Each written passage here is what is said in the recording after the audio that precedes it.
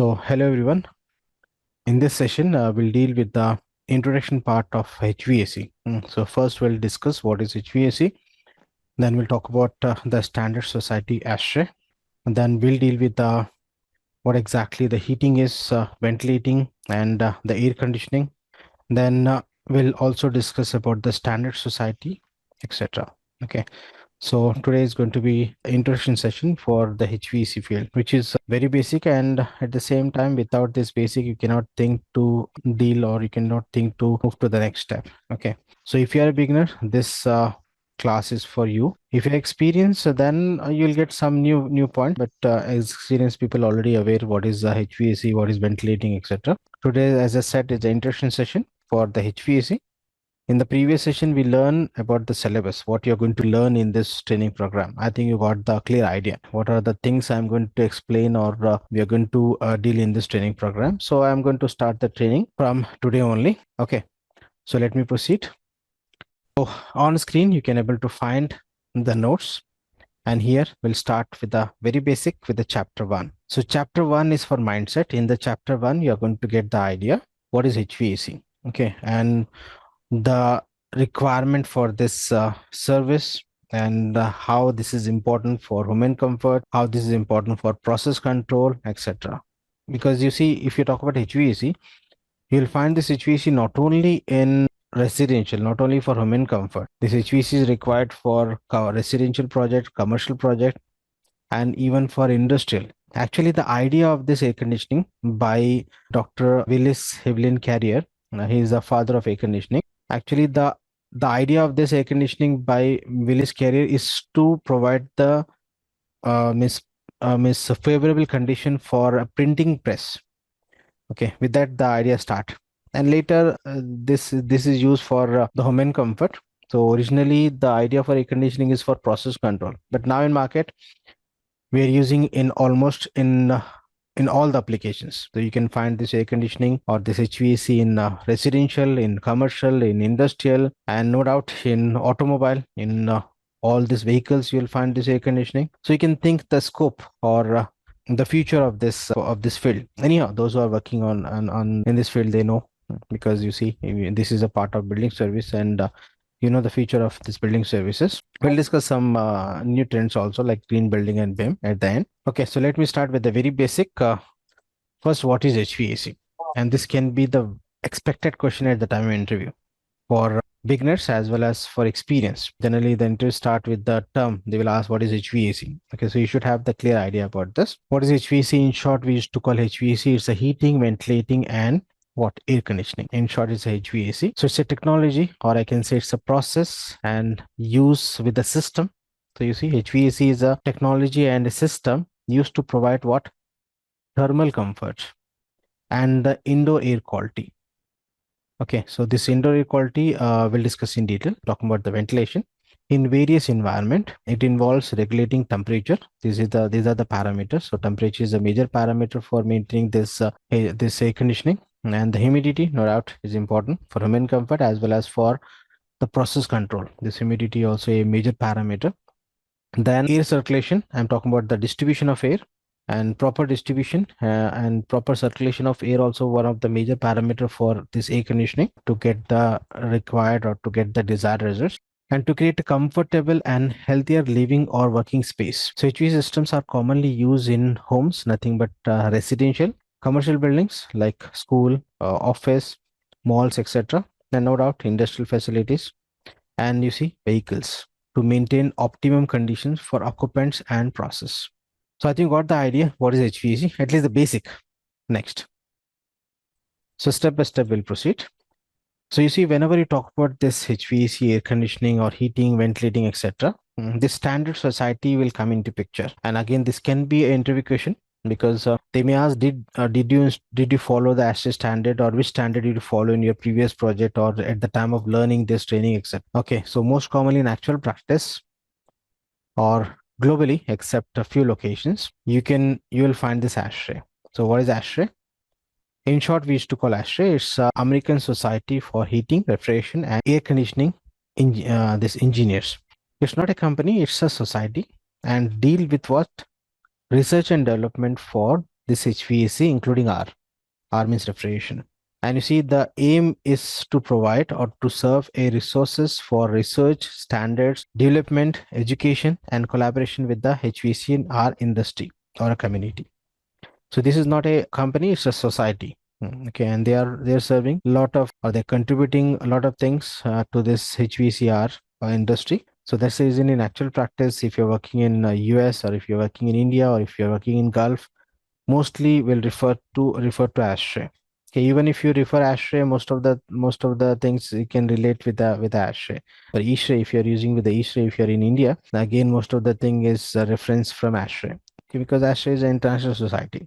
But if you are working in UK or New Zealand, the societies are different. So anyhow, focus on the concept because the society may vary or the standard may vary. So if you learn the focus, then you can able to deal with the different standard society. But most commonly in actual practice or most of the location except few locations, you will find the ASHRAE standard for this HVAC and R industry.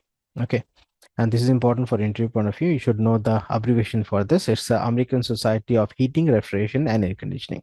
Topic is about home and comfort standard, because if you're talking about this HVAC, means air conditioning, in most of the cases, we bother about or we are maintaining this conditions for human comfort. No doubt we are using for industrial process control also. But first we'll talk about this human comfort standard. And when you talk about human comfort standard, we are following this ASHRAE standard 55. Remember this standard ASHRAE 55 is for human comfort standard. May ask in interview. And according to this ASHRAE standard 55, we have some guideline, especially for human comfort standard, at what temperature the human will feel comfort at different applications or different conditions. What are those conditions you'll find in the next page only. You see, human comfort standard and guidelines are the parameter used to define the condition in which the people feel comfortable, you know, in indoor environment. You see, when you talk about the HVC means we are talking about the indoor side. And now in market, in the latest technology, you'll find the outdoor air conditioning also. And their outdoor air conditioning is even new for me. I've not done any project in that. But I heard in Qatar project they did the outdoor air conditioning also, but I'm not much aware of that. But generally means default when you talk about air conditioning means we are talking about inside the building, means indoor. So still the definition, in the definition you'll find the indoor environment. In future it may be indoor plus outdoor environment because the outdoor air conditioning also started. That is a different story. So back to the topic. You see, these standards take into consideration factors like temperature, as we discussed at the beginning also, humidity, air movement, and clothing. This is a new factor. Clothing also important parameter for human comfort. So based on the type of clothing, the feeling will change related to the thermal point of view. Okay, so this based on the clothing also the comfort temperature may vary, and that you'll find in the next table only, as well as the personal preferences. And you see, feeling comfort is depend on one health, one food a type. For example, if person is eating more or higher calorie food, his body will release more amount of heat. The rate of heat release is different compared with the means person to person, depend on the type of food, on the type of food also. So the clothing and the food and other parameter depend on the health condition also, even the age. So it is not possible to go for a standard fixed temperature for all human for all human being. So we have a range, we have some standards. Okay, so nobody can give the exact temperature. This is the only temperature so that everyone feel comfort. No. So it depend on n number of parameter. But based on the research and based on that development and from the societies, we have some standards that will follow at the time of designing for different applications. And you see, which provides recommended temperature and humidity range for different types of activity and the clothing level to ensure the comfort requirement. Okay. So for the building occupants. So, but what are the conditions or what are the parameters based on the research? You can find in this table. So let me jump to the table first, then we'll talk about this graph. So you see in this table, again, this table is a reference from ASHRAE standard, ASHRAE 55 standard. You see, general human comfort standard based on ASHRAE 55 for indoor environment. So here is the example. You see, sedentary work, the standard temperature I've given in centigrade as well as in Fahrenheit. For example, we'll discuss with the centigrade. So 20 to 24. If someone is working in a sedentary way, So the temperature, standard temperature in between 20 to 24 degrees centigrade. Okay, so nothing but 68 to 75 degree Fahrenheit. Light work, you see 20 to 23, 1 degree less compared to the sedentary. Similarly, moderate work, we required less temperature, because moderate work means compared to light work, the heat release is more, na? So we required less temperature to maintain that comfort.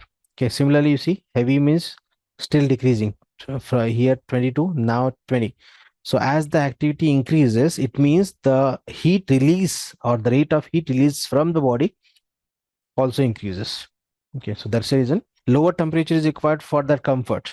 I think you can able to relate. This is the one parameter. Here I'm just considering with the activity. This depend on the clothing and other parameter also, but it is difficult to consider everything. So we have some standard based on the important parameters. Similarly, you see summer clothing 23 to 26, in between winter clothing 20 to 23 degrees centigrade, in case of Fahrenheit 68 to 73. And on the right side, if you talk about the humidity level, you see in most of the condition 30 to 60, the range is fixed. Only in summer clothing 40 to 60, but remaining is what, 30 to 60s. And this can be interview question. The standard or the standard range for RH, nothing but relative humidity. At this level, if you are a beginner and if you don't know what is RH, don't worry, we have a separate topic in chapter 4 at the time of psychometry. But I believe as a mechanical, you should know what is RH, relative humidity. Okay. But don't worry, if you don't know, we'll discuss. Maybe you learn in engineering 5 years back or 10 years back, so you may not or you may forgot that one. So don't worry, we'll discuss. We'll refresh all the basics also. After completing the basics only, we'll start the building survey chapter 6. Okay. So relative humidity range 30 to 60 in almost all the condition. And in this I'm talking about human comfort. Again, this relative humidity is not for the process control. For example, if you're dealing with the say server room, for server room 10 to 20% range is enough, because we don't require the humidity for the machine. Means I'm talking about the server, because if you increase the humidity for the server, the life of the server will decrease, because we don't require that much moisture in the server room, or in many process control like printing press or different equipments, we don't require the moisture. So this range is for human comfort. What we are discussing is not for process control. For process control, based on the application, based on the equipment, this may vary, and the best can provide by the vendor of that particular equipment. Okay.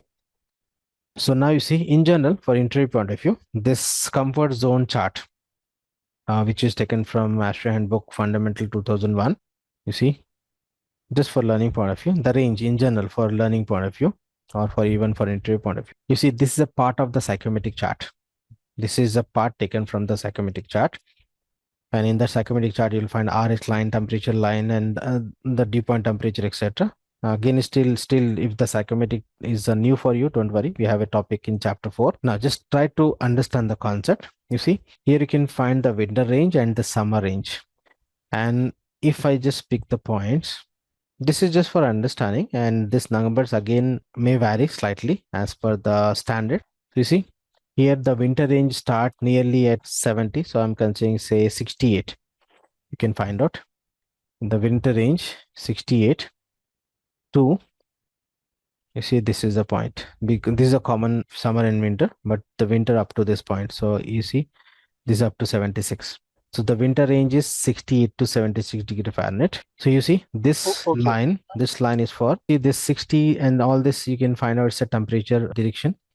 And this line is for RH. I'll give you this, but first of all, focus on the temperature. So you see the winter range starts from this 68 up to this 76. And if you talk about summer range, you see 74 to this, you can find out nearly 82. And again, this is not exact, it will plus or minus up to 3 degree as per ASHRAE. We have a tolerance. So 74 to 82 is a comfort range in summer, and 68 to 76 is a comfort range for winter. And in both the cases, you see 30%, 50%, and 60%. These are RH line. And you can check RH line, 30% is crossing winter and summer, 50% also crossing this winter and summer, even 60% also. This line is touching to this winter and summer range. So it means the range is 30 to 60 both the season. Or as standard for learning point of view or for calculation point of view, we're considering 50 as standard, 50% RH at the time of load calculation for human comfort. we're considering 50 as standard, but the third in between 30 to 60 also accepted. There is no issue. So this is about comfort zone chart from ASHRAE. This from ASHRAE 2001 fundamental. Okay, and again this is you will find in the ASHRAE 55 standard also. Okay, so this chart again, this table. So hope you're getting my point. So now the conclusion is for different applications, 1 minute, for different applications, you will find the different temperatures and the different RH range. And what we discuss is for human comfort. If we talk about process control again, this range will vary. So next, heating. So let me define the heating. Again, this is very basic and may ask an interview. They may start with the HVAC and they ask you to define this HVAC. So what is heating? So very basic. So please bear with me. Experienced people, please bear with me. Anyhow, you'll get some new points for learning.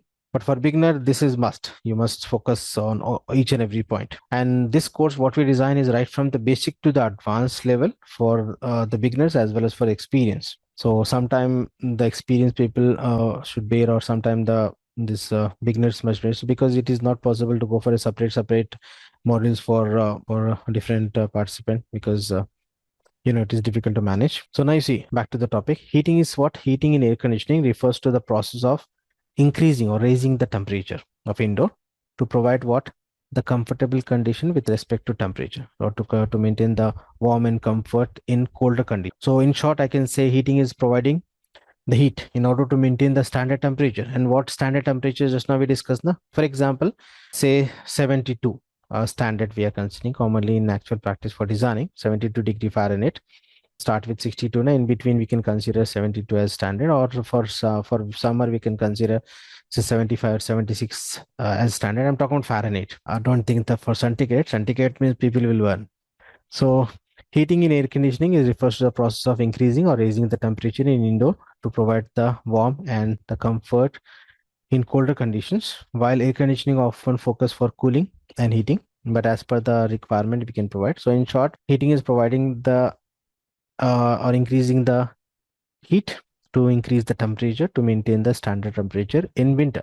Okay, if the temperature less than the standard, and the standard temperature what we discussed in the previous in the previous page. Okay, so that is a set point you can consider. If the temperature is less than that, heating is required. If the temperature is more than the standard, then cooling is required. Okay, so with that set point we can decide when cooling is required, when heating is required. So in general you can understand heating is required in winter and cooling is required in summer in most of the locations, but depend on location. In some location the summer temperature is so low compared with the other locations, so that depends. So that's the reason again the standard temperature will help to decide when heating is required and when cooling is required.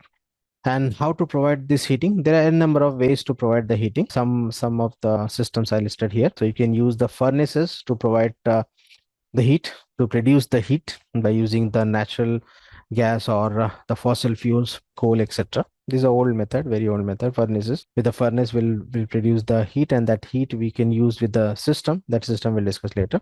Similarly, heat pumps. The heat pump can extract or it is used to exchange the heat. In short, at this level, I'm not going in detail because this is just a starting session. Similarly, electrical resistance heaters producing the heat with the high grade energy, that is electricity. So with the electrical energy, if you produce the heat, means we're producing the low grade energy with the high grade energy. Okay, so but where you cannot find out this fossil fuel, natural gas, etc. Scarcity of that, we have this electrical resistance heater, or it's a compact system compared with the furnace. Next, we have a radiant heating. Radiant heating means we'll lay the pipes in the floor and we'll run the hot water. In short, at this level, okay, we'll discuss about the systems later, or using the boilers. As a mechanical, I think everyone know what is a boiler. So with the boiler, the hot water from the boiler we can use use to circulate in the coils and in the AHU or in the FCU, or you can call water supply heat pumps, and to provide the hot air. Okay, so boiler also can be a source for providing the heat.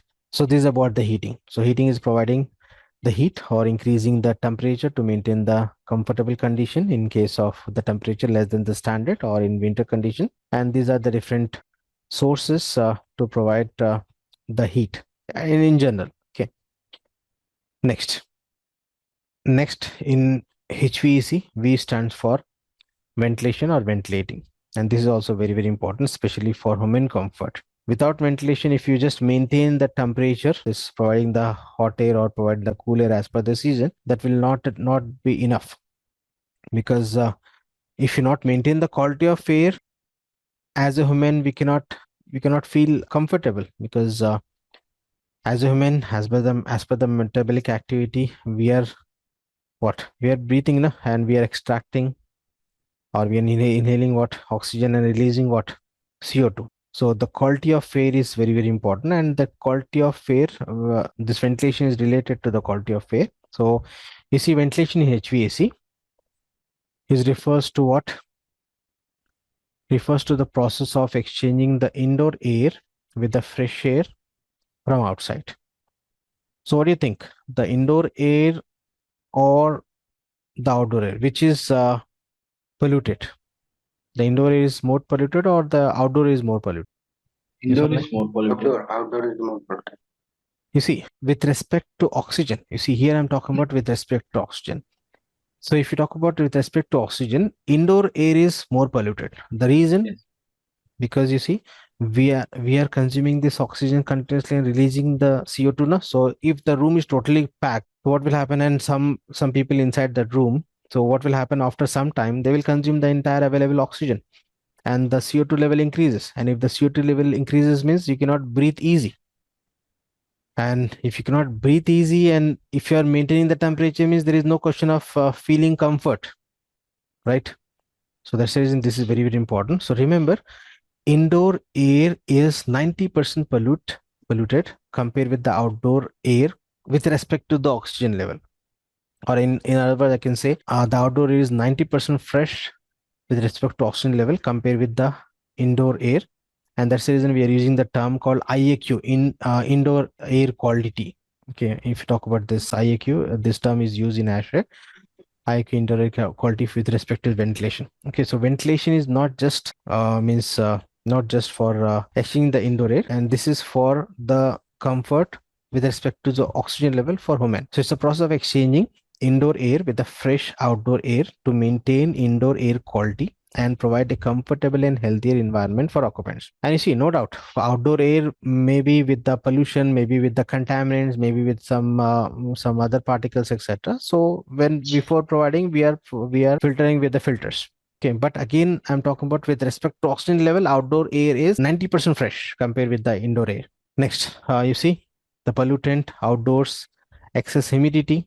This also one parameter, and the CO2. This is again CO2 means with respect to the oxygen level, na? And for maintaining the oxygen level in the closed spaces. And you see, if you're working in an office, in a large area office, and if you not get the proper oxygen, so what will happen? That will directly affect to the efficiency of your working. And that's the reason in Western countries or in many countries, if you not provide the proper fresh air or proper oxygen level in the indoor environment, especially in offices or in school or in public place, etc., the authority will not allow to start the functioning of that. Okay, so this is so important. So this will directly affect to the efficiency of the employees in office or in the school for the students. So in short, providing this ventilation is what providing fresh air from outside to maintain the quality of air with respect to this. The odors means the bad smell, and to maintain this again for humidity point of view. But the major point is the oxygen level, to maintain oxygen level or to exhaust that the CO2. Okay, and we have a different ways to provide the fresh air. What are the different ways that we'll discuss in load calculation at the time when we talk about the heat gain through ventilation. Next, you see further some more points. The indoor air quality, what I explained. Then dissolution of outdoors, this odors, the bad smells. This is also important. Then humidity control, temperature regulation. Temperature regulation not in all the season. For example, if the outside temperature is less and indoor is more because of the internal components, in that case, that exchange of heat will also help to maintain the temperature. So for that, we are using economizer. We'll discuss what economizer is just at this level. Think that in daytime the heat is releasing from is transferring from outside to inside. So in the evening time, the heat is completely inside the building, and in the evening time, the outside temperature is less. So when we circulate the outside air to inside, and when we do the circulation, that will also help to reduce the temperature. So we can take the advantage of this by circulation with the fresh air, but not all the time. Okay, and no doubt, very very important, oxygen supply. So ventilation can provide with the natural type. Can you Yes. repeat this? Can you repeat this concept once again? Which one? An economizer concept. That means you are saying that in the evening. Economizer means if the outside temperature is less than inside, in that case, we are increasing the exchange of this fresh air, and that is done with the dampers, automatic motorized dampers, and with that we can save the energy, as well as we can maintain the quality with the less energy. I think you got the idea online about the economizer, but don't worry, economizer is not explained yet, just have given the reference at this level. Just remember, if the outside temperature is less compared to inside, and in 24 hours, for example, generally in the evening time, in that case we can provide more outside air, so that we'll get the advantage of saving the energy by maintaining this temperature. So ventilation can provide, that can be a natural ventilation, just simply open the windows or doors, what we are doing in our houses, or it can be a mechanical ventilation using the exhaust fan, or in technical term we are using FAHU, that is a fresh air handling unit, or we can also use a TFU, we can also call as a TFU, treated fresh air unit. All these terms will use in detail, we'll discuss in detail, don't worry, just I'm giving the idea at this level because this is just a introduction session. So I think got the idea what is ventilation and the importance of ventilation for home comfort. And next time you see, especially when if you're in your room, if you're using a split AC or window AC, remember there is no fresh air option in that. And if you close all the doors and windows, and throughout the night if you sleep just switching on that split AC, if there is no exchange, or there is no exchange of the outside air, and if there is no maintenance, if there is no proper oxygen level, when you wake up, you will feel very low. You'll not get the energy, because the reason, you're not getting the proper oxygen for breathing, and as a human we require this oxygen. So this is very very important, so be careful even for your day-to-day life also. So I think got the idea online about the ventilation. Any questions here related to ventilation? Just concept at this level. You see, I'm not explaining everything of ventilation in one class, just I'm explaining the concept, because this is just a class 1. Sir, is there any standard for the ventilation HVAC standard? Yes, ASTRA standard 62, ASTRA standard 62, ASTRA standard 62.1. We have career standard, we have safety standard, we have consultant, the consultant own standard or authority standard. The list of standard that we will find in chapter 7 at the time of load calculation, especially ASTRA standard 62.1. And you'll find a separate PDF of 90, I think 93 pages of ASTRA standard 62.1. Okay. Next, like we have ASTRA 55 standard now for home and comfort. Similarly, we have this ventilation standard, separate standard. Next we'll talk about air conditioning. So HV and AC. So again, this can be an interview question. They may ask you to define what is air conditioning. So you see, it's a process of treating air in an internal environment. Still, it is internal environment. As I said, in future, it can be, the definition may change, internal as well as external. But as of now, internal. So it's a process of treating air in an internal environment in order to establish and maintain what required standards of temperature. So we can increase the temperature or we can decrease the temperature as per the requirement, means heating or cooling. Relative humidity, this is important, RH. And if you don't know what is RH, we'll discuss in detail in chapter 4, psychometry. You see, I'll just give you the idea. If the RH increases above the limit, for example, if the RH level is 70% in the room, you will feel a lot of sweat, and you cannot breathe easy.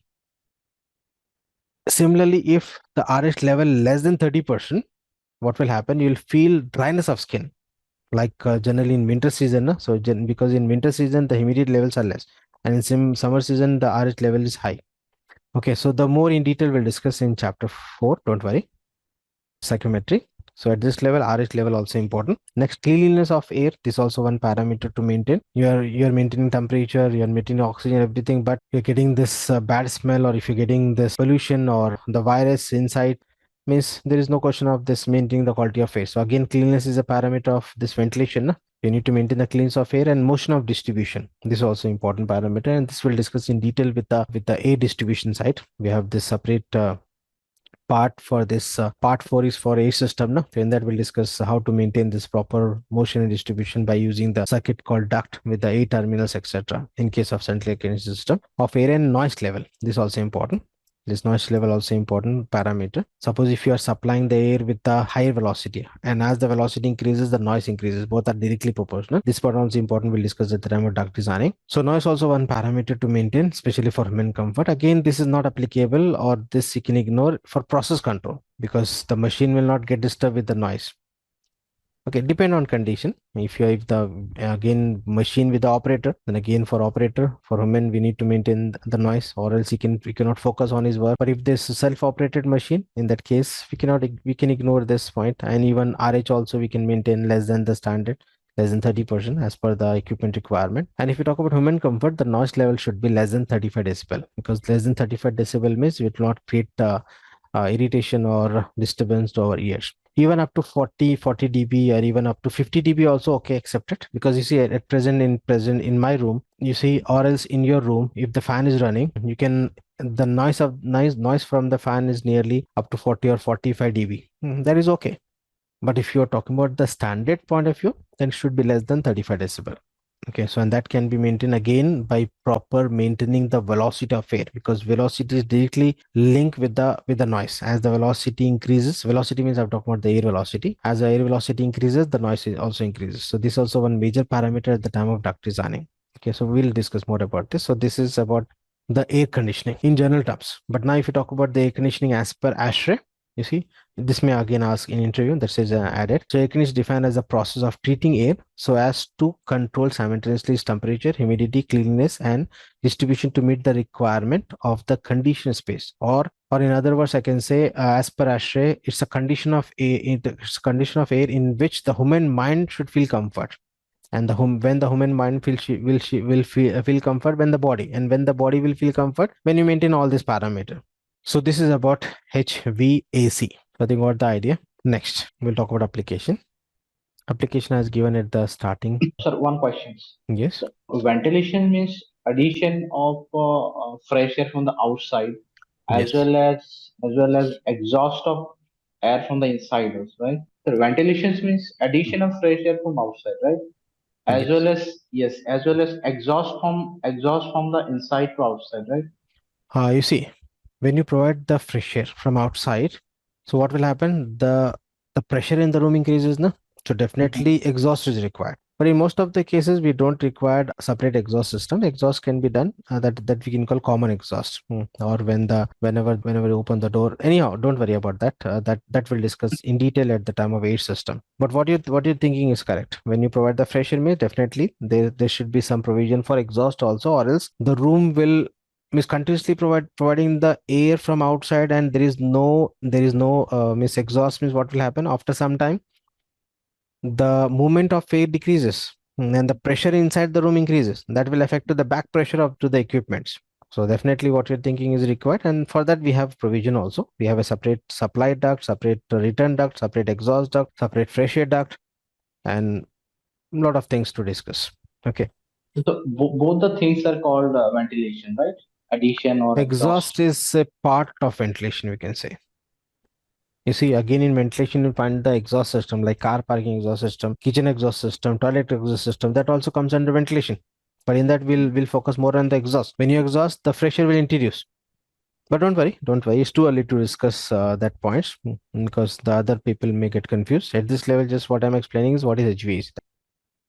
Yeah, so now if you talk about this application, as I said at the beginning of the session, air conditioning or HVAC is used in what residential, commercial, or industrial. The list will continue. You see, residential buildings. Later, I'll share you this notes. You can read all the points. Just I'm giving the highlights. So in residential buildings, in commercial building, in industrial for process control, in hospital, healthcare, in hotels, hotels, or in data center. This is a common example. Transportation. The list will continue. So in short, I can say in almost all the application, including this automobiles, you'll find air conditioning. Some application I've listed in the notes, but the list will continue. So for example, you see entertainment venues like malls, theaters, etc. Education facilities, you can relate. Clean rooms. If you don't know clean room is where example of one clean room is preparation of medicines or preparation of or manufacturing of Intel motherboards or precision equipments. That area we used to call clean room. Nothing but in clean room, the concept of clean room is we are trying to provide 100% fresh and clean air.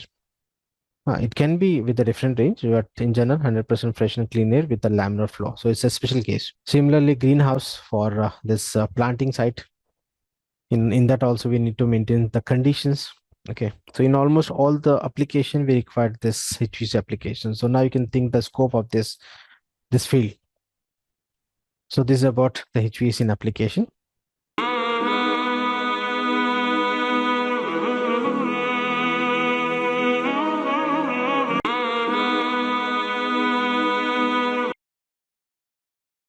Next, some standard societies. This is also important for interview point of view, because here we are living in the modern world. Okay, if you design something means you should have some reference. No? If you submit your design to the main consultant or to the concerned person at this level, because if you don't, the beginners may don't know what is consultant, contractor, etc. That I explained in chapter.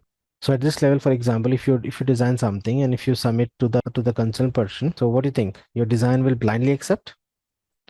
No, you must have some reference. You must have some standards, because we are living in the modern world. So based on the previous research, previous years research and development, we have a lot of data to use. So that standard, one example is ASHRAE. Already we discussed the same. You can find in the list. So we'll talk about the standard society. With the standard society, we can use the standards. We can use the codes, and that we'll use at the time of design, so that your design is going to accept as per the application, as per the consultant or the client requirement. So in the list, first you'll find ASHRAE. So everyone know what is ASHRAE, American Society of Heating, Refrigeration and Air Conditioning Engineers, research society based in US, and they are dealing with the research and development for this HVAC in our industry.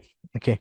You'll find the n number of standards. So you can go to this ASHRAE website and you can find out the n number different standards. So for at this level, you see ASHRAE standard 55, we discuss home and comfort, and ASHRAE 62.1 ventilation standard.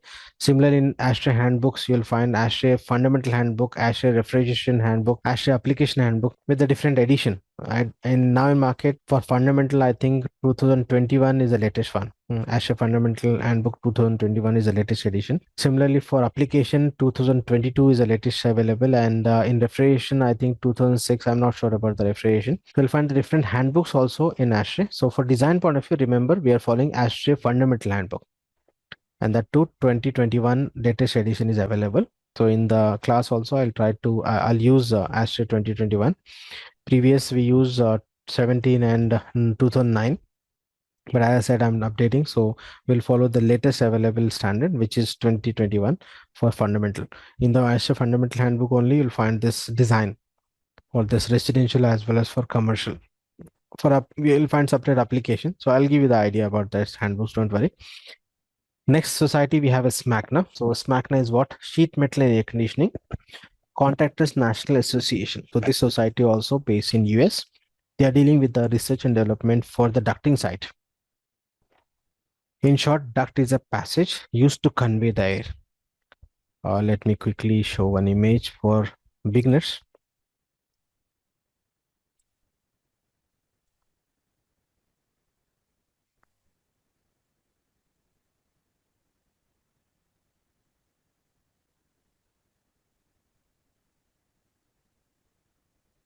We have a separate part 4 in module 1 for ducting. At this level, just I'm giving the idea. You see this sheet metal box, or else I'll show you the simple image.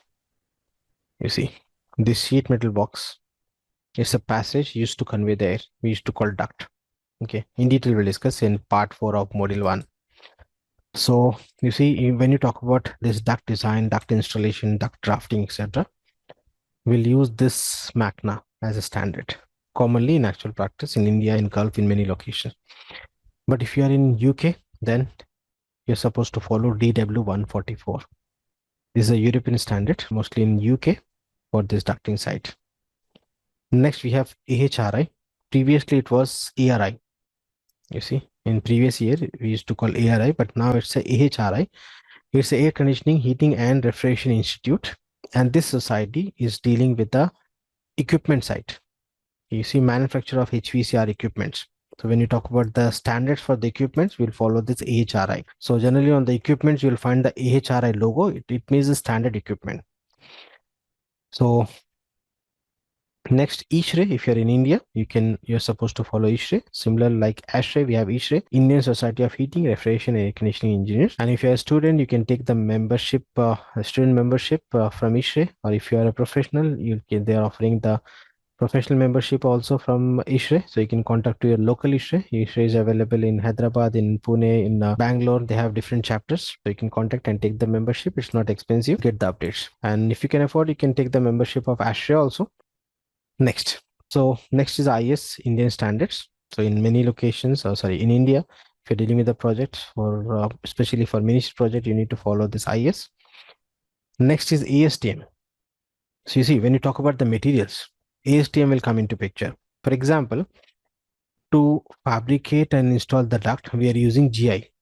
Similarly, for copper piping is used for refrigerant side. And chill water pipe, for chill water pipe, we are using black steel.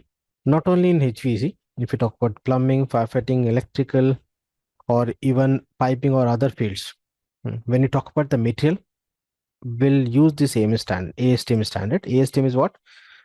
American Society for Testing and Materials. In short, ASTM. So this is related to the materials.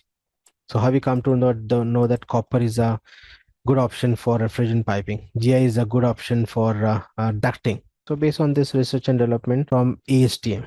Okay. Next, SIPSI. If you are working in UK, then you are supposed to follow SIPSI. SIPSI is a what? Chartered Institute of Building Services Engineers. In short, we used to call SIPSI. Like ASHRAE for US or in Gulf, we are mostly if you're following ASHRAE standard. But in UK, they have their own society. They have their own monopoly. So they don't want to follow US. So they have their own SIPSI guides. Okay. Next, DEWA. If you are in Dubai, so we have a DEWA, Dubai Electricity and Water Authority. In short, we used to call DEWA, or else you'll find DM, Dubai Municipal, for the ventilation standards. Okay, anyhow, in Dubai, you'll find ASHRAE standard 62.1. So most of the Gulf region, you'll find the ASHRAE standard or SMACNA, ASTM, etc. Now, if you're working in Qatar, you need to follow this Qatar Municipal, that is the Kharama, Qatar General Electricity and Water Corporation. In the name of that municipal is the Qatar Kharama. So you need to follow the standards from Qatar Kharama if you are working in Qatar for especially major project to get the approval for your project. Similarly, if you are in Saudi, we have RC, Royal Commission for Jubail, Royal Commission for Yabo, Royal Commission for Riyadh, etc. They have their own standards, especially again for approval point of view for ministry project or for approval point of view for the private projects, you need to follow this RC standards, Royal Commission. Next, LEED. You see this LEED, IGBC, USGBC, all is related to green building. So what is green building online? Any idea? Yeah, so you see the idea of the green building. So what you said is correct. With respect to what? With respect to HVAC engineer or for building services. But apart from this saving of energy, we have some more points to consider for green building. So first of all, before dealing with these societies, let me explain what is green building that you'll find in the next page. So green building, it not mean that the color of the building is green. So the green building, so green refers to what? Generally, green means we are using this term for saving of energy, for saving environment. So the concept, you see, concept point of view, the idea of green building is to save the environment. Okay. Saving the environment. And how to save the environment? By reducing the generation of CO2. And how to reduce the generation of CO2? By reducing the what? Power consumption. Because in most of the countries, the electricity generate with what? With the fossil fuels, with the coal, with the oils, etc. And with the fossil fuel, for example, coal is used to generate the electricity, means when you burn the coal, the CO2 will release. Okay, so the idea of green building is to save the environment. But if you talk about the definition, you see, a green building is one which uses less water. So if you're in plumbing, dealing with the plumbing service, you must think to save this water. Next, optimize energy efficiency. This is for HVAC engineer, because you see, if you talk about the energy consumption in building, means I'm talking about electrical energy. If you compare this consumption of electrical energy with the lighting, with the appliances, I'm comparing this lighting appliances with the HVAC equipment. You see, for example, 100% electrical energy consumption in building, out of which 60 to 70% energy consumption directly with the HVAC equipments. And in remaining 30%, you'll find other services and lighting, etc.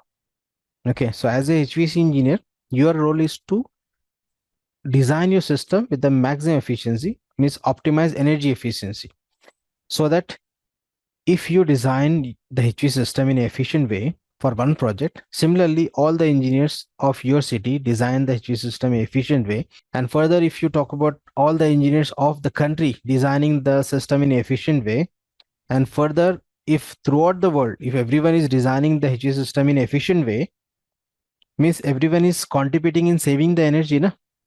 And saving the energy means saving the electrical energy. Saving energy means electrical energy means the less generation of energy is required. Less generation means less release of CO2. Okay, getting a point. So as a mechanical engineer dealing with the HVAC, your role is to design your system with the maximum efficiency so that one can save the energy and you can contribute in saving the environment. Next, you see, conserve natural resources like solar, like geothermal or wind turbines. Now we have this wave turbines, a lot of new invention in the market with the natural resources. And in green building projects also, you'll find this. You'll find the solar system, you'll find the turbines, wind turbines, you'll find this other natural resources, so which will help to reduce the consumption of electric energy. And next, you see, generate less waste and provide healthier space for occupants as compared to the conventional building. Okay, so this is about the green building. So green building is not just a no, is not just a term; it's a process which is used or which is used not only in HVAC, in almost all the services, including this architectural and structural side. Okay, even if you talk about this architectural side, the paint which is used inside the building, that also they are taking care of that also, because the paint, when heat up, it will reduce, or sorry, it will produce the chemical which is harmful for human breathing, that produce VOC, that chemicals. So in that also important. So the green building focus on saving of environment, saving of human health, lot of things. Okay, so now back to the topic. So if you talk about the green building, we have the standard society. On the top we have a lead. So what is lead? You can read on the screen: leadership in energy and environmental design.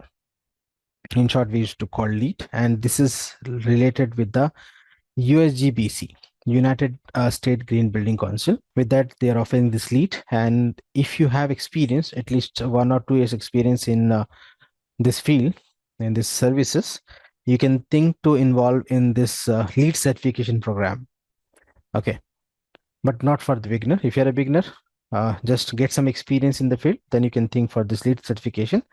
And if you're experienced, definitely this lead certification, writing the lead exam, getting the lead certification will definitely help in increasing the means. Definitely that will help you for your updations. If you are switching for the new job, that will help you for getting the job easily, and even for salary point of view, because you see many consultant or many companies, they are demanding lead certified engineers. So if you're experienced, you can think for this. Next, we have IGBC. If you're in India, we have this Indian Green Building Council. So you can write the IGBC exam also if you're in India. That will also help. Again, after IGBC, you can think for lead certification. Next, you cannot ignore this career. Career is not a society, it's a company. But still, in many consultant for the designing, they are following career standard. And we have a career handbook. And still in manual load calculation, in many countries or in many by many this consultant, still they are using career standard for manual load calculation. So you cannot ignore this. It's not a society, it's a company, but you cannot ignore. Why? Because it's the first company in the field of this air conditioning.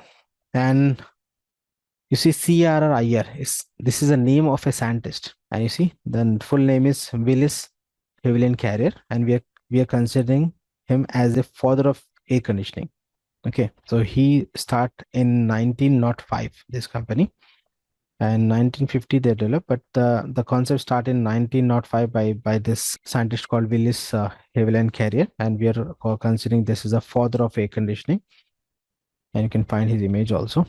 So that's the reason we cannot ignore this Carrier company. And from Carrier, HAP is commonly used in actual practice for the load calculation.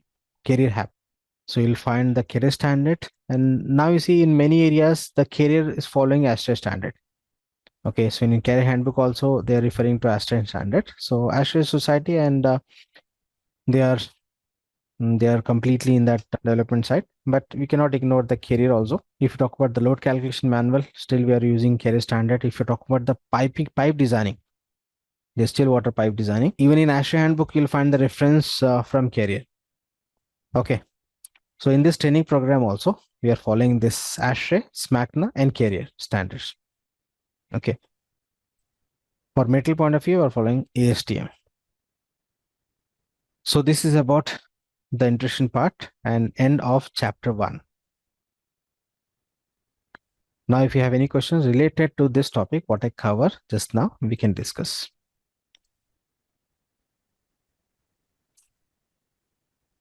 So in the next session we'll deal with the chapter 2. In chapter 2 you're going to get the idea, the process of designing and the process of installation, especially for beginners, how the process goes, the order of designing and the order of installation, so that you can you'll get the mindset. So with that mindset we can start the training from chapter 3, means the technical part. Anyhow, this all introduction will also help. So chapter 2 is very, very important. So I'll give you the idea, the steps involved in designing with respect to the other services, and the steps involved in execution, the order, etc. The roles of a design engineer, the roles of execution engineer, etc. All you are going to get in chapter 2. Chapter 3, physics using HVAC, which is very, very important for the load calculation point of view. Very basic, very important, like sensible heat, latent heat, BTU, temperature scales, vapor compression cycle. All this we'll discuss in chapter 3. And after that, chapter 4, psychometry. Then we'll start building survey for the load calculation. After load calculation manual, we have load calculation in software, and that conclude till part 3 of module 1. In part 4, air side, part 5, water side for this HVAC designing. And module 2 is drafting. Those who join today only, for them I'm just repeating this. Module 2 is drafting with AutoCAD. Module 3 is estimation, and module 4 is installation. Okay, then online, done for tonight. Thank you.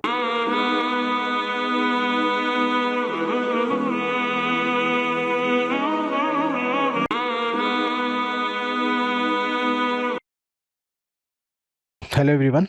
In this session, I'm going to start chapter 2, because in the last session we did this chapter 1.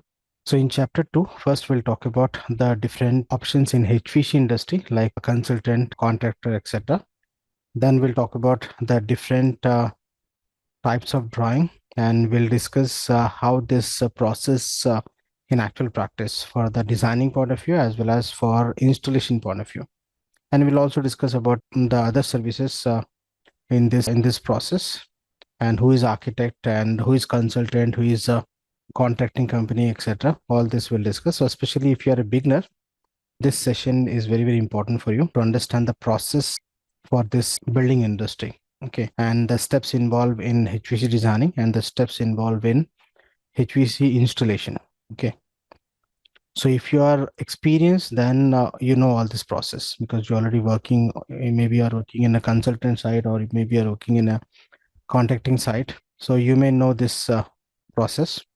But if you are a beginner, this is very, very important for you, so that you will get the mindset. Means you can understand what will be your role as a design engineer and what will be your role as a site engineer if you're working in a consultant side or in a contracting side for design, for execution, etc. So let me proceed. I'm going to share the screen. So here on screen, you can read chapter 2. So chapter 2 is about the HVAC industry overview, or I can say the building services, how this process in actual practice. Okay. So now in market, you'll find the BIM process, building information modeling. So that BIM process we'll discuss in some other day. At this level, let me start with the very basic. We'll try to understand the terms and terminology, the different types of company, the different types of layouts, nothing but the drawings, etc. If you're already working in this industry, you know about the consultant. Okay. But for beginners, you see, generally consultant refers to this design side. Okay. So again, in consultant also you'll find this client consultant or design consultant. So at this level, I'm not going in detail. Just I'm trying to give the basic idea. So the detail about the process also will discuss. But at this level, first of all, let me give you the brief idea about the process. Okay. So in consultant, you'll find two options. One is a owner consultant and the second is a design consultant, or I can say the main consultant or the design consultant. Okay, so we'll discuss more about this. So what are the departments in the consultant? So here I've given the list just to get the quick idea at this level. Okay, so at this level, if you're not getting the idea, so don't worry. Let me proceed. When we talk about the steps involved in designing or the this installation side, you'll get more idea. So what are the departments or what are the sections in the consultant side? So you'll find the sales department, so from which they can means the company can get the project. Then you'll find the designing department. Then you'll find the drafting if it is a big company, or else you can go for a designing and drafting in one division. Next, supervision and the Q and QC. And QA QC, this is for the design side, not for the not for the installation point of view, because consultant means they are not on site, they're dealing with the design point of view. I'm talking about the design consultant. Okay. Next, if you talk about the contractors or the contracting company, you'll find the sales division, then the purchases, then design review division, and then this drafting for preparing the shop drawing, because the contractor will prepare the shop drawing. You see, in actual practice, you'll find the different options. You may find the design and build project. If the design and build project means one main consultant will take the responsibility. At this level, assume that I'm considering a separate consultant company and separate contracting company. It can be a one company who's taking care of all this.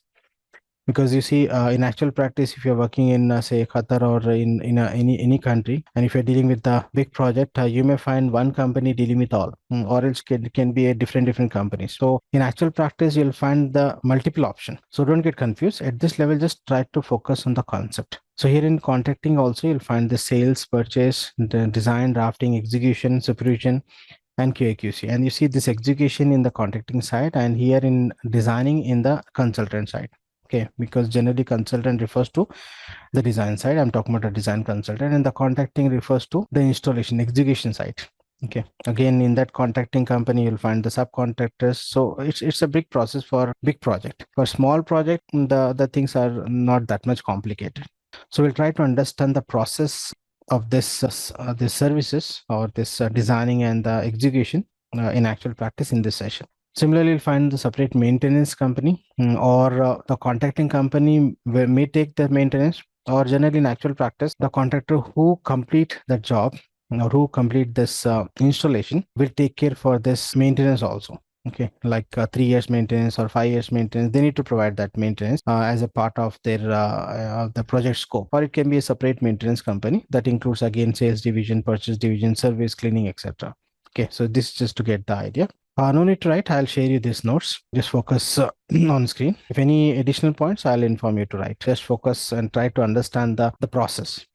So now we'll discuss how this HVC project executes in actual practice. Because in this training program, we bother about this HVC service. No? So my focus is on the HVC system. Apart from this, I'll give you the idea about the other services also. For coordination is required, but at present, as per this course syllabus, my intention or my focus is on the HVC system. So first we'll discuss the design steps or the design procedure in for the HVC side in actual practice. Okay, so if you talk about the designing the HVC system, and you see this process is similar even for other services. At this level, here I'm focusing on for HVAC, but even for other services also, you can consider the similar process with few changes. So you see the first is a client in the list. So client means whom? You see, you can call client, you can call customer, you can call owner, etc. Client who means who Give a project for execution. Yes. So who required to initialize the project now? So assume that you are the client and you are interested to construct a villa or a high-rise building, whatever, or a hotel or a school, etc. So assume that you are the client. Okay. So as a client, in actual practice, to whom you are going to contact to get this information or to start the project? Architect. Yes. And who is the architect? Architect means To design the building. to design the building design. No, I don't think. Who's doing space planning? You see, here we can say architect or we can say the main consultant. Okay. Yeah. Or I can say this owner consultant. Generally, for a small project, we can say architect because architect will take care for overall building planning and design. But it not mean that he will design the HV system, he will design the plumbing, firefighting system, etc. No, but he will take care for overall planning of the building, the idea. So if you talk about this main consultant or say owner consultant, in that you may find the different engineers, including the architect or a senior mechanical engineer or a senior electrical engineer.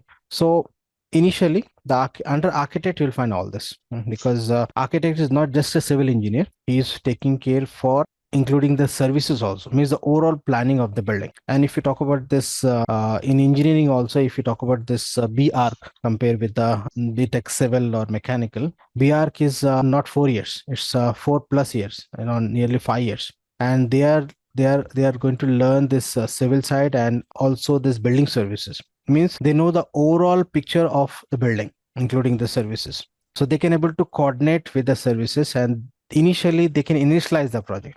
Okay, so generally we can, as a client, we can contact to the architect or I can say the main consultant in actual practice for big project. For a small project, you can contact to the architect and he will initialize the project and he will prepare the architectural layout, including this structure at the initial stage, like concept drawing. And with that, he can float that to the sub consultant who is taking care for different services.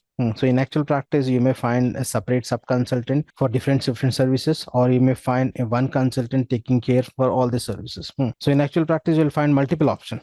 So you may find the separate sub consultant or you'll find one main consultant. Again, in consultant, we have a design consultant, we have a main consultant. So a design consultant basically is for designing point of view, but main consultant will take the complete responsibility for big projects. So at this level, I'm considering architect, but if it is a big project, you can consider the main consultant or the owner consultant. Okay. Getting a point online? Yes, sir. Just try to visualize the process and try to visualize the concept, because in actual practice, as per the type of project, this process may vary. For very small project, we don't take for all this thing. One engineer will take care for all this. Okay, or for small project like in India, we don't require a separate designing for plumbing. The plumber will take care of this. So the options will change accordingly as per the type of project or the size of the project or location, etc. So here what we are discussing is a standard process. So you see, as a client, you're going to contact to the architect or to the main consultant, and who will take care for overall planning of the building.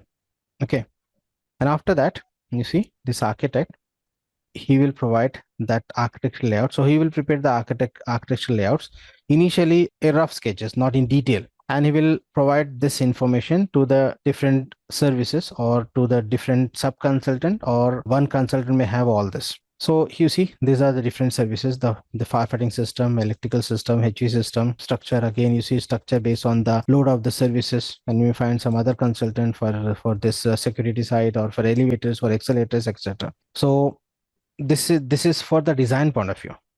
So we have some important points to discuss. You see, design of the large building project is an extremely complex task. It's not easy. Why?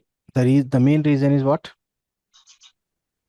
Because you'll find n number of services, and if it is a big project, means it's not easy because of coordination issues. So you see, design of a large project. So you see, design of a large building project is an extremely complex task. It may take months or even years, and to complete and may involve n number of engineers. But if you talk about a design of a small project, one engineer or two engineer can take care of this. Next, further, you see the design for the HVAC system, because here at this level we bother about the HVAC, you know, so directly in the notes you'll find related to HVAC. But again, if you are dealing with other services, the case is similar. But here, the design of HVAC system for large project is a responsibility of whom? The consultant company who is taking care for this HVAC, or it can be a consultant taking care for all the services, or specifically for the HVAC. At this level, we are talking about HVAC, so that's the reason I have written this HVAC consultant company. Okay, so remember the design will take care by the consultant, and the installation is going to take care by the contractor. Or if you talk about the main contractor may take the responsibility of both. That is called design and build project. Okay, at this level I'm just considering this as a separate. If it is a main contracting company, the case is different for big projects. So you'll, in actual practice, you may find that options also. Okay, so don't get confused. At this level, just try to understand as a separate consultant separate and contracting separate. So here, the design for the HVAC system for large building project is a responsibility of a HVAC consultant company. Consultant engineers may also carry out such other duties such as what cost estimation and field supervision. On site, they will supervise also, but it not mean that they will involved in the installation. The installation part will take care by the contractor, or again you may find the subcontractor. Okay. Next, you see each of these tasks is performed in cooperation with whom? Architect, as we discussed, or we can call the main consultant. Or in design and build project, you can consider the main contractor who carry out the overall building planning and design. And the next point is very, very important: coordination between the architect and the services and in between the services is very important and difficult task. And if any error in the coordination will give you the disaster result. For example, if you talk about design site, in design, before completing this electrical design, if the HVC people complete the design, so then what will happen? I'm talking about this, say, placement of 8 terminals, duct routing, etc. before this electrical. So what issue will arise? Yes, online. I mean, electrical services are above the ducting and all this. You see, one example, even the beginner also can relate this. So everyone knows the light fixtures, right? Light fixture you'll find in the false ceiling. No? Just I'm saying taking simple example so that even the beginners can relate. So everyone know this light fixture, right? So for example, here is a plan. In that, these are the locations for the light fixture. And if this information is not aware by this HVAC design engineer, what will happen? They may utilize this space for placing the A terminals like diffusers. So what will happen? In drawing, it's possible, but in actual practice, in one location and at the ceiling, at the false ceiling, you cannot place the two different components.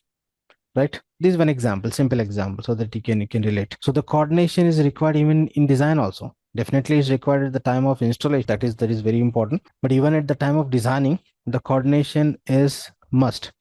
And for that, we have a BIM process. And for that, we have advanced softwares like Revit. Anyhow, this course is not for Revit. Revit we are offering as a separate course. And if you think that I'm promoting Revit, you're not completely wrong. So I'm promoting the Revit because now in market, maximum the big consultant or many countries they're using this Revit software, because Revit work on the BIM concept, especially for this coordination point of view. It's a very advanced process. Okay, so in some class we'll talk about that BIM concept. Next, so coordination is very, very important at the time of design stage as well as at the time of installation. At this level we are talking about the design side. Next, you see the steps involved in HVAC, because here in this training program we bother about HVAC, so we'll discuss the steps involved in the HVAC designing, so that at the time of designing also these steps will help you. And this can be asked at the time of interview also, very basic question. So if you are applying for a design engineer, you can expect this question: the steps involved in the HVAC designing, and that too in order. So here the first step is a building survey. But you see, all these services can design after what? After getting the architectural layout only, no? Initially, Yes, if you talk about the concept drawing or concept stage or very initial stage, that case is different. But again, for example, if the design consultant want to design any service, the reference is what? The architectural layout. Because all the services for what? For designing and installing for the building, na? So the architectural layout, the building layouts are required. So just assume that the architectural layouts are ready. So when we get as a design engineer working in a consultant for the HVAC site, the first step is what? You see, building survey. And we have a separate chapter for building survey, which is chapter number 6. After completing this basics up to chapter 5, you'll find all the basic, and which is also very, very important. But the designing part start from chapter 6, and that is building survey. So in building survey, we are going to extract the information from the architectural layout, from the electrical service, and from the different people, and we'll prepare a file called input file. And based on that, we can start the load calculation, and based on that only we can able to select the type of system. So at this level, you may not get this terminology if you're a beginner, but don't worry, we have a separate chapter for all the steps. At this level, just I'm giving the idea so that you can get the mindset. These are the steps for the designing, and later when I expand this steps, you'll get the clear idea. So at this level, building survey, it not mean that land survey or level survey. That land survey, level survey will take care by the civil people. But as a mechanical or electrical engineer, building survey refers to extracting the information from the architectural layout and understanding the requirement for the building, getting the inputs from the client, from the other services, to prepare a list of information that is called input file. Based on that, we can start the designing for the service. And this is very, very important, because you see, nothing is fixed in actual practice. Suppose if you're working in a consultant as a design engineer, suppose one time you may get the project related to say application as school. Next time you may get say office project. Or as you may involve in any industrial project. So what do you think? The requirement for this different application is going to be same or different? Different. So that says in extracting the information is required, then only you can able to design as per the application or the project or client or location or authority requirement. Right. So that's the reason this building service is important. We have total 17 points to discuss in detail in chapter 6. Next, based on that, we can think for selecting the system. You see, don't get confused here. Equipment selection and system selection both are not same. System selection means selecting the type of system which suits the building requirement or the client requirement. That client requirement means I'm talking about the budget point of view, or the architectural requirement, interior requirement, etc. And selecting system is not just a technical part. You need to consider this other people requirement also. And here system selection refers to, for example, suppose assume that you got a very small villa project. So in the small villa project, we are not going to suggest chill water system. At this level, you may not know what is chill water system. So at this level, you see chill water system is generally for big project. For small project, you are going to suggest what? Window or split? Okay, window. Okay, you forget about the window. Window is not a standard. So you may suggest the split system, or you may suggest VRV system. VRV system or package or ductable. You will not suggest for the chill water system. Chill water system also available with the 15 TR capacity. In special cases, one can use, but generally for small villa project, nobody will install this chill water system. We have other option, which is budget friendly and space friendly.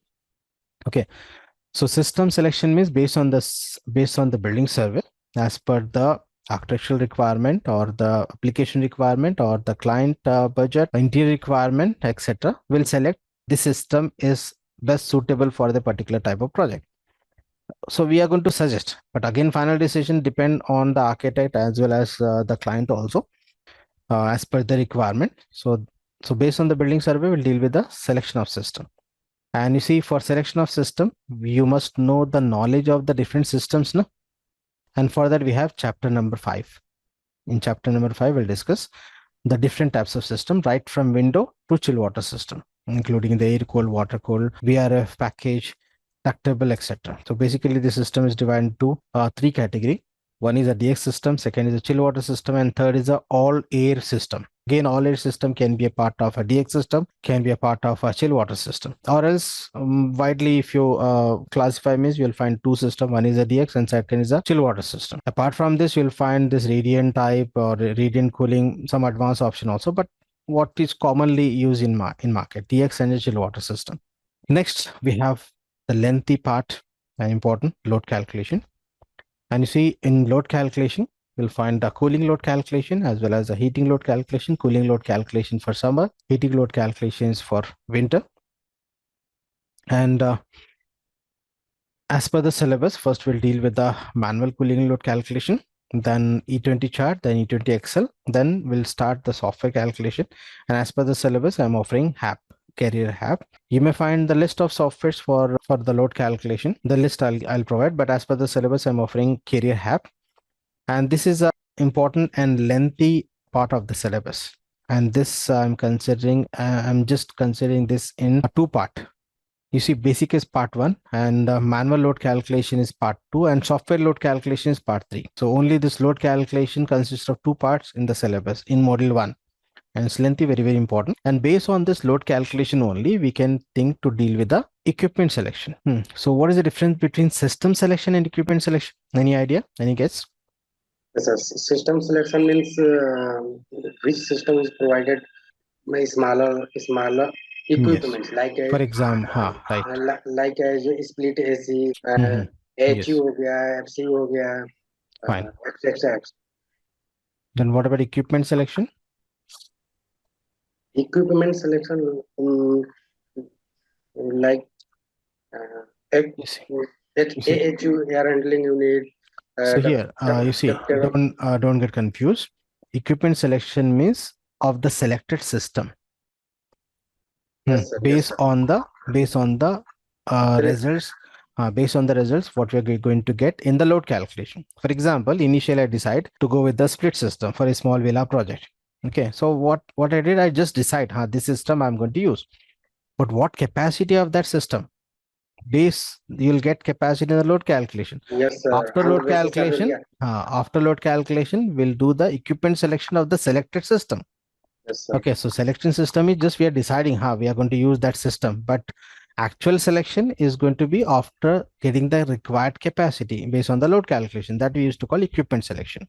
Okay, under equipment selection, you'll find this AHU selection or a package if it is a package or chill water system, whatever. So based on the capacity using the catalog from the vendor in a consultant side. Again, in the contracting side, the actual selection and the actual model number will take care. Again, submittal, the process that we'll discuss later. Next, you see, if you talk about air side, we have air distribution design. If it is a central air conditioning system, you'll find this ducting also. So you'll not find the ducting for the split or for small unit, but if it is a ductable or if it is a chill water system, you'll find you need to design separate air distribution side also. That includes duct designing, this terminal selection, fan selection. I have given only the major points. Again, in that you'll find the list of options to discuss.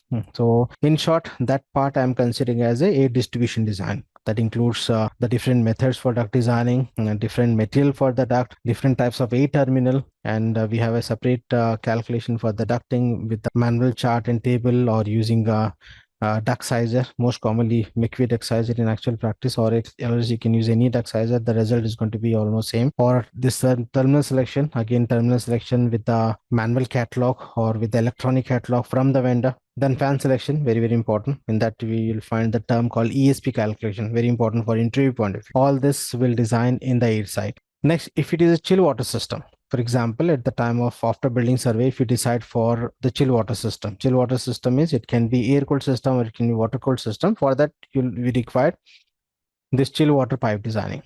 Okay. So see, if you talk about this designing is divided into 3 major classification. One is a load calculation, second is a air system design, and third is a water system design. And water system design is for chillers only, not for DX system. Okay, and if you talk about the VRF, then separate VRF pipe sizing. That also we'll discuss.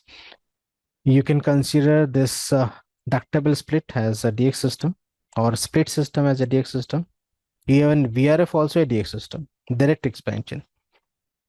Okay, and the chill water, air cool and water cool comes under chill water system. But don't worry, if anyone don't know the difference of the system, we'll discuss in detail in chapter 5. Because see, in one class you cannot learn all these things. So you may not, if someone is beginner, you may not get the terms and terminology, or else even experienced people may get confusion, because you see in some location the terms and terminology is different.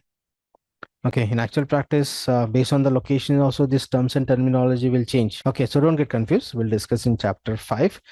Now, so this chill water pipe designing also very important, and for interview point of view also very important. And generally for big projects, you'll find chill water system. In that you'll find the pipe designing with the velocity method, with the pressure method, etc., which I've given at the starting session in the syllabus. So I'll not repeat that one, because we have a separate part for this chill water sizing part. Actually, it's a part 5. You see, part 4 is air side in designing a model 1, and part 5 is a chill water side.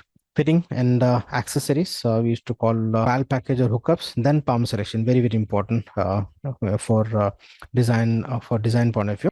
Then apart from this, you'll find this control system design. I'm talking about the BMS, which is not included in the syllabus. I'll give you just the overview of BMS, but not in the syllabus, which is also required. Generally, this will take care by this electrical people or this instrumentation engineers, etc. This BMS part means control system. Next, planning the location of each piece of equipment in the building. Okay, so these are the steps for the HVAC designing, and each and every step will expand in detail in the future, in the next classes. Okay, so at this level, just to get the idea for the sequence of designing. Okay, so the major part is what? Load calculation, air side and the water side. Okay, and load calculation is common for any equipment. If it is a DX system or if it can be a chill water system, we require the load calculation. But this chill water, this ducting and chill water is for central air conditioning system, and chill water specifically for air cooled and water cooled chillers. Next, so next we'll talk about the installing the HVAC system. But before this, we'll talk about the types of drawing. Again, this is also very basic to understand the terms and terminology. And these types of drawing, this general drawings is common for all the services, including the architectural and structural side. Okay. But before this, do you know the difference between architectural and structural side online? Anyone? This architectural and structural. Architecture means a stress line. Structures means beam, column, slab. Yes. So if someone don't know, please make a note. I request to maintain a separate running notes also. So I'll give you some few points which is not in the notes. So you can write. You see, as a mechanical or electrical engineer dealing with the services, you should have some basic of this civil side also. So you can write architectural includes walls, comma, doors, comma, windows, and planning of spaces. This I'm giving in short: walls, comma, doors, comma, windows, and planning of spaces. So you'll find a number of options in architecture. Just I'm giving the main points. Next you can write structural includes footings. Footing means the foundation of the building, comma, slab, comma, beams, and columns. See, which bear the load of the building. Including mechanical and electrical equipments, which will bear the load of the building, including electrical and mechanical equipments. So you see, that's the reason the structure again will update after completing this mechanical and electrical services based on the load of the equipment. For example, in a project, if you want to place a air cooled chiller, which is big in size, for example, I'll show you the image of chiller at the time of chapter 5. Assume at this level, just assume it's a big equipment if you're not aware of this, and with the load of say 1000 or 2000 or plus kgs, that means it is going to be in tons. So if you want to place this heavy equipment on the roof, the structure must design accordingly. So according to that, the structure people will take care for to bear the load. So, and one more point here, what do you think? This wall is a load on the building or will bear the load of the building? No, not bear the load. Wall itself is a load on the building, na? And you see, this definition is for the common walls.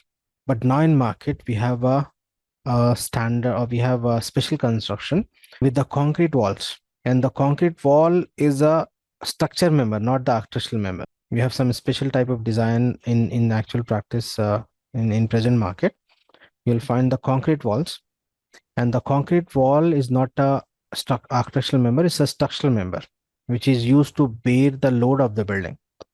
Okay, so you may find this type of construction also. It's a new as per my information. So remember, wall always not a load. It can bear the load also as per the type of construction in the modern construction now in market.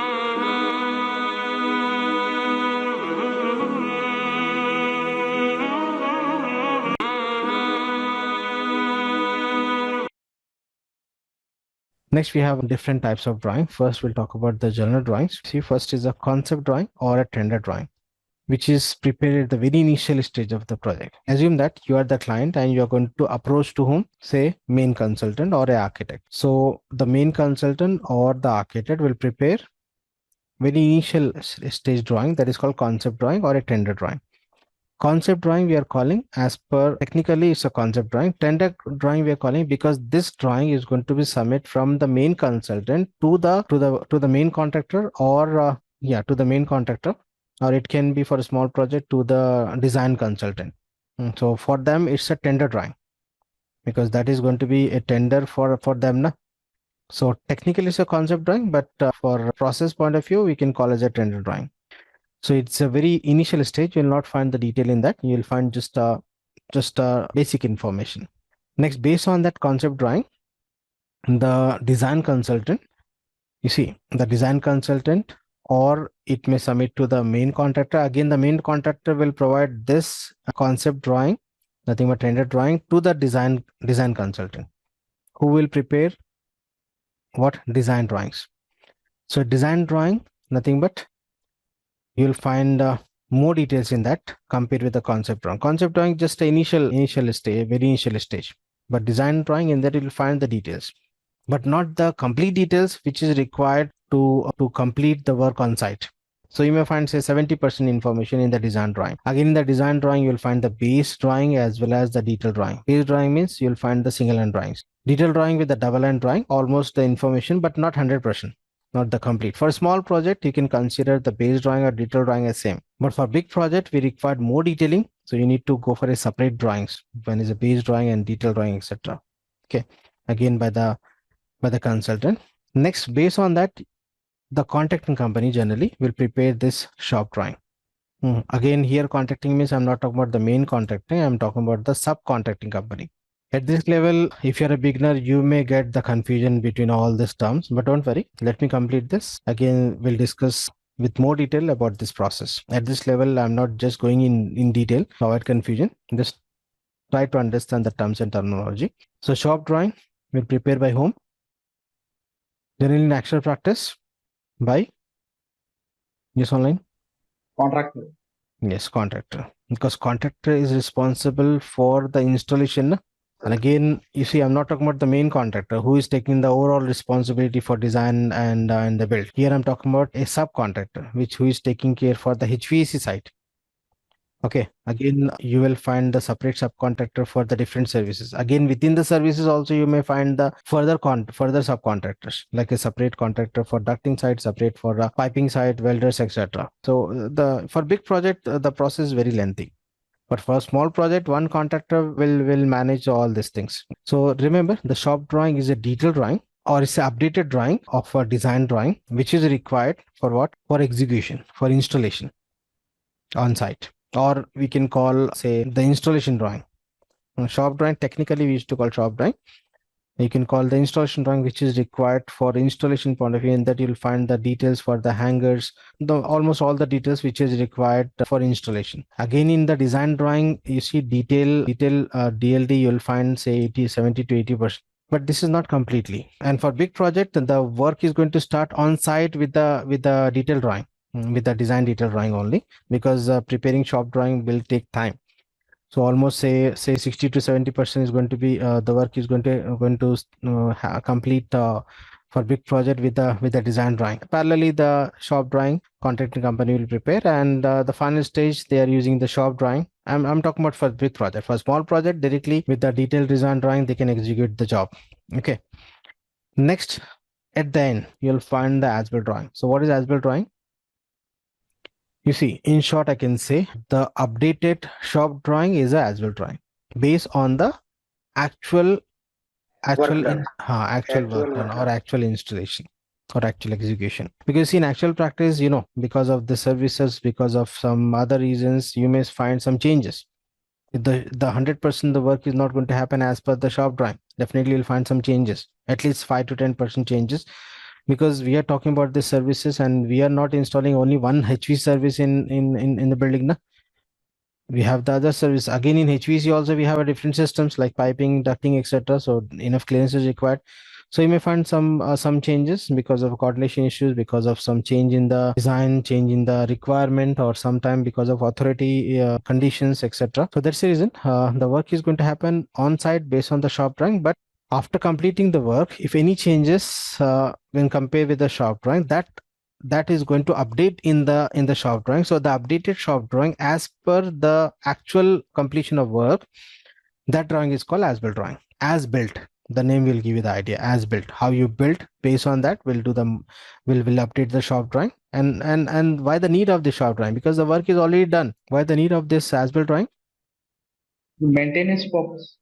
No. Exactly, yes. For, you see, for the billing, final bill, and for maintenance. Even for final bill also, the actual length of the pipe, the metal used, etc., that is going to extract with the actual conditions. No?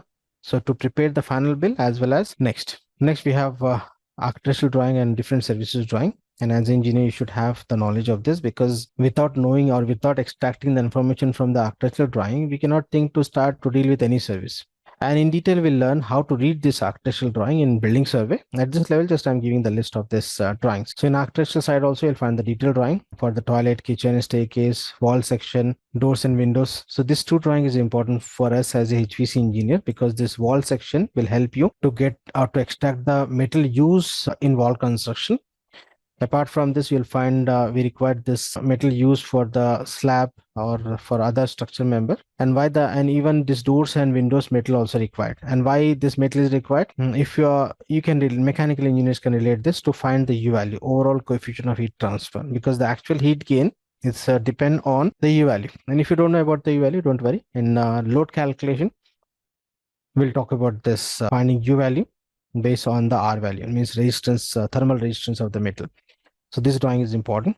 Next, furniture layout. Why the need of furniture layout for a HVC engineer? To sell on OLX? So I depend on U value, sir. Wouldn't. You see, no. You see, the furniture will not generate the heat. Furniture layout is required to extract the number of people, and the people generate the heat. Okay. Remember this point at the time of load calculation. I'll give you the note also. Don't worry.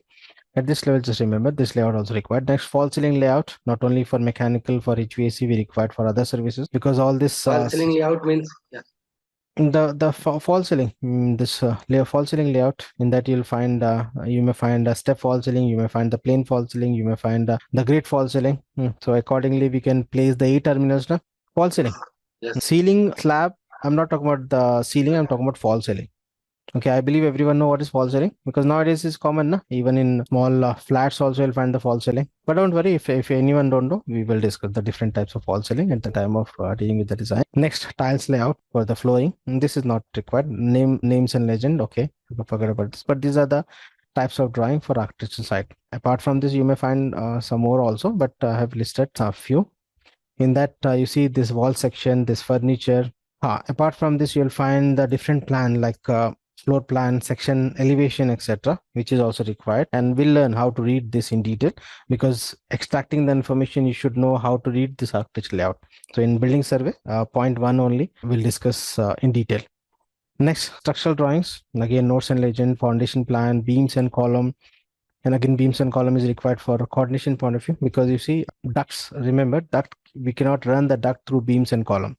Yes, sir. We can run the duct through the slab. Again, for that also, we need to coordinate at the initial stage, at the design stage, with the structure engineer. Later, we cannot do the big openings in the slab also, because that will affect to the load of the building. Because structure means load now, we cannot play with that with the structure members. Next, detailed drawing, footings, beams, column, waterproofing, section drawing, etc. Just I've given the list for information, but beams and column and this is required for coordination to run the ducts, pipe, etc. Next, electrical drawings. Again, that notes and legends, site layout, lighting layout. This lighting layout is required at the time of placing the 8 terminals to get the idea or to understand the location of light fixtures, because where if the light fixture, if the area, some area occupied by the light fixture in the false ceiling means we cannot use that. No? So this lighting layout is required. Next, power layout for appliances, then power layout for HVAC point of view, because we are providing the equipment information to the electric people so that they can calculate the HVAC or in short I can say mechanical equipment loads, HVAC, plumbing and firefighting. Next, fire alarm, security layouts, etc. So just list given, you can go through once. Next, if you talk about mechanical, under this you'll find the this firefighting, different systems layout like sprinkler system, hose reel, hydrants, etc. Next, HVAC. This is important because in this training program we are talking about the HVAC drawing now. Anyhow, you'll get the chance to deal with this layout in detail, even in drafting video course also. You see notes and legends. You'll find the abbreviation, notes, legends, etc. in this drawing. Next, site development plan, so that if it is a district cooling, the pipe is going to enter from outside to inside. So for that, site development plan is required. And what is site development plan? I'll show you at the time of reading artificial layout. Next, equipment layout, separate layout for the equipment. In that, you'll find the equipment like AHU, FCU, or exhaust equipments, etc. Hot chillers. You'll find the separate layout, and you'll find the separate layout for equipment schedule also. In that, you'll find the technical what I can say, this high class or high technical information in that about the equipment selection. So you'll find equipment schedule layout also. In that you'll find the text. It's not a drawing, but that again you'll find it in the layout form or in the drawing form, but it's not actually a drawing. You'll find the this text information. Next, 8 terminal layout. At the time again means for 8 terminals. Then ducting layout. Then we require the piping layout, insulation separate, because you'll find a separate subcontractor for insulation. Next, refrigerant piping layout in case of DX systems, and in case of this especially for this VR system also. Next, chill water piping. This also important for chillers. Find the separate drawings for the chill water. In that you'll find the complete piping for the chill water. Again, the installation detail drawings, detail drawing for installing the AHU, installing the FAHU, installing the chiller and other equipments, and the duct installation, pipe installation detail drawing, which is required on site at the time of execution. We'll learn how to read all this. Schematic drawing, in that you'll find the connection between this AHU chiller or this ducting, etc. Okay, so we'll discuss all this. This is just a list to get the idea. Similarly, you'll find the plumbing drawings. You can find the list. Plumbing is divided into water side and drainage side. So you'll find the hot water, cold water, isometric layout. This is important because in plumbing, isometric, even in HVAC and firefighting also, as per the requirement, sometimes we require isometric drawing, but especially for plumbing, isometric drawings are required. Next, drainage system layout, etc. Okay. So this is the list, and just go through once. As an engineer, you should have the idea of, apart from idea about the other services apart from this HVAC if you're dealing with the HVAC service.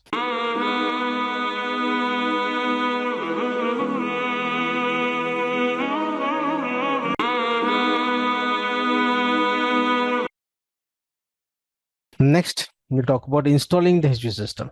We discussed the design process now. Next, we have a installation process. So installation means, who is taking for installation HVAC or other services. It can be equipment, it can be chiller, it can be pipe. So the contractor will take care of this now, the contracting company. Again, don't get confused. I'm not talking about the main contracting company. I'm talking about the subcontractors. Okay. Yeah, depend on client to who will provide it. Yes. Depend as per the scope of work, depend as per the type of project, size of project, etc. Yes, okay. Sir. At this level, assume that this contracting company is a subcontracting company who is taking care for the HVAC side only. Okay. If you talk about the main contractor will take care for all the services. Again, that main contractor will provide the job to the subcontractor. Again, the subcontractor, for example, consider HVAC subcontractor.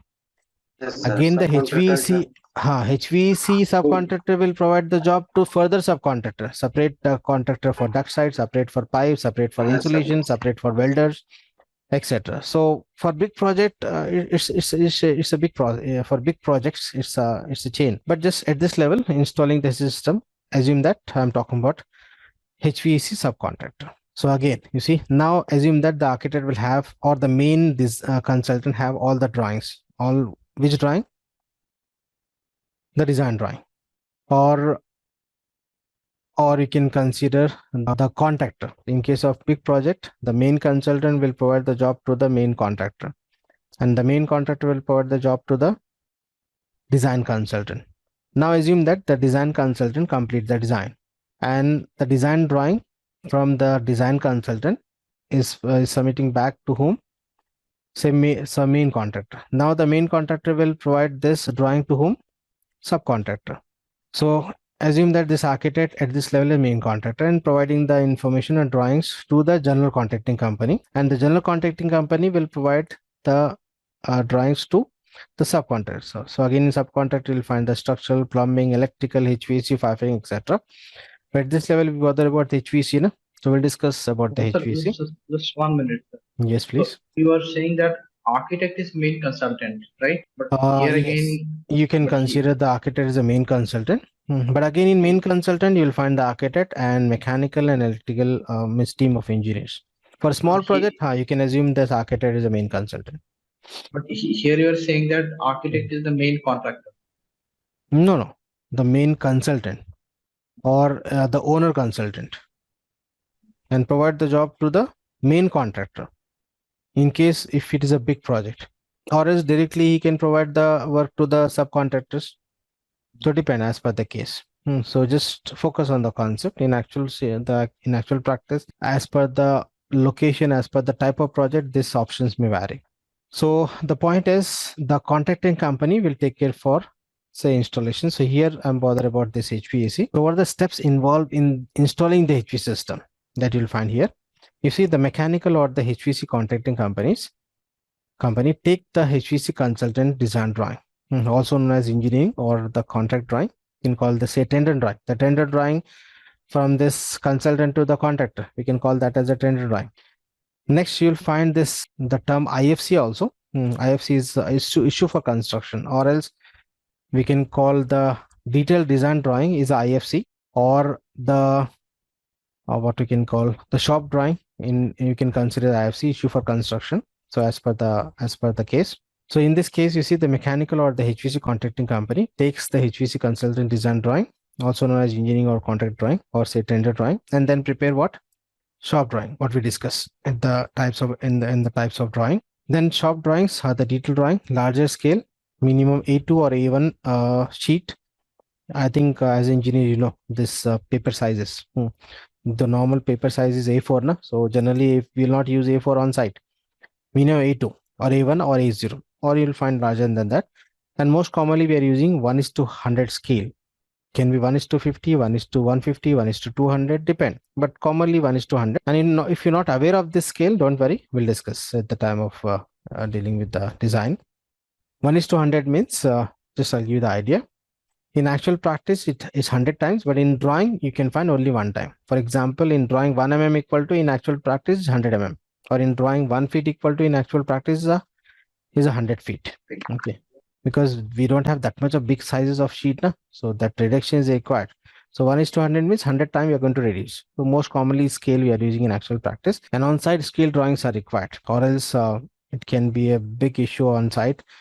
Because if you talk about the duct length, pipe length, etc., they will cut according to the scale in the drawing. They will measure in the scale and they'll multiply with 100. So 100 is a multiplication factor if you're using 1:100 scale. So this is very, very important. So shop drawings are detailed drawing, larger scale, A2 or A1 or A0 sheets with the 1:100 of the HVAC system, which will be necessary for the workers to work on the site. Next, you see the HVAC contracting company has the people who includes sheet metal contractor. Here I'm talking about subcontractors. You see the contractor, the HVAC contractor will hire the subcontractor, or else they may have the team of this workers. So depend as per the case. Some contracting company have their workers on salary basis. So if there is a work or not, they will pay the salary, or else some contracting company, whenever they get the job, they will contract to the subcontractors. So as per the job, they will pay, and after that, then they will not pay. They are not the permanent workers for their contracting company. So as per the case, so if it is a big contracting company, you may find their own team of workers for separate sheet metal, means for ducting, separate pipe fitters for piping, etc. Or else it can be a separate subcontractor, depend as per the requirement or as per the type of company. At this level, I'm assuming that the main contracting company will divide the job to the subcontract company. That subcontractor company, one is a sheet metal contractor who is taking care for this ducting side. Here is an example for the duct. They will fabricate the duct, means making of duct, and they will do the installation for the duct. Next, you see pipe fitters. They will take care for this welding and installation of pipe for this refrigerant side or for chill water side, etc. Then separate insulation contractor who will take care for duct insulation as well as for pipe insulation. At this level, if you don't know insulation, just remember insulation is used to reduce the energy losses. We have a separate topic for insulation and installation in the installation video course. Next, the HVAC contract company also purchase all necessary HVAC machine and the metal. To do this, the engineer first carried out a metal takeoff, nothing but estimation. And in this training program, we are offering this estimation video course also with the complete tower project. This is also important, and it's a lengthy task. It means, you see, they list all the machine and metal as shown on the drawing with the specification. This is very, very important. You must follow the specification as per the requirement of the project. Okay, and the specification, who is going to decide the specification? Design engineer. The consultants. They are taking the responsibility, na? And the specification by the consultant is going to follow by the contracting company. Okay, the contracting company follow the specification, and the specs from this consultant they will provide in the PDF, or we can say PTS, project technical specifications in short. Next, this can be a very involving task. So it's a lengthy task, and you must read the specification, you must read the drawing, you must extract the material. So it's a very lengthy task. That is nothing but metal takeoff. Now assume that the installation is done. The ducting installation is done, piping installation. Just assume that after completing all this, purchasing all this metal, after this metal takeoff and all. So after installation, then what? We require the tab work. Nothing but testing, adjusting, and balancing. Again, the tab work also take care by whom? The contracting company. Or else for very big project, the contracting company may hire a separate company, or they will provide this job to a separate company who is taking care for this, especially for this tab work. For the tab work, we have this separate society. Forgot that name. BE, Bureau of, I forgot that term. We have a separate society for that tab work. Anyone remember that one? Some BEE, or I forgot that one. Okay, I'll get back to you. This you'll find a separate society for this tab work. They are dealing with the research and development for this testing, adjusting, and balancing. I forgot that term. Okay, I've given the instruction. I'll get next. So now you see, after completing the tab work and the quality check, this QNQC, this is also required. Again, this QNQC will take care by the contracting company, or else the main consultant or the client may appoint the third party for this QNQC for additional verification in big project, or else this will take care by the contracting company. It's IEEE, I think. It's IEEE, the societies. IEEE. No. One more specifically for this tab work only. I'll get. Now you see, after completion of tab work and quality check, as-built drawing. You know what is as-built drawing? What we discussed, no? Can be prepared as per site modification for final bill and for service and maintenance purpose. Okay. So this is a process for the design and installation in actual practice for HVAC. And if you talk about the other services, the process is almost same. So this was about chapter 2. Sorry, my mistake. We have 2 more topics to discuss. Role of a HVAC design engineer and the role of a HVAC execution engineer. I've given in the list. You can go through once. Okay, I'll not explain in the class, because this responsibility we'll discuss after a few classes, after getting at least chapter 5. At this level, you will not get anything, this terms and terminology. Because you see, till now what I explained also, in that also some terms and terminology is new for beginners. I'll hold this topic. We'll discuss after completing this chapter 5. Okay, with the chapter 5, at least you'll get the idea about the systems, etc.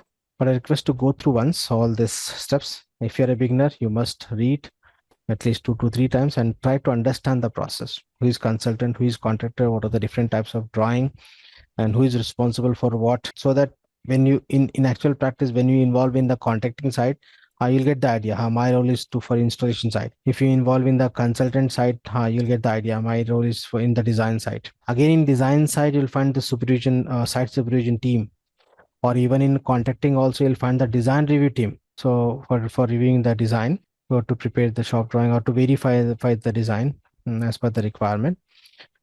Okay, so if you know this, then this will help you for understanding the process, so that and especially the design steps what we discuss, because all these design steps I'm going to expand in the next classes. This is very important. Even for entry point of view also, these steps are very, very important. So I'm going to expand all this in detail in the next classes. So any questions online?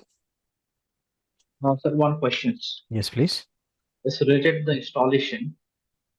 Okay. Mhm. So when I'm working on Revit, at that time I need to define the levels of services as per the coordination point of view. Yes, sir. So when I'm working on Revit, at the time I need to select the levels of services, like above the fall ceilings, like plumbing levels, ducting level, cable truss. Okay, so what's the reasons behind that? Cable truss will be above the ting and all these things, and firefighting levels. So can you explain those things? Yes. So first of all, your question, what you asked at the beginning, Revit. That is when I'm working on the Revit. Okay. So you're working on the Revit. So forget about the Revit. So your question is why this cable tray is above this duct, right? Not only cable trays, that means how the levels are adjusted, with the coordination point of view, so that it cannot be clashes with other services. This is very, very important point. And in building survey, chapter 6, we have point number 8 related to this. In detail we'll discuss. I'll give you quick idea. Means you're talking about related to this image, right? Yeah, able to see this? Cable trays and ducting. So your question is how to decide this position or this levels? Not positions, related to levels. So you see, these levels are very, very important, because you see, if issue in one level will affect all the services. And it's a very difficult job to accommodate. For example, 1 feet fall ceilings, 2 ceilings gap, and something like that. So you see, first of all, in order to decide, this experience is required, and that's the reason in actual practice, this decision is going to take care by the architect or a senior mechanical or electrical engineers, because without experience, you cannot decide this. And you see, above the fall ceiling, you'll find the limited clearance, and in that clearance, we need to set all this. Yes. So you see, there is no question of reducing this cable tray height, because this is a standard. We cannot work on this. And even this pipes, even this firefighting pipes or the chill water pipe or for drainage pipe, we cannot we don't have much scope in that to reduce that, because this is based on the design. So now we have a option for this duct. So remember, this height of the duct, we are going to decide as per the available clearance, considering the clearance required for other service. And this is very, very important. And as a HVAC design engineer, this point, as I said, we'll discuss in chapter 6, point number 8. And this is related to, again, duct designing. And if you talk about duct designing, most commonly we are using rectangle duct. Can be oval duct, it can be round duct. We have this advantage and disadvantage, but most commonly rectangle duct. And rectangle means including square. We are not calling separate square category. So remember the height of the duct. If I use the term height, means it is related to rectangle including square. There is no question of height for the round and oval. For that we have a dia. So forget about round and oval. For rectangle or including square, the height of the duct will decide as per the clearance available, considering the other services required clearance. This is one reference. But again, this is not that much easy, or you cannot, once can take the quick decision. That needs some experience. Based on that, you can able to judge, because you see, again, in height of the duct also, we have some limitation. Suppose considering all the services, and for the height of the duct, if you get only 6-inch, we cannot design the duct for 6-inch height, except this exhaust system for small toilet area. And that is different. But for supply duct for air conditioning, 6-inch height means you cannot design this, because if you reduce the height, the width will increase, and we have a limitation aspect factor to maintain this aspect ratio. Yes. Okay, but at this level, we'll not go in that depth, because the beginners will get confusion, or they may get panicked. I can relate. Okay, so hope you got the answer to your question. That means why the firefighting lines are below, and cable trays, and then firefighting lines. I can say that it's. Now your question is the position, related to position, right? Yeah. Okay, so you see, first of all, this cable tray is above the duct so that if any condensation happen on the duct will not lead to the short circuit. This is for safety point of view. Okay, this is a standard practice, but in actual practice, you may find the cable tray running below the duct. That because of the coordination issue, because of such high condition. But if you talk about standard practice, the cable tray should be above the false ceiling because you will not find much maintenance in these cables, na? And this firefighting pipe below the duct because for maintenance point of view. But again, in actual practice, you may find the firefighting pipe above the duct also, but it is recommended to run the firefighting pipe below the duct so that that will be easy for maintenance because the firefighting pipe, firefighting system used only in case of fire event. Till that time, the proper maintenance is required. They need to check that the condition of the pipe or any leakages, etc. Sir, another thing is that I can say that in Indian buildings, Mhm. they'll provide the sleeves in the beams to pass the firefighting lines. So the structural engineer will allow this to penetrate these beams. Is it good Yes, yes, practice or it will yes. weaken the buildings? Okay, for that also, you're talking about this, right? It's a it's a vertical slab. It's a vertical sleeves in the but I can see the horizontal sleeves like on the on the Yeah, you see, beams. you'll find the sleeves in the beam, column, or even in slab. So it is allowed, no issue. But at the initial, at the design stage only. Later, the means after completing the structure, they will not allow to do the opening in the, or they are not allowed to disturb the structure map. But initially, at the time of design stage, if you coordinate, definitely they will design the structure accordingly, considering this opening for this pipes, because they will design the structure accordingly, because you see this much of metal is lost now in the structure in this slab, so they will design the slab accordingly. Similarly for beams and column, if you are looking, if you ask for the pipe sleeves, so they will design the structure according. So at the initial, at the design stage, yes, it is totally accepted, it's possible, but later opening is not allowed except some special cases, that too for small. I can see that all the sprinkler lines passing through the beams only. That And you means see, even the chill water pipe also can pass through the beam. But initially, the pipe sleeves are required at the time of the construction only. And the construction means that should be as per the design. Okay, I'll show you this at the time of piping. I'll show you some images. In that, you'll find the pipe sleeves for the chill water, pipe sleeve for this firefighting, even for plumbing. That is accepted, no issue. And But another question, you said that drawings we are maintaining 1:100 drawings. Okay, 1:100 so scale. yes, 1:100 scales. So Mhm. dimensions will be mentioned in the drawing, right? The Mhm. shop drawing. So you're saying that multiplications by 100 when we are Mhm. going to cut the duct. At the side, they're going to measure the drawings or they will check the dimensions. You see, for width and height, it is written in the drawing for the duct. But what about length?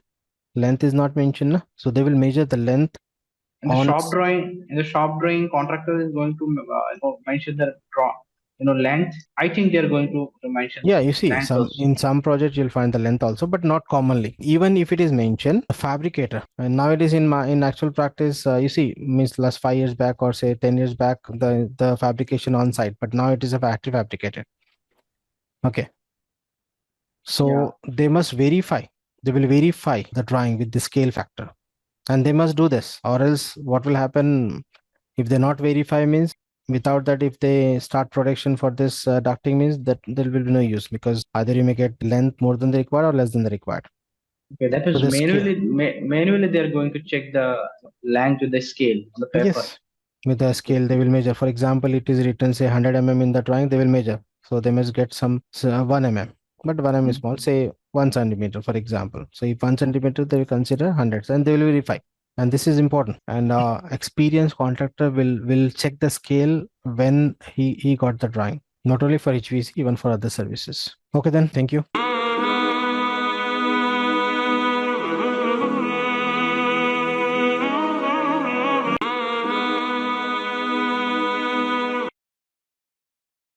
Hello, everyone. In this session, we'll deal with chapter 3.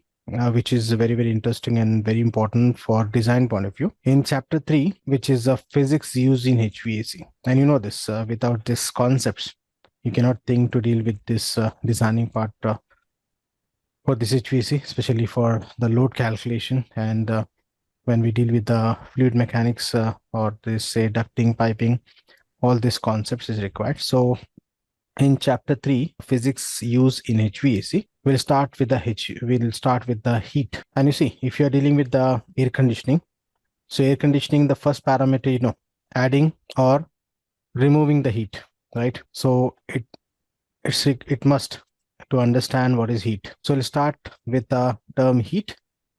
Then we'll discuss about the temperature and the temperature scales. Then we'll also talk about this sensible and latent heat. And we'll deal with this vapor compression cycle, refrigerants, laws of thermodynamics, units and conversion, all this topic in chapter 3, and which is very basic and very, very important for design point of view. If you know this concept we can use at the time of designing, especially this sensible heat, latent heat, temperature scales, units, conversion are very, very important. Okay, and we'll deal with the vapor compression cycle, which is required at the time of chapter 4 when we deal with the classification of machines, because in all commercial and residential units, you'll find vapor compression cycle only, right from this window to chill water chillers. Okay, so this is very, very important. So I know this is very basic, but we cannot ignore this, because without this, it's difficult to deal with the load calculation or the designing part. So let me proceed. So here, the first term you can find is a heat. And you see, we are dealing with the air conditioning, adding or removing the heat as to maintain the required temperature for summer or winter. So first of all, you must know what is heat. And as a mechanical or as an engineer, I believe you already know the heat, but my responsibility is to explain this quickly, because as I said, this course, what we design is from basic to the advanced level. So you know about this terms and terminology, but in this session, we'll try to understand this terms and terminology for application point of view.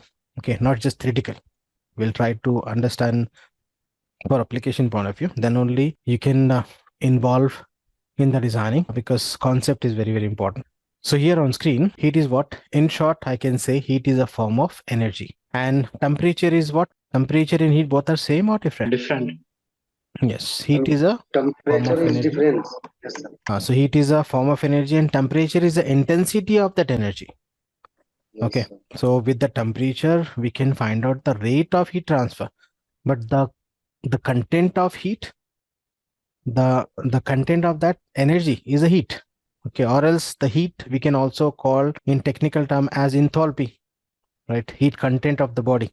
So what exactly heat? You can find out here on screen. Heat is a form of energy transfer that occur between the substance with a different temperature. And you know this, whenever there is a temperature difference, then only the heat will transfer. Na?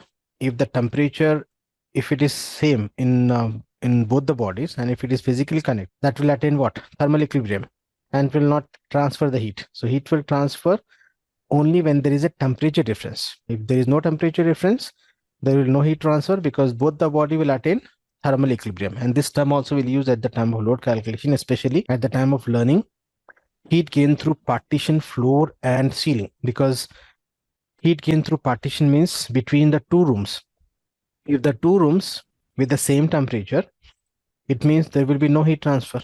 Okay, so just I'm trying to relate these terms with the load calculation, so that when we deal with the load calculation, this will be useful or this will be helpful for us. Next, heat can be transferred through conduction, convection and radiation. So I believe you know what is conduction, convection, radiation.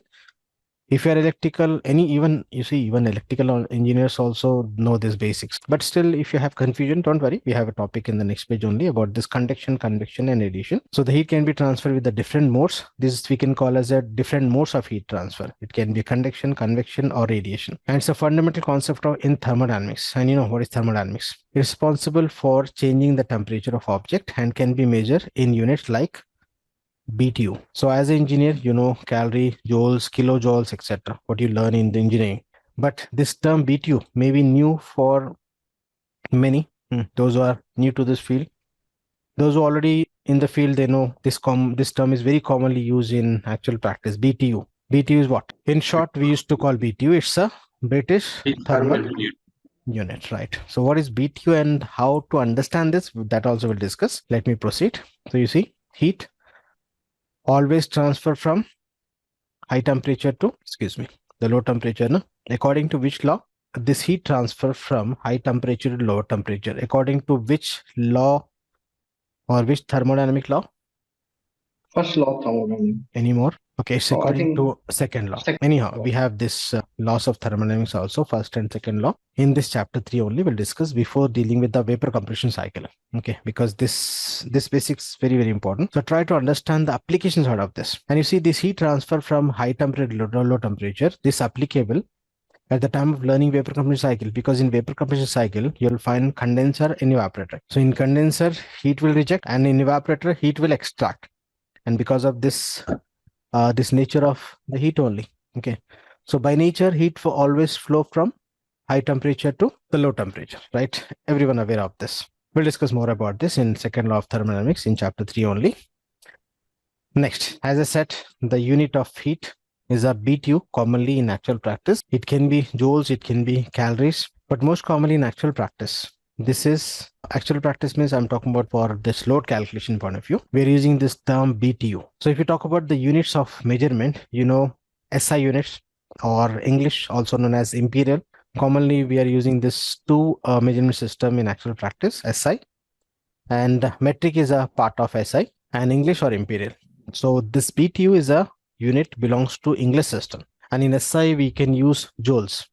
Okay, so what is exactly BTU? We'll try to understand, because at the time of load calculation, when we extract the heat gain through all the possible sources, the end result is going to be in BTU per hour. So we must know how much BTU per hour is adding for a particular space. Then only we can able to select the required capacity cooling unit, or in case of heating also, we must know at what rate the heat is rejecting from the space. Again, that we are calculating in terms of BTU if we are dealing with the English system. So what exactly BTU is? In case of conversion, you see 1 joule equal to 0.000948 BTU, or 1 BTU in terms of joules is 1055.06 joules. This is the values, but what exactly the BTU?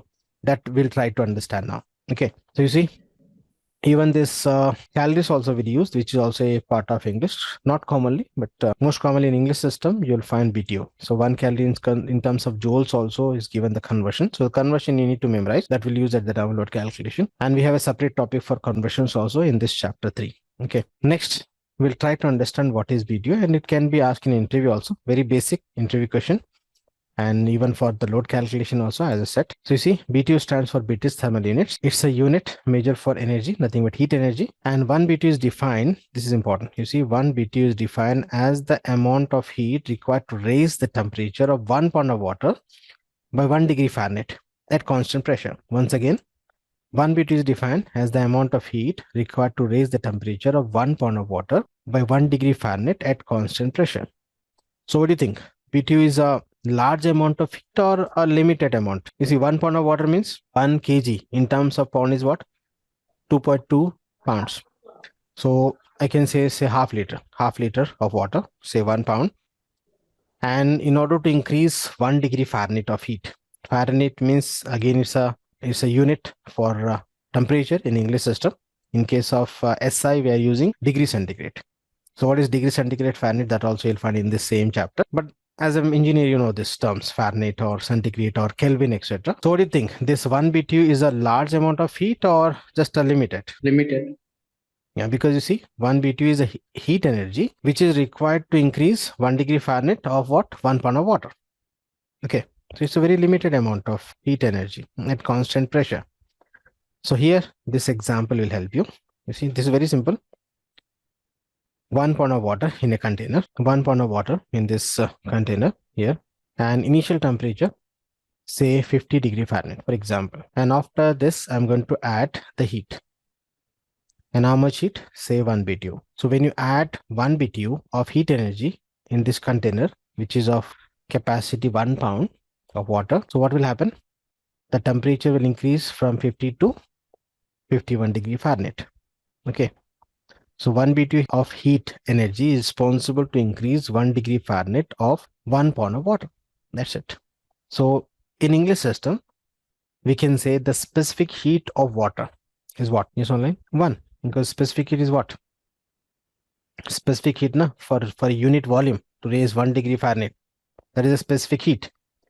So here 1 BTU is what? 1 BTU is a specific heat for water to increase 1 degree Fahrenheit for 1 pound of water. So here specificness, so we are considering a unit volume and for 1 degree Fahrenheit. So remember, this will use at the time of calculation. So specific heat of water in English system is 1, right? And it's a very, very basic and important for interview point of view. So you must memorize this definition. You see, 1 BTU is the amount of heat energy required to raise the temperature of 1 pound of water by 1 degree Fahrenheit at constant pressure. Next, so we'll deal with one example. Here you see, simple example.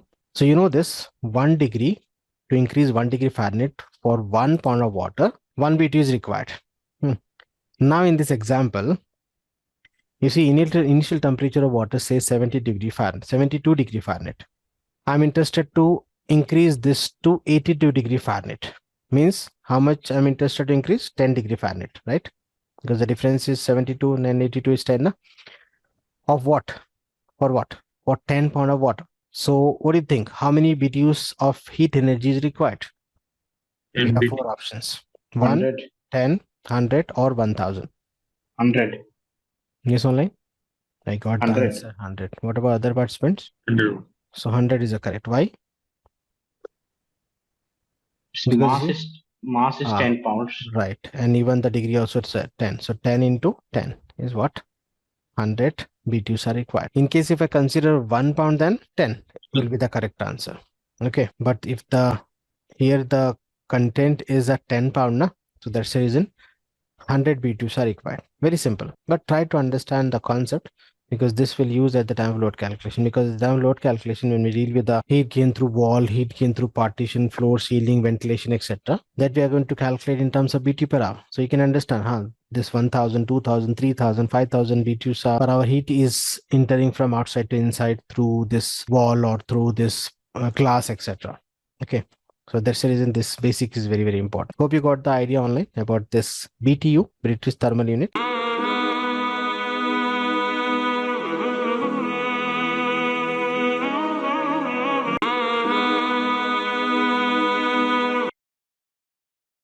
Next, you see modes of heat transfer. So everyone aware of this: conduction, convection, and radiation. And this also important for load calculation, because when we deal with the load calculation, for example, suppose if I say heat gain through wall, because in load calculation, we are going to calculate the heat gain through all possible sources. And what are those sources? The list in detail we'll discuss in load calculation chapter 7 after building survey. This topic, modes of heat transfer, also important, because when we deal with the different source of heat transfer, we'll check whether that source is only conduction, or conduction plus convection, or conduction plus convection plus radiation. According to that, you'll find the different calculation. So this is also will use at the time of calculation. So what exactly conduction? As a mechanical or electrical engineer, even as a civil also, you know, this is very basics. You learn even in 9th class school also. So you see, conduction in short, heat transfer in what? Solid bodies. When the heat transfer due to the contact of two solid bodies, that we can call as a conduction, right?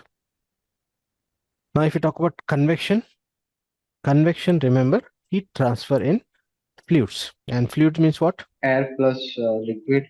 Yeah, liquid plus gases, right? So that we can call as a fluid. So if the heat transfer through fluids, that comes under convection. I'll give you a simple example related to this HVAC. When we deal with the heat gain through ventilation, and you know, ventilation is what? We talk about the ventilation in the starting sessions only. Ventilation is to provide the fresh air. From where? From outside, right?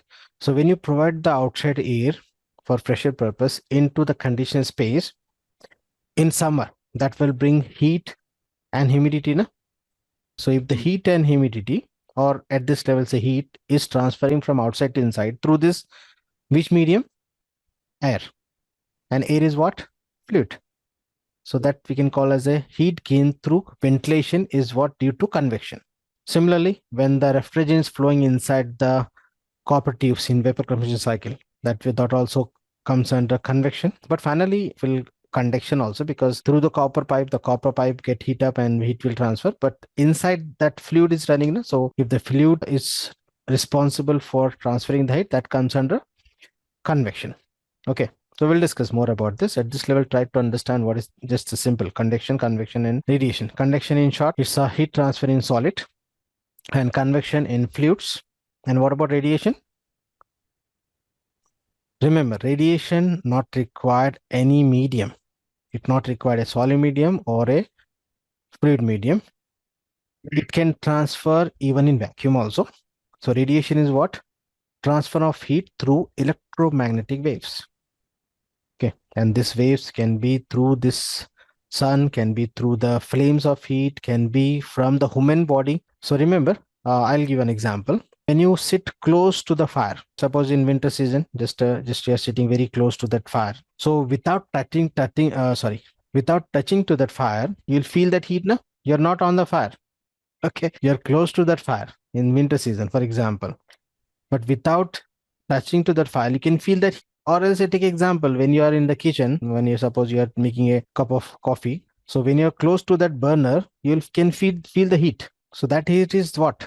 Radiation. In that you'll find the convection also, because the air is also moving, air movement also around you. So partly convection, but most of that heat is radiation. So remember, radiation heat is what? Electromagnetic waves. And the radiation heat can transfer even in vacuum. It don't require any medium to transfer. And that's the reason when the heat transfer through the transparent body, like a glass, we have a topic at the time of load calculation, heat gain through glass. So heat gain through glass, you see, fixed glass, and the radiation, this heat from outside to inside in the form of light. So you see, is there any mass transfer through that glass? No, but still the heat can transfer through that electromagnetic waves. Oh, conduction, we can also consider the conduction. You see, I'm not saying that there is no conduction or there is no convection.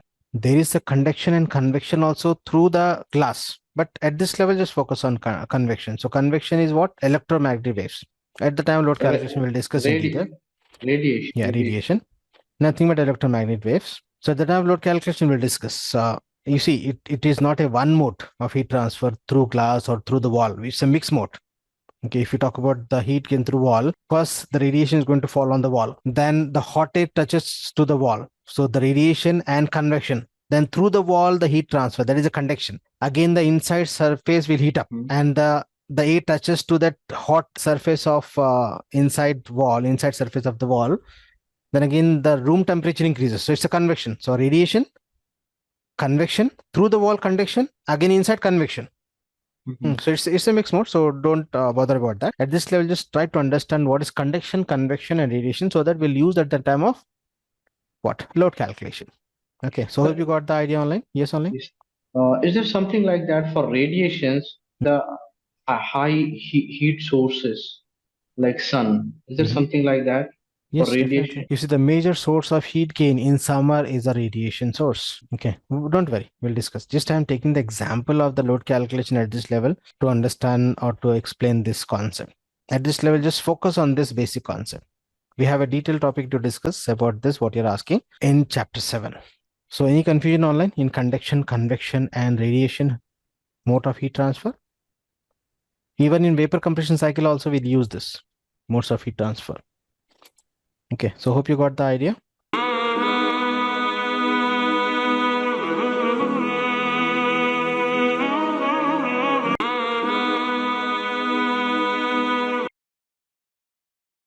Next,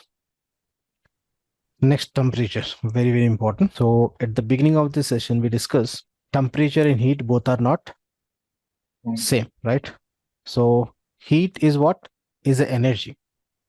And the intensity of energy is a temperature. So you see, this is important. It's a measure of thermal activity or intensity in a body, not the heat content, not the thermal energy. The thermal energy or the heat content is a heat, but the intensity of that. So anyhow, you see, it's a measure of thermal activity or intensity in a body, or it's a degree of hotness or coldness of a given system. Means, and you can relate this point, as the temperature increases, what will happen to the rate of heat transfer? Increases, right? And as the temperature decreases, the rate of heat transfer also decreases. So temperature is not a heat, because with the temperature you cannot find out the quantity of that heat. Getting a point? And this activity is depend on the movement of molecules. Okay, so you'll get some idea. You see with this picture, everyone aware of this: solid, liquid, and gases. And you know this, in solid, the molecules are closely packed, na? And in liquid, somewhat loose, and in gases, further. And with this, you can try to understand the nature of the temperature. You see, solid means I'm talking about ice, liquid is of water, and gas a vapor. So what do you think? In which case you'll find higher temperature, solid or liquid or gas? Yes. Yes. Gas. And in which case you'll find lower temperature? Solid. Solid, right? So now you can relate, as the temperature increases, the movement of molecule also increases, na? Mm-hmm. You see, here the activity depends on the movement of molecule. So the movement of molecule start vibrating. So in solid, the temperature is less. That's the reason the molecule can be closely packed. The movement, because the movement is less, right? And as the temperature increases, the movement increases. So it required more space for the movement. That's the reason you'll find more space in liquid and further in gas. So I think you are getting my point. Means you can able to understand the nature of this temperature. So as the temperature increases, the intensity of that heat increases, or the movement of molecules or the velocity of molecule increases, or in other words, the kinetic movement of that molecule increases as the temperature increases. Got the idea online? And with this, you see, the rate of heat transfer also increases. As the temperature increases, the movement of molecule increases. So when the hot body come into contact with the cold body, the intensity of this hot body is high. So when it touch, so the movement of molecule, the velocity is high, so it can quickly transfer. Getting a point online? So can you able to catch this? You see, all these basics, as I said, will help you in load calculation, in manual load calculation. And manual load calculation, we are supposed to deal for the concept. And with that concept only, you can deal with the software load calculation. Okay, so all are interrelated. So please don't ignore this concept. This is very, very important. Now, further, if you talk about the temperature, you know, the temperature can be measured in different scales. No? So if you talk about English system, we are dealing with the degree Fahrenheit. If you're dealing with the, say, SI metric, we are using the centigrade, or we can use this Kelvin in metric. So we'll try to understand this temperature scales, because this will help at the time of conversion. Because in actual practice, your consultant may use English system or metric system, or many times this conversion is required. Okay, so for conversion, the type of this scales and the difference between the scales all is required. So you'll find different temperature scales, but commonly in actual practice, degree Fahrenheit, degree centigrade, and Kelvin. Okay, we are not calling degree Kelvin. Remember, we used to call Kelvin only, and you know, Kelvin is an absolute scale. So what exactly? Here, this picture will help you to understand the clear idea. Let me zoom out. Interesting. Here I'm considering sample as water in this, for this scale. So here Kelvin to centigrade, then Fahrenheit to centigrade. So first Kelvin. So you see, this is absolute zero. Absolute zero means critically the movement of the molecule is a minimum. That condition we can call as absolute zero. And just now we discussed the temperature is the intensity of heat, nothing but the movement of molecules. If the movement of molecule is zero, or critically say zero, that we can call as absolute zero, that we are considering in Kelvin. And remember this value 273. 273 means in centigrade we are considering 0 degree centigrade, and this 373, say round off, I'm just taking round off because in application design we are taking the round off value. That much two digit or 4 digit accuracy is not required. 0 digit is enough. So 373 degree, sorry, my mistake, 373 Kelvin is 100 degree centigrade. And you know this 0 degree centigrade is what? Freezing, or the melting point of water, no? Freezing point of ice or a melting point of water. Okay, and this 100 degree centigrade is what? The boiling point of water, or the condenser, this condensing point. Means if you add the heat, water to vapor, or if you extract the heat, vapor to water. Okay, so this conditions, you know, everyone aware of this. 0 degrees of freezing point, 100 degrees of boiling point in degree centigrade. If you talk about Kelvin, 273 and 373. Okay, because Kelvin here is the absolute zero, and you see minus 273. And you know this, if you want to convert this centigrade, suppose to Kelvin, so we have this conversion 273, na? But you see, Kelvin is not commonly used in this HVAC industry. Most commonly, you'll find this Fahrenheit and centigrade. So we'll discuss about this, and this is important. So remember this point: 32 degree Fahrenheit is nothing but 0 degree centigrade. Is what? Freezing point of water, or the melting point of water. At this level, to avoid confusion, I'm considering it's a freezing point of water. Next, 212 degree Fahrenheit is what? 100 degrees centigrade. Remember these values, we'll use at the time of conversion. In the next page, you'll find the formulas also for centigrade to Fahrenheit and Fahrenheit to centigrade with respect to temperature and with respect to temperature difference. So we'll discuss what is temperature and temperature difference. But one more point here. So quickly you see 0 degree centigrade equal to 32 degree Fahrenheit and 100 degree centigrade equal to 212 degree Fahrenheit.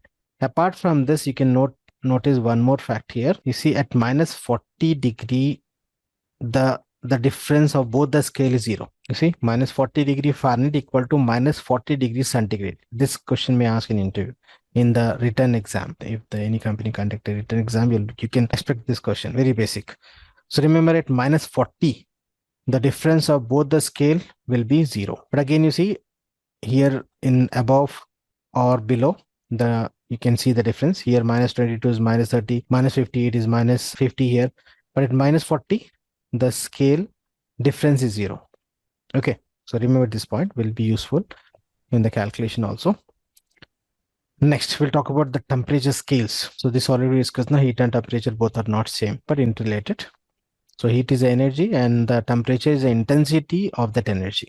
Okay, next, this formula is very important. Memorize this, because at the time of load calculation also this will use, because in actual practice you must know both these systems, because some consultant use English system, some will use the metric system. So or some consultant or many consultant use the mixed system. In actual practice, you see this term CFM commonly used, which belongs to English system for this ducting side, but the duct fabrication and duct designing in that will use which is a metric. So we'll talk about that conversion. We'll talk about the units in this chapter 3 only. Just I'm trying to give the idea so that you must memorize this conversion. This is very important. So remember, C equal to F minus 32 by 1.8. So here F minus 32. So why we are subtracting 32 to get centigrade? Because this is 0 and this is 32 now. So that this is the first reason. So this centigrade, if you want to convert this Fahrenheit to centigrade, the first factor is you need to subtract this 32, because this is 0, this is 32. No confusion, no? For example, you see this is 30, this is 86. But okay, don't follow this. Just at this level 0.32, because here you cannot understand this 0.32. So first point, why we are subtracting this 32 in the formula, I think there is no confusion. Now the question is why we are considering this 1.8. Remember, so in the centigrade scale there is 100 division, but in Fahrenheit scale there is 180 division. Very good. You see here, this is 0, this is 32, this is 100, and this is 212. So 0 to 100, this is 100 divisions. But 32 to 212, how many divisions? 180. 180. So it means one division of the centigrade is nearly 1.8 of Fahrenheit. This is one division. This is what? 1.8. Suppose this is 0.8. Getting a point? So one division of centigrade is equal to 1.8 division of Fahrenheit. That's the reason in the formula we are using this 1.8 to get dividing with 1.8 to get the result in centigrade. Just I'm trying to give the concept. Nobody will ask in that much of detail in interview, but as an engineer, you should be aware of this. In interview, they may ask the formula. So C equal to F minus 32 by 1.8. Getting a point online? Yes. Now, similarly, F equal to what? 1.8 C plus 32, because here we are subtracting, here we are adding, here we are dividing, here we are multiplying, because this Fahrenheit is 1.8 division, no?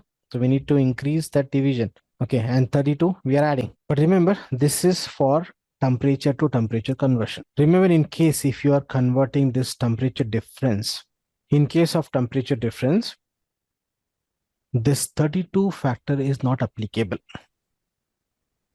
For example, you see 30 degrees centigrade minus 20 degrees centigrade.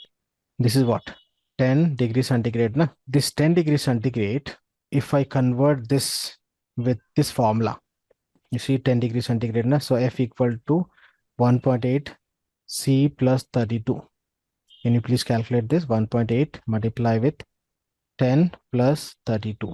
Can you please do it? 50. This is 50 degree Fahrenheit. So this is going to be a big wrong. Here, 10 degree centigrade in terms of Fahrenheit is 50. There is no confusion in this. But why I'm saying this is wrong? Because this 10 degree centigrade is not a temperature on the scale. No? This is a difference of these two temperatures. So in that case, the starting point is not applicable. This stuff difference 32. Sir, I don't. Please repeat it. Sir.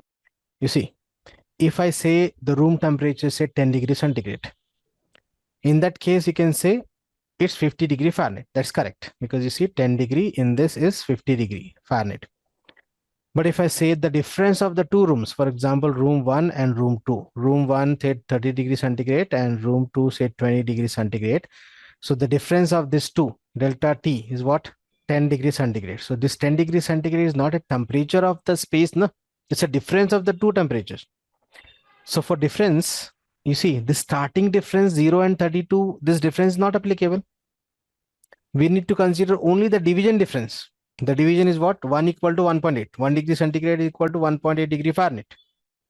This is very, very important. At the time of load calculation also we'll use this. So remember, if you want to convert temperature to temperature, one can use this formula. C equal to F minus 32 by 1.8 or F equal to 1.8 multiply with C plus 32. No confusion. But in case if you want to convert this temperature difference, in that case, you see here, F by 1.8. 32 is not in this formula. Similarly, F equal to 1.8 C plus 32 is not applicable in this. So this is for what? This is for temperature difference. So remember, when you are converting a temperature, use this formula. When you want to convert temperature difference, then 32 is not applicable. You can use these formulas. Very, very important. Clear online? Very basic and important. We'll use this at the time of load calculation. Can you see? Now if I use this conversion, suppose 10 degrees centigrade is a what? Delta T, temperature difference. Na? So now if you use to convert into centigrade, then 1.8 into 10. This is going to be 18.9. Say round off to 19 degree Fahrenheit. So previously we got 50 degree Fahrenheit. Now we got 19 degree Fahrenheit. You see the difference is more than double. So why it's 18.9 should be 18? 0.9, na? Above 0.5, we are taking higher value. Below 0.5, we're taking lower value. Okay. No, sir. 1.8 into 10. Na? Mhm. It's 18. 1.8 into 10.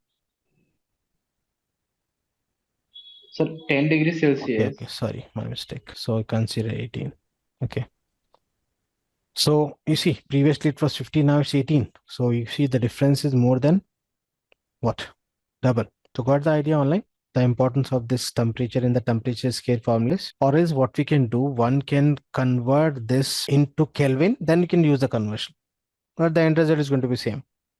So we have a direct formulas. Okay, so whatever, if you have any other technique or if you want to convert both into Kelvin from the 0, you can do that one, but it will be a lengthy process. So we have this direct formulas for temperature and temperature difference. Clear online? Next, you see I've given the note also at minus 40, the difference between both the scale will be 0.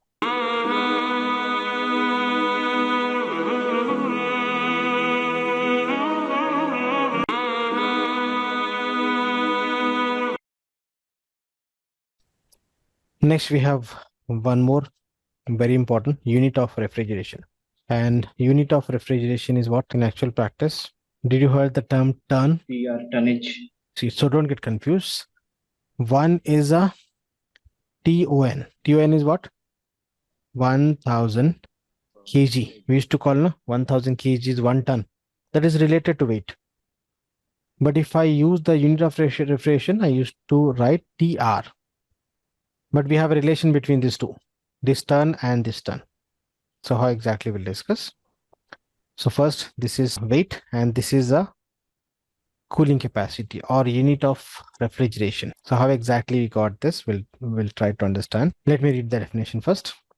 You see, 1 ton of refrigeration is defined as the amount of heat energy required to melt 1 ton, nothing but 1000 kg. In terms of pound, it's 2204, nearly 2000 pounds of ice. Or if you're getting confusion in pounds, just consider 1000 kg. Okay, so it's the amount of heat energy required to melt, say 1000 kg of ice at what? 0 degree centigrade, nothing but 32 degree Fahrenheit in water at constant temperature. In what time? Say 24 hours. We're considering this time for calculation point of view. So, okay, try to understand this. For example, consider this as say 1 ton of ice, nothing but 1000 kg, and ignore the sun. Assume that this is a room. This 1000 kg of ice I purchased from somewhere and I place in this room, and I'm going to close the door. So after 24 hours, again when I enter in the room, this ice, this solid will change to liquid, na? And why it will change from solid to liquid? Again, Because extraction of heat, na? But extraction of heat from where? room. Yes, from the room. So when you enter into the room, what do you think? The room temperature will be same as before 24 hours, or it will drop? Will drop. Drop. It will drop, right? Because extraction of heat, because of melting of ice. And when you enter in the room, you'll feel the cooling effect. So that cooling effect we can call as 1 ton of refrigeration. Or technically, the cooling effect produced by melting of 1000 kg of ice. Say in 24 hours, we are considering time calculation point of view. So the cooling effect produced by melting of 1000 kg of ice is 1 ton of refrigeration. So this 1000 kg is ton. With that, we are getting the cooling effect. So we are calling 1 TR. So both are interrelated but different. Because of this ton, we are getting this ton. Because of this ton weight, we are getting this cooling effect. So we used to call the pronunciation is same, but the concept is different. Very simple. Got the idea online? So technically, we'll try to define this. Theoretical, I think you got the idea. It's simple. When you melt 1000 kg of ice, the cooling effect produced by melting of that ice, because you see melting of that ice required heat. With the extraction of heat, then only it will melt. Okay, so that extraction of heat is equal to 1 ton of refrigeration, nothing but 1 TR. And this is commonly used in the HVAC industry. I think you already heard this ton of refrigeration, very commonly used. One can use the kilowatt also for this capacity. But for cooling point of view, especially, not for heating, for cooling point of view, we are using this ton, 1 ton or 2 ton, split AC, window AC, or 100 TR chiller, etc. Now, we'll try to define this mathematically. See, simple. The latent heat of ice. But I think you have not discussed this latent heat. In the next pages only, you'll find the sensible and latent heat. At this level, remember, latent heat means the heat because of change of phase. In short, sensible is what? Okay, we'll discuss about sensible latent in the next page. At this level, just remember, latent heat means the heat because of change in phase. So in this case, the ice is melting to water, na? So change of phase. So because of change of phase, the heat is added or removed. That type of heat is called latent heat at this level. Okay, we'll discuss more about this in this chapter only. So you see, based on the experiment, we have this value. The latent heat of ice is what? 335 kilojoules per kg. Means for 1 kg of ice, if you want to melt, you need to provide how much of heat? 335 kilojoules. Kilojoules also unit of heat, na? In 24 hours. For example, we are considering for calculation. So therefore, 1 TR equal to what? 335 multiply with 1000 kg. In terms of this timing point of view, 335 multiply with 1000 divide with 24 into 60. Why 60? Because I want result in minutes. For example, commonly we are using this. So the result is what? 232.6 kilojoules per minute. In actual practice, considering the losses and other assumptions or other condition, we are considering this value as standard 210 kilojoules per minute. 110 equal to 210 kilojoules per minute. So what you are getting with this? It means, for example, consider this is a room. In this room, if you want to produce 1 ton of cooling effect, what can be the rate of heat extraction? 210 kilojoule per minute. Kilojoules means if you're using any equipment here in this room, and if you want 1 ton of cooling effect in the space, the rate of extraction should be 210 kilojoules per minute. So if you extract the heat with a rate of 210 kilojoules per minute, one can expect what? 1 ton of cooling. Similarly, if you want 2 ton of cooling, then yes, One online. basic question is that if we set the temperature in different degrees Celsius for 20 degrees Celsius or maybe 22 degrees Celsius, You so see, that will do in the load calculation. What temperature, according to that, what in order to maintain the temperature, what will be the tonnage required, what will be the rate of heat extraction, etc.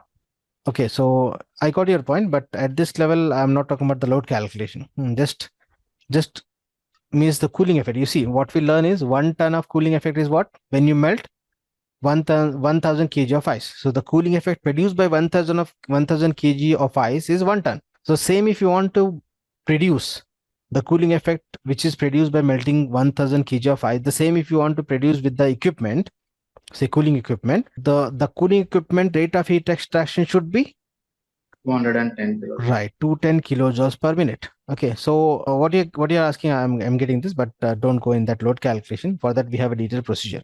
So at this level, the rate of heat extraction to get 1 ton of cooling effect. But how much cooling effect or what will be the rate of heat extraction to maintain the temperature? That need a list of sources to verify, and we require detailed calculation. So we'll get what will be the rate of heat extraction to maintain the temperature to get that cooling effect. So at this level, simply 1 ton equal to what? 210 kilojoules per minute. In terms of BTU, we have 12,000 BTU per hour. It means if you want to produce 1 ton of cooling effect in a space, the rate of extraction should be 12,000 BTU per hour.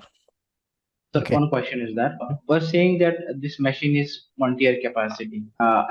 This machine has the capacity to extract the heat of 210 kilojoule per minute. That is maximum capacity. We can alternately say that.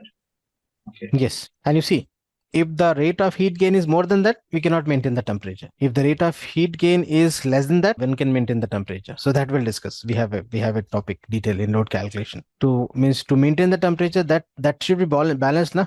Q in should be equal to Q out. So at this level, just we are learning the concept of the capacity of the cooling. So see, in terms of BTU, this is also important for interview point of view. 1 ton equal to 12,000 BTU per hour. In terms of kilowatt, it's 3.5 kilowatt. And this kilowatt is not an electrical kilowatt. Remember, it's a mechanical kilowatt. Heat. Okay, so don't get confused. So remember, for example, if I consider 1 ton split AC, 1 ton split AC means it can extract 3.5 kilowatt heat, and this kilowatt is a mechanical. And for that, electrical kilowatt can be 1.2 to 1.4 kilowatt.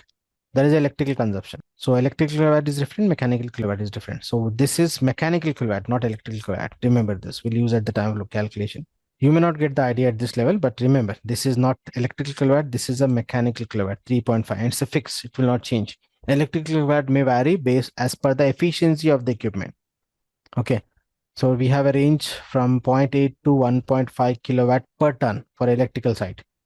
But that depends on the efficiency and other factor. But this is fixed. This is a conversion. For 1 tonnage machine, how much electrical capacity required? 0.8 to 1.5 in between. That depends on the efficiency. But don't write. We'll discuss this at the time of machine selection. Or for interview point of view, you can consider 1.2 to 1.4. If you talk about split.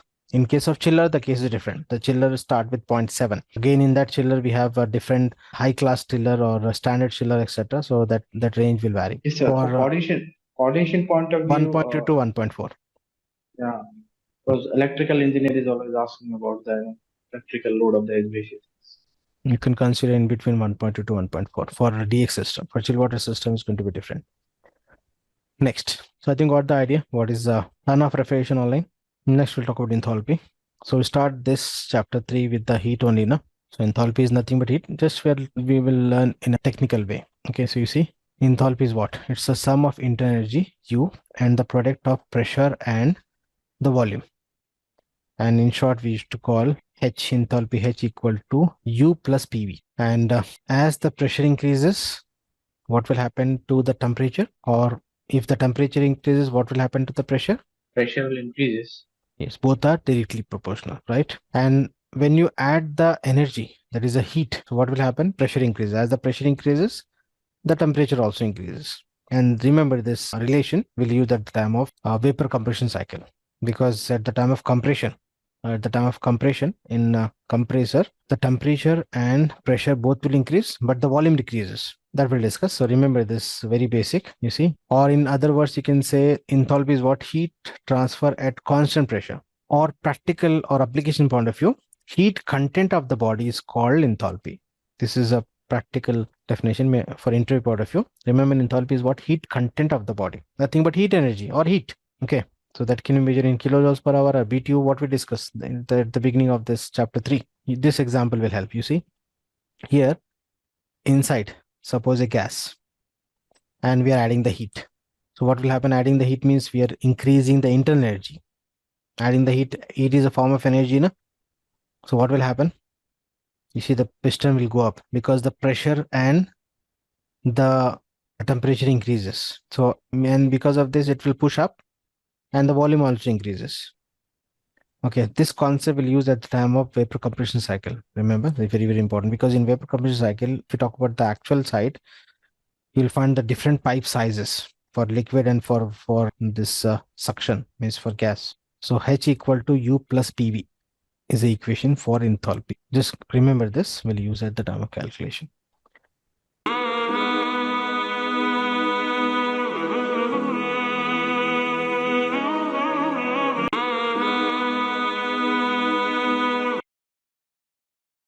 Next, this is also very, very basic and important, sensible and latent heat. So first of all, I'll give you the idea why this is important, so that you can get the interest and we can try to understand this type of heat. So why this sensible and latent is important? Remember, at the time of load calculation, when we deal with the different sources of heat gain or heat loss, heat gain in summer and heat loss in winter, first we'll find out the different sources of heat gain or heat loss as per the requirement. For example, at this level, I take example of cooling system in summer. So in cooling system for summer, we are interested to calculate heat gain. And for heat gain, we'll find out the sources first. I'll give you a few examples. We have a list in chapter 7 in detail. At this level, just for example, heat gain through wall is one source. Heat gain through glass, nothing but window. Or heat gain through partition, floor, ceiling, or ventilation, infiltration. Like this, you'll have people, lighting, appliances. We have a complete list. So remember, at the time when we deal with the heat gain through these different sources, first you must know that heat gain is only sensible or sensible plus latent. According to that, we have a formulas. For example, heat gain through wall. Remember, it's only sensible. But what is sensible, we have not discussed yet. We'll discuss, don't worry. Just I'm trying to give the importance of this topic. Similarly, heat gain through ventilation is not just sensible. It's a sensible plus latent. Okay, because the moisture also involved in that. Similarly, heat gain through people is a sensible plus latent. So what is exactly the sensible latent? We'll discuss now. First of all, some theory. You see, sensibility refers to what? Heat energy that causes change in temperature of a substance without changing its state. Remember, adding or extracting the heat without change in phase is a sensible heat. For example, if we take a container filled with water and adding the heat, so what will happen? Starts to boil. It will start to boil, but after some time, no? Not quickly. Starting, for example, this is at 0 degrees centigrade. Sorry, 0 degrees centigrade. So it will increase the temperature to 1, 2, 3, 4, 5, up to what? Up to 100. Then at 100, it start changing its phase. So heat, adding heat from say 0 degree to 100 degree is what? Without changing its phase, na? It's a sensibility. Or reverse. For example, this water at 99 degrees centigrade and I'm extracting the heat from 99 to 0 without changing your phase. is a sensible, right? So simple, sensible is what? Adding or extracting the heat without changing its state with the same condition. Okay, for example, ice at say minus 10 degrees centigrade. Suppose this ice at minus 10 degrees centigrade. I'm adding the heat. So what will happen? Yes, online. Temperature will increase. Just temperature will increase, it will not start melting. When it will start melting at when the Zero. temperature is to 0 degrees centigrade. So minus 10 to say minus 9, adding the heat. That heat is what? Sensible. Sensible. Simple, right? It can be a solid, it can be liquid, or it can be in vapor. Suppose vapor means above 100 degrees centigrade and adding the heat. So the vapor in the vapor only, and it will increase the heat to say 101, 102, etc. So again, that is a sensible. So remember, adding or extracting the heat without change in phase is called a sensible heat. For example, heat gained through wall from outside to inside. Is there any change in phase? Or is there any moisture traveling from outside to inside? No. So we can consider the heat gain through wall. I'm just talking about the application side. The heat gain through wall is what? Only sensible. But if the heat, okay, so next we'll talk about latent, then we'll take more example. Let me quickly complete this theory. So you see, sensible heat refers to the heat that causes a change in temperature of a substance without changing its state. In other words, it's a heat energy that can be felt or sensed in general, as it leads to a noticeable change in the substance temperature. Okay. So when the sensible heat is added to a metal, its temperature increases, and when sensible heat is removed, the metal temperature decreases. Sensible heat transfer is common in every situation, such as when you feel warm of sunlight or the skin, or a cold or on a breeze, etc. Just a feeling, sensible feeling without any change in phase. We are not getting the sweat. Just we are feeling hot or cold without any getting sweat. So if involved in moisture or change of phase, means that comes under the next latent. We'll discuss. Let me complete the sensible first. So if you talk about sensible, we have this equation Q equal to mCp delta T. We'll use at the time of calculation. This is a very general formula. Later at the time of calculation, you'll find UA delta T, some modified formulas, but this is a general formula mCp delta T. So here Q is a sensible heat in this case because we are talking about sensible. Say BTU, or it can be joules or kilojoules. M is the mass of the substance. In case of say flow rate of air, we are using CFM, or in case of any solid, say pound or kg. C is a specific heat of that substance. And remember, the specific heat of the substance depend from substance to substance. Specific heat of water is different compared with the air, or the specific heat of milk is different compared with any other fluid.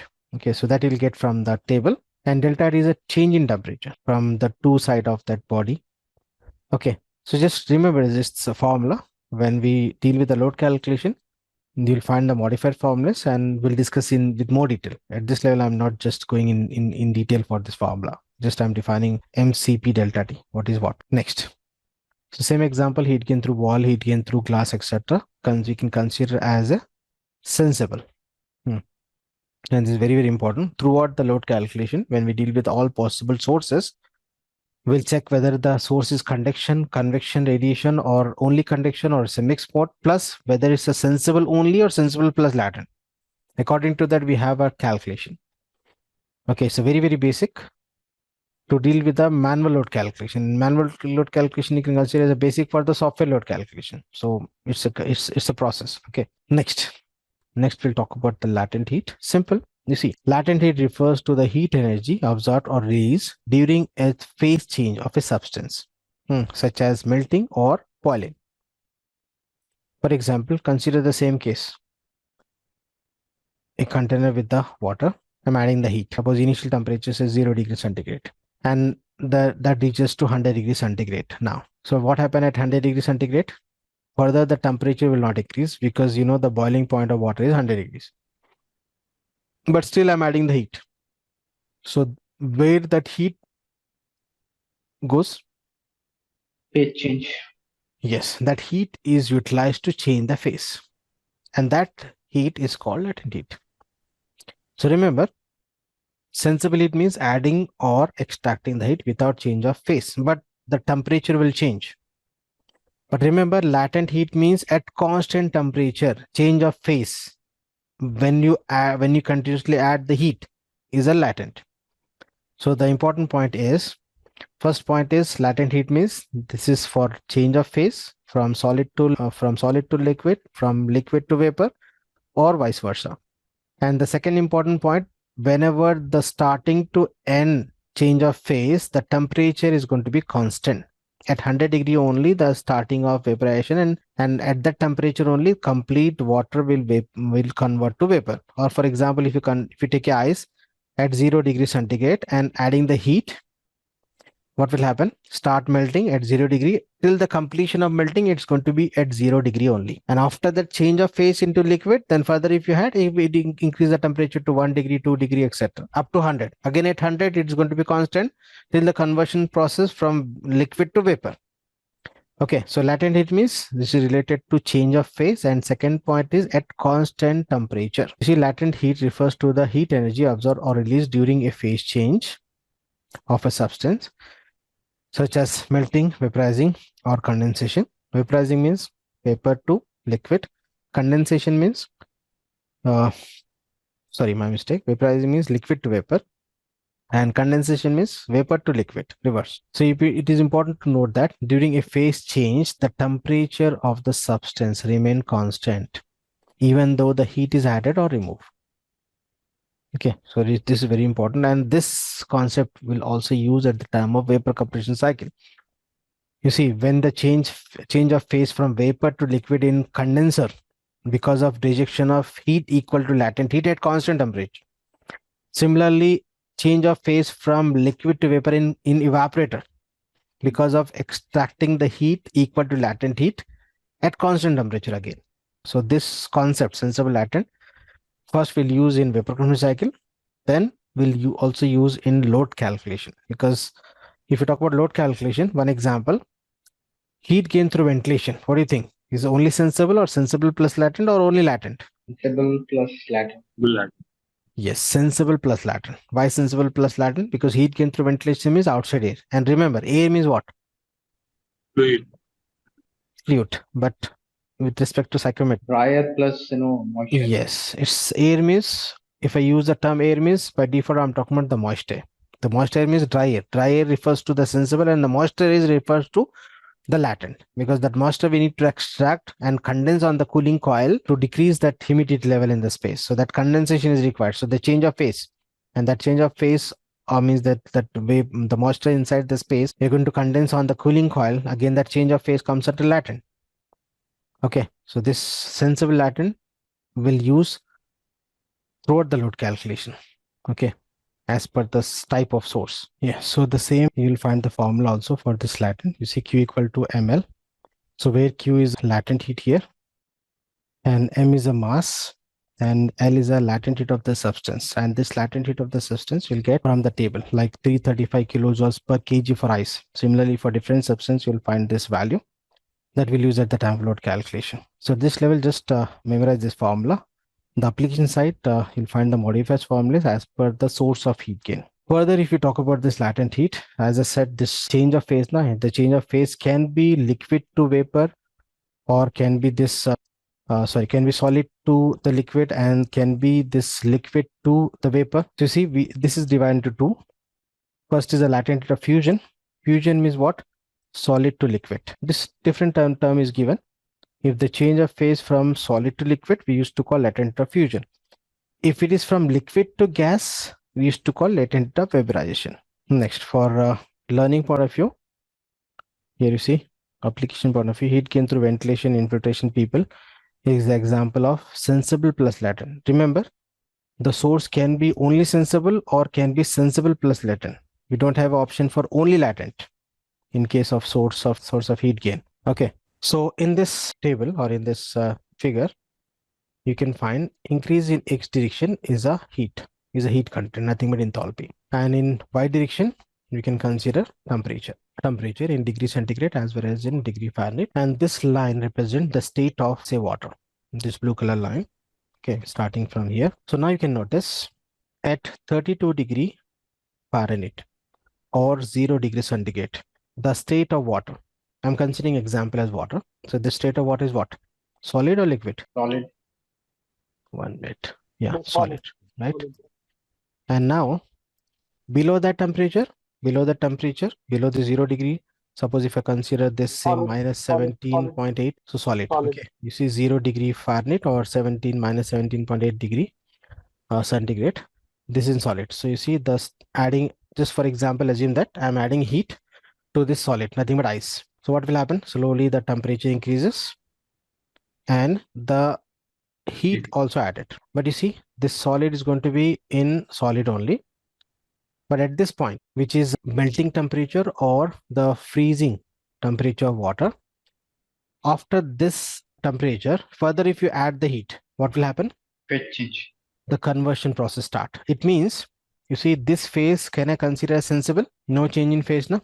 Adding the heat and increasing the temperature, but no change in phase. But at 0.32 degree Fahrenheit or 0 degree centigrade, further if you add the heat, what will happen? The conversion process start. Means the melting of start from 0.2 and the complete melting is done at 0.3. So this phase is, or this heat is called what? Latent heat. And this 144 BTU is for what? I'm considering 1 pound of water. So it means for 1 pound of water, if you want to convert from solid to liquid, how much heat amount is required in terms of BTU? 144. In metric system, you'll find the different values. This is English system, 144 BTU. It means when you add 144 BTU in 1 pound of ice, that will convert to water.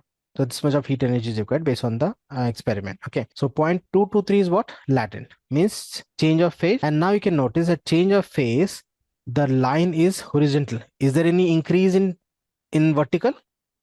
No, it means, you know this. This is a proof now. This change of phase at what? At constant temperature. This is an important point. That's the reason I'm showing this. So the change of phase at constant temperature. So if you are adding the heat, but that heat is not utilizing to increase the temperature that is used to change the phase. So now at 0.3, it's completely in liquid. Further, if you add the heat, what will happen? Rise of temperature. What will happen? The temperature increases. Temperature also increases. Now, so you see 0.3 to 0.4, you can consider increase in temperature without changing of phase. And you can notice this inclined line. Inclined line means increase in temperature as well as in heat. In case of latent, the temperature will not increase, but in case of sensible, the temperature increases, adding the heat. Okay, so here inclined line represent what? Sensible. And how much BTUs are required? 180 BTUs required in order to, means heat up that water up to what? Up to the boiling point. And you know, 212 degree Fahrenheit or 100 degree centigrade is what? Is a boiling point of water. No? So at this point, now the water is ready to evaporate. So this phase we can consider as sensible because adding the heat will increase the temperature without change in phase. Next at 0.4, further if you add the heat, what will happen? The temperature will not increase. The change of phase start. Again, change of phase start, you can see 4.4 to 5. There is no change in the temperature. So, you know, it's a latent heat. And as per the experiment, we have this 970 BTU. If you add that heat, so the complete water can vaporize to liquid. And the amount of water is, for calculation point of view, are considering as 1 pound. Now at 0.4, the state of water is what? It is completely in gas. It is in vapor. Na? Further, if you add the heat, what will happen? The temperature of the vapor increases. We can call, say, superheated steam or superheated gas. So you see at 0.5, completely it is in vapor state, means gas state. Further, if you add the heat, gas, the vapor in the vapor state only is in the gas state, but the temperature increases. Again, that we can call as a sensible. And why I'm focusing on this topic? Because at the time of vapor compression cycle, we'll use all this information. Because in vapor compression cycle, at the time of condensation, release the rejection of heat equal to latent heat, then only the change of phase. And at the time of evaporation in evaporator, again extraction of heat equal to latent heat, then only the change of phase will happen. Okay, so that's the reason this topic is important. And based on the vapor compression cycle only, we have this chapter 5. This classification of machines means the classification of air conditioners, different air conditioning, and works on the vapor compression cycle. If we talk about all commercial and residential air conditioning systems, that works on VCR, means vapor compression cycle. We have vapor absorption, we have this Trolux, or we have this air system, different cycle in actual practice, but most commonly in actual practice for commercial and residential air conditioning system, including the refrigeration, you'll find VCR. Okay. Just 1 minute, sir. Yes. How it is related to the vapor compression cycle, this latent heat and this? I've given the example in the condenser. In the condenser, change of phase, right? If you already know, you can relate. If someone don't know, don't worry. We have a separate topic in detail for vapor compression cycle. In vapor compression cycle, we have this condenser as well as evaporator, and both are heat exchanger. Na? So in condenser, what will happen? The change of phase from this gas to liquid. Liquid. And whenever change of phase means that substance must reject the heat equal to latent heat. Okay. Okay, so in that sense, this is important for vapor compression cycle. Similarly for similarly for evaporator side also, the case is same but reverse. Extraction of heat and change of phase from liquid to vapor. Okay. Again, by That extracting means- the heat equal to latent heat. Okay, Okay. that means in condenser, no temperature of rise, only phase change will occur, right? Yes, at the time of rejection of heat equal to latent, means in case of change of phase means the temperature is going to be same. But don't worry, I'll explain in detail about vapor cycle. We have a detailed topic, if possible today only. If not, we'll deal with in the next session.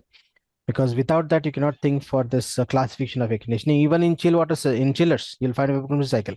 You have vapor absorption cycle, vapor absorption chillers also. Commonly in actual practice, the compact type compared to vapor absorption is a vapor compression cycle chillers. We have topic in detail. So at this level, just focus on this topic so that we can use at the time of vapor compression cycle. Okay. So got the idea online about this sensible and latent heat.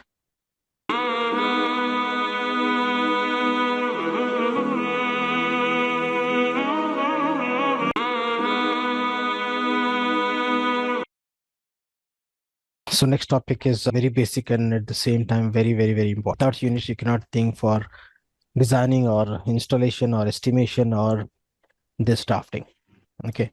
So as an engineer, this is like a MS Office for you. So, MS Office is a very basic in all the fields. So this without units, you cannot think to deal with the calculation part. So first of all, we'll discuss what is units. Then the system of measurement like SI, metric and English. Then we'll talk about the conversion in detail. Okay. So you see, as an engineer, you're already aware of this units, conversions, and the system of measurement, etc. But here we'll discuss the application side, how it is used in actual practice. Because you see, this course is not academic course. Na? After this, you're going to implement in actual practice. So try to understand the application side of this. So we'll discuss in that way. So let me read for this unit first. You see, concepts such as length, area, volume, temperature, or you can consider flow rate or time or velocity, etc. are called physical characteristics. Can you agree with this? Do you agree with this? Length is a physical characteristic. Means length we can measure physically, na? Area we can measure physically, volume, temperature. These are all physical characteristics. And physical characteristics are measured by a standard quantity called units. For example, first of all, we'll try to understand the importance of this. So first point is what? Concepts such as length, area, volume called physical characteristics, and the physical characteristics are measured by a standard quantity called units. So what exactly? For example, if I write say 90 is what? It's a number. It's a number. Okay, it can be length or it can be area or it can be your age or it can be anything or it can be a currency or rupees, etc. So this we can call as a magnitude. And magnitude required the unit, then only it will become a physical characteristics or it will get the physical characteristics. Okay, this without this unit, the magnitude, we don't have any what I can say, any physical characteristics. Na? For example, if I write 90 this meter, now it is a length, right? So remember, this meter is a unit and this 90 is a magnitude, and this combined will get a sense or will get value. Okay, simply 90 means it can be anything. So getting my point online? Yes. I'll give you one more example to understand the importance of units. In the starting session, I think you remember, we discussed the standard temperature for human comfort. We discussed this thermal comfort, na, ashtray 55, ashtray standard 55, and I have given the table also. In there you'll find the different temperature. So assume that the standard temperature for human comfort is what? 76 what? Degree Fahrenheit. But by mistake, if I write 76 degrees centigrade, then Oh, it's a horrible case. yeah, people will die. You see, even we cannot resist 60 degrees centigrade, which is a hot water from the geyser. In the bathroom, the standard temperature for hot water is a 60, and the directly hot water we cannot use. Na? Mixing is required. 76 degrees centigrade. It's a horrible condition. Na? The people will die in this. So if I write that makes sense. This is a standard temperature. Nothing but this say 24 degree centigrade. If you just convert roughly. Okay. Similarly, if I write say 10,000 INR compared with 10,000 say dollar, both are same or different? how many? 80 times or 82 times, roughly say 80 times. Okay, so this unit will change the complete sense of that particular magnitude. And why I'm explaining this? Because you see, if you are working as a design engineer, by mistake, instead of 76 degree Fahrenheit, if you write 76 degrees centigrade, or by mistake, this instead of say 1000 CFM, if you just add say 1000 this cubic meter per hour, what will happen? The entire quantity will change as a design engineer. Similarly, if you're working on site and if you want to install a duct of say 10 meters, but by mistake you fabricate as 10 feet, so you're reducing that quantity to almost 3.28 times less. And especially if you are a estimation engineer, and if you just extract the quantity, estimation engineer means metal takeoff. So there's the role of a estimation engineer is he must extract the metal, then only the procurement people or the company can purchase and they can deliver on site. So if they do mistake in that quantity, then that will affect the whole project. And remember, for standard or for international, for big projects, will place the metal from even from other countries also, because all the metal will not available in one location. So they may place the special pipes or special equipments from other countries, and it may take some time, 3 months or 6 months to deliver on site. In that case, if the estimation engineer did the mistake, then it will affect to the whole system or whole project, because delay in one service will affect to all the services. So that's the reason this units are very, very important, units and the conversion. Okay, so I think you got the idea of the importance of the units. Can I proceed to the next option? You see why I'm explaining and why I'm focusing on this, because these things are very important and people are not focusing on this, and that's the reason they're getting a lot of confusion. Even I saw experienced people also, they're getting confusion in the conversion in units, etc. And this confusion happened because of lack of visualization. Okay, so you need to visualize, and how to visualize, I'll give you the idea. So you see, a unit is a measurement and it's a standard quantity that serves as a reference. For what? For expressing the magnitude. Magnitude means that number for a particular physical quantity. So I've given a lot of theory. You can go through once after the session. So I'll just focus on the concept. Okay, the main points. Additional points also I've given. This time I've given some more additional theory for the units because this is important. So I think got the idea what is unit and then the importance of the units. Now we'll talk about the system of measurements. So if you talk about the system of measurement, you'll find FPS, CGS, MKS, what you learn in the intermediate or in the physics. So we'll not bother about all. So we'll discuss as per the present world or as per the industry requirement. So if you talk about the industry, say HVAC industry or say construction industry, because this is not only for HVAC, this unit is for entire construction industry. Mostly you'll find this two system of measurement. One is a SI. SI in short, we used to call that's the international system of units. And do you know the source of SI online? Do you know the source of this SI units? The source of the SI unit is a metric. Okay, so actually SI and SI is a part of the metric, but how exactly I'll explain. So one is a SI, international system of units, commonly used in present world in almost all the countries except few countries. And the second measurement system, and the second measurement system is English system, also known as imperial or IP. So you see, we don't have the fixed option in actual practice. Say everyone is using international system of units only. As per the requirement, we are using the mixed option also. We'll conclude that, but first of all, we'll talk about SI. So SI is what? Is the international system of units, which is globally accepted for the measurement. And the reason why we are using SI as a standard, because SI offer the base units. So what is base unit? You see, base units are the fundamental measurement for quantities like length, mass, time, electrical current, etc. But how exactly? For example, you see, base unit refers to a fixed unit for a particular physical characteristics. For example, you see, in SI system, if you want to measure length, we are using what? Meter. And for mass, we are using kg. For time, we are using second. We are not using minute. We are not using hour. Here we are not using this grams or grains, and here we are not using mm or centimeter. But if I talk about this mm, centimeter or kilometer, etc., all it belongs to metric. And even in this kg, grams, or if I use grains, all belongs to metric. Similarly, in time, meter, hour, second, we can say as a metric. And if you use metric, what will happen? We have n number of options. So there is a chance of confusion. So in the year, I think 90s, many countries, they held a meeting and they decided to use one base unit from that metric, and that is nothing but a SI.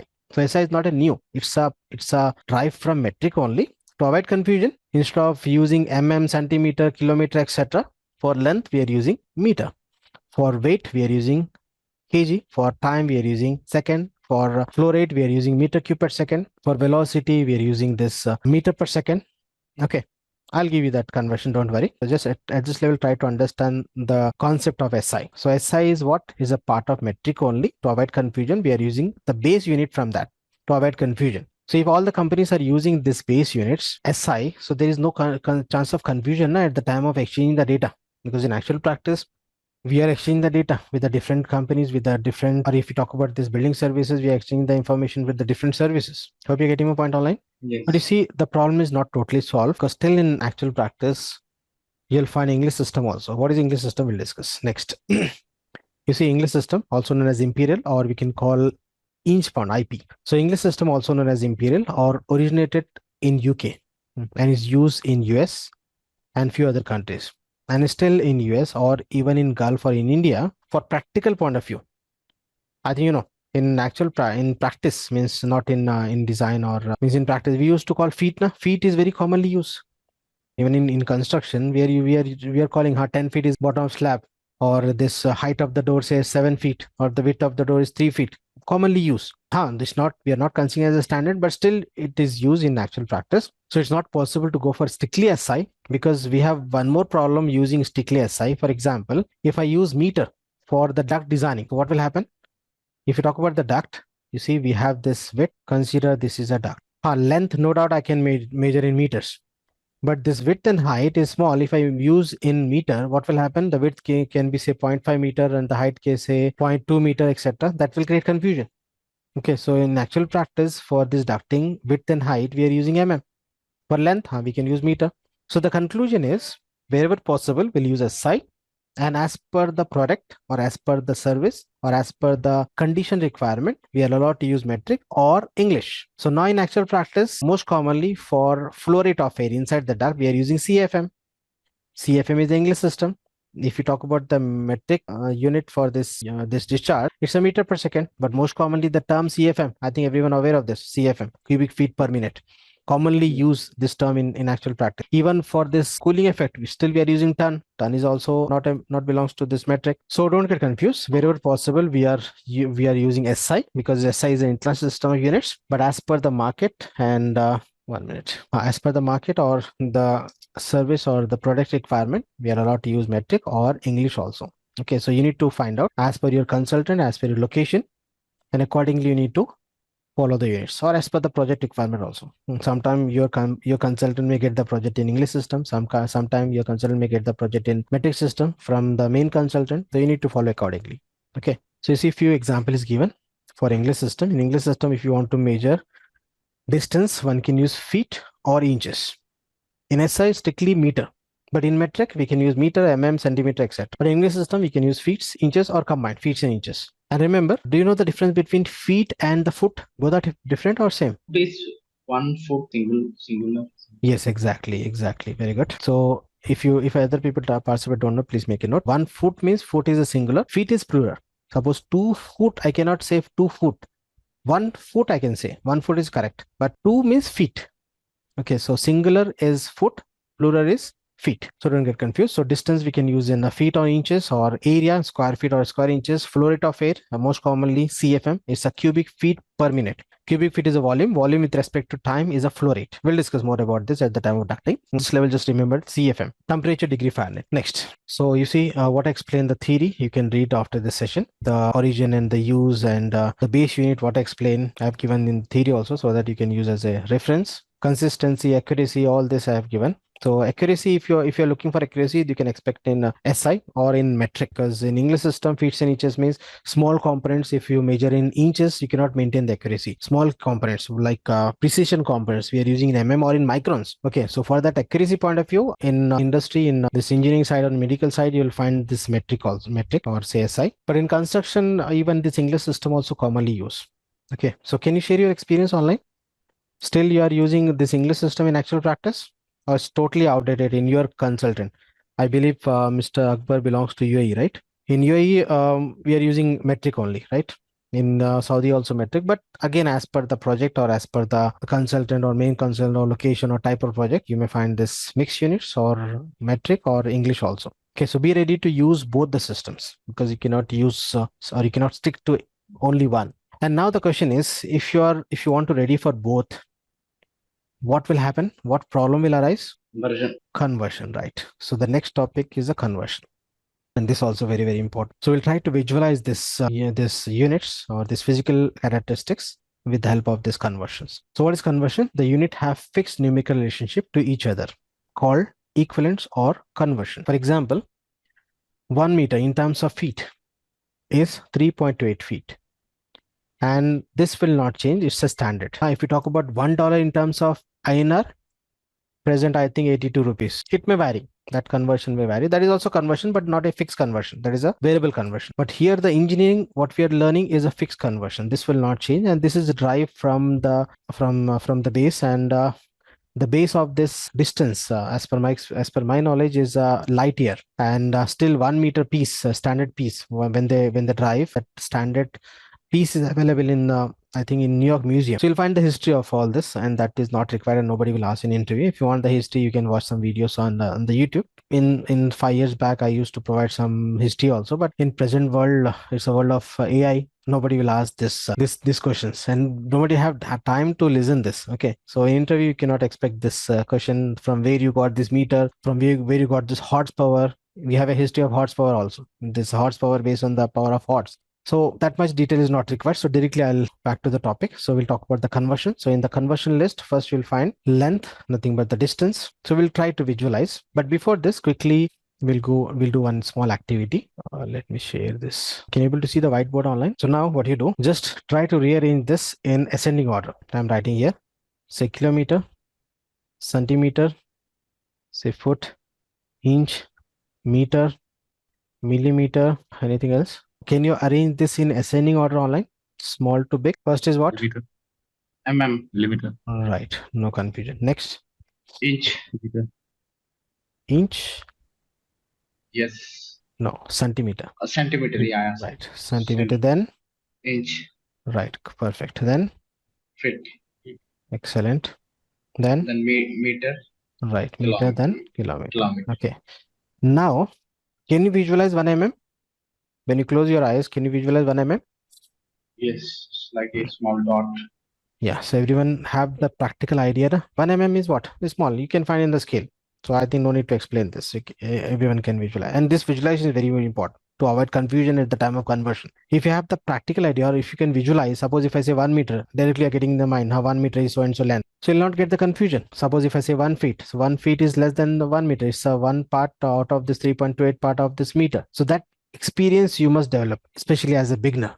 Experienced participant already aware of this, they can easily visualize that. But if you are a beginner, then this is very, very important. So you must develop this to avoid confusion at the time in actual practice, even in design or in installation. Both is important, and especially for estimation point of view. So mm, we can visualize centimeter. You see, this is one part of finger, then half of that approximately is 1 centimeter. Then inch, this one section of the finger is 1 inch. 1 foot. 1 foot means, for example, you can watch my video. Here you see this point and this point. You can take mid, from this mid up to this finger. You can approximately. Okay, or else you can take the measurement, you can get some idea. Similarly, 1 meter. So 1 meter means from this one shoulder, if you just extend the hand up to that finger end, you can consider as 1 meter approximately. And in case of kilometer, when you travel with your bike or with your car, you have the idea. As a man, you have the idea. So because we are traveling now, so the kilometer from your home to this so and so X road. So you have some idea, right? So this practical experience is required. Okay, so now we'll talk about this conversion. I'm just going with some more detail because this topic is important, because till the end for all this modules this will be used. So 1 meter in terms of what? Feet. Now you see 1 meter in terms of feet is 3.28 feet. It means in 1 meter you'll find 1 feet, 2 feet, 3 feet, and 0.28 times. So this is 1 meter. So it means in that you'll find 3.28 times of feet. Okay. Similarly, 1 meter in terms of centimeter, 100 centimeter. So as an engineer, you must purchase a measurement tape also. You must carry that. Initially, if you're in design, that much is not required, but on site means always you need to carry this. So I recommend to purchase a measurement tape also if you're a beginner, so that and try to read that measurement and take the measurement and do some practice in home. So 1 meter equal to 100 centimeter equal to 1000 meter. So sorry, 1000 mm. Everyone know what is mm. Similarly, 1 meter in terms of inches. 39. How I got this? You see, 1 foot equal to 12 inches, na? So 12 into what? 3.8. Please just take out the calculator quickly. You are going to learn a new point. Take out the calculator and find out. 3.28 multiplied 12. 39.36. Yeah, 39.36. But here I have taken 39. So remember, in HVAC or in plumbing or in firefighting, or in short, I can say application design. If you talk about designing, you'll find component designing and the system designing. Nothing but application. An application means I'm talking about, say, HVAC. HVAC is an application or a system. So remember, we are dealing in this training program, not only in this training, if you talk about the other services, in all this training for all the services, means I'm talking about MEP, you are talking about what? Component designing or the system designing. So remember, in system designing, round off is applicable. We don't require that much accuracy. We don't require 2-digit or 4-digit accuracy. In component designing, we require the accuracy in 2-digit, 4-digit or in microns. But here in system designing, we don't require that much accuracy. So round off is applicable. So remember the rule what we are following. After decimal, if you get the value above 0.5, we are taking the higher value. If you get the value below 0.5, we are taking the lower value. So 39.36 means I can round off to 39.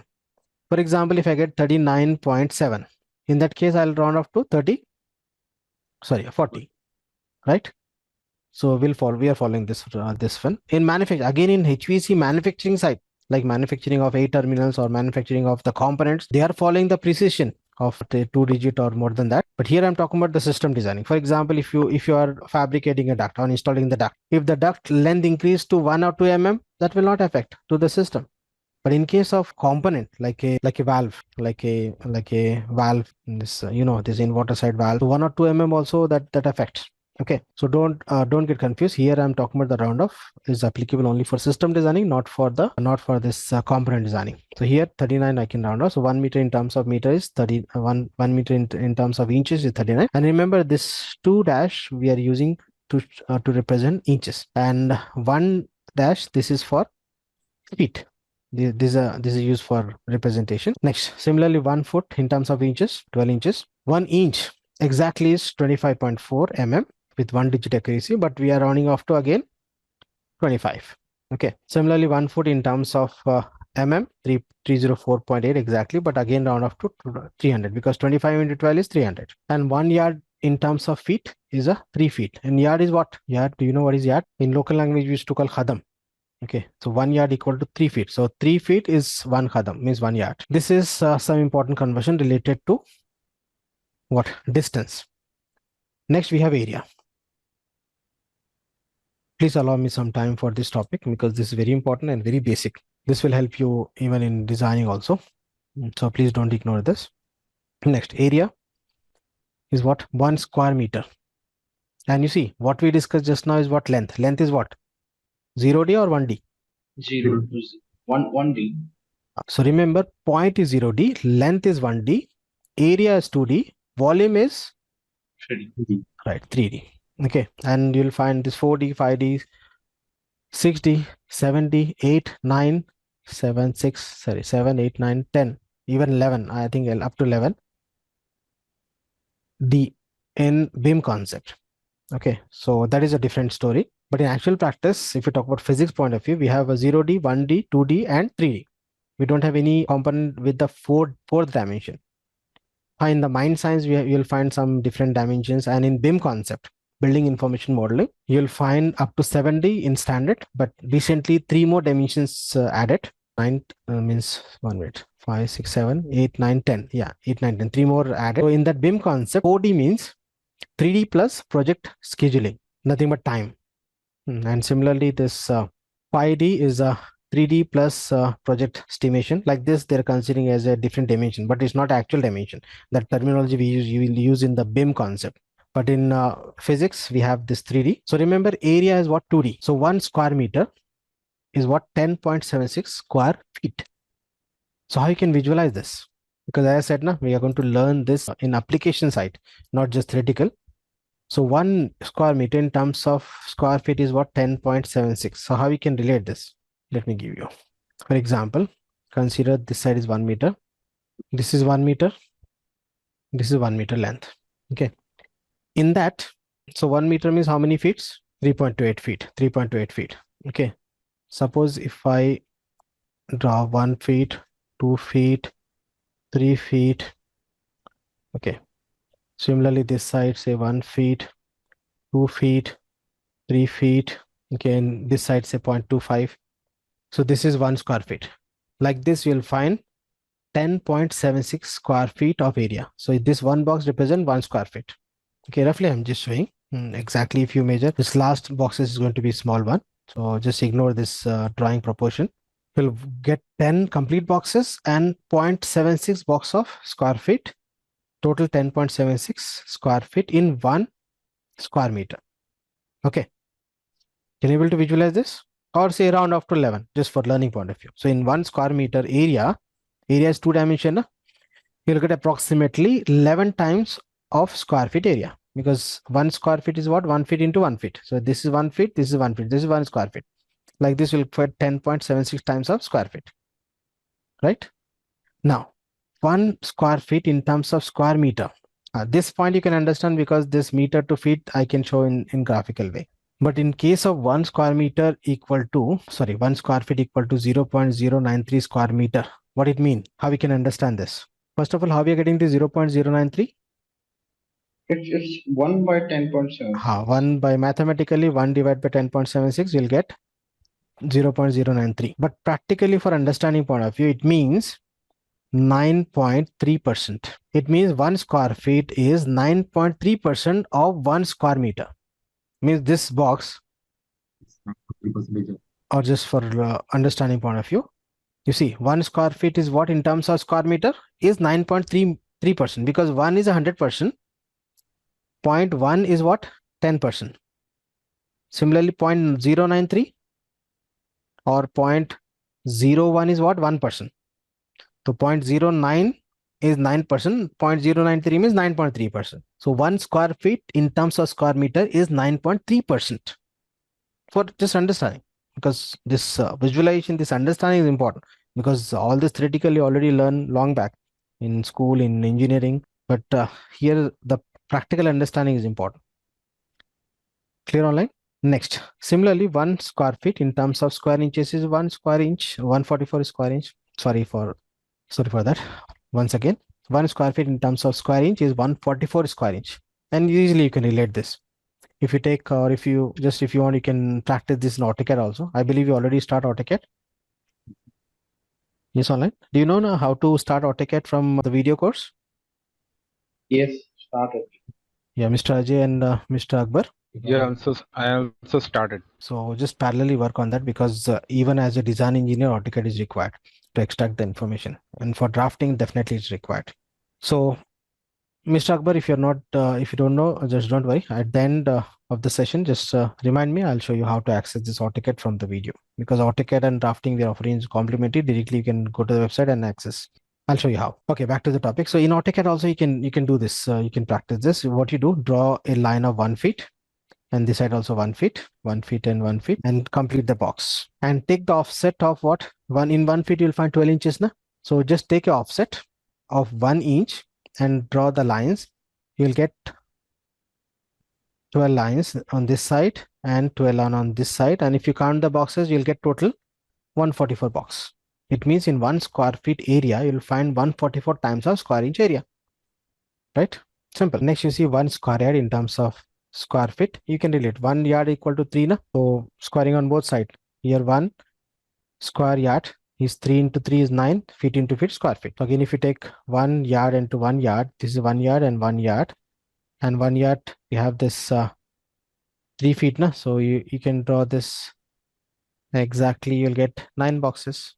This is 1 box of 1 feet. So total 9 square. And generally in actual practice in local language, we used to call guz. A guz means 100 guz. Generally, when you purchase a land, we are considering this guz, na? 100 guz, ya 200 guz, etc. Common units in actual practice. Next, so this is related to the area, and this is common for all the services. But now if you talk about HVAC, we have this specific, this tonnage. Okay, and you must aware of this, may ask in interview also, very basic and important, and we'll use at the time of calculation. And everyone aware of this, not ton TR. I'm not talking about 1000 kg, I'm talking about TR, cooling effect, nothing but the refrigeration effect. In the previous session we already discussed. So 1 ton in terms of kilojoules, we discussed this 210 kilojoules per minute. No, exactly, you will get 232 something, but round off to 210 kilojoules per minute in actual practice. Next, 1 ton in terms of kilowatt, this also 3.5 kilowatt, and it's a mechanical, not electrical. And this is a fixed, this will not change. Electrical kilowatt will change as per the efficiency of the unit. That we'll discuss at the time of calculation, but this is a fixed mechanical kilowatt. In terms of BTU, 12,000 BT per hour. Okay, this also we discussed. This is important. Okay. And practically also you can relate now, already discussed. 12,000 BTU means if you want to get 12,000, or if you want to extract 12,000 BTU per hour, it means you need to use 1,000 kg of ice, and when it is melt, the cooling effect produced is at 12,000 BT per hour. We discussed this, so you can able to visualize this, right? We discussed this topic at a unit of refrigeration. So these conversions are basic. Now further, if you talk about this tonnage, we have some more important. 1 ton in terms of flow rate is 400 CFM, and remember, CFM is what? Cubic feet per minute. Cubic feet means 1 cube is what? Consider a box with all the dimensions 1 feet. 1 feet, 1 feet, 1 feet. This volume is going to be 1 feet. 1 cubic feet. So this much of air volume, if flowing inside the duct for 1 minute, I can say 1 cubic feet or per minute, 1 CFM. Similarly, if I say 400 CFM means 400 times of this volume is flowing inside a passage called duct in 1 minute. Okay, just to understand this unit. But here you see 1 ton in terms of CFM. How we can relate this? How 1 ton in terms of BTU per hour or kilowatt, you can relate how it's a heat. But this is a flow rate. How we can relate this? 400 CFM air is flowing inside the building or inside a room. That much of air, cool air, get the effect of 1 ton as cooling effect. Yes. So this is not the direct conversion. It means in order to get 1 ton of cooling effect in the space, the flow rate of air should be 400 cubic feet per minute. And this is not fixed. This is, we are considering standard. Yes. And this may vary in the calculation. You may get say 450 or you may get 350, depend as per the case. But in actual practice, we are considering this as standard or close to like thumb rule. So this, because this is not fixed, this is not same, but standard equipments or standard manufacturer follow the same. So for interview point of view, or we can say standard, we are considering as 1 TR equal to 400 CFM per minute. Means if you want to get 1 ton of cooling effect from split unit, standard split unit, the rate of the flow rate of that air which is throwing from that unit is 400 cubic feet per minute. This is standard. I can say this is standard, not the fix like 12,000 BTU per hour. So this you can consider standard, but at the time of calculation, you'll get the exact value with the tonnage when we deal with the load calculation. Next, similarly, and you see this is for air site. When we deal with the ducting in this air side, we are using this as a standard. Similarly, when we deal with the chill water site or chill water piping, we are considering this 1 TR equal to 2.4 GPM, gallons per minute. So before talking about this gallon, what we are using in this 2.4 is a US gallon, not UK. We are considering in India or in Gulf or in in US, we are considering US standard. Okay, so remember this 2.4 GPM with respect to this US gallon, and 1 US gallon equal to 3.78 liters. Again, this is a fixed conversion in terms of US. So now what it means 2.4 gallons per minute? It means inside the coil, cooling coil, when the chill water flows, the rate of the chill water means the rate of discharge or the rate of flowing inside this tube in the cooling coil. It can be a black steel or it can be a copper. We'll discuss about the metal later. At this level, ignore this. So it's a cooling coil. So in this cooling coil, chill water is flowing in chill water system. Okay, what chill water system we'll discuss in chapter 5 and further in separate module. Separate part in design module. So it means 2.4 gallons per minute. It means a standard. And again, this is a standard. This may vary. And this 2.4 GPM based on the delta T as 10 degree Fahrenheit. Remember this point we'll use at the time of chill water pipe sizing. Based on this delta T10. And what is delta T Forget about this at this level, just I'm giving the clue. So based on this delta T10, we are considering 2.4 GPM as a standard to get 1 ton of cooling from this cooling coil. Just remember at this level. And the detail about this we'll discuss in chill water pipe sizing. So this is related to the flow rate of water inside the tube, and this we are considering standard 2.4 gallons per minute, and this gallon is a US gallon, not UK. And if you talk about UK gallon, we have 1 UK gallon equal to 4.5 liters. Okay, so if you're working in UK, you can use this, but rest of the areas one can use this as a standard 3.78.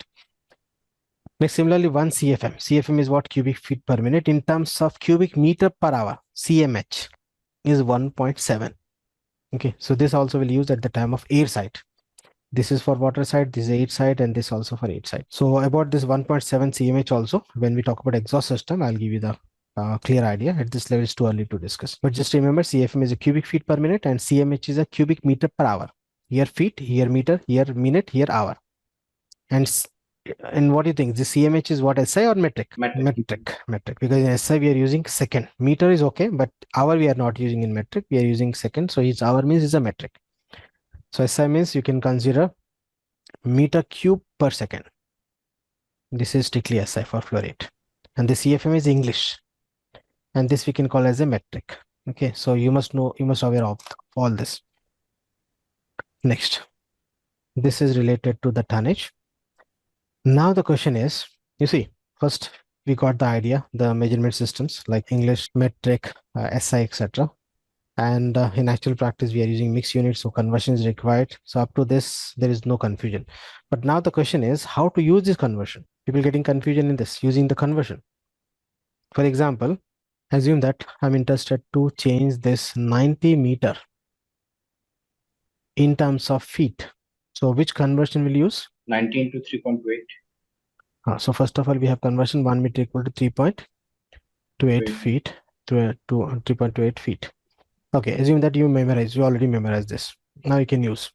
But again, at the time of using, the people get confused whether to multiply or to divide. So 90 into 3.28 or 90 divided by 3.8? Multiply. No? So the answer is correct. Multiply is correct answer. But on what basis? How we can say that? You see, we have one more conversion. 1 feet in terms of meter, we have 0.3 meters. Suppose instead of this conversion, if I use this conversion, then you'll get the confusion, na?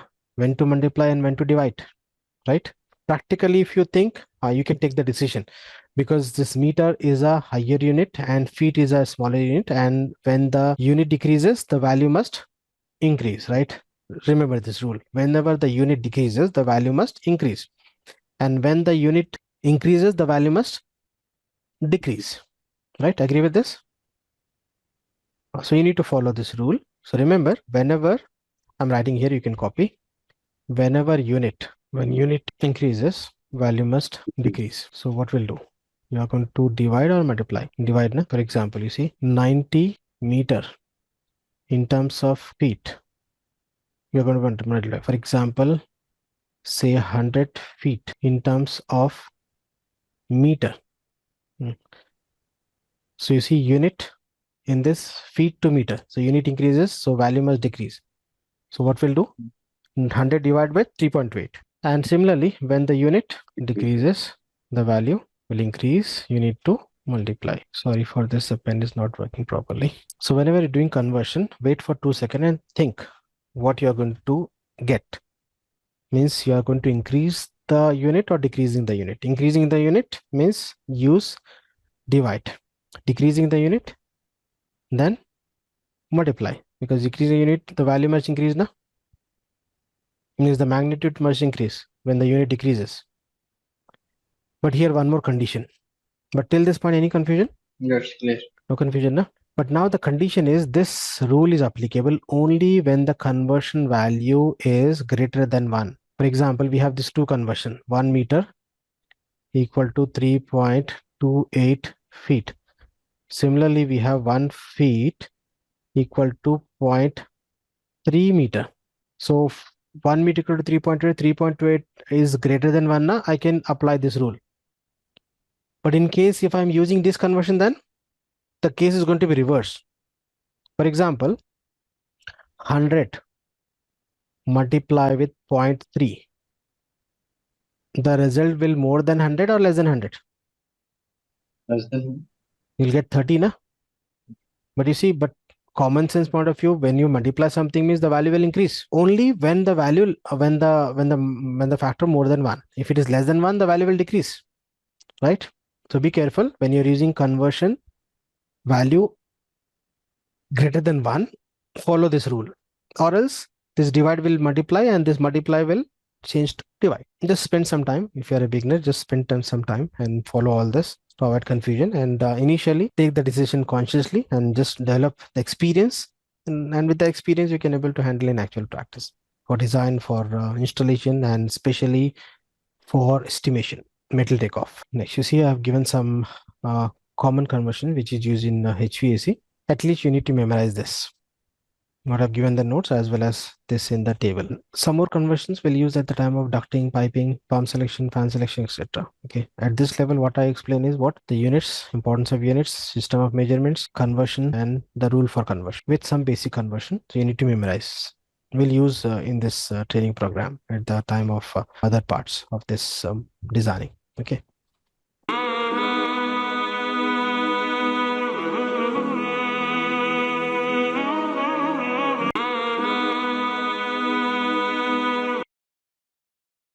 Next, we have rules of thumb, or say thumb rule for tonnage. Okay, but before this, what is thumb rule? Thumb rule is what based on the previous experience. Based on the previous experience, if you are just taking the decision roughly, that we can call as a thumb rule.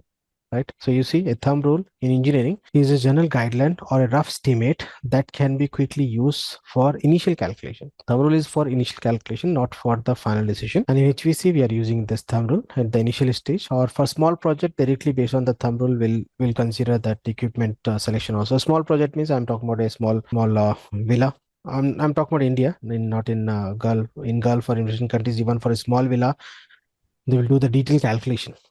But in India, we don't require that means as per that conditions and the economical condition and the weather condition. Mostly in India, they're using thumb rule directly for small projects. Again, in India, for a big project, for highest building, the complete calculation is required. Or at the initial stage of a big project, one can use this thumb rule. So based on the thumb rule, we have this values and can be asked in interview. You need to memorize this. You see, 1 ton, you know what is ton, TR, will cover 100 square feet. Square feet of what? Area. And I'm considering 3 meter as a standard height of the space. 3 meter, 10 feet. Okay. So 1 ton will cover for 100 square feet. And this is outdated. This is for or based on the old school. And you see, I've given this point. Common construction without insulation. This we used almost 7 years or 10 years back. But now in market, 1 TR equal to 100 square feet means it's a very low efficient system. And now in market, we are talking about the saving of energy, green building, value engineering, sustainability, etc. So this is just for information. In actual practice, we have some values which is below. We'll discuss. But still, this is in common practice, especially for small project in India. So 1 TR will cover 100 square feet area with the standard 10 feet height, 3 meter. For expose more than 2.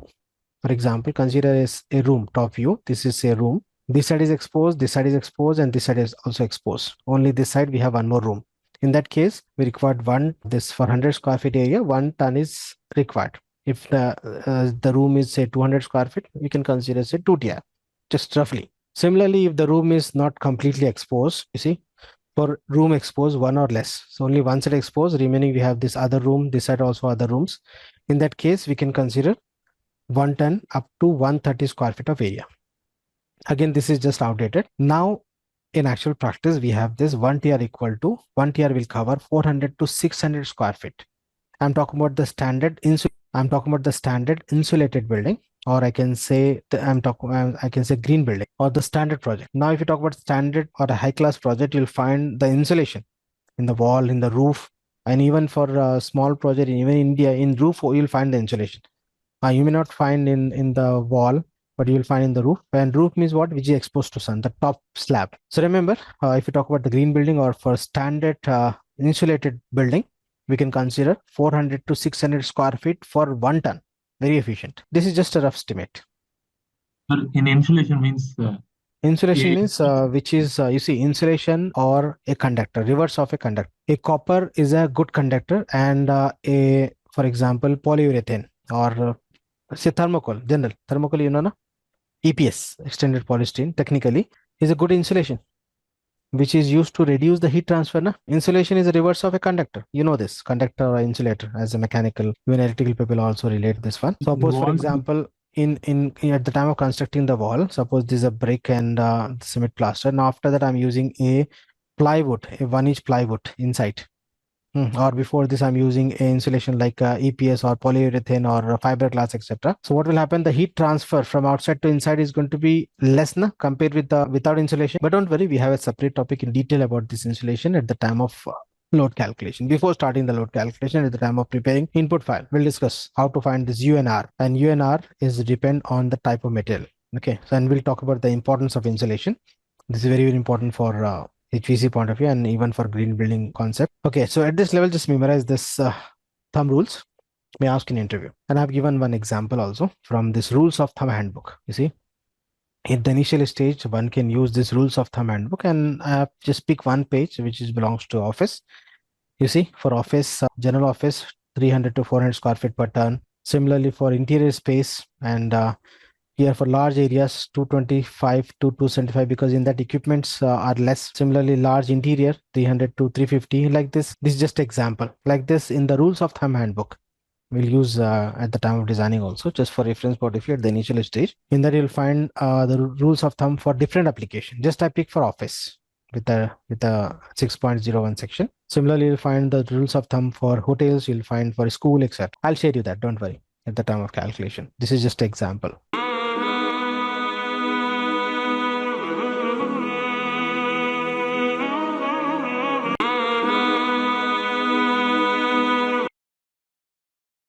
I think remember in the last session we discussed about this different physics concepts.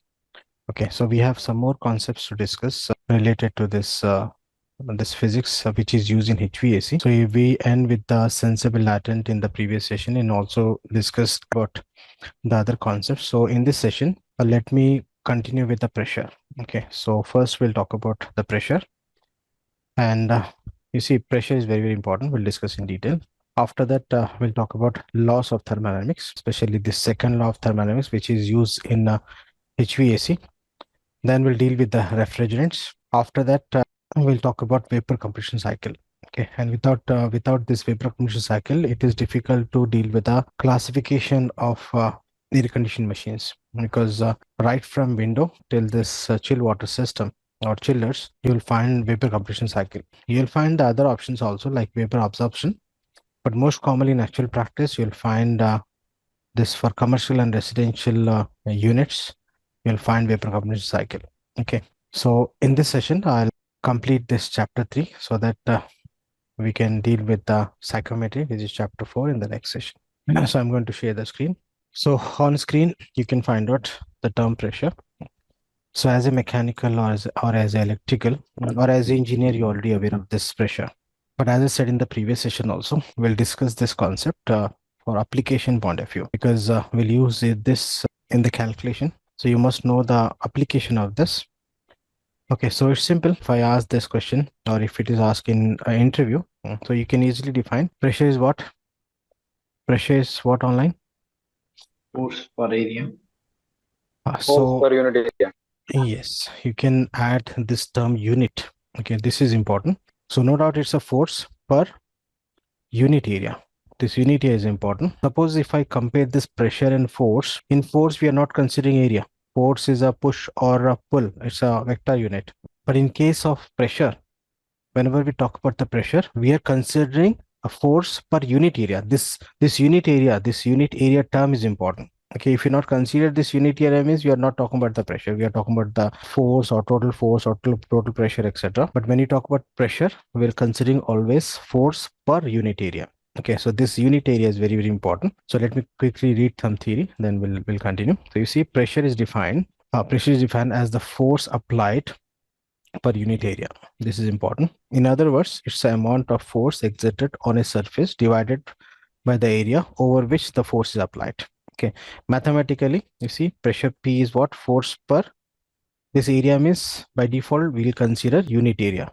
Okay, so we'll not consider the total area, it's a unit area. Unit area means it can be a square mm, or it can be a square centimeter, or it can be a square meter or square feet, etc. So when you consider a unit area, then we can consider as a pressure. Further we'll discuss, we'll try to understand the concept for this. So here on screen, the unit for the pressure. So you know this. So you see the unit for the pressure in SI is Newton per square meter. So you can consider here, or you can see here, square meter is a unit area. Na? Similarly, in actual practice, we are using this term PSI. PSI is what? Pounds per square inch. So you see again, this is a square inch unit area. So pound is a unit of force, and per unit area means square inches. Similarly, we can consider this PSF pounds per square feet, or Newton per mm square, Newton per meter square, or this kg per centimeter square. So these are the different units for pressure. So in all this, you'll find this unit area. Okay, so this unit is important. So let me give you an example so that you can able to relate this. On the left side of the screen, you can find out force for a particular area. Further, to understand the concept, let me give a simple example. So everyone aware of this tire. This can be a two-wheeler or four-wheeler tire, and you know this. Generally, we are filling the air in the tire. It can be a tubeless or it can be tube tire, and most commonly, we'll fill what? 30. What 30? PSI Right, 30 psi. Psi is nothing but pounds per square inch. So this unit we are using LB is a pound per square inch. So pound is a unit of force per square inch. So what it mean exact? 30 psi. It means what? It per means inch square.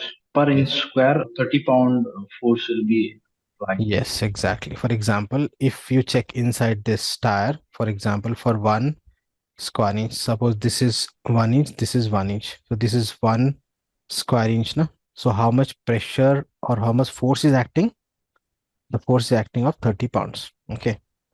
So for 1 square inch, the 30 pounds of force is acting. So we can say 30 psi. Okay. So this is not the total, because here we are talking about the pressure. So pressure means we'll consider per unit area. This unit area is very important to understand.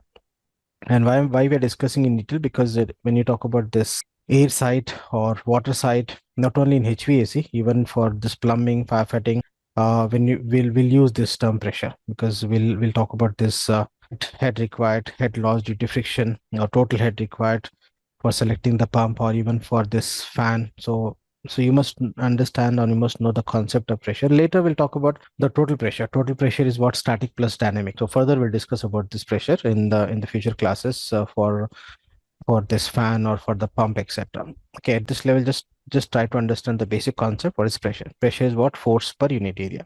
So I have some more examples for you, so that you'll get, or you can try to get more clear idea. So I think everyone aware of this. Pressure is directly proportional to the height of the liquid column in case in the fluid mechanics. For example, if I consider a base, in that base, I'm just placing one pipe.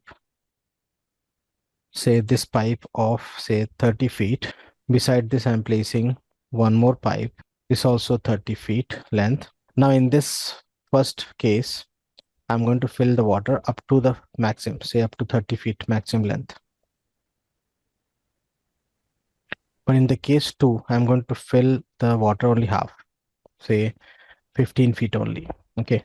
So here at the bottom, P1 will exit, and here P2 will exit, right? So what do you think? In which case you'll find more pressure? P1. P1, obviously. Because Height of water column is height of the liquid column is directly proportional to the pressure. As the height of the liquid column increases, the pressure at the bottom increases, right? Yes. Everyone aware of this. So now with reference to this, I have one small example. Now in this example, you see I'm considering this 4 container. Container 1, container 2, this is 3, and this is 4. And you can see in all this container, I fill water. Assume that it's a liquid, the same liquid, say water. And I'm considering this container A height as H1. This container 2 also H1. container 3 also H1, and container 4 also H1. Means I'm maintaining the same level, or I can consider the same level of liquid column. Okay, means the height of that liquid column is same in 4 containers. Okay, so now based on this liquid inside, or as per the height of the liquid column, here you'll get P1, here you'll get P2, here you'll get P3, you'll get P4. So now the question is, in which case you'll find more pressure? Height of the water column is same, right? Yes. You see H1, H1, H1, and H1. Same pressure will be. Okay, I got answer from Mr. Anish. What about other participant? It is depend upon the area and mass of that liquid. So what about other participant today? Okay, Ajay. It is depend upon the area. You see, what Mr. Anish said, that is correct. You see, since the height of the liquid column, is same, so P1 equal to P2 equal to P3 equal to P4. So the pressure is going to be same in all the container. So again, back to the basic concept. Pressure is what? Force per unit area. For example, if I check here at the bottom for 1 square inch, same at the bottom for 1 square inch, and here also for 1 square inch, and for here also 1 square inch. Since type of the liquid is same, as I said, water, and the height of the liquid column also same.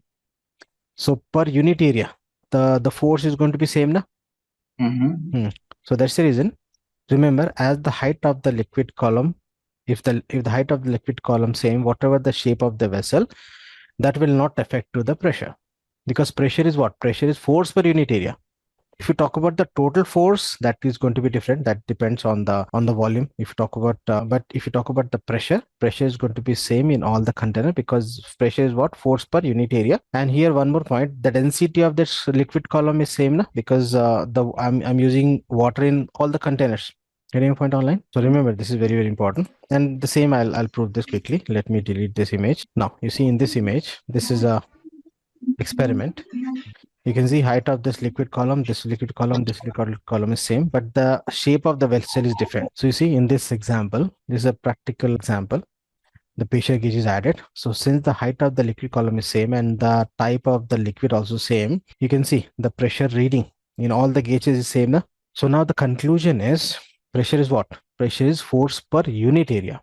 I think you got the idea, and now you can relate about the pressure, the importance of the unit area. Later we'll talk about more detail about the pressure, different types of pressure.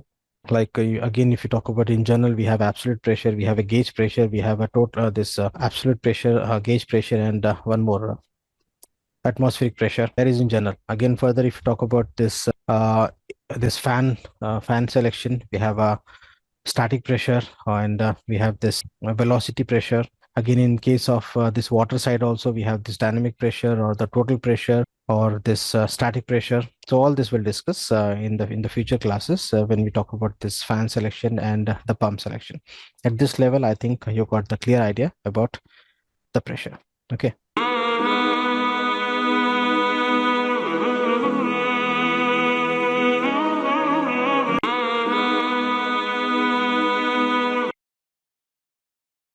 Next, so you see the next topic is laws of thermodynamics. So as a mechanical, this is very basic.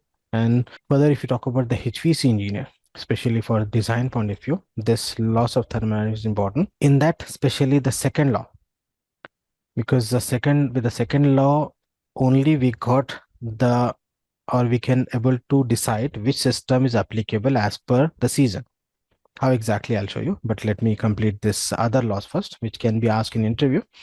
So you see, second law is important for HVAC engineer, other laws for interview point of view and for information. So this law will provide you the fundamental principles which will help taking the decisions and in the calculation. So in that, first we have zeroth law of thermodynamics. Okay. So zeroth law is very simple. So as per zeroth law, it says that if two systems attain thermal equilibrium, if attain thermal equilibrium with the third system, it means all the system will attain thermal equilibrium with each other. So what is the thermal equilibrium? Same temperature. Yes. Balanced state with respect to the temperature, right? that is thermal equilibrium. So this term we can use in HVAC. Just I'll give you the quick idea. For example, consider this is say room 1 and this is say room 2, and in both the rooms I'm maintaining say comfort condition. For example, in this I'm going to maintain 76 Fahrenheit. In this room also I'm maintaining 76 Fahrenheit.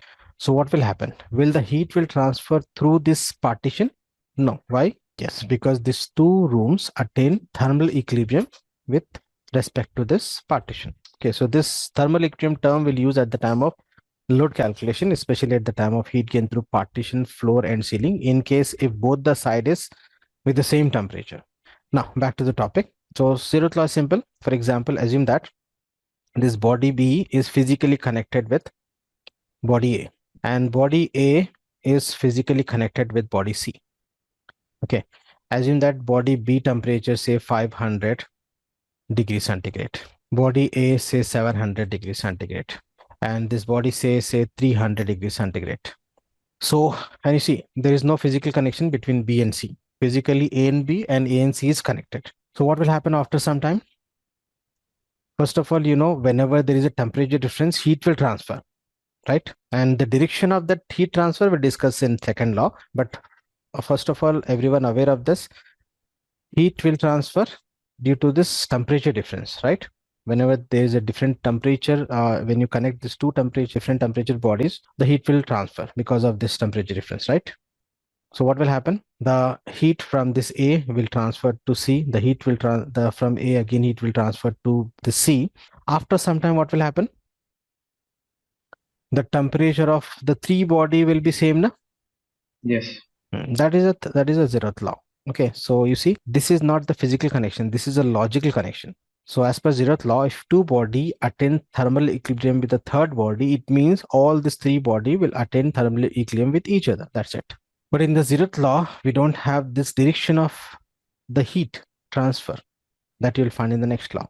So this term thermal equilibrium we can use at the time of load calculation. Remember this.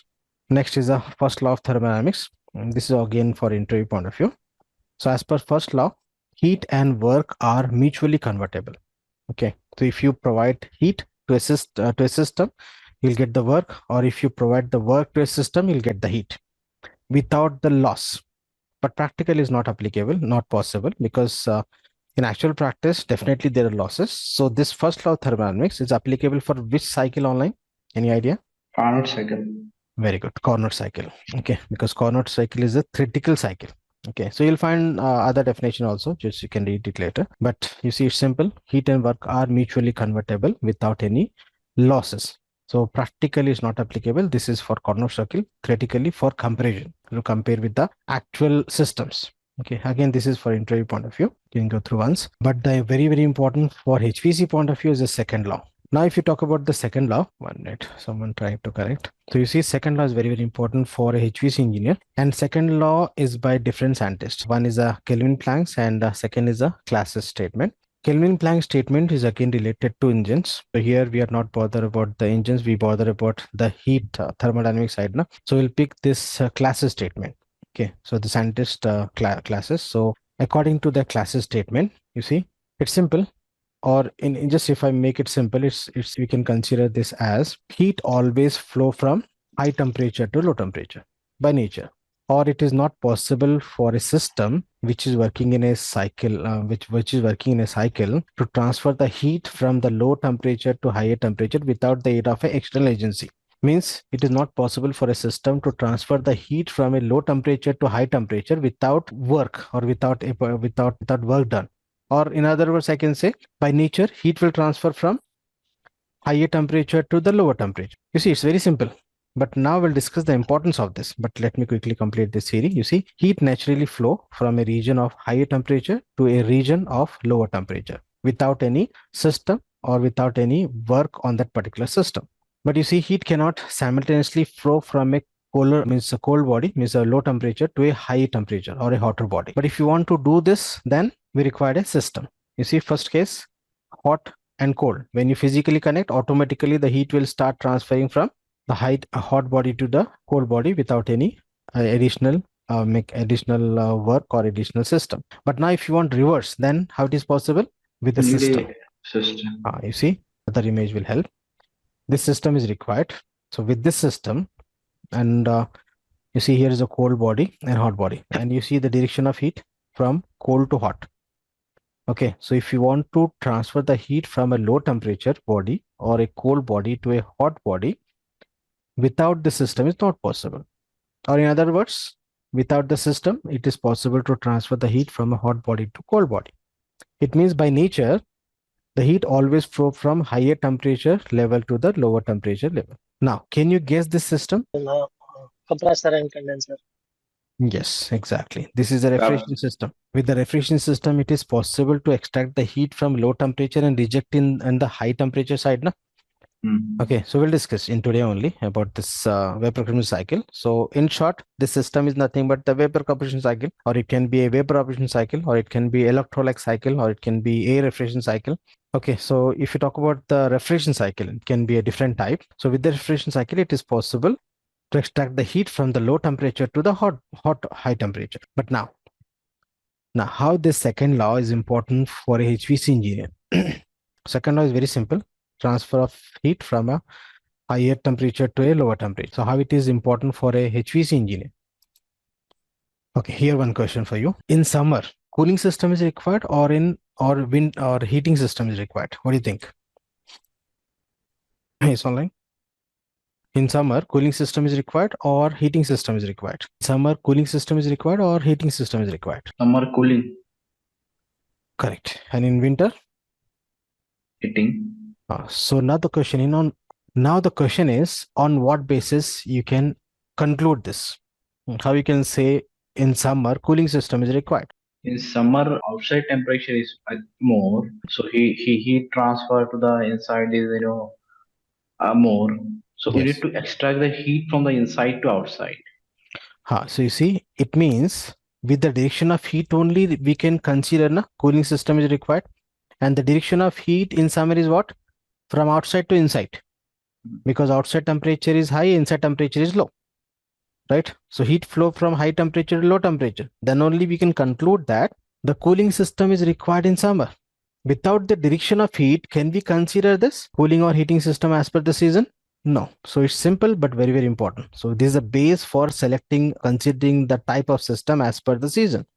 Very simple, but at the same time very important for HVAC engineer. So I think you got the importance of this second law of thermodynamics online.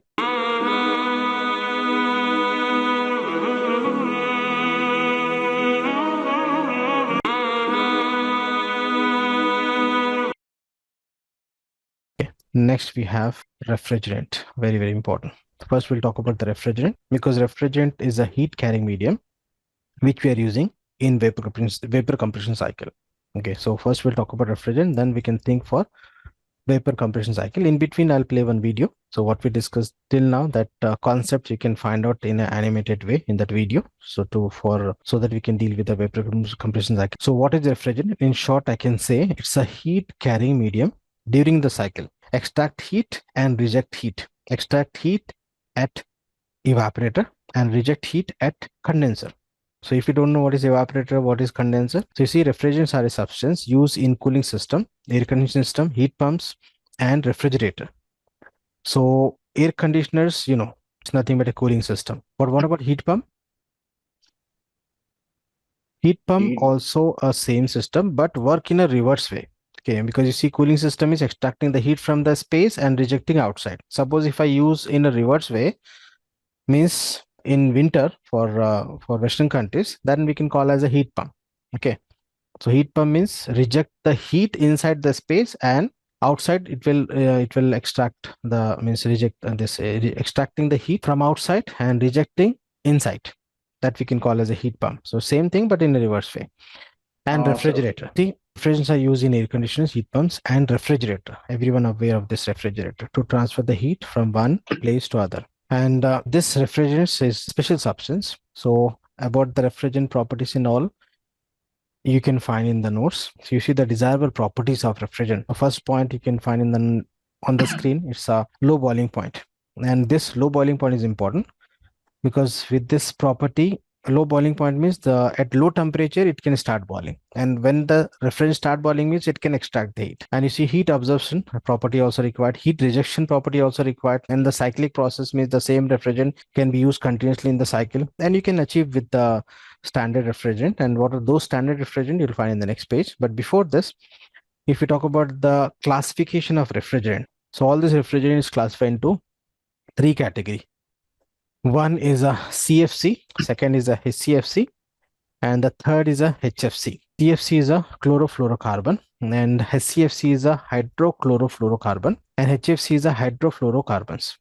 So remember, the CFC is almost outdated because the CFC will affect to the ozone layer, the environment, and that's the reason officially it's not used in the market in almost all the countries. They may some people that are using unofficially or illegally, that is a different case, but officially, as per my information, no manufacturing company, means air condition companies or refrigeration companies, they are not using the CFC. But still in the market you can find this HFC. HFC also affect to the ozone. It's also not completely environmental friendly, but compared to CFC is less. Approximately we can say 8 to 10% effect to the environment compared with the CFC. So still in market you can find this HFC, and the best example of HFC is a R22. R22 still in market, you'll find in the refrigerator, you'll find in the window AC, in split AC, in the water coolers, etc. But now see, for big systems you'll find HFC, hydrofluorocarbons. So this you see have environmental friendly, means there is no effect to the ozone, but we have some disadvantage also compared with the HFC and CFC. We'll discuss in the next page. So remember, in market you'll find this HFC, and the best example for HFC which is commonly used in the market is R134A. If you check to any four-wheeler air conditioning system, you'll find R134A, or even for this air conditioning system which is used for commercial and residential, in that also you'll find R134A. Even in chillers also you'll find R134A. Apart from R134A, we have this R410A. This also used commonly as a HFC category refrigerant. And you see, apart from this, you'll find the ammonia also, but again ammonia cannot be used. Ammonia, you see, in one side it's a very best, or I can say excellent property for the to use as a refrigerant. But the problem with the ammonia is what? It's a toxic. So that's the reason this ammonia cannot be used in commercial or residential systems. You may find in industrial system where their conditions, but commonly will not use because of this toxic in nature. So finally, the conclusion is for the refrigerant, for interview point of view, you see R22, HCFC, R134A, HFC, R410A, again this also HFC. Okay, and some properties also have given in the next page in the form of a table. We ask in interview. So go through once related to, especially for this three refrigerant.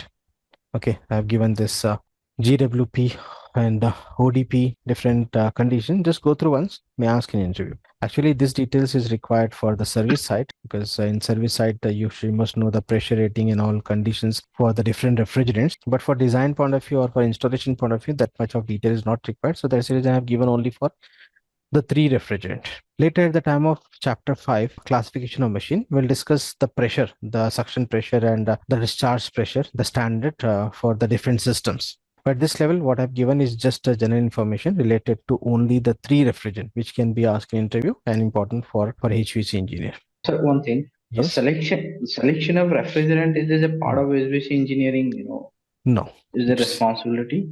No, it's not a part of HVAC design engineer. If you are working in the manufacturing side, yes, and that we consider as a component designing. No? So we are not bothered. We are, as a HVAC design engineer, we are not supposed to decide this refrigerant, and we are not supposed to even design this copper coil which is inside the systems. We are going to select. The VRF system. No, I'm not about VRF. VRF pipe sizing is a responsibility of a HVAC design engineer. And refrigerant? A refrigerant, no, that will take care by the vendor. And you see, apart from this, even if you talk about the VRF, in actual practice, many vendors, special vendors, or the manufacturer, they're taking care of this, even the pipe sizing.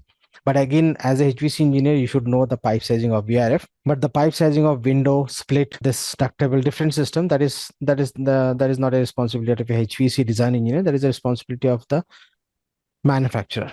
Okay, but in VRF, we are taking a part, not completely, but partly. Even if you're not designing the VRF pipe, you must know this, because you are responsible to verify all this on site, even for testing and commissioning also. Again, the testing and commissioning also are done by the manufacturer with their own software. Okay, because that is somewhat precision system. Now, if you talk about chill water system designing the piping, that is the responsibility of a HVC design engineer.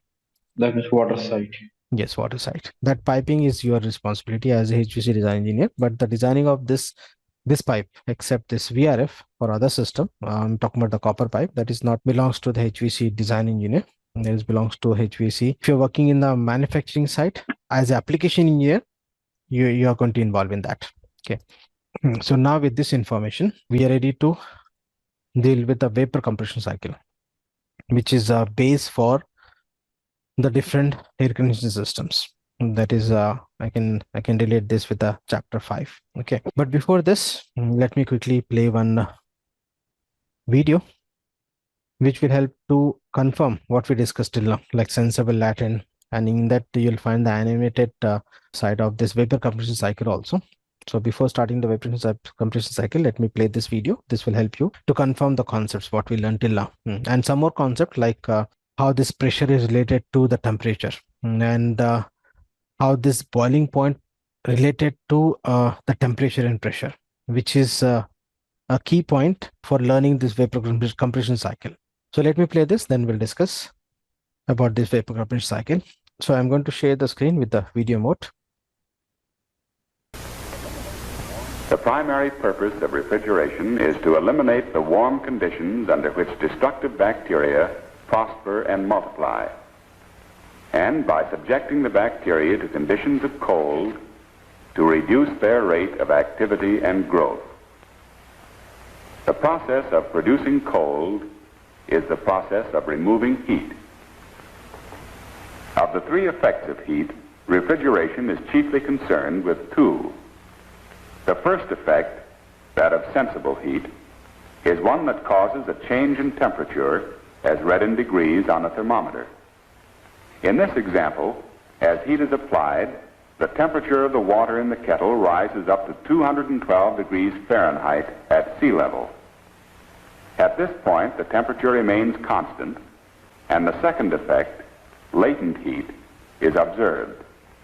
The water changes state and becomes a vapor.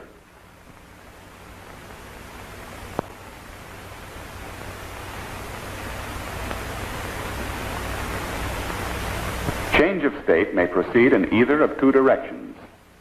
When a sufficient quantity of heat is absorbed by a solid, it passes into the liquid state. Upon absorbing more heat, the liquid evaporates and changes to a gas. When sufficient heat is withdrawn or released from the substance in its gaseous state, the gas condenses or changes back to a liquid. When more heat is withdrawn, the liquid freezes or returns to the solid state. For any substance, there are two distinct quantities of heat involved in changes of state. The first, latent heat of fusion, is the quantity of heat that must be absorbed by the substance in the solid state in order for it to change to a liquid.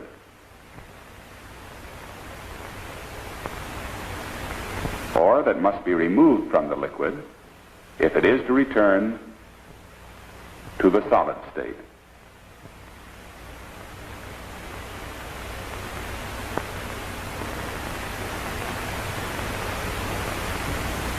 The other quantity of heat, latent heat of vaporization, is that which must be absorbed by the substance in the liquid state in order for it to change to a gas, or that must be removed from the gas if it is to return to the liquid state. In mechanical refrigeration, it is the movement between liquid and gaseous states that is important.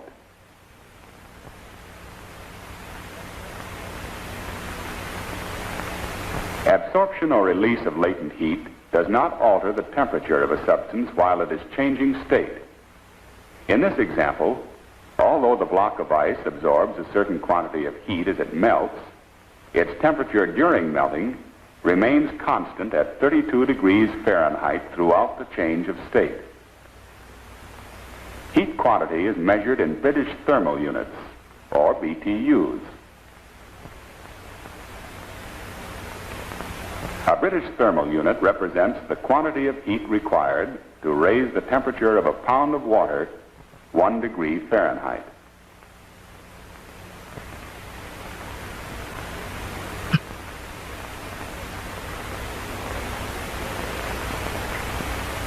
We know that when a liquid is heated to a certain temperature, it boils and changes to a gas. However, it is possible to cause the same liquid to boil at a lower temperature. This is done by controlling the pressure upon the liquid. You see, this point is very, very important. So everyone aware of this, the boiling point of water is what? Is online? 100 degrees, degrees centigrade. No? 212. So now the question is, can we boil water at 10 degrees centigrade? First of all, it is possible or not? Possible. So how it is Possible possible? depending upon the pressure. Yes. So you see, Pressure. so remember this is possible, correct? Your answer is correct. So first of all, you see the 100 degrees centigrade is a boiling temperature of water based on what pressure? Atmospheric pressure. Very good. Based on the atmospheric pressure. So at atmospheric pressure, we have this 100 degrees centigrade. So with some ways, if you reduce the pressure, so it is possible to reduce the boiling temperature also. Okay, so by in a closed shell, if you reduce the pressure, so what will happen? Even we can boil water at 5 degrees centigrade with a very low temperature. The water start boiling by reducing the pressure. And remember this point we'll use in vapor compression cycle, because in vapor compression cycle we are reducing the pressure to so low. So what will happen? The refrigerant start boiling, and when the refrigerant start boiling, what will happen? It will extract the heat, and extracting the heat means producing the cooling effect. Okay, so we will discuss this point, but at this level, just remember it is possible to reduce the boiling point by reducing boiling point of a substance or a fluid, for example, by reducing its pressure. So just remember this point. Now let me continue. The higher the pressure, the higher the boiling point temperature. The lower the pressure, the lower the boiling point temperature. It is through control of pressure that refrigerator temperatures are controlled. We know that heat will flow from the warmer to the cooler of two adjacent bodies, that the flow will be relatively fast while there is a large difference between the temperatures of the two bodies, and will become slower as this difference becomes smaller until it ceases when the temperatures of the two bodies have become equal. When a liquid changes to a gas, it absorbs heat which flows to it from its warmer surroundings. When these surroundings happen to be food in a refrigerator box, heat is withdrawn from it. That is, it is cooled or refrigerated. This is the rock-bottom basis of modern refrigeration. There are three methods by which transfer of heat from one place or body to another is accomplished. The first is conduction. When a flame is applied to one end of a metal bar, heat spreads through the metal, passing from molecule to molecule toward the cool end of the bar until the entire bar is hot. In the process known as convection, heat is carried along by the motion of a stream of gas or liquid whose function is similar to that of a conveyor belt. In conduction and convection, heat is transferred through or by matter. The process of radiation involves the direct transfer of heat in the form of waves, without need for a medium for the heat to move through. Refrigeration makes use of all three methods of heat transfer in removing heat from food items to a liquid cooling agent. Heat travels between the food and the cooling unit wall, both by means of radiation through direct waves and by means of convection through air circulation. The heat passes through the cooling unit wall to the liquid by conduction.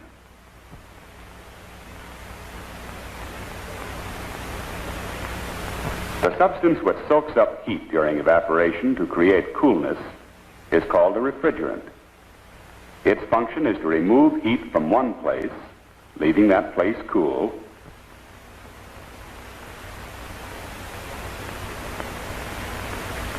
and to discard this heat elsewhere while it is being changed back to a liquid. To produce refrigeration, all that is necessary is a refrigerant that functions in terms of the physical facts and processes already described. Refrigeration would be adequately achieved if we placed a liquid refrigerant in a box and provided an outlet for its escape following its change to a gas. However, at this point, several practical problems must be solved. To minimize the amount of outside heat that enters the refrigerated storage space, the walls of the box are filled with insulating material which does not absorb heat readily and is a poor heat conductor. A second practical consideration is the cost of the refrigerant. For economy, the refrigerant must be saved, stored, and returned as a liquid to be used again. And this process must be made automatic.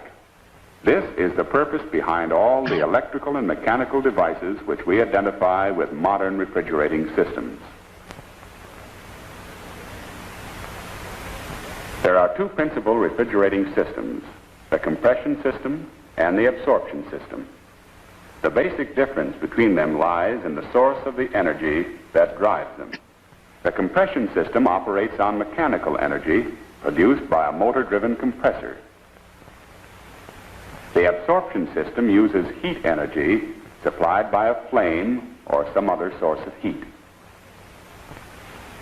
The compression system, activated by a compressor, will be described first. It is divided into the high and low pressure side. Just have a look for this cycle. After this video clip, we'll discuss in detail about all these components. The high pressure side is that portion of the system through which the refrigerant travels under high pressure. This side starts at the discharge valve of the compressor and includes a condenser, the receiver or storage tank, and the liquid line.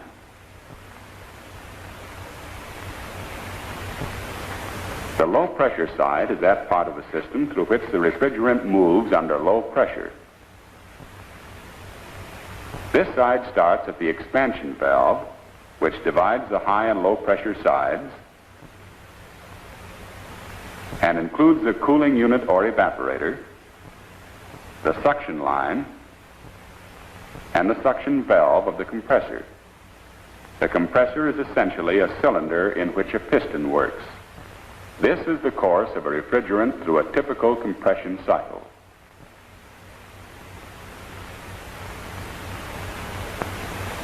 The refrigerant, in the form of a gas under low pressure, is drawn from the suction line into the compressor.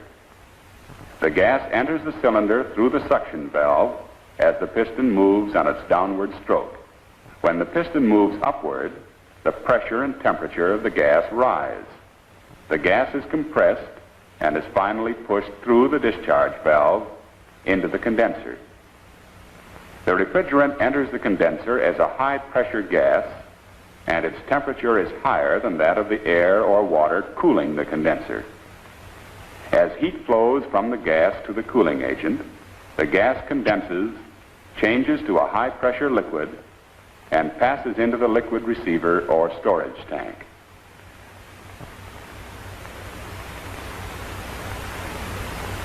From the receiver, the high-pressure liquid refrigerant passes through the liquid line on its way to the cooling unit. The high-pressure refrigerant must now be reduced to a low-pressure liquid so that it can evaporate at a low temperature. The refrigerant passes through an expansion valve which divides the high and low pressure sides and controls the flow of refrigerant into the cooling unit. The refrigerant enters the cooling unit under a reduced pressure caused by the suction stroke of the compressor.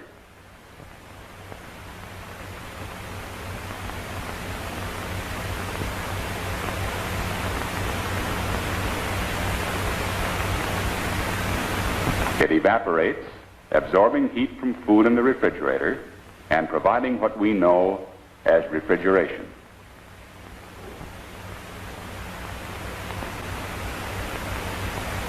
The refrigerant, now a low-pressure gas, is drawn through the suction line back to the compressor, completing the cycle. This, then, is the cycle of changes of the refrigerant as it moves continuously through the compression system. Yeah, so I think you got some idea.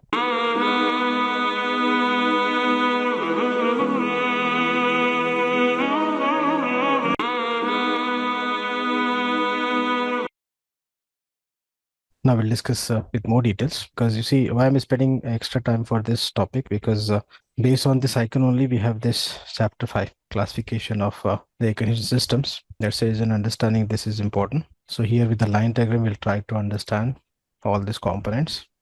You see, this is in actual practice you'll find flash chamber, accumulator, and some other devices. At this level, the 4 major components, just to understand the concept. Okay.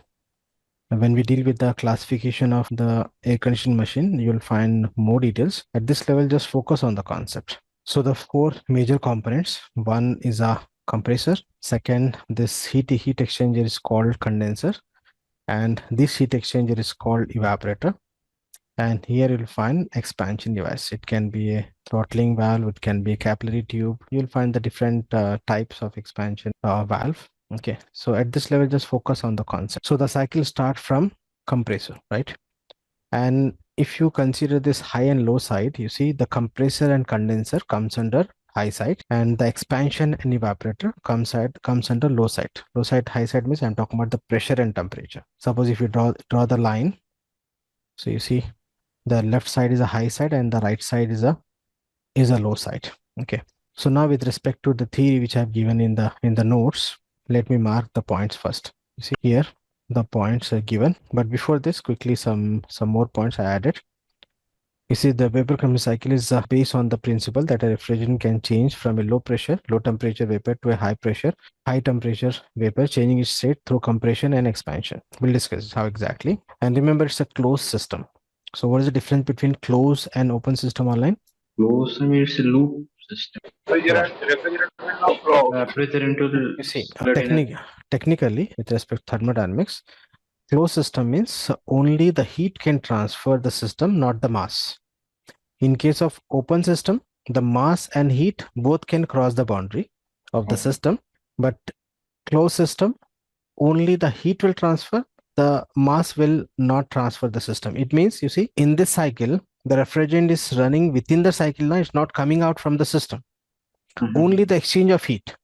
So we can consider this as a closed system. And it's used as a refrigerant. And what is refrigerant? We already discussed. So now you see point 1 to 2. Let me mark this point so that you will get the clear idea. Point 1 to 2, leaving the evaporator.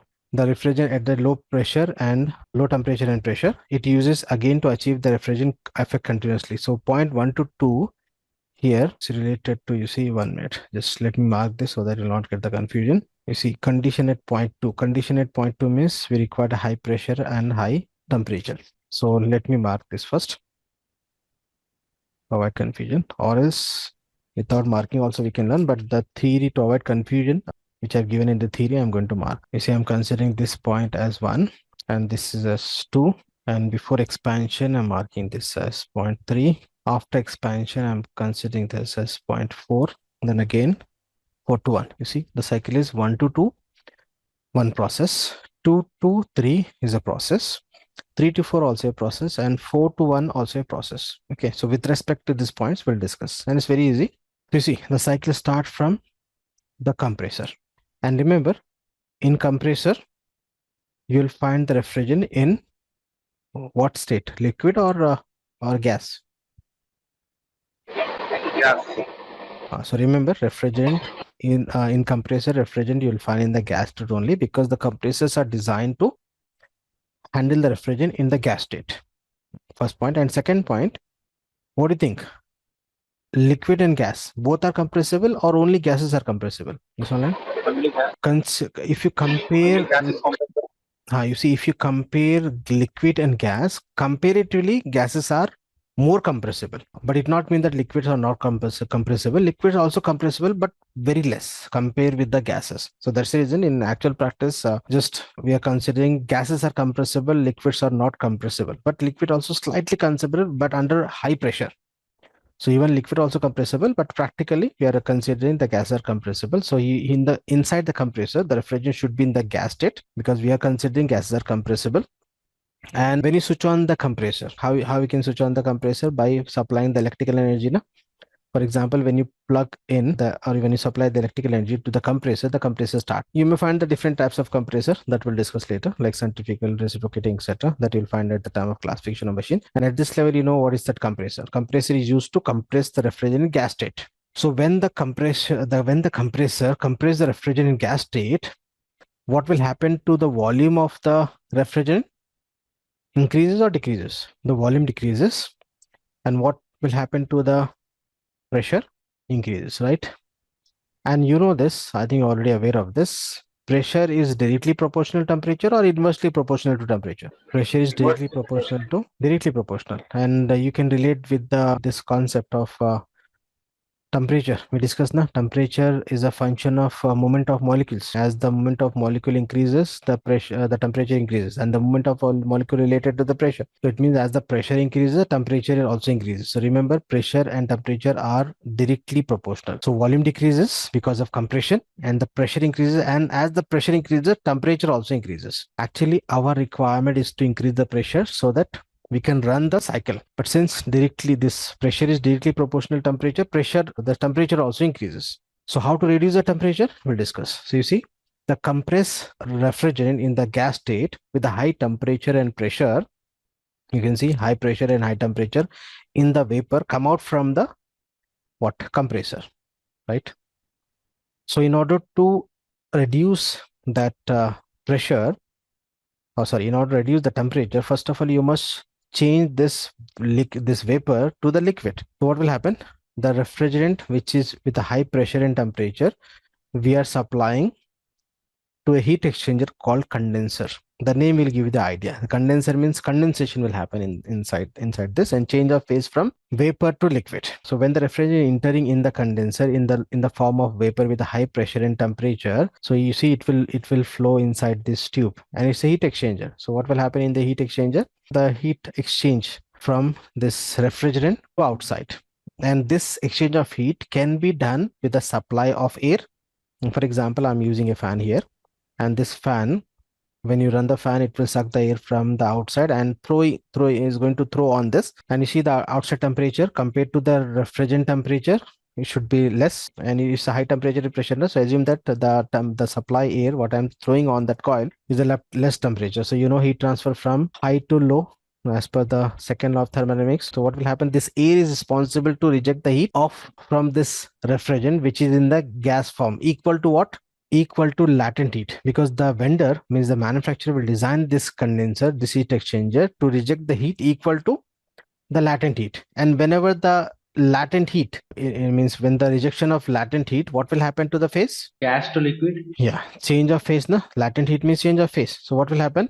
The inlet in the condenser is in high pressure and temperature vapor, and because of the heat rejection to the atmosphere by using the air, so the outlet of this condenser will get again high pressure, high temperature, but in liquid. You see, you know this change of phase means latent heat at what? At constant temperature, na?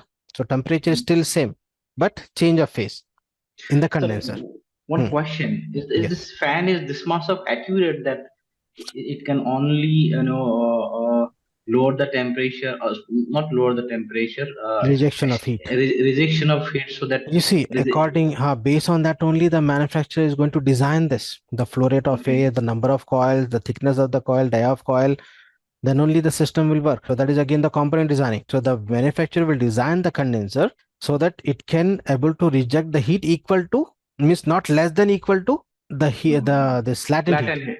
Then only the change of phase is possible, right? So that Temperature will be remaining same. temperature and pressure both is going to be same, but change of phase, because you know at means latent heat means at constant temperature, na? Okay, so when the refrigerant is coming out from the condenser, it's with the same temperature pressure, but it changed from what, vapor to the liquid. Okay, and here one more important point: if you use this fan to cool the condenser, so remember this system, and you can write as a note also. If you want, you can please make a note. This is a very important point. So when you cool the condenser by using a fan, so this system we can call as a air cooled system. And when you cool this condenser by using water, for example, I'm using a separate container, and this complete coil inside the container, and I'm going to supply the water. Suppose here water in, I mean H2O in, and here suppose this H2O out. Means I'm circulating the water on the coil, and the water is responsible to reject the heat of that condenser. So remember, this system will become water cooled condenser. And why I'm explaining this point? Because at the time of learning chill water system, means I'm talking about chiller. Chiller is of two types. One is a air cooled chiller, and second is a water cooled chiller. And in air cooled and water cooled chiller, only the difference is at condensing site. Rest of the thing is same. So in chapter 5, we'll discuss in detail about the chiller. Don't worry. But I'm just relating because this is an important point. So at this level, just remember, if the condenser is cooled by air, we are calling that system. It can be a chill water system. It can be a different system. All comes under DX. We'll discuss in chapter 5. So the system we can call as air system, air cooled system. If I'm using the water to cool the condenser, that system we can call as a water cooled system. Next. So now you see outlet of the condenser, it is in the refrigerant, it is in the liquid, but still with the same temperature. We are interested to reduce the temperature. So now you see process 3 to 4. So now this refrigerant in the liquid form is allowed to pass through a device called expansion device or expansion valve. It can be a throttling valve, or it can be a capillary tube, etc. You'll find the different types in actual practice. But at this level, just focus on the concept. So remember, expansion. With the expansion device, what will happen? Expansion process will take place, na? And expansion is a reverse of what? Compression. Yes, exactly. So because of expansion inside this, excuse me, because of expansion process of refrigerant in the liquid form, what will happen to the volume? The volume increases and pressure decreases, and pressure is directly proportional to temperature. So temperature also decreases. Okay. And you see, when the refrigerant is coming out with the low pressure after the expansion process, the pressure is so low, some amount of refrigerant flashes and change to vapor, some amount, by extracting the heat from the remaining liquid refrigerant. And we know that as the pressure decreases, the boiling point of the substance also decreases, no? So at the outlet of the expansion device, some amount of water, some amount of refrigerant will flash and extract the heat from the remaining liquid refrigerant. Further, it's cooling down, means extracting the heat. And this cool, you see, at the low temperature and pressure refrigerant, when coming out from this expansion device, the outlet of the expansion device is connected to the inlet of one more heat exchanger called evaporator. This is the application site. Okay. So this evaporator, if I use to extract the heat from the food product, this system I can call as a refrigerator. If I use this evaporator to extract the heat from the room air, this I can call as a air conditioner. Or if I use the same to extract the heat from the water, I can call this as a water cooler. I'm not talking about air cooler, that is different. Water cooler, you know, you'll find the water cooler also, no? Only to cool the water. You'll get the chill water from that for drinking purpose. So you see, application, we have different application, but the concept is same. So this heat exchanger is called evaporator. So remember, when the low pressure and temperature refrigerant entering in the evaporator, so what will happen?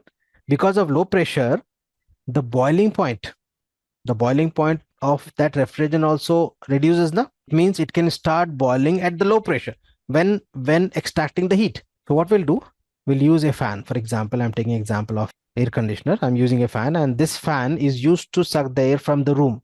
And suppose room temperature say 30 degrees centigrade, and this refrigerant temperature say 5 degrees centigrade. For example, or it can consider say 15 degrees. It's depend as per the capacity and other factors. Just for example, so you see 15 degrees temperature is less than 30 now. So when the 30-degree air is going to throw on this coil, and remember the air is not going to mix with the refrigerant. Both there is no mass transfer, na.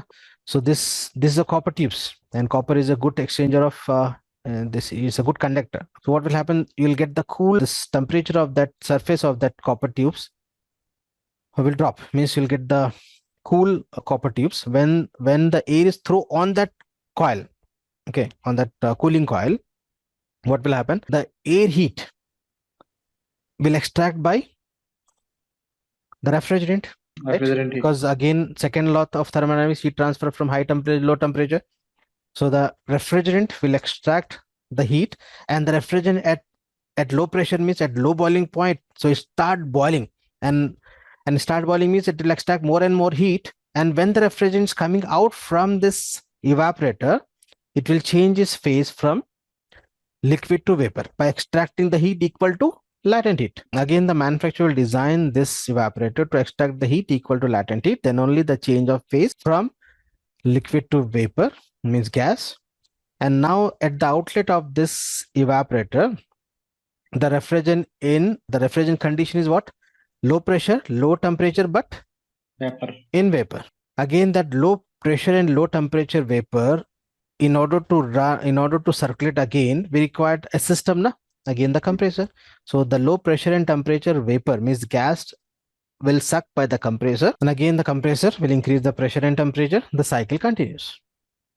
Okay, so in this way we'll get the cooling effect, and this cooling effect you can utilize for different application. Based on different application, we are dealing with the different, we are calling the different system.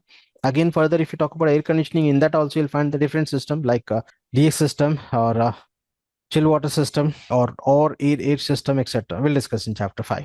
And in actual practice, you'll find here one accumulator, because this accumulator will not allow any refrigerant liquid in compressor. It will bypass back to the circuit. Similarly, you'll find the flash chamber also here. If any gas is in that, it will supply back to this. So in actual practice, you'll find additional components also. Apart from this, you'll find the receiver, because the refrigerant after expansion, it is collected in the receiver, and as per the requirement, it will supply to the evaporator based on the demand. So you'll find a number of components in actual practice. At this level, just focus on the concept, how we are getting the cooling effect. That's it. Yeah. So now if you have any question, we can discuss. Sir, if I'm summarizing the thing, after expansion valve till the section of compressor, pressure and temperature will be same, right? Yeah, but you see, outlet of this expansion, it is in outlet. refrigerant liquid. Outlet of only the phase change will be occur yes, in the yes. evaporative coil. And the same case on the high side also. Temperature and pressure will be same, but phase change will occur in the condensing coil. Yes. So And just go. Accumulator is means sorry, receiver is the after the condenser, the after evaporator. Sorry, my mistake. After condenser. after condenser. You'll find this accumulator. Sorry, my mistake. This receiver. Accumulator, this of evaporator, and flash chamber after this condenser. The flash chamber will not allow any gas in the expansion. Accumulator will not allow any liquid in the compressor. Because it's vapor compressor. I think compressor will be damaged. Yes, because yes, definitely, because compressor is designed to compress the refrigerant in gas state. Okay. Like this, you'll find some more options like controls, etc. in actual cycle. That will I'll show you in chapter 5 at the time of dealing with the Windows split or other systems. Okay. But the important point is, if the condenser is cooled by air, it's an air-cooled system. If the condenser is cooled by water, it's a water-cooled system. Please make a note of this point. We'll use at the time of chill water system also. Apart from this, how the phase change and how this cycle, different process like compression, condensation, and expansion and evaporator. This 4 process, and I've given the point also 1 to 2, 3 to 4, and 4 to 1. The same with reference to that, you'll find the theory in the notes. So this conclude the vapor compression cycle and chapter 3. In the next session, we'll start chapter 4. That is psychrometry. Very, very important. Psychrometry means the property of air. Air means the moist air. And without learning the psychrometry, you cannot think for this designing or you cannot think for this load calculation. means conditioning of air, because with the psychometry you'll find the properties of air. Okay, then online, done for tonight. Okay, Thank you.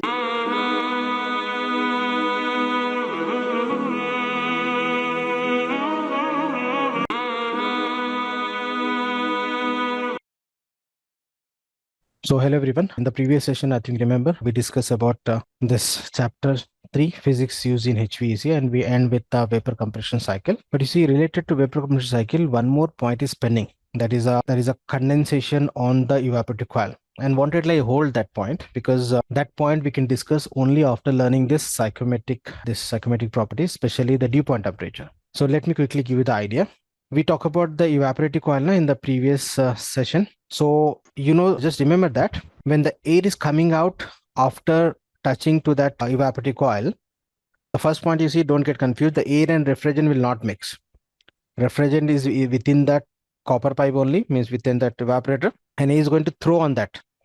Okay, so in actual practice, we'll find the bunch of fins that I'll show you in chapter 5, don't worry. So when the air is thrown on that evaporative coil, the air loses the heat to the refrigerant. Okay, and remember, in evaporator, the temperature of refrigerant is less or equal to the dew point temperature. So what is exactly dew point temperature? I'll show you in this chapter 4. So whenever the temperature less than equal to dew point temperature, remember the condensation will start, and that's the reason you'll get the water from the AC. How exactly? I'll show you after completing this dew point temperature. Okay, so this dew point temperature again related to vapor compression cycle. We'll discuss. Let me complete this. So in this session, we'll talk about this psychometry, and this is very, very, very important. Why this is important? Because you see, I think remember in the first session we talk about this air conditioning or the HVAC. So in HVAC, what we are doing, we are supposed to maintain the condition of air either by adding the heat or removing the heat. So what do you think? Without knowing the properties of air, can you think to condition the air? No. So that's the reason we are talking about this psychometry. So psychometry is what? Psychometry is the study of what? Air. In short, we used to call air, but you know this, already we discussed. Air means what? Moist air, right? So you see, psychometry is a study and analysis of property of air and water vapor mixture. Except special cases, in actual practice, you'll find the moist air. Special cases means generally in desert areas or with the low humid areas, you may find the dry air. That is a special case. But when you talk about air means by default, we are considering air and water vapor mixture. And the study of air and water vapor mixture is a psychometry. Okay. And you must know the properties of air. Then only we can think to condition the air as per the human comfort or as per the process control or as per the application requirement, etc. So it's a very basic topic, but very, very important. Okay, so first we'll talk about the different properties of air. And why we'll talk about the properties of air? So that using psychometric chart, one can find these properties of air. For what? For the load calculation. Load calculation means again for conditioning the air, because the load calculation is we talk about heating or cooling load calculation. In that we are going to learn how much cooling or heating is required as per the requirement. So without this psychometric properties, especially when you talk about ventilation, when you talk about infiltration, and when we talk about the CFM, we require the psychometric analysis. So for all this topic is very, very important and very simple. You can easily understand this. Just you need to just visualize so that you will get the clear idea about the psychometry. And after learning the psychometry, means the properties of air, we'll talk about this psychometric chart in manual and using the software, so that the same we can use at the time of load calculation to find the properties of air at the time of calculation. Okay. Apart from this, we'll talk about the psychometric analysis, not in chapter 4 in load calculation, because after learning some more parameters only, we can think for the psychometric analysis. So in this chapter 4, I'm going to explain the properties of air and the psychometric chart, manual and software. So let me proceed. So what I explain the same theory here. So there are different types, different properties of air. First, we'll start with the drival temperature. So if you talk about the list, first is a drival temperature. Second is a Weddell temperature. Then we have a dew point temperature. No need to write, everything is there in this note. So first is drival temperature, second is a Weddell temperature, third is a dew point temperature. Then we have this relative humidity. Then we have humidity ratio. Then we'll talk about enthalpy of air. Okay. So let me start first with the drival temperature. So this is very simple. You see, for example, assume that this is a thermometer. At present, in my video. Assume that this is not a pen, this is a thermometer. Actually, it's a digital pen, but assume that this is the thermometer and this is the mercury bulb, for example. So with this thermometer, if I measure this room temperature or the outside temperature under shade, not under direct radiation, because remember, when you talk about drivable temperature, we are not considering the radiation heat. So under shade, if I measure the outside temperature or if I measure the inside temperature with a normal thermometer, that we used to call drivable temperature. Nothing, simple. Or else, for example, if I say today the outside temperature in daytime was 35 degrees centigrade, means I'm talking about drivable temperature. Or for example, in this remote, for example, you'll find a button room temperature. When you press that, you see I can find here 28 degrees centigrade, the room temperature. So this temperature is what? Drivable temperature. Okay, so the normal temperature or drivable temperature both are same. But remember, the important point is here, for calculation point of view, you must remember this, we'll use at the time calculation, it will measure the sensible heat of air. At the time when we deal with the calculation, like heat gain through wall, glass, partition, etc. For this sensible heat, I believe you already know what is sensible heat. We'll discuss in chapter 3. Na? So to measure the sensible heat, we required this dial temperature. For example, if you want to know how much sensible heat is transferring from outside to inside through wall, we required outside double temperature and inside double temperature. That we used to call delta T, outside minus inside. So that is a double temperature. So the important point, very simple, but the important point, remember, it is used to measure sensible heat of air. That's it. Nothing else. Very simple. So when you watch the news for weather, you'll get the temperature, the maximum temperature and the minimum temperature throughout the day. Na? So they're talking about the double temperature only. Okay. Next, and we discussed in the first session the standard temperature for human comfort as per this ASHRAE standard 55, this indoor environment. So the table is given for different conditions. So we can consider a standard as 76 degree Fahrenheit. So that is again tribal temperature. Okay. So simple, nothing else. Very simple, but we'll use in the at the time of calculation. How to use, I'll show you at the time of load calculation. This level just focus on this properties of air. Okay. Next, we have this wet bulb temperature. So you see, wet bulb temperature is cannot be explained directly like drivable temperature, because this is not the natural property of air. Drivable temperature is a natural property of air, na? But wet bulb is not a direct property of air. This is a property, or this is a temperature will get based on the sling psychometry or with the operation of the sling psychometry. So exactly you cannot understand the concept for this. But anyhow, I have some important points to discuss. So first of all, we'll discuss how to measure this wet bulb temperature, then the purpose, so that you'll get the idea. But remember, this is not like a drivable temperature. Drivable temperature is a direct temperature of air, but wet bulb temperature is not direct temperature of air. It's a temperature taken by a thermometer, which is going to, or with the wet cotton on that bulb, and we are supplying air with a velocity say 3 to 5 meters per second approximately. So what will happen? For example, assume that, just you can watch this in the video. Assume that again this is the thermometer. Assume that this is a thermometer, and assume that this is a wet cotton or a wet cloth. So after measuring the drivable temperature, this is important point. After measuring the drivable temperature, we will do this process. So assume that already I measured the drivable temperature, and the temperature is showing say 27 degrees centigrade in this thermometer, say drivable temperature. Then what I'll do, I'll take a wet cloth or a wet cotton, I'll cover this bulb with the wet cloth. Okay. After that, either I'll rotate this thermometer or else I'll supply air on this bulb approximately 3 to 5 meters per second velocity. So after some time, what will happen? The condition of the cloth, the cotton is what? Dry condition. It will dry, na? So how it will dry? Evaporation of moisture. Exactly, because you see, when you supply the air, the evaporation process will take place on this wet bulb, na? And you know, evaporation required heat. So at the time of evaporation, what will happen? It will extract the heat from this thermometer bulb. And when it is extracting the heat from the thermometer bulb, what do you think? The temperature is going to be less than 27 degree or more than 27 degree? Less than. Less. So 27 degree was tribal temperature. Now after that I start the process. Okay, so at the time of this evaporation, the heat will extract from the bulb, resulting in lowering temperature. So that recorded temperature is called wet bulb temperature. Just try to understand the process first, then we'll talk about way to use this. So it's a Sir, simple process. Yes.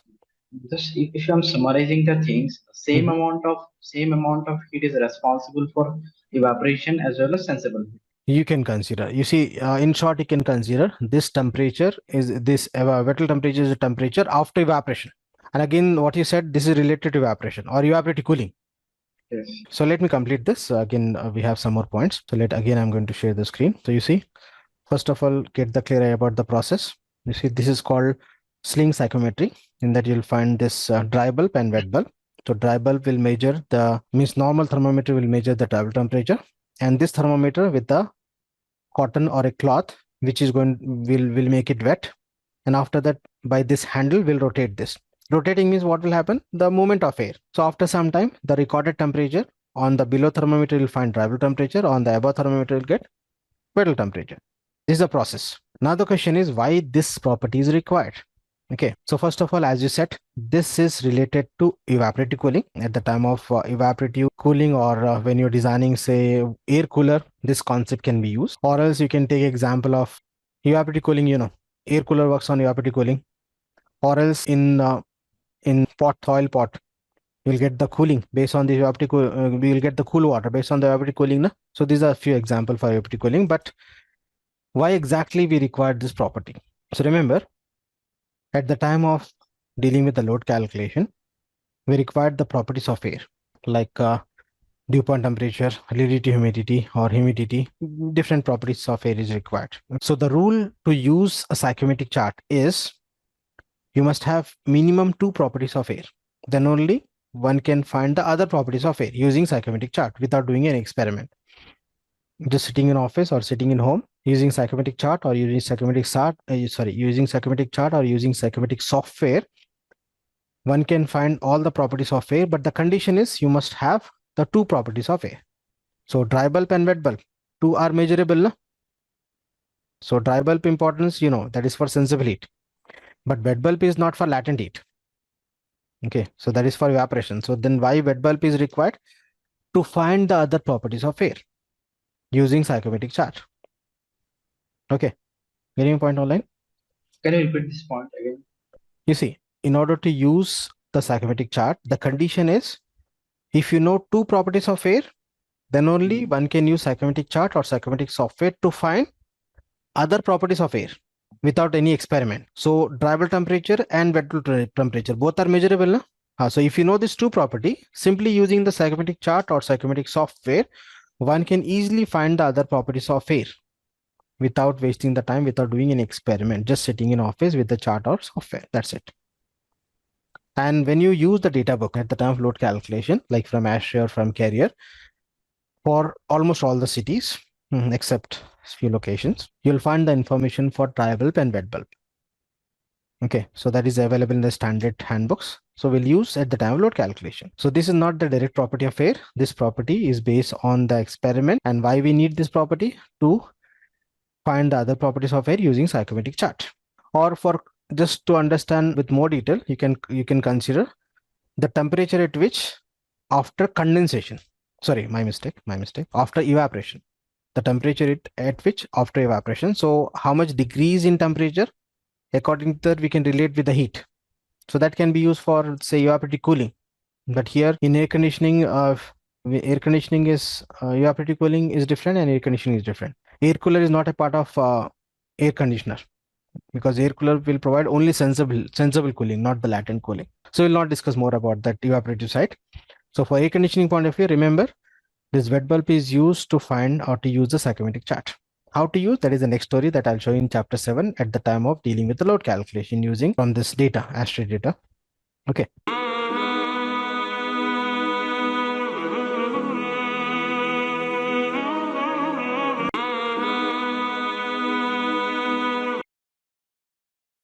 Next, we have dew point temperature. This is also interesting and important. So remember, this dew point temperature is not like a boiling temperature or freezing temperature of water. For example, boiling temperature of water, at atmospheric pressure is 100 degrees centigrade.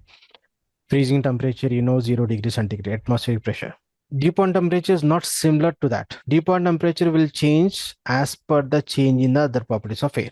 This is important point. What exactly dew point temperature I'll explain, don't worry. So this is not like a fixed temperature like boiling or freezing. This will change as per the other properties of air. Remember this point. But now the question is, what is exactly the dew point temperature? Very simple. You see, dew point temperature is the temperature at which moisture leaves the air and condenses on the object. This is opposite to what? Evaporation. Means, or we can say the temperature at which condensation starts. And again, this is not a fixed temperature like freezing or boiling. The condensation can be happen at different temperature based on the other properties of air. So for that, we require this property to find out from the psychometric chart. So this may vary as per the dry bulb, wet bulb, and other conditions of air. So once again, dew point temperature is the temperature at which moisture leaves the air and condenses on the object. For example, you see at the beginning of this session, we discussed the air will have the dry air as well as moisture, right? So do you have any proof for that? How this air have the moisture? Because this is not visible to us. That is dy, because You see, after I means in air there is air and moisture in the form of dew. They are in the condensed. form of vapor, right? Yes, yes. Which is not visible. Yes. So how we can prove this? Very simple. You know this in day-to-day life, you can relate this. Just consider a glass of water. Just assume that this is a glass of chill water, which I've taken from the refrigerator just now, for example. And the chill water glass, if I place in the room temperature, what will happen after some time at the surface of this glass? The water droplets, you can observe the water droplets now. And this water droplet is not from the water, because this is, you see, there is no chance of mass transfer through this glass, right? So this water which is at the surface of the glass is not from that water from the glass. Okay, so this water is going to condense from where? From the room air. Yes, from the room air. So this proved that the air will have the moisture. First point. Now the second point is related to dew point temperature. You see, when you take a chill water in this glass from the refrigerator and place in the room, what will happen at the surface of this glass? What we'll get? We'll get the temperature less than equal to dew point temperature. And remember, whenever a surface or a body, or when you reduce the temperature of the air less than equal to dew point, what will happen? The moisture from the air will leave the moisture from the air will start leaving and condense on that object. So that temperature is nothing but dew point temperature. As the dew forms on the leaves or on the object in winter season, normally in the winter season in the morning time, you can find this dews. So because of what? Because of decrease in temperature, at one point the dew point temperature occur. And again, I'm saying this is not the fixed temperature that you need to find out in the psychometric chart based on the other properties of air. It's not like a boiling or condensing, is not a boiling or this evaporation temperature or this freezing temperature. This dew point temperature will vary as per the condition of air. We'll find out from the psychometric chart. So simple, the temperature at which the condensation start is called a dew point temperature. Now the question is how it is related to this property, related to this condition of air, how it is related to this HVAC. So we have different aspect for this, but let me just get some important points from the theory. Here one important question for all. What do you think? In which season you'll find higher humidity?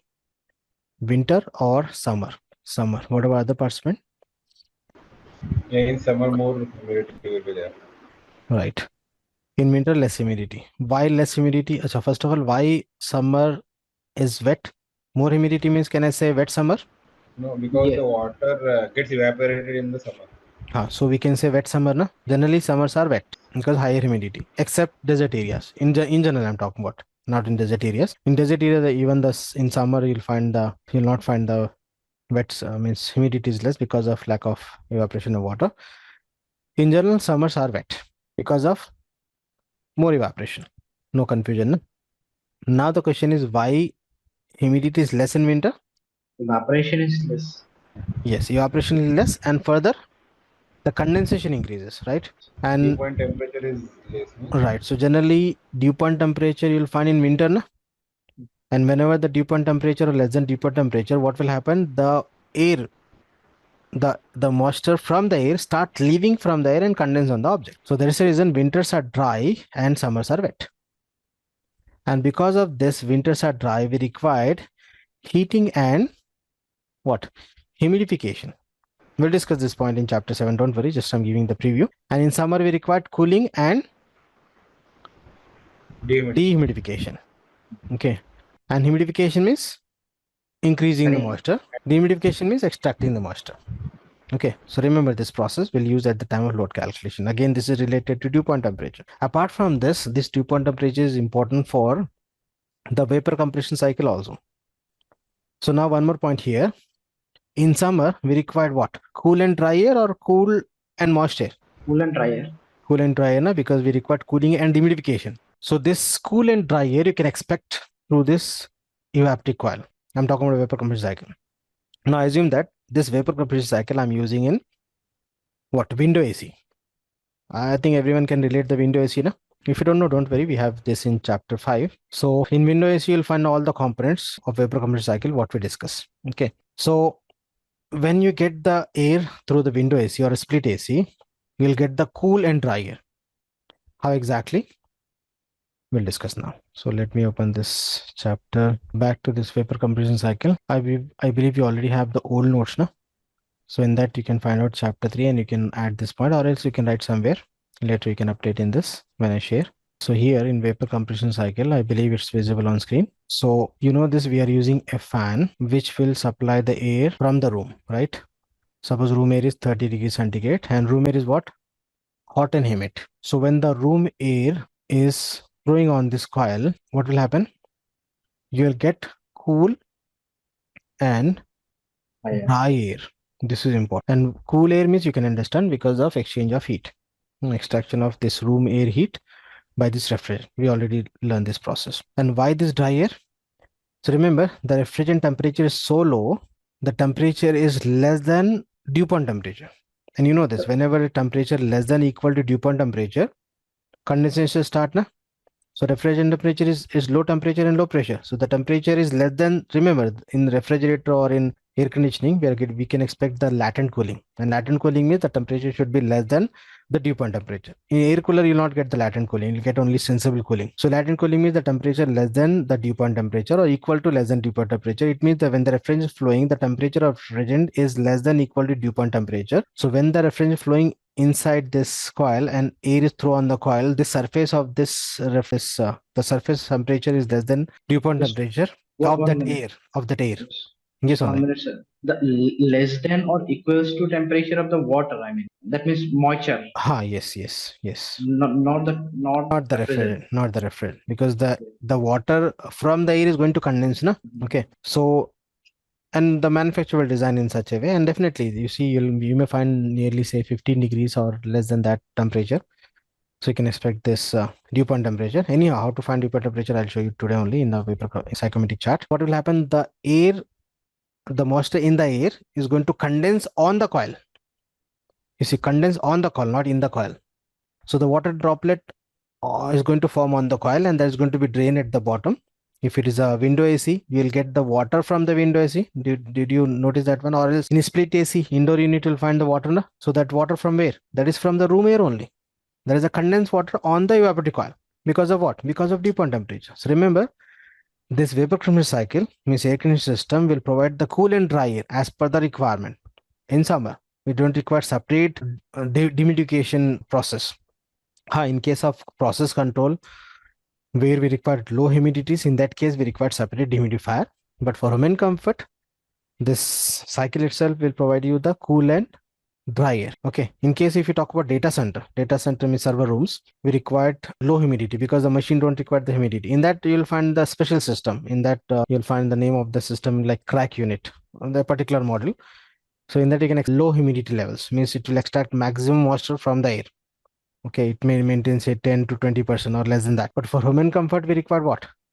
30 to 60. Na? Okay, so that can easily done by this evaporative coil. And we have a standard 1 ton will extract. If you want, you can make a note of this. We'll discuss at the time of chapter 5 also.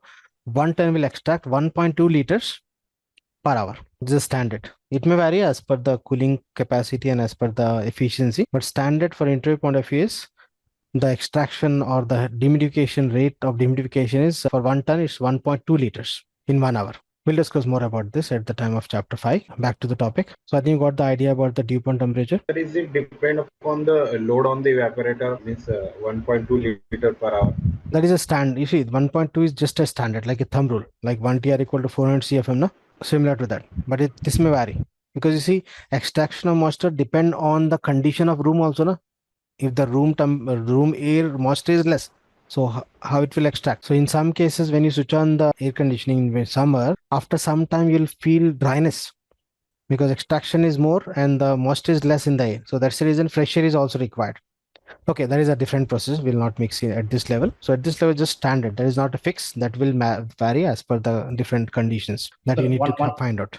Yes. One question. We have Yes. to maintain 30 to 60% of relative humidity. Mm-hmm. So if all the dryer touches the evaporative coil, Mm-hmm. I mean all the vapor will be condensed. I mean in a dew form. Mm-hmm. I mean it will be very dry. Then how to maintain this 30 to 60%? You see, the first point is the evaporative coil is not designed to extract the complete moisture. The first point. Okay. Second point, continuously we are providing the fresh air. Na? And you see, I'm not talking about window or split. Window and split is not a standard units because that there is no option for fresh air na, except some options, but not a standard one. So I'm not talking about the window and split. But if we talk about in the standard air conditioning, right from this ductable split or the central type, in that we are providing the fresh air also. And fresh air means continuously is providing the outside air means that with the moisture. Okay. Again, that also depend as per the outside condition. In some areas, you'll find lower humidity. So the process will change. In that case, we require cooling and humidification. But what we are discussing is just general. So I think got the clear idea about this dew point temperature, which is important. So Next. how the humidification process is completed? I mean, we need to sprinkle the water. How humidification process? Humidification. Okay, you see what we discussed just now is a dehumidification. Yeah. Humidification means adding the moisture. Adding the moisture in with the heating. Na? So we may add the steam in the duct. Okay. Or you'll find the separate humidifier. Simple, it's a simple process. The humidifier can be add the heat by steam with a normal heater, or we can provide with separate steamer that adding the moisture means in the duct or in the room. And for that we have a separate hygrometer to measure this. Anyhow, that is the other story. Don't mix at this level. Just at this level, just try to focus what is dry dew point temperature. That's it. We'll discuss more about the systems process next. So I think got the idea about the dew point temperature online.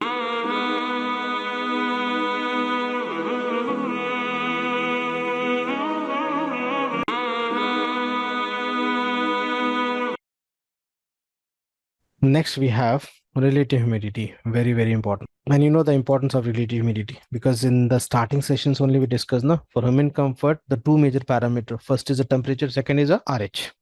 Right. So before dealing with the relative humidity, I believe you already know what is humidity. Just now we discussed now, the moisture present in the air is a humidity, or the moisture content is a humidity. Then what is relative humidity? The name will give you some idea. Relative means it's relating with something. So better to discuss first humidity ratio, then relative humidity. First, let me explain humidity ratio. Then we'll talk about this relative humidity. So it's simple. Humidity ratio is what? Also known as specific humidity.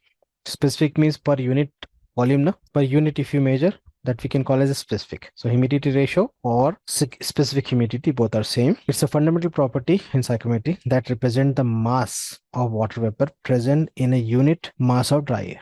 For example, if I take 1 kg of air, and in that, if I got say 200 grams of moisture, so 1 kg, I'm just measuring for 1 kg, na? 1 kg unit. Okay, means unit volume. In that, if I got say 200 grams of moisture, so that I can call as a humidity ratio. And if you want to get the total humidity, we'll multiply with the total volume. So in case of English system, we are measuring kg per kg of dry air. This kg is a air and this kg is a moisture.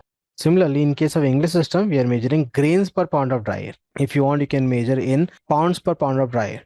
First pound is a air, second pound is a moisture. You see, this is, or else you can use the term grams per kg, not grains. Grains is different. Grams, I'm talking about grams. The unit can be grams per kg of dry air. So 1 kg dry air, in that say 200 grams. So the unit can be grams per kg of dry air. Or the unit can be kg per kg of dry air. This kg is a moisture and the second kg is a air. This is in English, this is in metric system. Similarly, in English system, one can use pound per pound of dry air. First pound is for moisture, second pound is for air. Or else we can use this grains per pound of dry air. So 1 grain, remember, sorry, 1 pound equal to 7,000 grains. This is again unit of English system. So don't get confused. This is not gram, this is grains. So grains per pound of dry air instead of pounds per pound of dry air to avoid confusion. So most commonly in English system, we are using this unit, grains per pound of dry air instead of pound per pound of dry air. In metric system, we are using grams per kg of dry air, or strictly SI, kg per kg. So simply humidity ratio is what? Moisture present in the air for a unit volume, nothing but the humidity. And if you want to know the total humidity, we'll multiply with the total volume at the time of calculation. And remember, this humidity ratio will use at the time of latent heat calculation. Sensible heat will use, dry bulb temperature will use for sensible heat calculation. Similarly, this humidity ratio to find out, to deal with the latent heat, because if you know the quantity, then only we can find out the latent heat. How exactly? I'll show you in the load calculation, don't worry. At this level, just try to understand these properties. Now we'll discuss very, very important property, humidity ratio. Sorry, my mistake, relative humidity. This is important for interview point of view also. So relative humidity means what? Relating with the saturated condition of air. I'll give an example. Assume that in this classroom, day 1, this is the classroom. So day 1, I'm measuring the temperature. Suppose I'm maintaining the temperature is 76 degree Fahrenheit. And by using a humidifier, I'm continuously adding the moisture. Suppose with the humidifier, I'm continuously adding the moisture. And after say 1 hour, when I measure the humidity inside this, I got say 10 pounds. You see, degree Fahrenheit, so I'm using pound to avoid confusion. I'm using this system. So, and again after 2 hours, when I measure, I got 10 pounds. Even after 5 hours also, when I measure, I got 10 pounds. It means the maximum moisture possible at this temperature in this room is what? You see, at 76 degree Fahrenheit, 10 pound of moisture is what? You saw line? Maximum. Right. Maximum. The maximum possible moisture content at this temperature in this room is 10 pounds. It means RH is 100%. And I can use one more term. The air is saturated. Remember, when the RH 100%, it means we can say the saturated air. Means the air contained the maximum possible moisture content at that dry bulb temperature. And remember, we cannot change the temperature. We need to measure at that particular dry bulb temperature, because as the temperature increases, the holding capacity of moisture by the air increases. And as the temperature decreases, the holding capacity of moisture by the air will decreases. Again, this is related to evaporation and condensation. So at this temperature in this room, the maximum possible moisture contains 10 pound. It means RH is 100%. This was day 1. Now day 2. Now in day 2, just I measure this. I'm maintaining this same temperature, 76 degree Fahrenheit, and I'm not adding any moisture. Just I measure and I got say 5 pounds. So it means RH I can consider as what? 50%. On what basis I can consider this RH as 50%? Base is the saturation condition. Yes. Because we know that at this temperature, you see, you cannot measure with a different temperature. At the same table temperature, when you compare the present moisture with the moisture when the air gets saturated, that comparison is nothing but relative humidity. Matlab, what can be the maximum possible and what is the present, that comparison is nothing but relative humidity. And remember, whatever the temperature you're maintaining for human comfort, at this temperature, if you maintain 30 to 60% moisture level, it means you're maintaining comfort. What we all discussed at the starting session. For human comfort, the humidity level should be 30 to 60, na? And below 30, what will happen? Dryness of skin. And above 30? Sweat. And the stickiness, the muddy condition. So in both the condition, that is not comfort. So that's the reason the range is 30 to 60. So whatever the maximum possible moisture at that particular temperature, if you maintain 30 to 60, it means you can maintain the comfort with respect to moisture for human. So that's the reason this relative humidity is important. Got it online? Sir, any relation in between the relative humidity and the humidity ratio? Humidity ratio is the quantity of the moisture. That is a measure of the moisture. But relative humidity is a comparison of the moisture. Both are humidity only. But one is the actual quantity of that moisture that we can measure per pound. If you measure per pound, you can multiply with the total volume. You'll get the total moisture in the room. That is calculated irrespective of the temperature. But this RH is related to a particular temperature. What can be the maximum and what is the present? That comparison is nothing but RH. I mean, for example, 76 degree Fahrenheit, we have Mhm. 10 lb moisture. That Mhm. 10 lb moisture is humidity ratio, right? The amount. Yes, you can consider humidity. This Amount 10 pound you can consider as a humidity, total humidity, not humidity ratio, because humidity ratio is a specific specific. unit I volume. mean, unit volume. This you can call as a total humidity Okay. or total moisture present in the room. But if you measure for 1 pound, then you can say humidity ratio or a specific humidity. So both are interrelated. It's not different. But relative humidity means we are comparing with what? Saturated, with the saturated condition at the same temperature. This is important point. Do not compare with a different temperature, because different temperature means the holding capacity of moisture will vary. At the same temperature, if you measure or if you compare the moisture level, that comparison is nothing but humidity, relative humidity.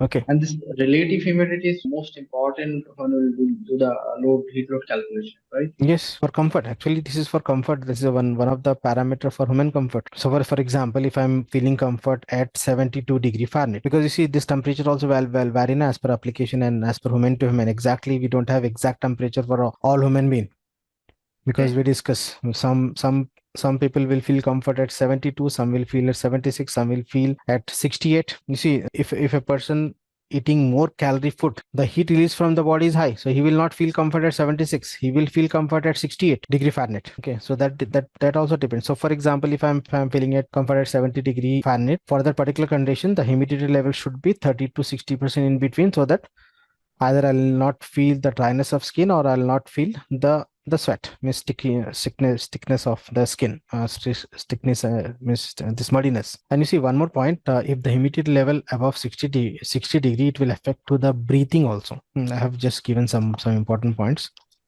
Let me complete this. Sorry, muggy condition, sweaty and sticky, and you see irritated to respiratory system also. Even if the humidity level above that condition, about the 60%, it will affect to the even the breathing also. And you can relate this. You see, generally in summer, when you get the rain, sometime in summer also you'll get some rain.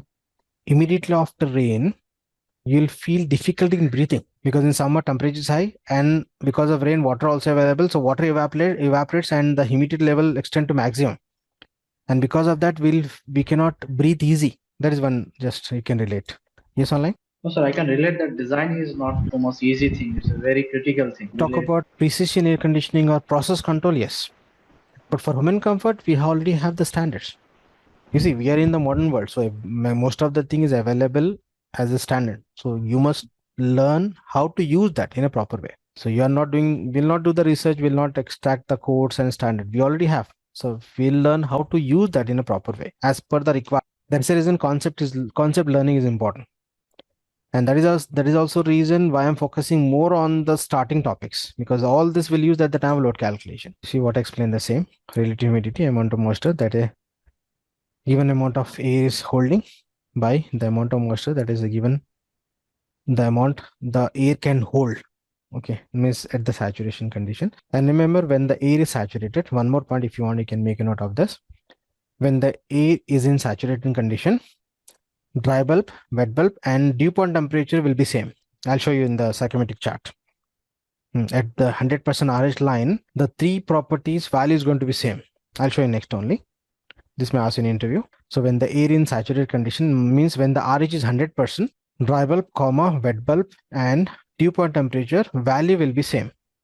Quickly, I'll show you. We'll learn how to use the psychometric chart, but quickly, let me show you this point. I'll show you how to use the psychometric chart, but at this level, you see this point, this line is 100% RH line. This one, this curve. And this 70 is Vettel temperature. Below 70 is a dry bulb temperature, and dew point temperature you will find here. So now, for example, if I put the point here, you see this is at RH 100%, this point. So you see this dew point temperature is 70 degree Fahrenheit, dry bulb temperature is 70 degree Fahrenheit. On the right side, dew point temperature also 70 degree Fahrenheit. This is one important point to consider for interview point of view. But how to use this psychometric chart, we'll discuss now after completing the enthalpy. The next Humidity ratio already we discussed. Now this note we'll discuss. Let me complete the enthalpy first. So I think remember we already discussed about enthalpy. What is enthalpy? In short, heat Total content. heat content of the system. Right, heat content of the system or a substance. Then why we are talking about enthalpy again? You see, this time we are talking about enthalpy for air. And the important point is, remember the enthalpy of air, for air also it's a heat content. But for what? For dry air and the moisture. That's it. You see, enthalpy we'll consider for, let me mark the important point, related to the latent heat, total heat content of the air. That includes sensible plus latent. So enthalpy is heat only, but for air, since we discuss the air is what the psychometry is what property of dry air and moist air. No? So remember enthalpy of air is a summation of sensible and the latent. Sensible refers to the dry air and the latent refers to this moisture. Okay. So that will be the total enthalpy of air. And at the time of calculation, we'll talk about the total enthalpy, not just enthalpy of dry air or the moisture. This is one important point. Rest of the thing, you know what is enthalpy. Next.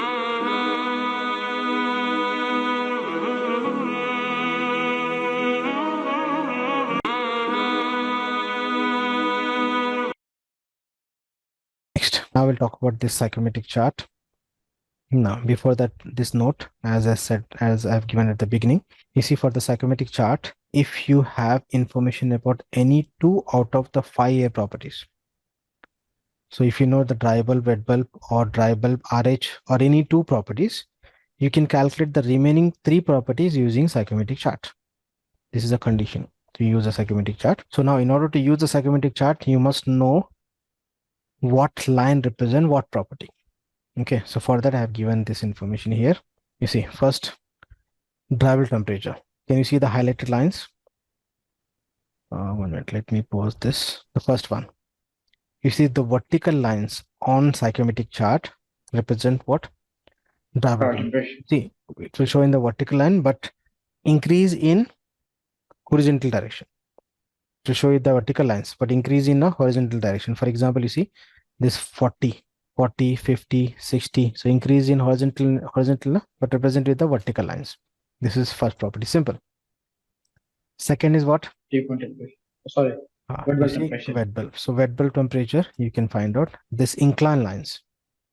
You can see the highlighted line. The inclined line represent the wet bulb. But don't get confused. Inclined line is for wet bulb as well as for enthalpy. But you'll find the 2 different scales. You see?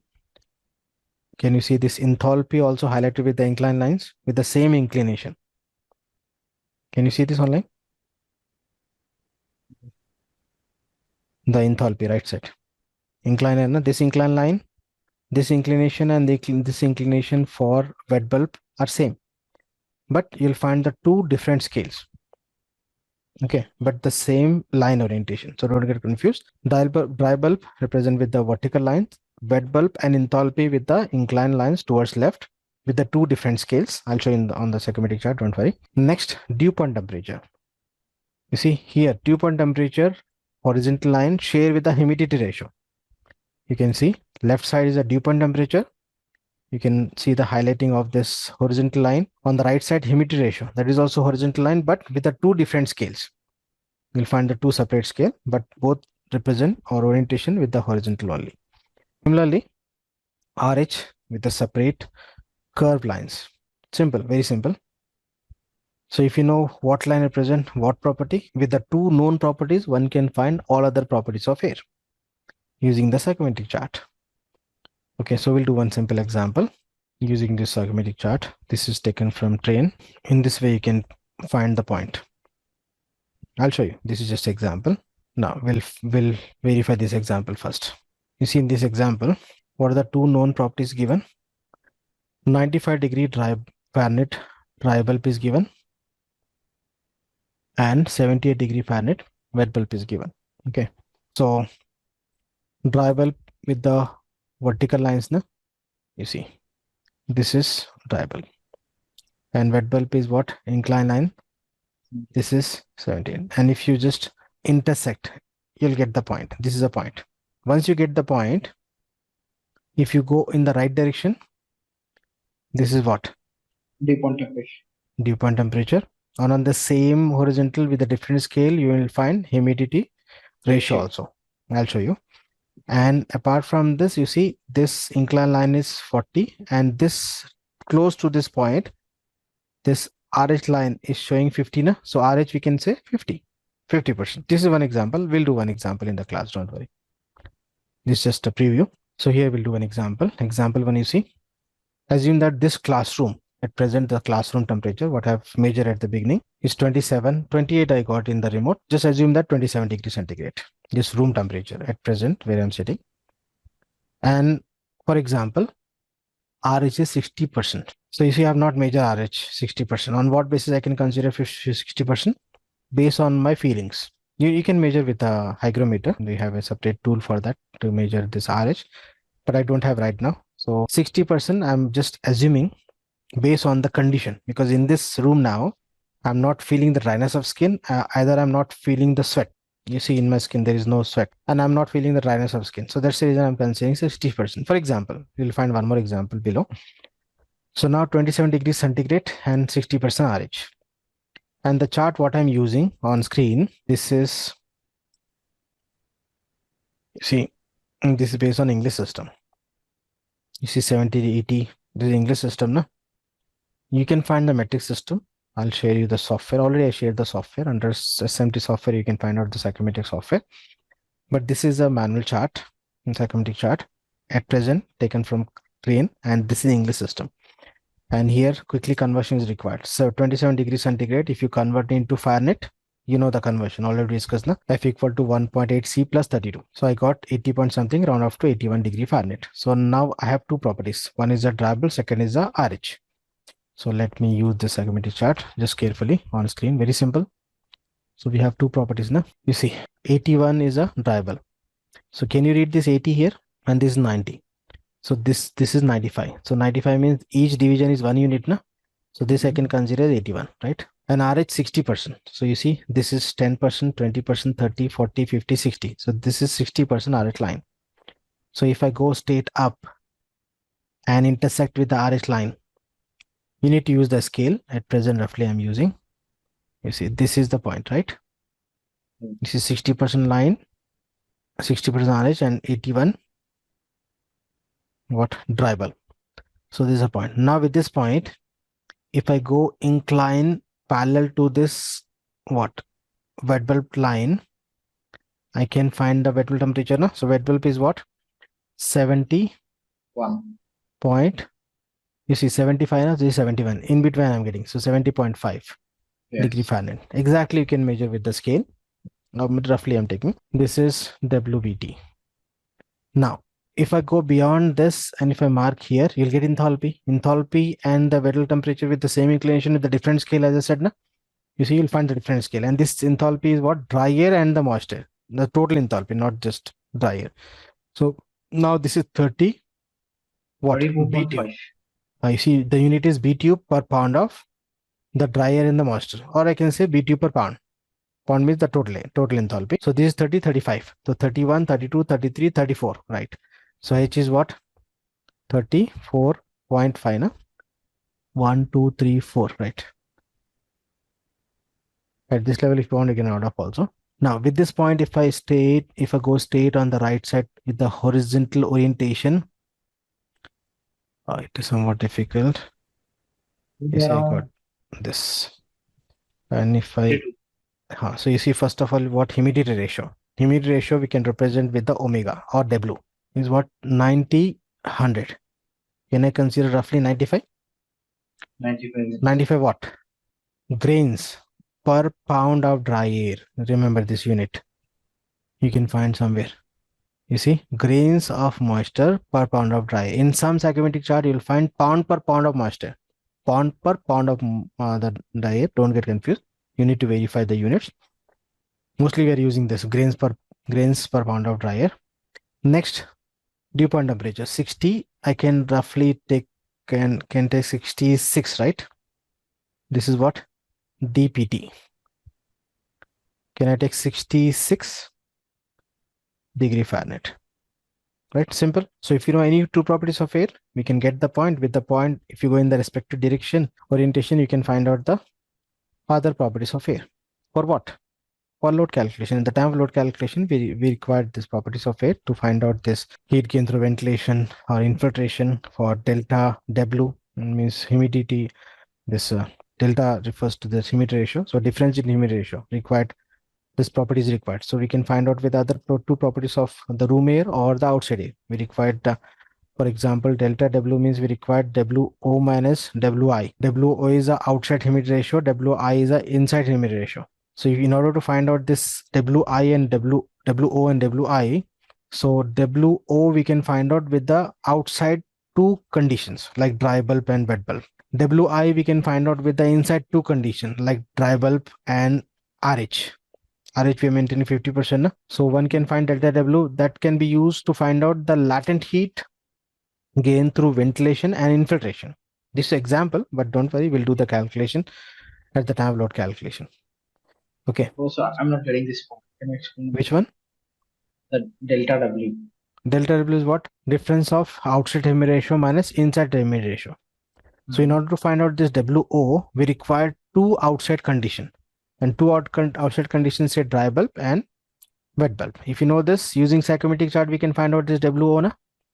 Similarly, for WI, we required say dry bulb and RH. RH, we are maintaining 50% standard. Dry bulb is a 76. Using these two parameters, we can find out WI. Once you know this, we can find delta W, which is required to find out the latent heat gain through ventilation and infiltration. This is just example. We'll do the calculation. Don't worry. At the time of load calculation, when we deal with the ventilation and infiltration, we'll find out this delta W. This is just a preview. At this level, just focus on how to use the psychometric chart. That's it. Delta W is difference of humidity ratio, right? Between outside to inside. Forget about this. This is just I have given the preview. But this is important at this level. If you know this, then we can calculate this at the time of load calculation. We'll do at the load calculation. This is just a preview. This side is important. How to use the psychometric chart. That is important. Clear online? So some more examples are given in the notes, even in your previous notes also. You can try this example after the class. You'll find some more points related to psychometry, like humidification, dehumidification, contact factor, bypass factor, and this coil. You see the black color is a coil curves. We'll discuss this. At this level, I'm not explaining this because at this level, we are just learning how to use this psychometric chart. At the time of application, we'll discuss more points like contact, bypass factor. That is very, very important. Now, how to use this psychometric software, which is further easy. So you can find out the psychometric software under the SMT software folder and just double click and install. After completing the installation, you can find out the psychometric software. You see how to use, very simple. First, you must select the type of the chart. And you see what we did till now. This manual chart. Remember, this is based on atmospheric pressure. Or in other words, I can say the standard psychometric chart is based on the atmospheric pressure. Barometric pressure, 29.9 inches of mercury, or else 760. If you convert into mm, you'll get 760 mm of Hg or 1 bar. So this is atmospheric pressure. Na? So the standard psychometric chart is based on the atmospheric pressure. If your project location is above or below the altitude, means sea level, we can change this. You see, we have this 2,500 feet above sea level, 5,000 feet above sea level, 7,500 feet above sea level. Okay. So as per the location, we can change, but mostly we are using this standard at sea level. And when I click the sea level, you can find the same. You see, 29.92 inches of Hg, or else if I change this to metric, you see, I can change simply metric by clicking this SI, means SI metric. You can notice, you see, 101.325 kilopascal, nothing but one bar na, or 760 mm of Hg. You know these conversions. So you can decide which unit you want to use. According to that, you can select. For example, again, I'm using IP because the example what we did in manual is IP. After that, what you do, simply verify this psychometric chart number. Suppose I'm using carrier 1. Then use this option, state, point, and process. When you click this, you'll get a window. In that window, click add a point and provide the two parameters. The example one was 81 degree Fahrenheit dry bulb. You see, dry bulb is a basic requirement. And after that, the second property you can select. So second property in that example, we consider RH now. I'm selecting RH and enter 60, for example. When you enter this, you'll get all the properties. You can read. You see wet bulb is 70.5, what we got. RH is what we have given. W is what? Humidity ratios 90. Here you see what we got, 95. 1 minute. We got nearly that. Nothing I have written wrong, but you see this unit is important. You must verify. In some charts, you'll find pounds per pound. Here it is given grains per pound, which will match with the previous manual chart. So don't get confused. Here you'll find specific volume, some more parameter. Enthalpy 34.5 we have taken, we got 34.4. Dew point temperature 65.5 we have taken, 65.8. You can round up to 66. You can find all this property. And when you click apply, close, you can notice the point you can find here. New one. I have not renamed, that's the reason I got new one. So you can rename also. You see, I'm going to name this as, say, room condition. You'll get the point here. And we'll get all the properties. Very simple. No need to verify from the chart directly. You can click here, you'll get all this parameter. And further, we have psychometric calculator also from ASHRAE, which is same like this table. Let me show you.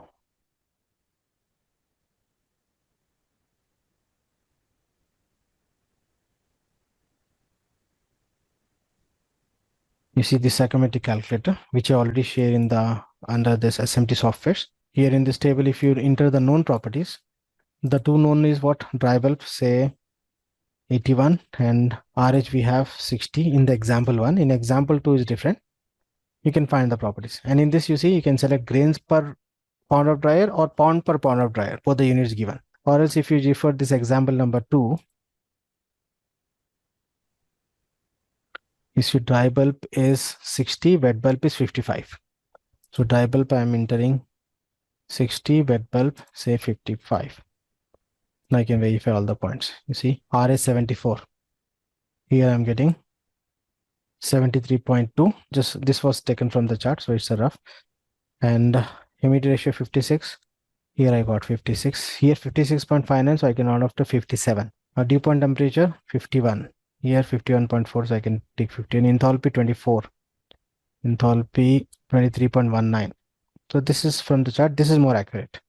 In actual practice, at the time of load calculation, we'll use the psychometric chart or the psychometric software. In manual also you can use, because that much accuracy we don't require, because we are not dealing with the component designing. No? We are dealing with the system design. If you're dealing with the precision air conditioning, then more accuracy required. But for home and comfort, either you can use the one chart also. Okay, so this was about chapter 3. Simple, limited, but very important. But some more points like psychometric analysis, contact factor, bypass factor, humidification, dehumidification, heating process, cooling process, all this we'll discuss. This is not actually the end of psychometry.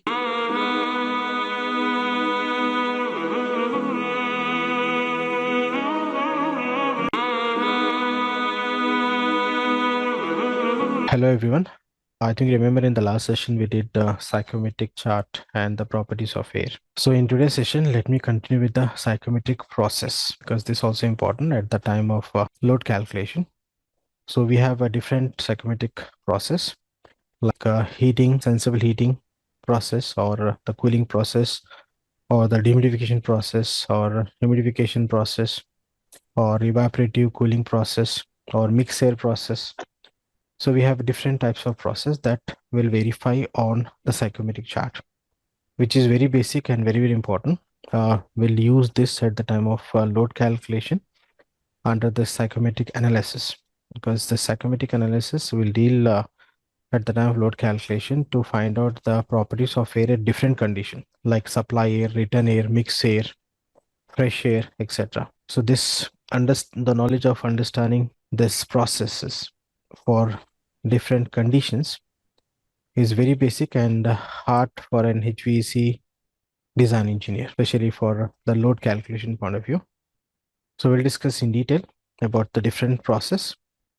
And at the end of this chapter 4, we'll deal with the equations for sensible, latent, and the total. Again, that equations also will use at the time of heat gain through ventilation, heat gain through infiltration at the time of load calculation for sensible and for latent.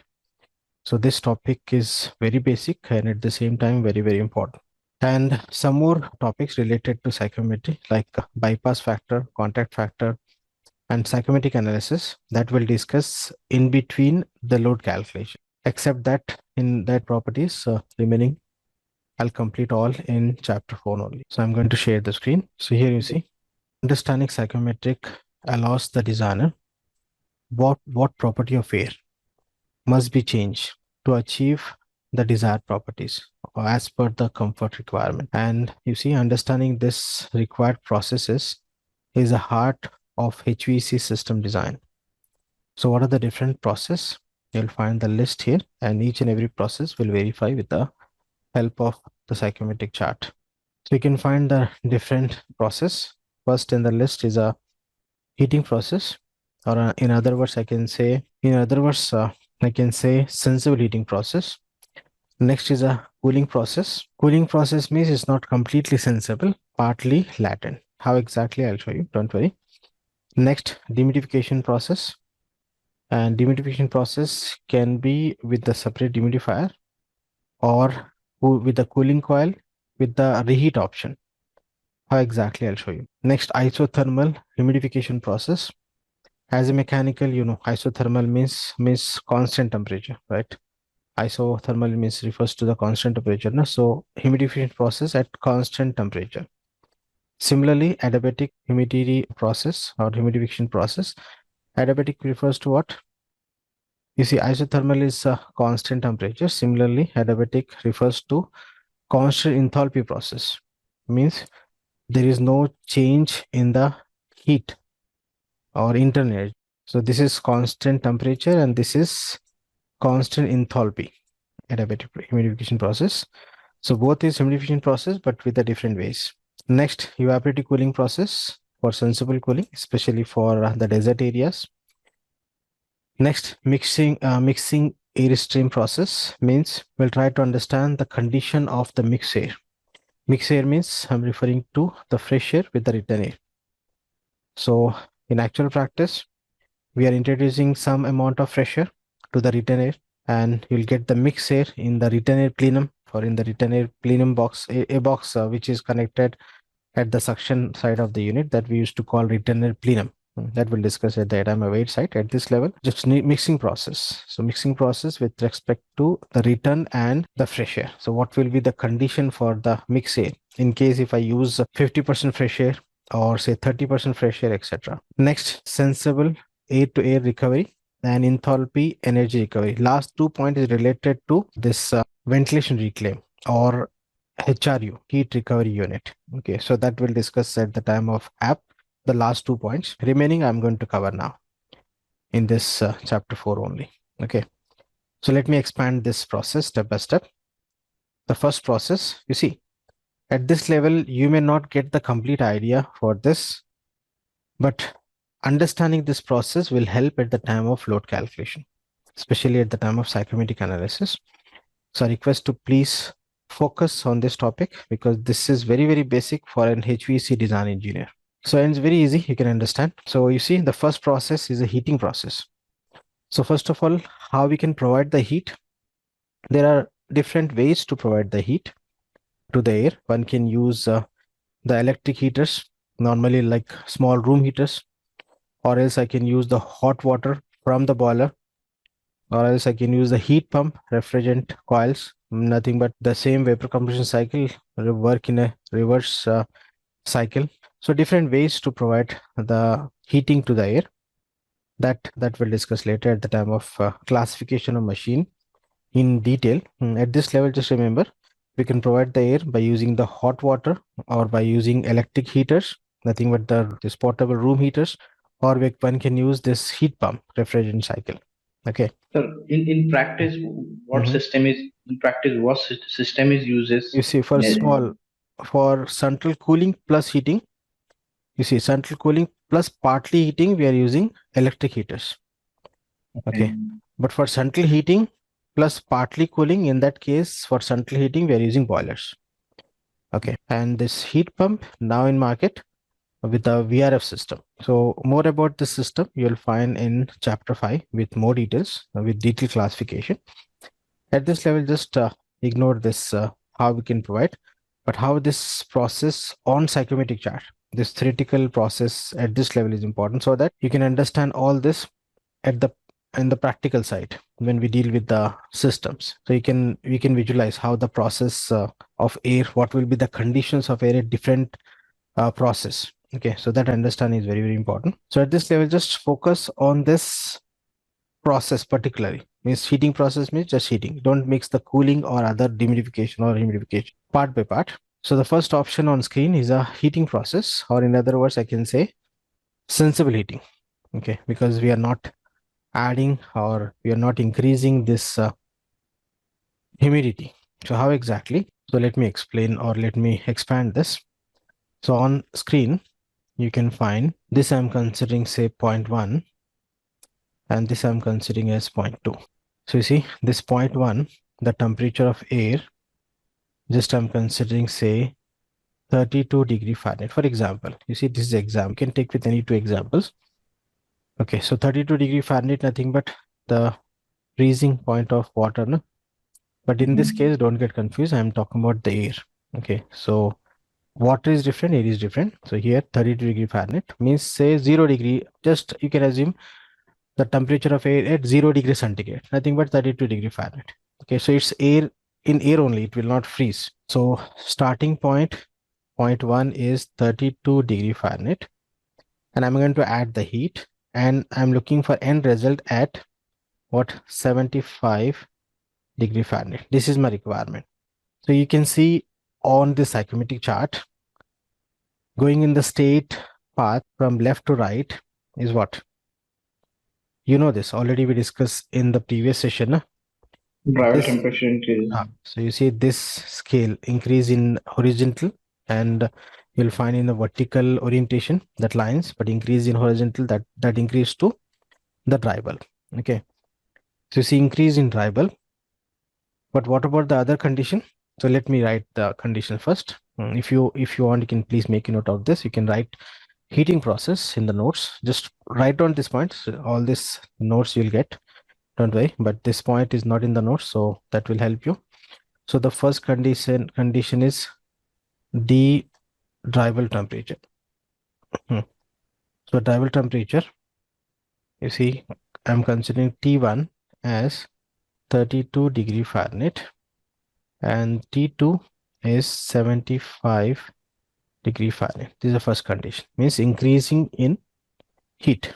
There is no confusion in this. And it's a heating process. So we are adding the heat so that the increase in temperature, and adding the heat means what? Enthalpy. So we'll talk about enthalpy also. But first point is you see temperature. Second Just point. one question, sir. Yes. How are you showing that increasing the heating will be horizontal like this? Is there any lines representing the addition of heating? You see here increase in temperature means by adding the heat only, na? On that, we need to assume, right? No, we have this enthalpy also. We'll discuss. Give me a minute. So you see RH. Now let me check this. 20, 40, 80, this 100. This blue lines are, I think, this was this is 32, and going in straight means this 32, and this point is going to be what? This 80, 70. So this can consider 75, no? Okay. So increasing temperature, that is addition of heating. You see the first point. Don't do the conclusion. Let me complete this points. Then you'll get the clear picture. So at this level, we are talking about the heating process. So I'm talking about only heating. And when you increase the temperature, means by adding the heat, so we'll verify what will affect to the other properties of air. That is our aim to discuss this, so that you can understand change in one property will affect what will be affect to the other properties of air. So in this case, the process is what? Heating process, and it's a sensible heating. Sensible heating means we are not adding the moisture, just we are adding the heat, and that to sensible heat. So first parameter, you see temperature, we are increasing from 32°F to 75°F, because as per the example, you can take any two temperatures. This is just example. Now we'll inspect RH. RH at this point, nothing but the relative humidity. This is interesting point. You see at RH1 means this point is 1, so all this 1 means related to this condition in this point 1. So RH1 you can find, you see 40, this line is 60, and this is 80. So it's very close to 80, no? Later after class with the scale you can measure, you'll get 75.8. Already I have this value, so I'm writing this. So you can verify with the scale. You see, this is 60, no? And this is 80. And this, if I draw the point, is very close to, you see, center line of this is 75. And this is above, slightly above 75. So I'm considering 75.8. Or using this two parameters, you can find out with the psychometric software also, no? The other parameters that you can verify later. At this level, just focus on the heating process. Those values what I'm rating is extracted from that psychometry only using that software. Now, what about RH? You see this point. So you see this line is 20. So less than 20, no? So exactly if you check, you'll get 15.6%. Now you can notice the very, very important point. Increase in the temperature. But you see decrease in what? Relative humidity. RH. Now with the RH, we'll check humidity. So you'll get the clear idea between the humidity and the relative humidity. Still, if you have confusion between humidity and relative humidity, now you'll get the clear idea. So W stands for humidity ratio, no? So do W1. You see W1 and W2. In psychometric chart, this horizontal line represent what? Dew point temperature as well as humidity ratio, right? So this 20, 40, these are all humidity ratio. Okay. So you can find one more scale with the dew point temperature. At this level, I'm not bothered about the dew point temperature. So you can find this humidity ratio. So in this case, can I consider W1 equal to W2, which is what? Which is at 20 what grains per pound of dry air. And with this point, I can say this heating process is sensible heating, not the latent, because the humidity is not changing, no? But what about this RH? If the humidity is same, how this RH will change? This point is important. You must understand. You must try to understand this. He's online. You see, humidity is same at 0.1 as well as 0.2. There is no addition of the moisture. Then, but the RH is decreasing now from 0.1 to 0.2. At 0.1 is 75.8. At 0.2 is 15.6. Very less compared with the 0.1. So how it is happening? You see, this is an interesting point to discuss. When temperature is increases, I mean the capacity of holding the moisture is, I think, increases. Very good. This is the only point. Yes, you can please make a note of this point. As the temperature increases, the holding capacity of moisture by the air will increase. But you see, the humidity ratio is same, means per pound 20 grams only, but RH is reducing. It means at this temperature, 15.6 RH, it means the holding capacity increases. That's the reason RH decreases. Because as the temperature increases, the holding capacity of air, the holding capacity of moisture by the air increases.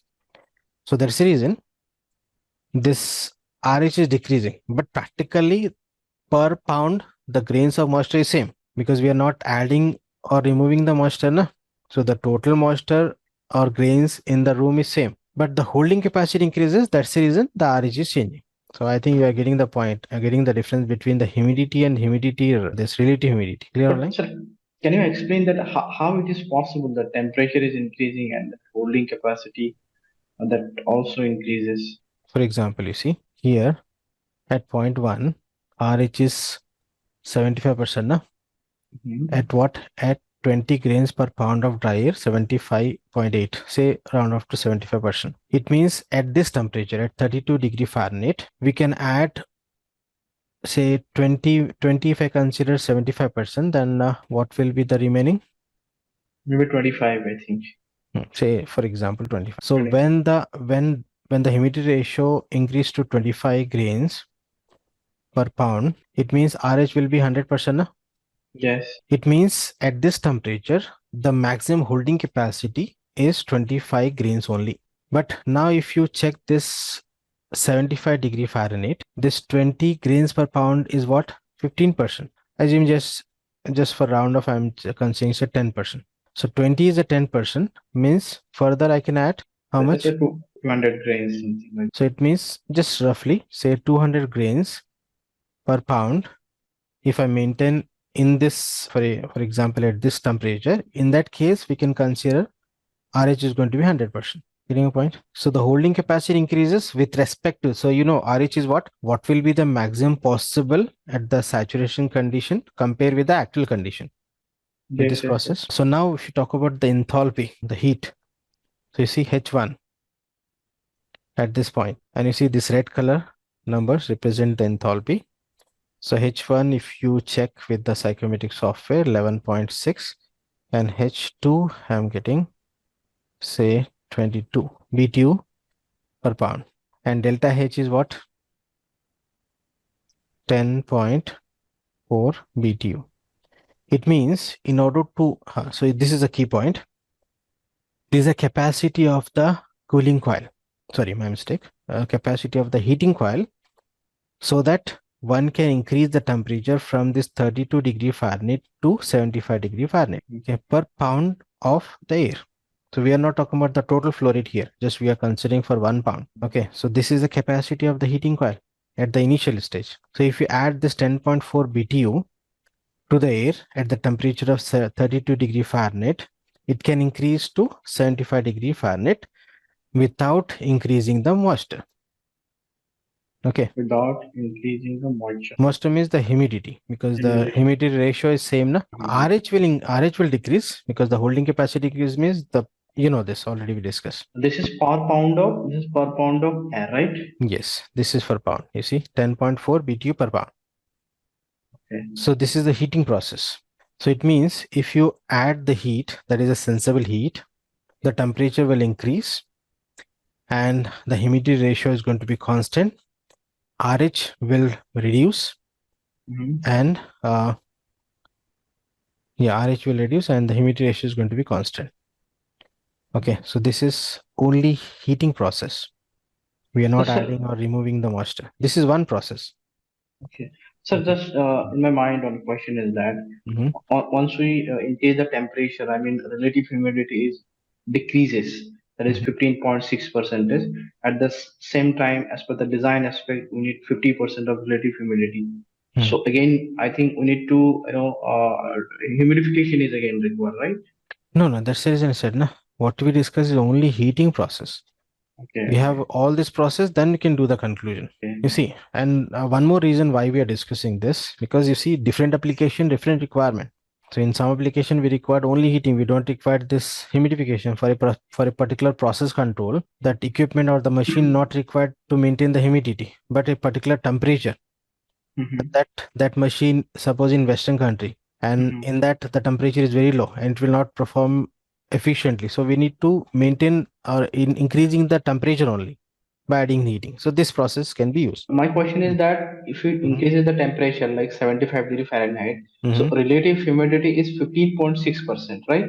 But we discussed previous classes that for comfort design, we need relative humidity 50%. No, you see, just now what I said is a process control. So different process for different application. So you just don't think for home and comfort. We are dealing with all this process. At this level, don't do the conclusion. Just try to understand the process so that this will be used at the time of load calculation as per the application requirement. Okay. For a particular application, suppose for a particular application means I'm talking about a process control. A room in means machine, for example, a CNC machine. Okay.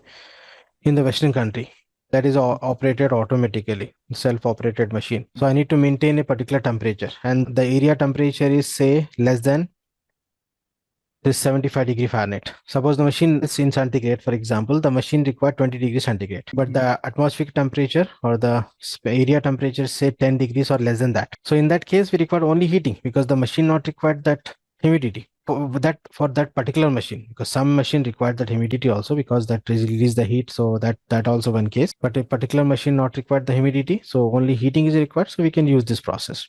So just try to understand the process of heating. That's it. When you add the heat, what will affect to the other parameters. So this will help you at the time of discussing the mixed air, and the mixed air concept is important, refresh air and retain air. So step by step, all this process will discuss so that at the time of load calculation, based on the application, one can decide which process is required. According to that, we can plot the parameter on psychometry first theoretically, then the same can use in a practical way. You see, the practical side of this 10.4 BTU per pound is a capacity for 1 pound.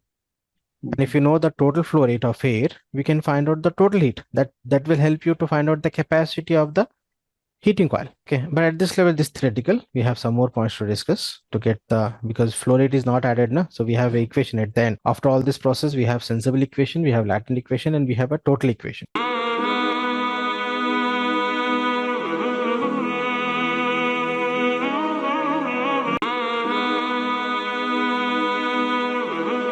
Next, second process is a cooling process. But you see, if I say cooling, I'm not talking about evaporative cooling. I'm talking about the cooling with the, say, cooling coil. Means by using the DX system. You see, cooling is usually accomplished with the chill water or refrigerant.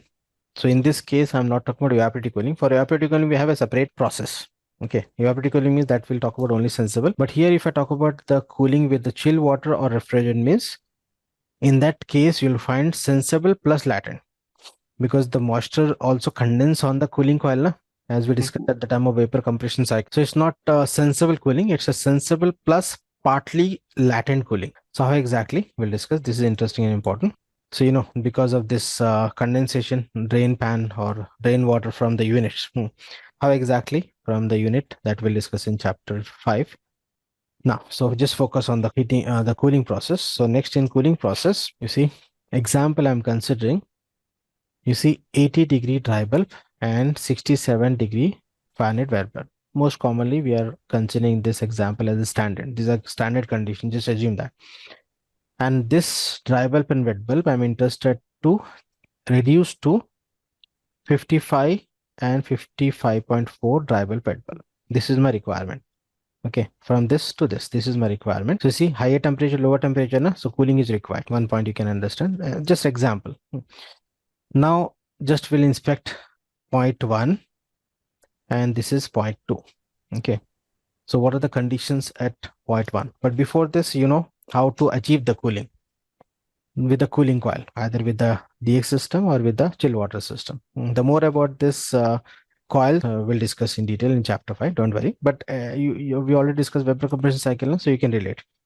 In vapor compression cycle, refrigerant is flowing. In chill water system, chill water is flowing. That is the difference. Rest of the thing is same. You will, in both the cases, you'll find the cooling coil and you'll find the sensible latent condensation, etc. So the first point, let me verify this RH. Acha, before this, you see, with this 80 as dry bulb and 67 as wet bulb, you know, you can find out the point on the psychometric chart, na?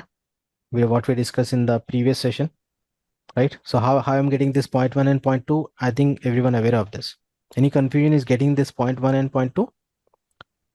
Okay, let me quickly show you. You see, point 1 condition is what? This condition, 80-degree dry bulb and 67-degree wet bulb. So you can see 80-degree dry bulb, this line is going up.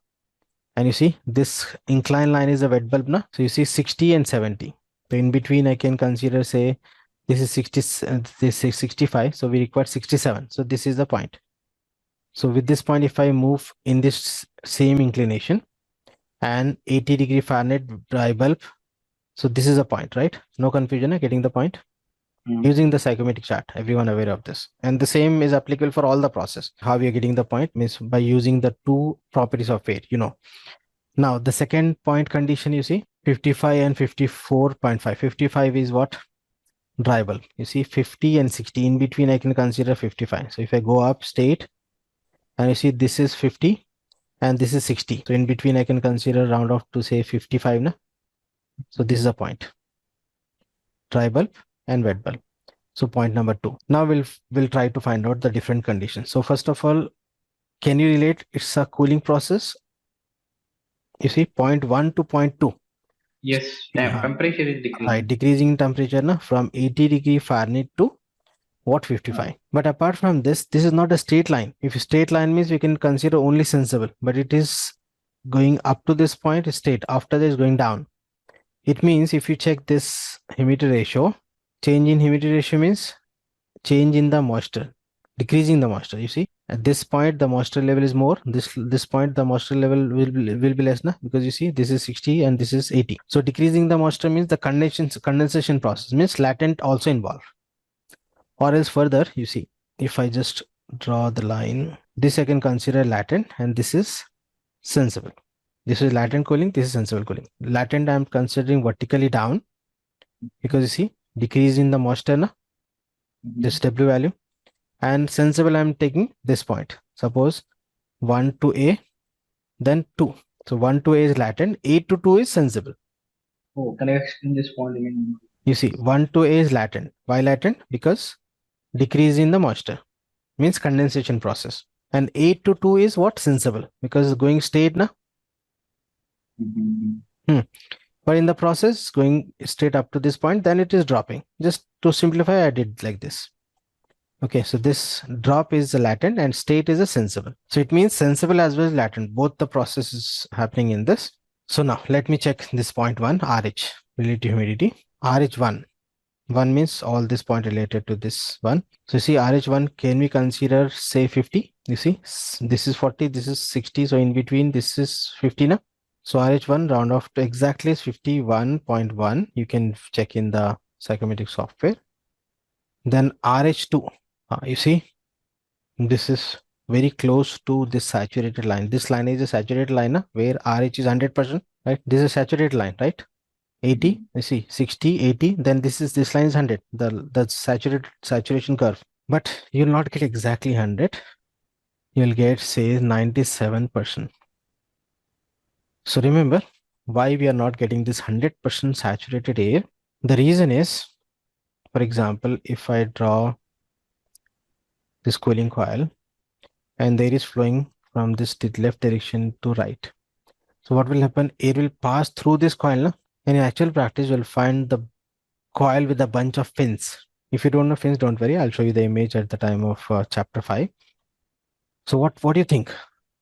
Suppose if I supply one, say 100 CFM, cubic feet per minute, the flow rate of air.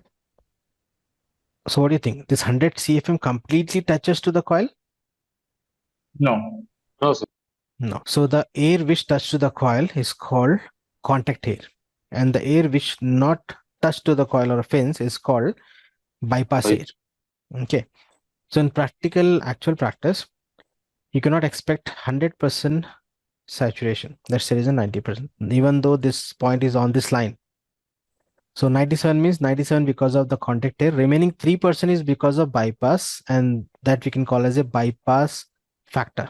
So in this case, 97% is a contact factor, and or I can say 0.97 is a contact factor, and 0.03 is a bypass factor. So what is contact and bypass factor? We have a separate topic. In detail, we'll discuss with the equation. At this level, why I'm not getting 100? Just that's the reason I explained this. So 97% RH. This is a RH condition. It means, you see, with the cooling process, RH increases. So this is not the desirable condition. No? And at this level, just remember, I'm talking about only cooling. I'm not talking about the dehumidification. So because of cooling, because of this latent heat, the moisture decreases, and moisture decreases as the humidity decreases. What will happen to the relative humidity? Relative humidity increases. You see, in this case, okay, let me write all this point, then we'll get the clear picture. Now, the second point is a dew point temperature. Suppose dPT1, sorry, my mistake, dPT1, dew point temperature. You know, dew point temperature you'll find on the same scale, no? as of this RH.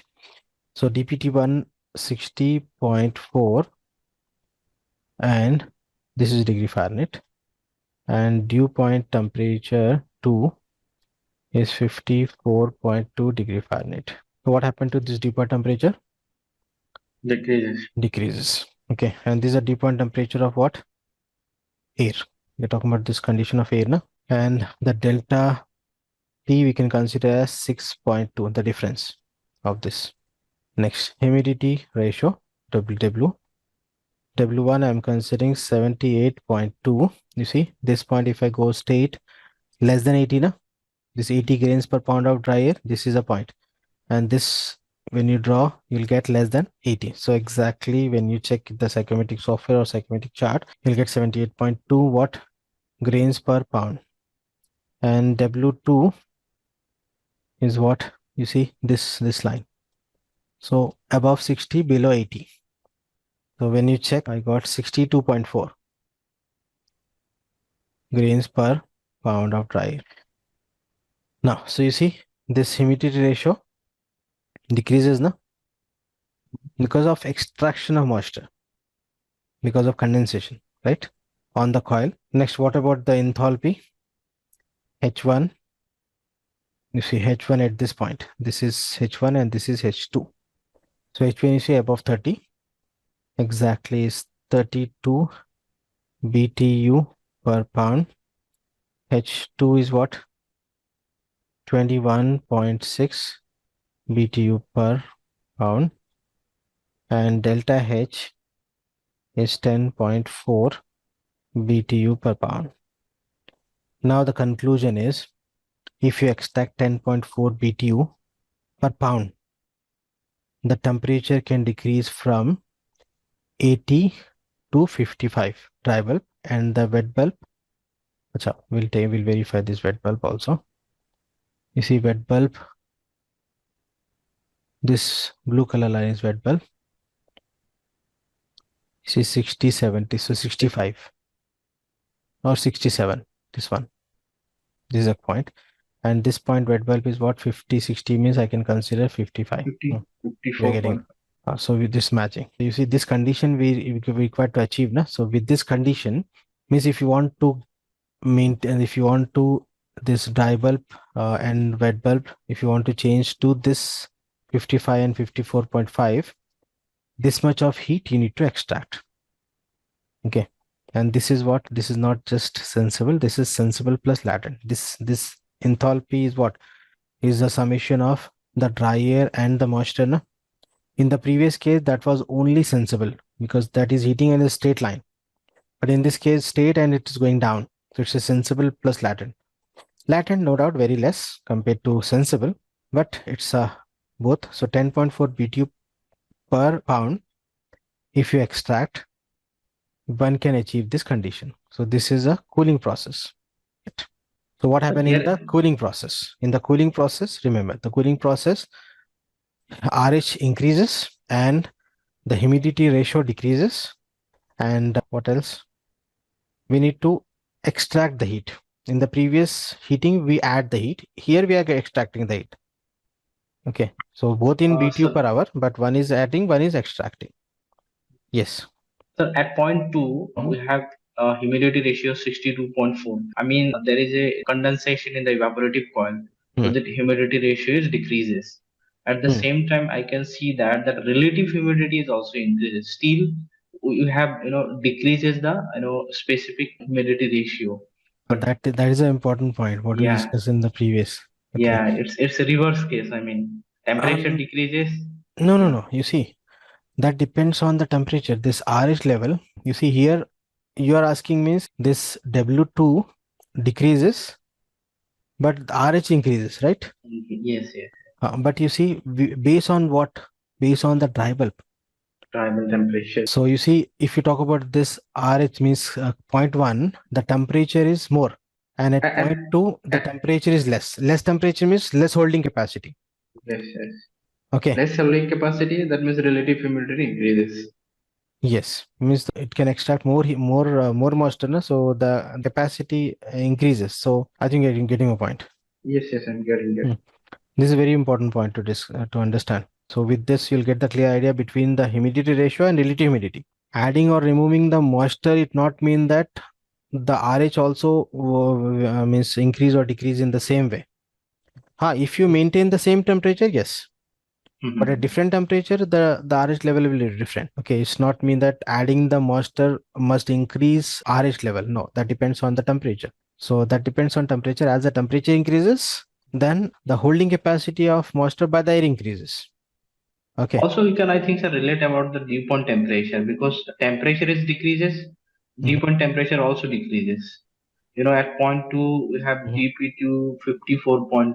So temperature decreases, I mean the relative humidity increases. Yes. So you see, for that reason only we are talking about this process. So you need to understand the relation between these parameters. So at the time of designing, you can take the decision as per the application requirement. What exactly the requirement? According to that, we can control that particular parameter to get the required result.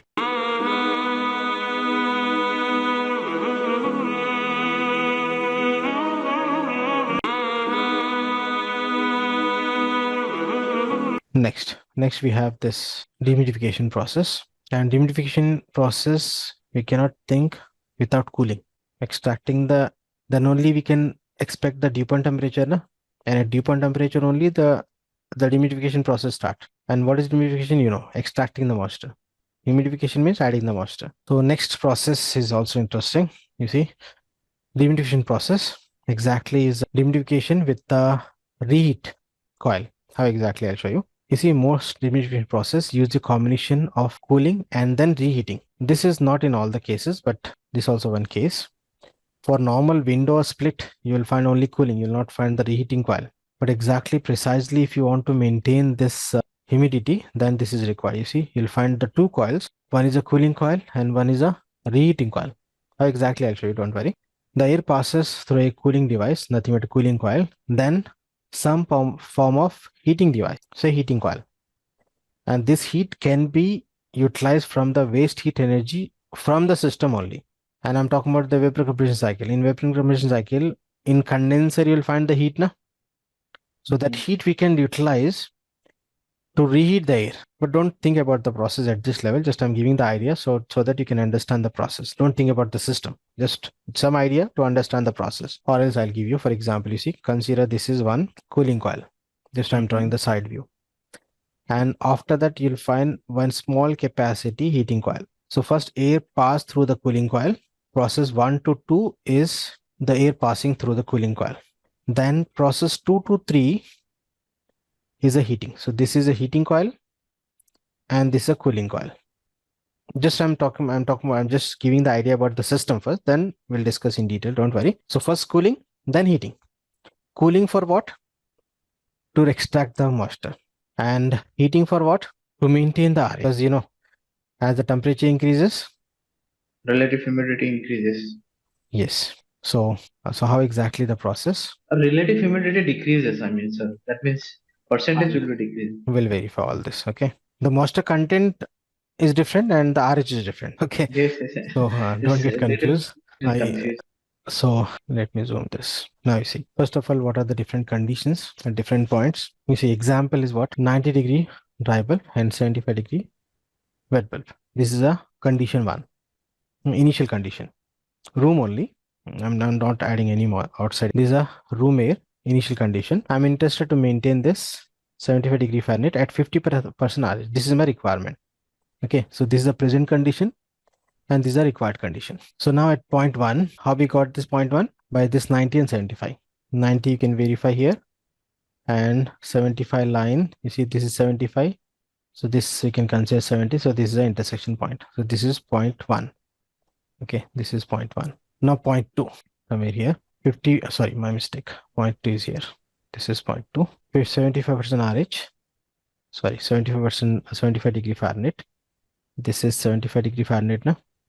And you see 40 and 60 in between, if I draw the line, I'll get 50. So this point I can consider this condition for point 2. In between I'm considering, say, A. 1 to A, then A to 2. So my requirement is at point 2. But that point 2 cannot be achieved directly with the cooling. So first what we'll do, we'll overcool the air so that we can extract more and more moisture. Means decreasing the humidity. After that, we are adding the heat, that is sensible heat, to increase the RH. Means to increase RH means to increase the holding capacity of moisture by the air.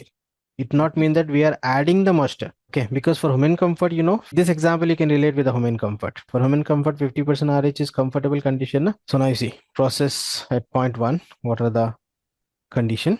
This is dry and humid air, because at this point the RH we can consider as 50%. You can check, you see this is the same point now, but the temperature is 90. So first we are interested to decrease the temperature. So decreasing temperature, you see, extracting the heat from point 1 to 2, and this point 1 to 2 same as the previous case. In the previous case we talk about cooling, na? Same thing will happen. You see, temperature decreases, and what would happen to this humidity ratio? Decreases. So you see, if you just draw the point, means vertically down, this is latent, then this is sensible, same as the previous case. So humidity ratio decreases and the dry bulb temperature also decreases. right? Driver leak.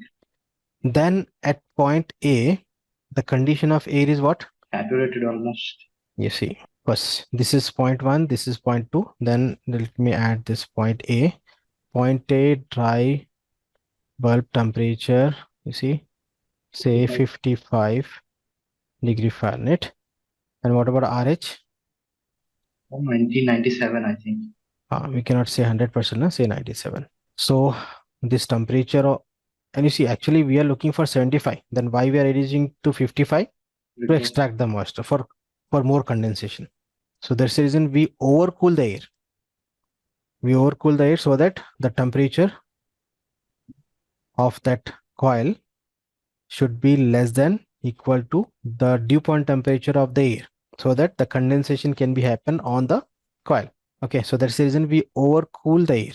So at point 1, the air is overcooled, and for what? To reduce, to extract the moisture. And you see, at this point, the moisture, or let me write this, W1 condition means humidity ratio at W1 is 106.6 grains per pound, 100, 120. So if you check, you'll get 106. W2 is what? This is 64.6 grains per pound. Nothing but this one, slightly more than 60, no? 64. So to reduce this moisture, this humidity ratio, we overcool the air.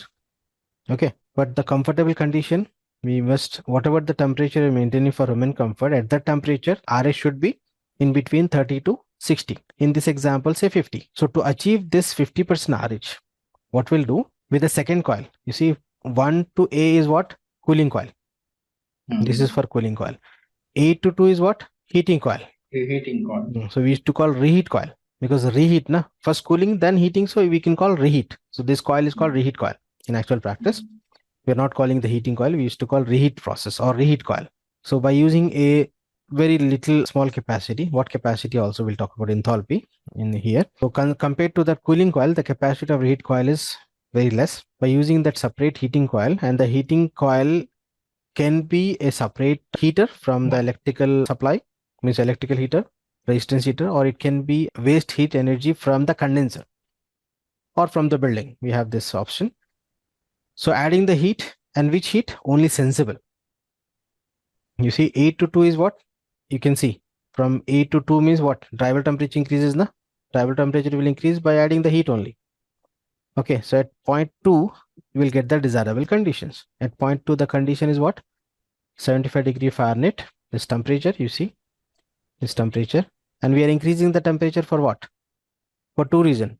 First reason, to maintain the required temperature. Second, to maintain the RH. Because as you increase the temperature, the holding capacity of the moisture increases. So RH decreases, na? Right? Decreases, so you see at yes. point, the RH we can consider as 50%. So this process is called dehumidification with reheat. And dehumidification means with the cooling only. Okay.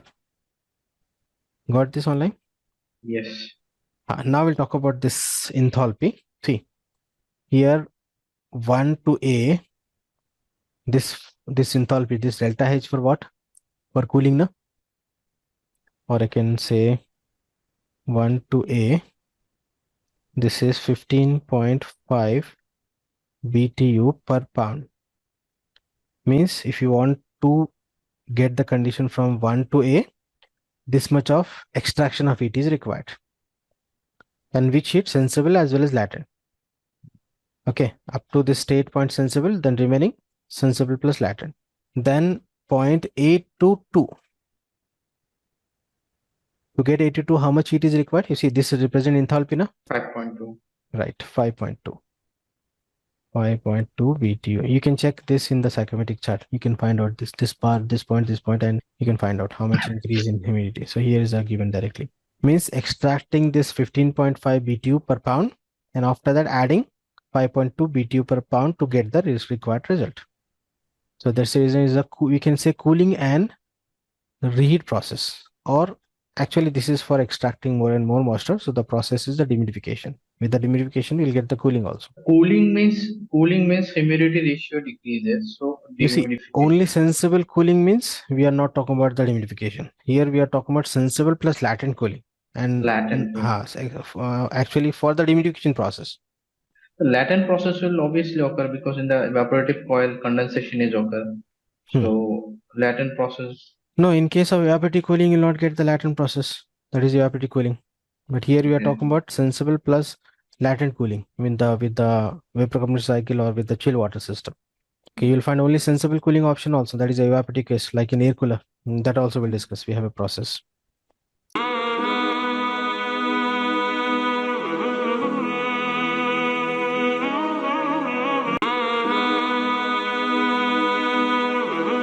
Next, the next process is isothermal humidification.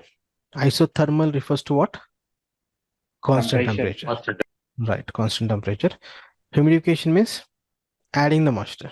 So first of all, we'll discuss how we can add the moisture. So we can add the moisture with the different ways. You see, in this isothermal humidification, we are adding the moisture by using a steam, or we are heating the water by using the heating coil like a heater, and we are making that water, we are adding the heat to the water and will make it evaporate, or else we are providing the steam. We have the process of spraying the water also, that you'll find in adiabatic humidifier. That is the next.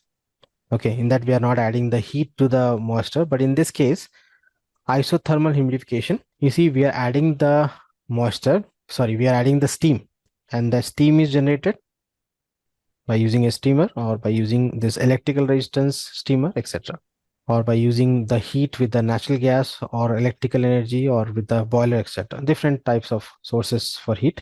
So that system we'll discuss later. At this level, just I've given the idea to understand this process. So the requirement is what? Isothermal humidification means we are maintaining the same temperature and we are adding the moisture. You see, isothermal humidification. So we are not changing the temperature because the process will give you the idea. Na? At constant temperature, we are adding the moisture.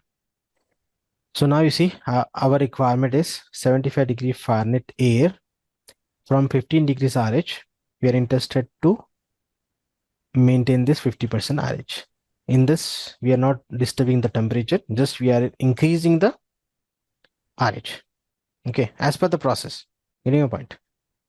Temperature is constant, just we are increasing the humidity. And increasing the humidity, the process called humidification by using a steam or by introducing a steam. So what are the different conditions you'll get? First of all, you see, this is point 1 and this is point 2. So what are the conditions at point 1? At point 1, dry bulb temperature is what? 75 degree Fahrenheit and RH 15%. Okay. Actually, with this condition only, we got this point. You know how to get this point in the psychometric chart. Now, if you talk about point 2 conditions, you see, this is a desired condition. Dry bulb temperature. 75. What? Same, because isothermal, no? Yes. And what about the RH? 50%. 50%. That is desired condition. Yes.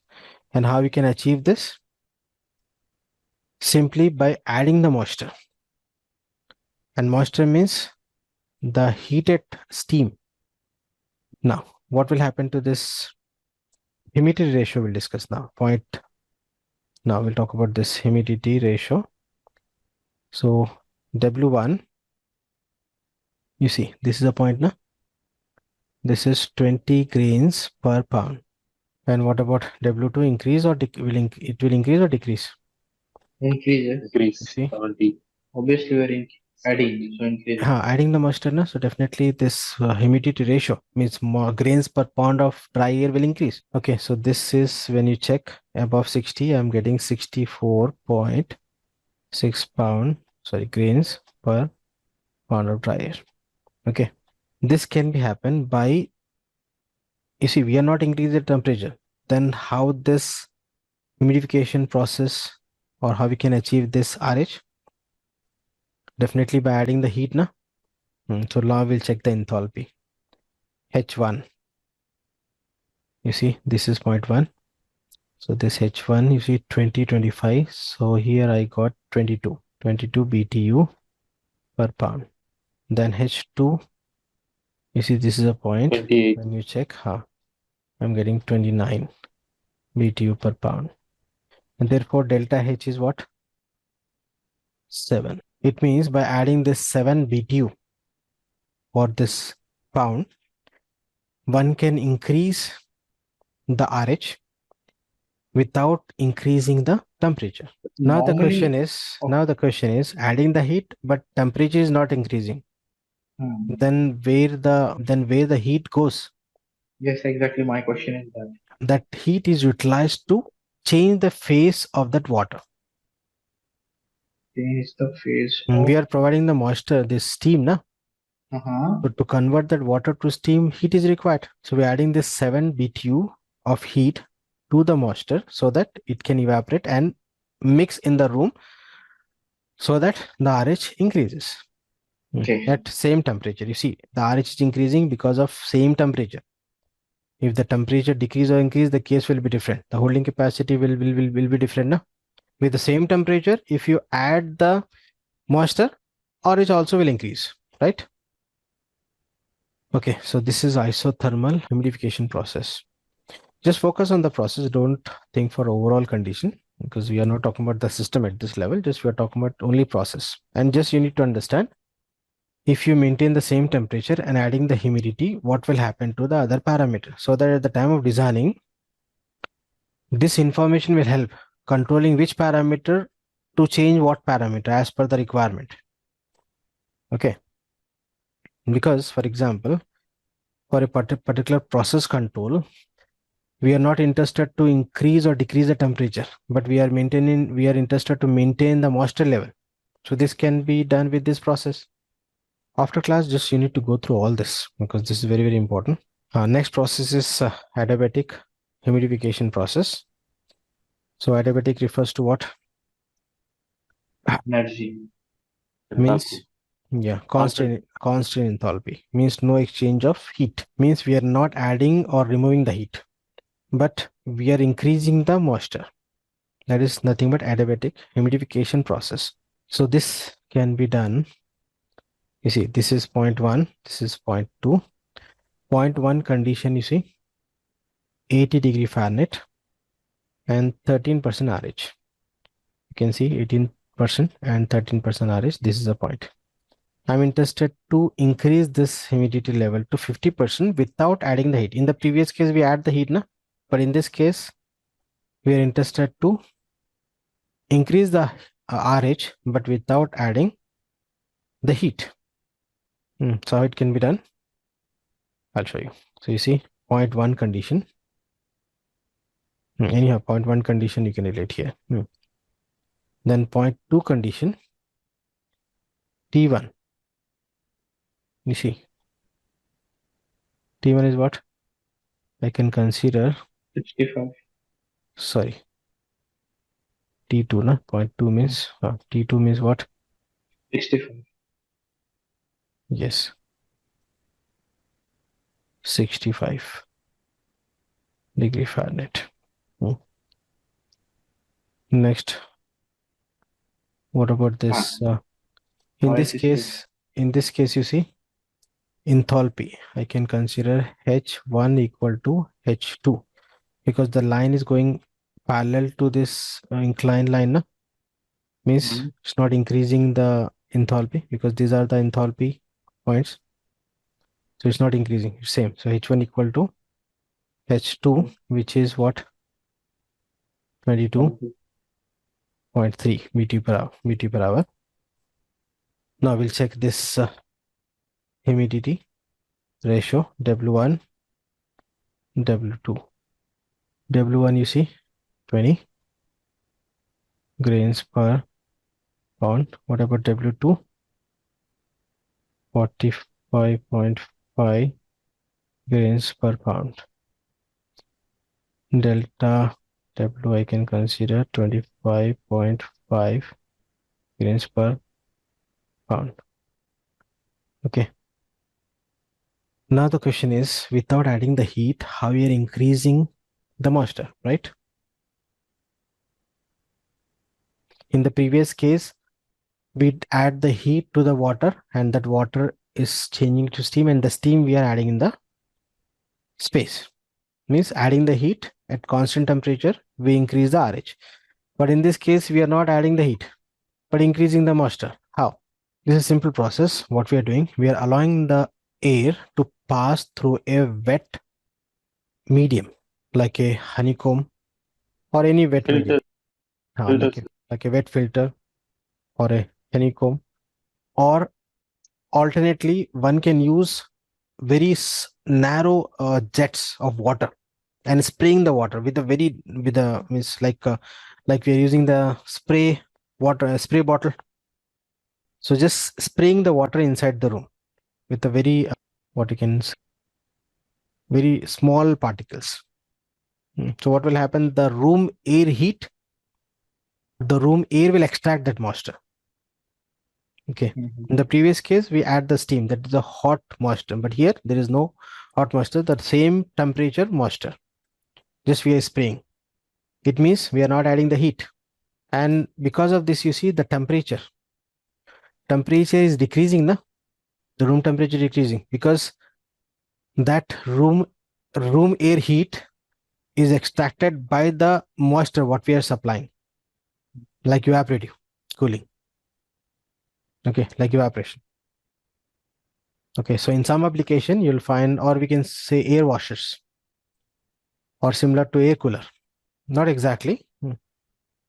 Air cooler we can call evaporative cooling, but in this we are not talking about cooling, just we are talking about this increasing the RH. Got the idea online? Yes. And the same theory what I explained is given here. You see with the specialized nozzles or dispensers, we are applying the water inside the space. Okay, so this is adiabatic humidification. In some applications, you'll find this one. Next, we have evaporative cooling and the mixing air. Okay, this we'll discuss in the next session. So what you do is just go through this. We have only two processes, and after that we have very important equations. Not lengthy, but important. So in next session, within 15 minutes, I'll complete this so that we can start chapter 4, classification of machine. But as I said, still some more topics related to psychometry, that is contact factor, bypass factor, and the psychometric analysis that you'll find in load calculation, chapter 7. And all this information what we are learning here we'll use in psychometric analysis also.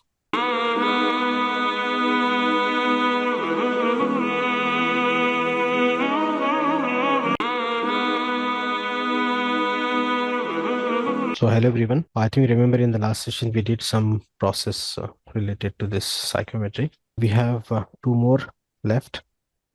Then quickly let me complete that evaporative cooling process and also the mix air process. After that we'll talk about the equation for sensible latent. Then using this enthalpy, we'll find 3 equations that we'll use at the time of the load calculation, especially at the time of heat gain through ventilation, infiltration, etc.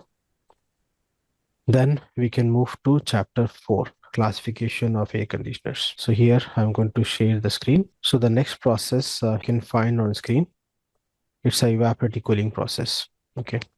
And this process you can expect for the air coolers, or you see air cooler also known as desert coolers, right?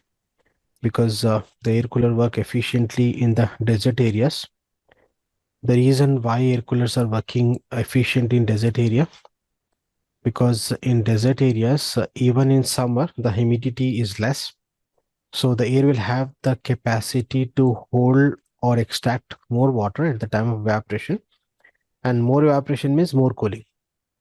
Because you know the concept of evaporative cooling. Evaporative cooling means because of evaporation of water, extraction of heat from the air so that the temperature of air can reduce in case of evaporative cooling.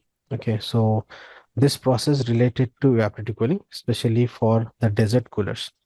And now in market, even in India, this desert coolers by Symphony, they're offering this desert cooler concept with the ducting. In desert area and Gulf, it is used for many years, but even in India by Symphony, they are offering this desert cooler concept with the ducting compared to the normal air cooler. That is a bit expensive, but anyhow, the concept is useful because even in Hyderabad city or in India, where you'll find the city with the low humidity conditions in summer, one can use this desert coolers so that you can expect the efficiency. Because in desert cooler, the power consumption compared to the air conditions very less. Okay. You said in evaporative cooling process, no condensation will be occur, right? No, only On sensible cooling. only sensible You cooling. cannot expect the latent cooling. That's the reason in desert areas it is applicable. In area where you have the humid condition, you cannot expect the required condition as per the human comfort, because in humid area it is required to extract the moisture, reducing the humidity. So even though if you maintain the temperature, you cannot feel the comfort, right? But in desert area, this work efficiently because of low humidity conditions. So increasing the temperature and with the increase in temperature, with the evaporative cooling, even the RH also will increase. Okay, so increasing, and that is a requirement in the desert area, na? Decreasing the temperature and increasing the RH. So both will satisfy with the by reducing the means cost, means it's an efficient system compared with the air conditioning. So we'll talk about this process. So you'll find in this on screen. You see, so what will happen at the time of evaporative cooling? We'll check this. You see, this is 0.1 and this is 0.2. Okay, so the 0.1 condition you can find here in an example. 100 degree Fahrenheit, air at 13.6 grains per pound of dry air to 70 degree Fahrenheit. Ignore this percentage.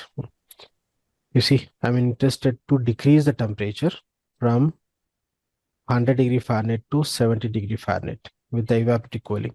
So first we'll check this wet bulb temperature.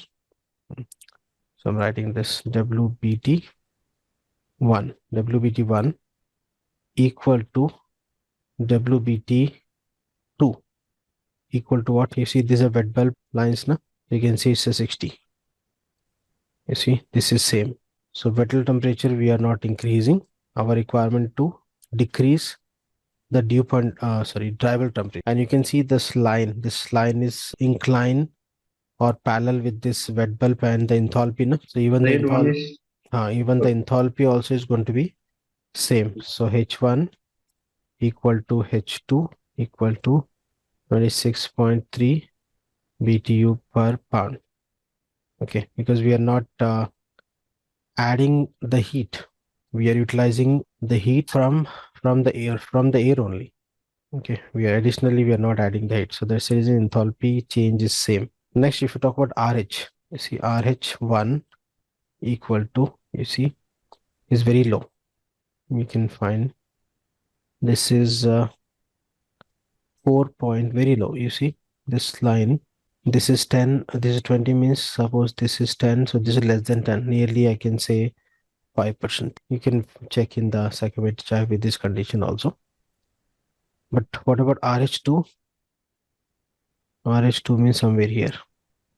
This is 50, 55. nearly 55, exactly is 56%. So you see this is less than 60, satisfying the human comfort. And the temperature, dry bulb temperature, you see starting DBT1. DBT1 is what? 100 degree Fahrenheit. DBT2 is what? 70. 70. So 70 is a very good temperature for cooling point of view. Anyhow, extracting this, we required a proper capacity air cooler. It not mean that any small air cooler will maintain this much of temperature, so that you need to design accordingly. So again, the flow rate of that air and all is required to consider in designing. At this level, this is what we're considering is for 1 pound of water. Just example to understand the process of evaporative cooling. That's it. At this level, just we are talking about the process. How we can achieve with the system, that is the other story. That you can get this by properly designing the air cooler. In that air cooler, the major parameter is finding the flow rate. Next. So you see. So just remember at the time of evaporative cooling, enthalpy and bedroll temperature is going to be constant. RH will increase. And when RH increases, what will happen to this humidity ratio? W1, W2. You see, W1 is less than 20. Say, I'm considering, say, 15, for example, roughly. Then what about W2? This point. This point is 60. So this is what? 60 grains per pound of dry air. This also grain per pound. So in this case, RH and humidity increases, and DPT, WBT and enthalpy remain same, and dew point temperature decreases. Or in other words, if when you decrease this dew point temperature by maintaining this constant wet bulb, so enthalpy will be same, and RH and humidity ratio will increase. Just try to understand the relation between this. That Sir, will help at the time of calculation. Yes. one question, sir. No condensation is occur. That No. means the humidity ratio should be equal. I think. Humidity ratio. Yeah, humidity ratio. That means Mhm. no condensation is occurring. So same amount of moisture is present in the room. But you see, evaporation is taking place now. That's the reason Mm, increasing in this humidity ratio, evaporation. because it's evaporate cooling Yes, yes, yes, yes, yes. by evaporating the water. Okay. So this was about evaporate cooling. Next, we have one more very important mixed air condition. And this will use at the time of psychometric analysis also. Mixed air condition Sir, means just 1 minute. Evaporation in the cooling coil, right? we are not using any cooling coil here. Air cooler. The It's air simply. air is passing through a wet honeycomb pad, and when the Uh-huh. air passes, the air heat is extracted by the water, and the water evaporates, and that evaporate That water. means we Mhm. are talking simply the cooler we're using in Yeah, the Indian. air cooler Yeah, only. There is okay. no cooling coil. No vapor compression cycle or No, not no, something. no. One more question. What happens when the air comes in contact with the cold air? Cold air. Can you please elaborate this? What happens when air comes in? You see, it's a Maybe continuous process, na? So when the air passes through a layer of water, the air heat extracted by the water and the water evaporates, and you'll get the cool air. And when the air passes through that layer of water, means it will extract that moisture also. That says the humidity also increases. And if you are providing the cold air, it means it can extract more heat. For example, generally in air cooler, we are using the ice also, na? So that efficiency will increase. Yeah, Mr. Javed, that is a question or? Yes, got it. So just to increase the efficiency, normally in air cooler, we are using ice, so that reducing the temperature of water will help to increase the evaporation. Okay, but remember, this evaporative cooling will work efficiently, or this is a process for desert areas or for the location with the low humidity in summer. Or else what will happen? No doubt with the evaporative cooling, the temperature can drop. But with the humid area, humidity also increases, or it may reach more than 60%, and that will not a comfortable condition for human. Yes. But in summer, air is more humid, na? No, in general, summers are wet, but not in the desert area. That you see, for evaporation, water is required. Na? Suppose in a location where there is a no water in summer, means no evaporation. No evaporation means even in summer you'll find the less humidity, Okay, means the right? air will be completely dry air, Not, I cannot say completely. Less humid, not less high humid. moisture content. You see, for example, you cannot use this air cooler concept in Dubai or in India, Vishakhapatnam, or in Al Khobar, or where you have the seashore areas. We cannot use this air cooler because in seashore areas, as the temperature increases, the humidity increases because of availability of water, more and more evaporation in that area. So the water will miss if already the moisture is with the maximum level in the air, means the evaporation, you cannot expect the evaporation. No evaporation means no cooling. Sir, what I means in the room when we are using this air coolers, na, Mhm. so we feel very humid. So, is there any role of exhaust air? You see, the best, if you want to get the efficiency for the air cooler, the evaporative side, it is recommended to place outside the room, like window AC. Okay. You can expect the maximum efficiency. Or else what will happen, the complete evaporation means is going to be in the room only. You'll get the, you see, when first of all the water when passes through a layer of wet means mesh, or we can say this honeycomb, it will extract the moisture. Apart from this, the air which is the water which is evaporated because of extracting the heat, that also in the room.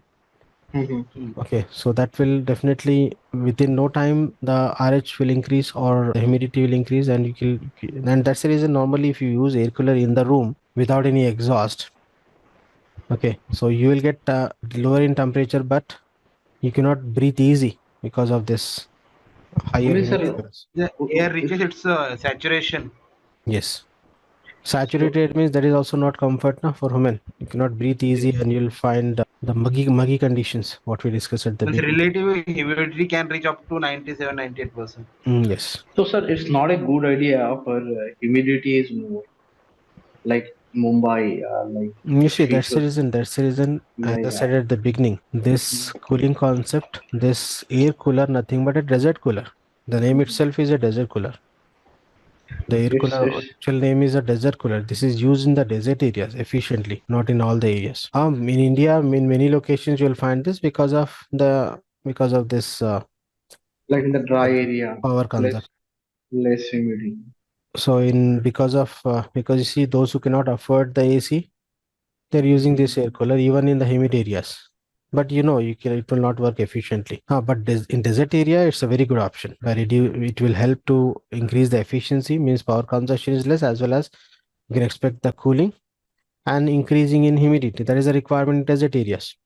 So Got that's it. the reason air cooler itself is means the actual concept for air cooler is for desert area only. So that's the reason we used to call desert air coolers or desert coolers.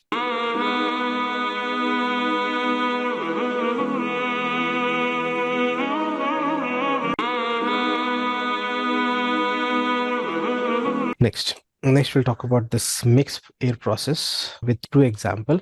First example with the 50-50% mixing. Mixing means I'm talking about the return air and the fresh air. Fresh air from outside, return air from the room itself. And in actual practice, we are not taking the complete fresh air. And the percentage of fresh air, that is as per the standard. We have ASHRAE 62.1. We have carrier standard, or you'll find the SIFC other standards also. And based on standard, we have the percentage, or we have the flow rate for fresh air. Okay, that will use at the time of calculation. For example, if you are dealing with the office as per carrier standard, one can use 25 CFM per person. In case of ASHRAE 62.1, 5 CFM per person, as well as for area 0.06 square feet, 0.06 CFM per square feet. We'll discuss That in is detail. fresh air, sir. At this level, just I'm giving the idea. So it means we are in actual practice, we are not completely using the fresh air. Only in special cases, we are considering 100% fresh air. In rest of the cases, we are using only part of the fresh air. Remaining, we are going to use return air. Okay. Those who are already working, they know this. Because if I take the complete fresh air, what will happen to the cooling coil? The load on the cooling coil will affect, na?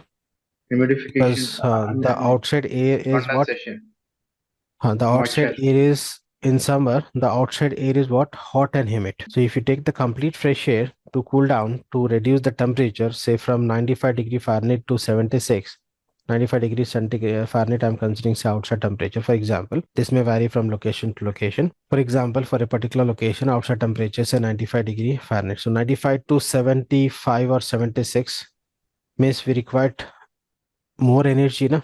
Okay, so we don't, and that is not required. Complete fresh air is not required. We require part of that fresh air to maintain the oxygen level, to exhaust the fall smell and all that, as per the standard that we have, detailed standard at the time of load calculation. So at the time when we deal with the calculation, remember we are not taking the complete fresh air, partly fresh air. Remaining is a return air. So this process is related to that. That's the reason I'm giving the idea, but don't worry about the fresh air and all. We have a detailed topic to discuss in load calculation. So you see the example is 50% fresh air and 50% return air. First example. In second example, we'll consider say 30-70 ratio, but just for example, for learning point of view. So let me relate these points first. So you can find the 3 point, point 1, point 2, point 3. First, point 1 condition. I'm considering point 1 as outdoor condition. You see, this is a condition of outside air, and this point 2 I'm considering as return air condition. Return air means again supplied to the space and return from the space itself. And point 3 is a condition of the mix air. So you see, when the return air and fresh air mixes, you'll get the result temperature, no? Means the mixing temperature. So what will be the condition after mixing? So if you check this condition at point 1, and you know how to get this point. Point 1 I got, considering, I'm just considering say this condition at point 1, dBT, drivable temperature, say 95 degree Fahrenheit. You can check. You see, this is 95. And RH, you see RH is close to say 50. And humidity ratio 117.4 grains per pound of dry air. You see this one. And WBT, wettable temperature, you see this is 78 degree Fahrenheit. This is a condition of point 1. This condition air is going to mix with the point 2 condition. Point 2 is a return air, return from the space only. So dBT 26. You see 70 and 80, so I can consider 75 degree Fahrenheit. RH is same now. You see this inclined line with the same. It means the RH is not changing. We are maintaining the same. RH is 50%. Humidity ratio, see somewhere here. So this is 64 grains per pound of dry air. 64.6. Next WBT 63 degree Fahrenheit. So you see this point 1 condition air mixed with the point 2. So I'll get the mixed air condition. First, dew point temperature. So you see dew point temperature, drivable temperature. Drivable temperature increases or decreases? Compared to return air, it is increasing. Compared to fresh air, it is decreasing. And how I got this point? Because you see in this example, we are considering 50-50%. So this is a midpoint of this line. If I consider say 70% return air and 30% fresh air, in that I can mark somewhere here. Okay, like 70-30 ratio. But in this case, 50% means as per the percentage, you can find this point. Getting my point? Yes. So now dew point temperature. Here you see, this is nearly 85 degree Fahrenheit. RH, as I said, is same, 50%. And you see, whatever the percentage you are considering, you can get in the state line with the RH, with the constant RH as per the process. Remember this point.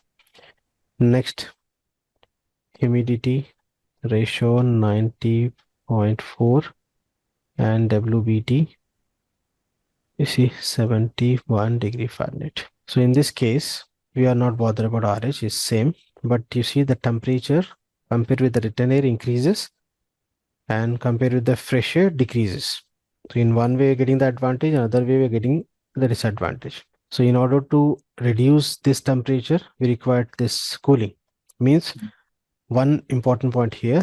Now to reduce this temperature as per the room requirement, cooling is required. So it means the fresh air is going to be one of the major load on the cooling coil. Remember this. And nothing but this is the heat gain through ventilation. Very, very important. At the time of load calculation, we'll discuss in detail. So fresh air is going to be the major load on the cooling coil.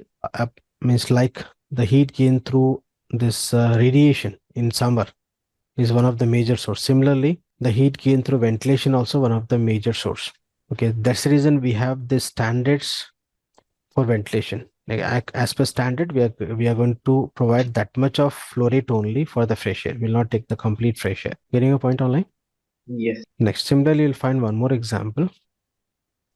In that, we'll consider like 70-30 or exactly say 74-26. At this level, just get the idea how this parameter is changing. At the time of psychometric analysis, you'll get the clear idea, because at this level, we are talking about only the condition of the mixed air. At the time of psychometric analysis, we'll find out the condition of all the air, like fresh air, return air, supply air, mixed air, so that we can call as a psychometric analysis. So this is just example for the mixed air condition.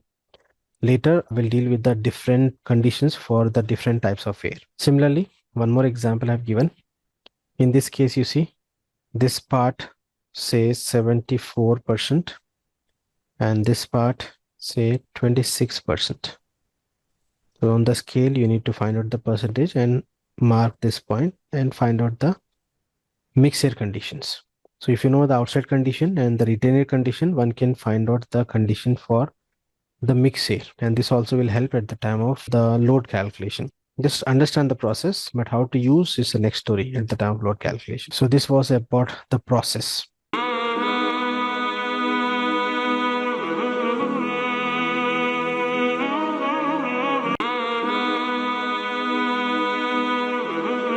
Next, we have we have three equations to discuss, very, very important. We'll use at the time of load calculation.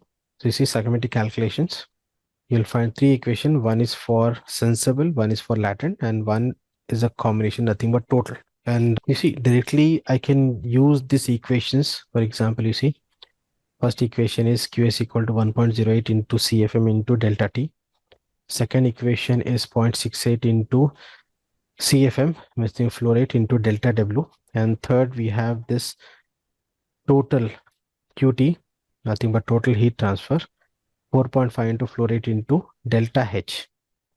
Directly we can use in the calculation because these are the standard equations.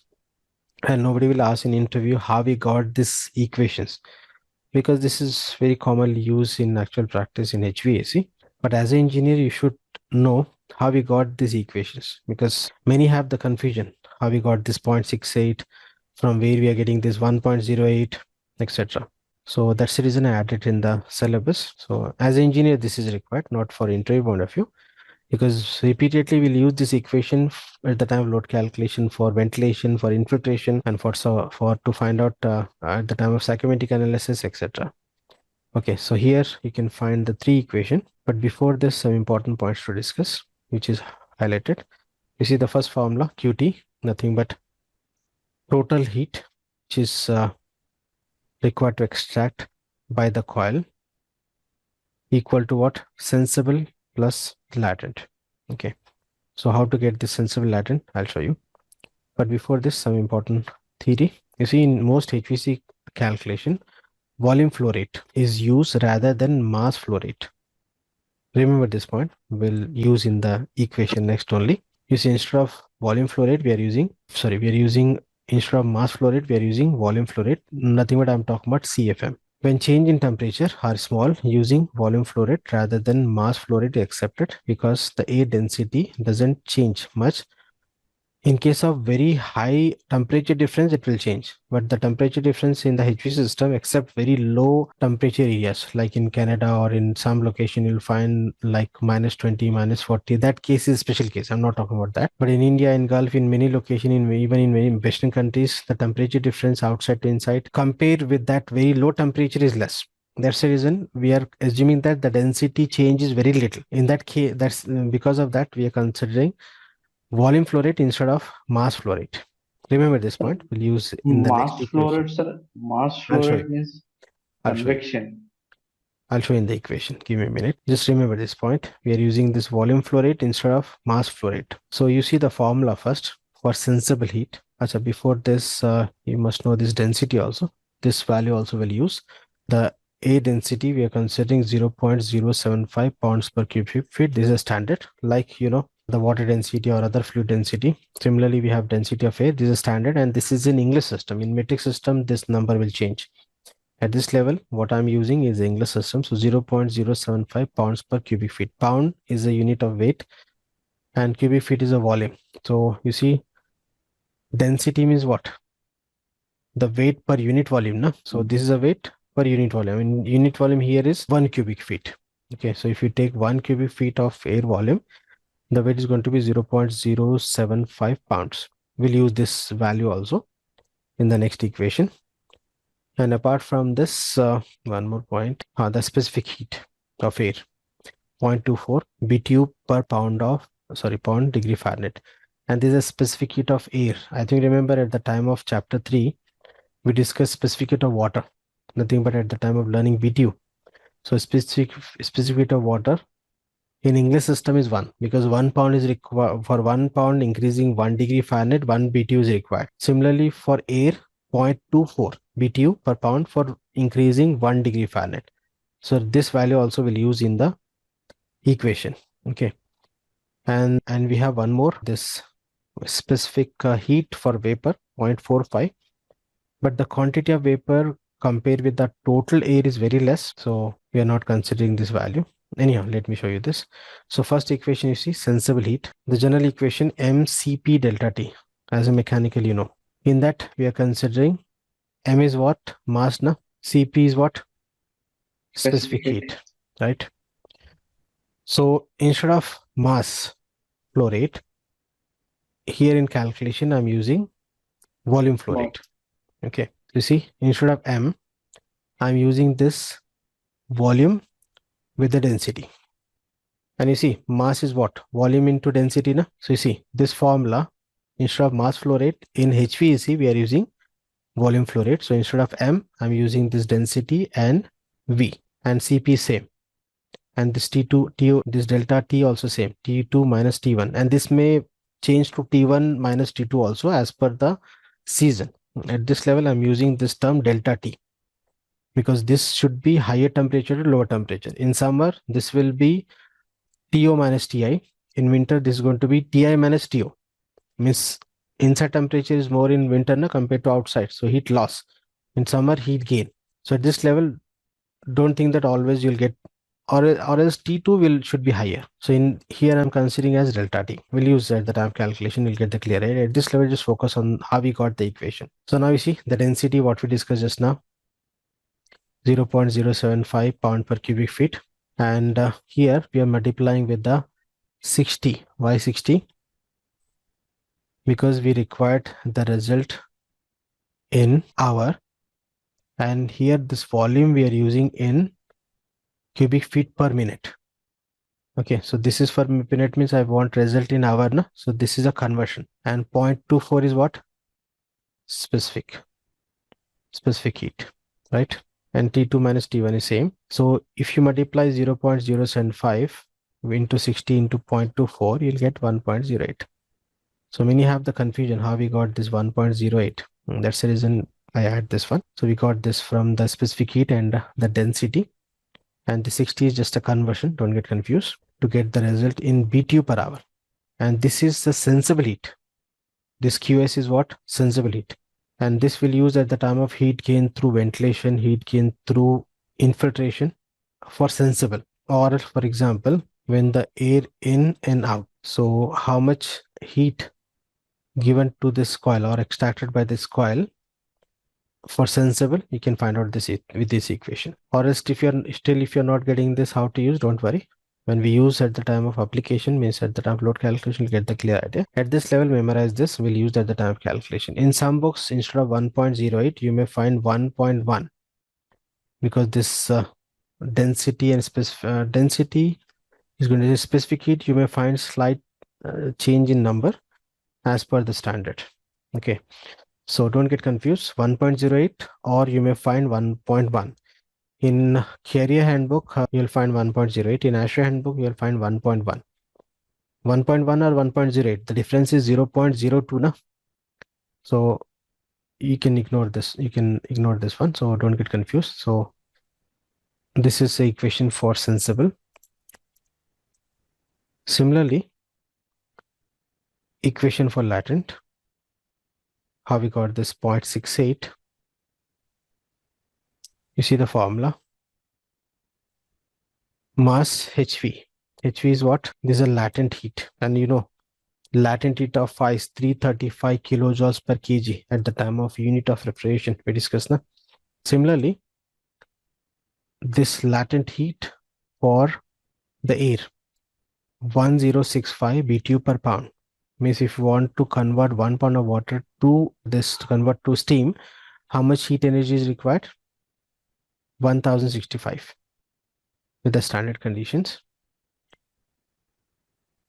So again, I'm considering in volume flow rate. So instead of M, density and volume, HV is nothing but this latent heat. You see latent heat of evaporation. We have the value 1065 standard value. This is in BTU per pound and we are using the same. So you see in equation, density, this 60 is a conversion. This is a HV, nothing but the latent heat. And why this 1 by 7000? You see, like 60 minutes per hour, we are using a conversion. Similarly, we are using this 1 by 1000 for conversion. Why? Because here we are using this pound. And this delta W, this W2 and W1, nothing but delta W, no? Nothing but humidity ratio. In the calculation, remember, we'll use this in grains per pound, or else you can find out in this formula, or in actual practice also will follow the same.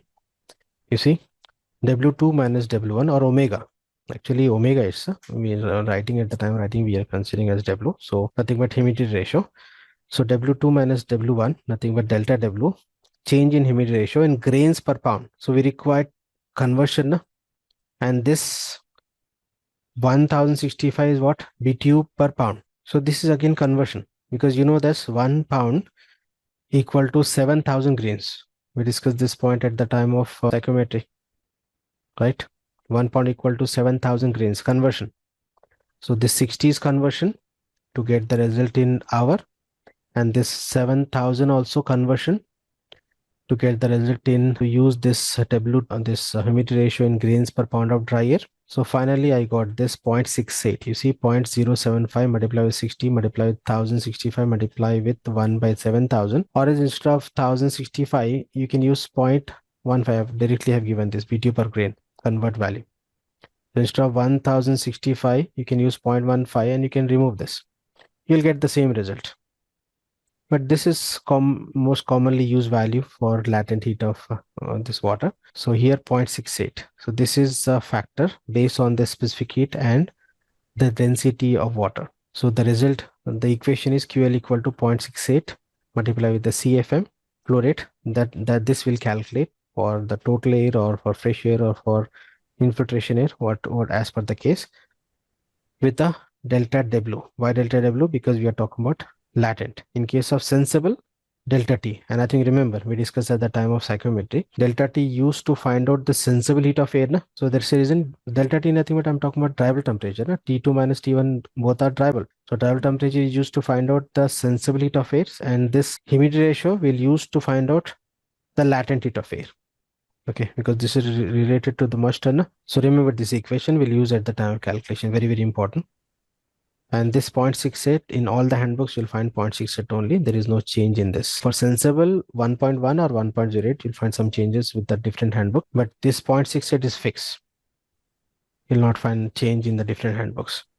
Similarly, you see this two equation to find out sensible latent, if you know this delta T and this delta W with the required flow rate. We have one more equation. With that we can directly find out the heat if you know the enthalpy. Here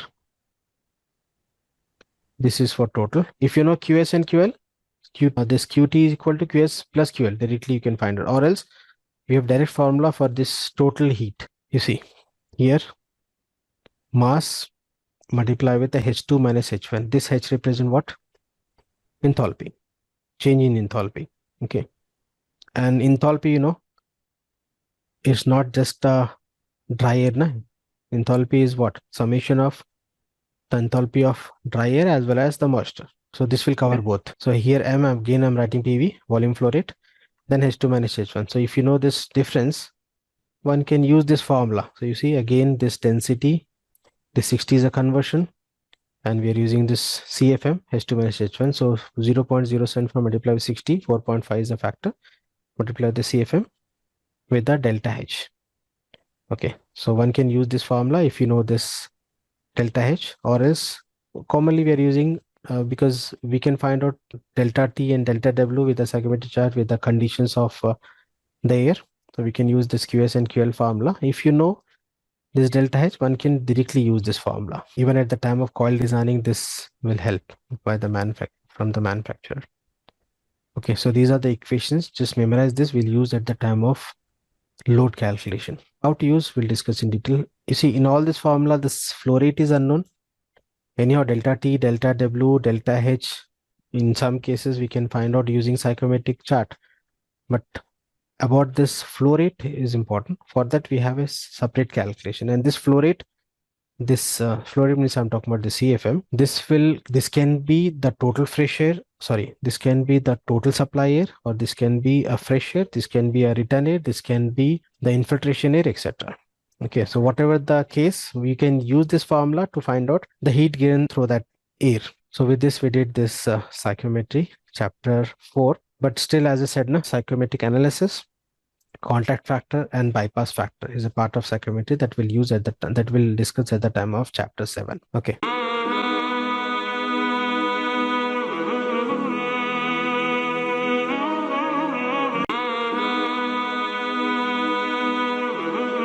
So now we are ready to start this chapter 5. In chapter 5, we'll discuss about the different systems, different air conditioning system. First, we'll talk about the classification according to, say, type of condenser, or as per application, etc. General classification.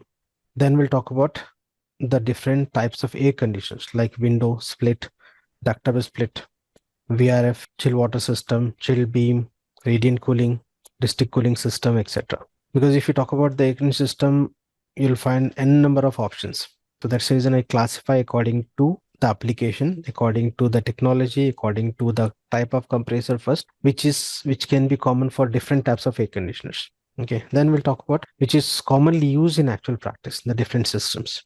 So many of you know the different types of air conditioning which is used in actual practice, like window, split, etc. But we have some advanced options also, and we have a central system, we have ductable split, VRF, etc. But before this, let me complete some theory. So you see, air conditioners can be classified based on various criteria, including the application, design, technology. So first we'll talk about based on application. And I think, remember, we discussed in the starting classes, the application of this air conditioning. It can be for residential or for commercial, for industrial, even in automobile, etc. So if you talk about application, one can use this for residential projects. Everyone aware of this. Can be used for commercial projects like malls, offices, schools, restaurants, etc. And also used for industrial side. Again, in the industrial side, you may find partly for process and partly for home and comfort, because again in industry you'll find the office areas also. So depend as per the space type. Okay. Again, in that you'll find the precision type, like for a specific process like printing process, or like a server room, like crack units, etc. So this is based on application. Okay. Next, based on the design, everyone aware of this window. Anyhow, we have this topic in detail to discuss. At this level, just I'm giving the idea. So according to design, we have a window AC, and this comes under the DX system. Portable air conditioners. Portable, if you don't know, I'll show you. We have a topic. At this level, just I'm giving just basic idea. Next, split. Everyone aware of this split. And we have this topic also, but this also commonly used. Next, we have a ductable split. Ductable split means the same concept split, but the capacity is higher, and we can connect the duct and we can supply the air for multiple spaces. But don't worry, we'll discuss in detail. Just I'm giving the idea at this level. Just the name, just classification as per the technology. Later, all these types we'll discuss in detail, the advantage, disadvantage, and how it will work, with the images, videos, etc. Next, we have a package. Package, in short, we don't have a separate unit. You'll find a single unit at this level. Next, central air conditioning. Under central air conditioning, you'll find the chillers. Again, in chiller, you'll find air cool, water cool, etc. We'll discuss all these types in detail. Just let me complete this classification. Next classification is based on the technology. You see, first we have conventional air conditioning. Conventional air conditioning means using the vapor compression cycle. The technology behind that conventional air conditioning is a VCR. And everyone know about the vapor compression cycle, what we discussed. The window AC work on VCR, the split, ductable split. All, even in chill water system also you'll find the vapor compression cycle inside the chiller. So there is a aspect technology. First is a convection condition using the vapor compression cycle. Next, the heat pump. Heat pump also a vapor compression cycle, but can work in a reverse manner. Next, VRF or VRV. You see, don't get confused. VRE, VRV and VRF both are same. VRV is a patent by the Daikin. That's the reason other manufacturers, they are using this term as VRF, but the technology point of view, both are same. And this also comes under the refrigerant cycle, but in an advanced way. How exactly? We have a topic in detail to discuss. This is important. As per present market in Dubai or in India, in many locations, this is becoming popular, the VRF system. Next, chill water, very, very important. We have a detailed topic. And you see, just the same thing is repeating, but this time based on technology, previous based on design. Okay, so don't get confused. Next, we have a geothermal heat pump. The concept of geothermal, we are extracting the heat from the earth. I'll give you the idea. At this level, just remember, we are using the source as earth to exchange the heat. Next, we have a radiant cooling. Radiant cooling concept is similar like chill water system, but in this, we are going to run the pipe below the floor, and in that small pipes, we are going to supply the chill water. Okay, so it will, that this is also a special type. And now in market for big projects, you'll find this at the initial stage of the project only. At the time of construction, they are laying all the pipes in the floor so that one can supply the chilled water or hot water as per the requirement. Just I'm giving the idea. We'll discuss in detail. Next, evaporated coolers. Today only we discuss the evaporated coolers, nothing but air coolers.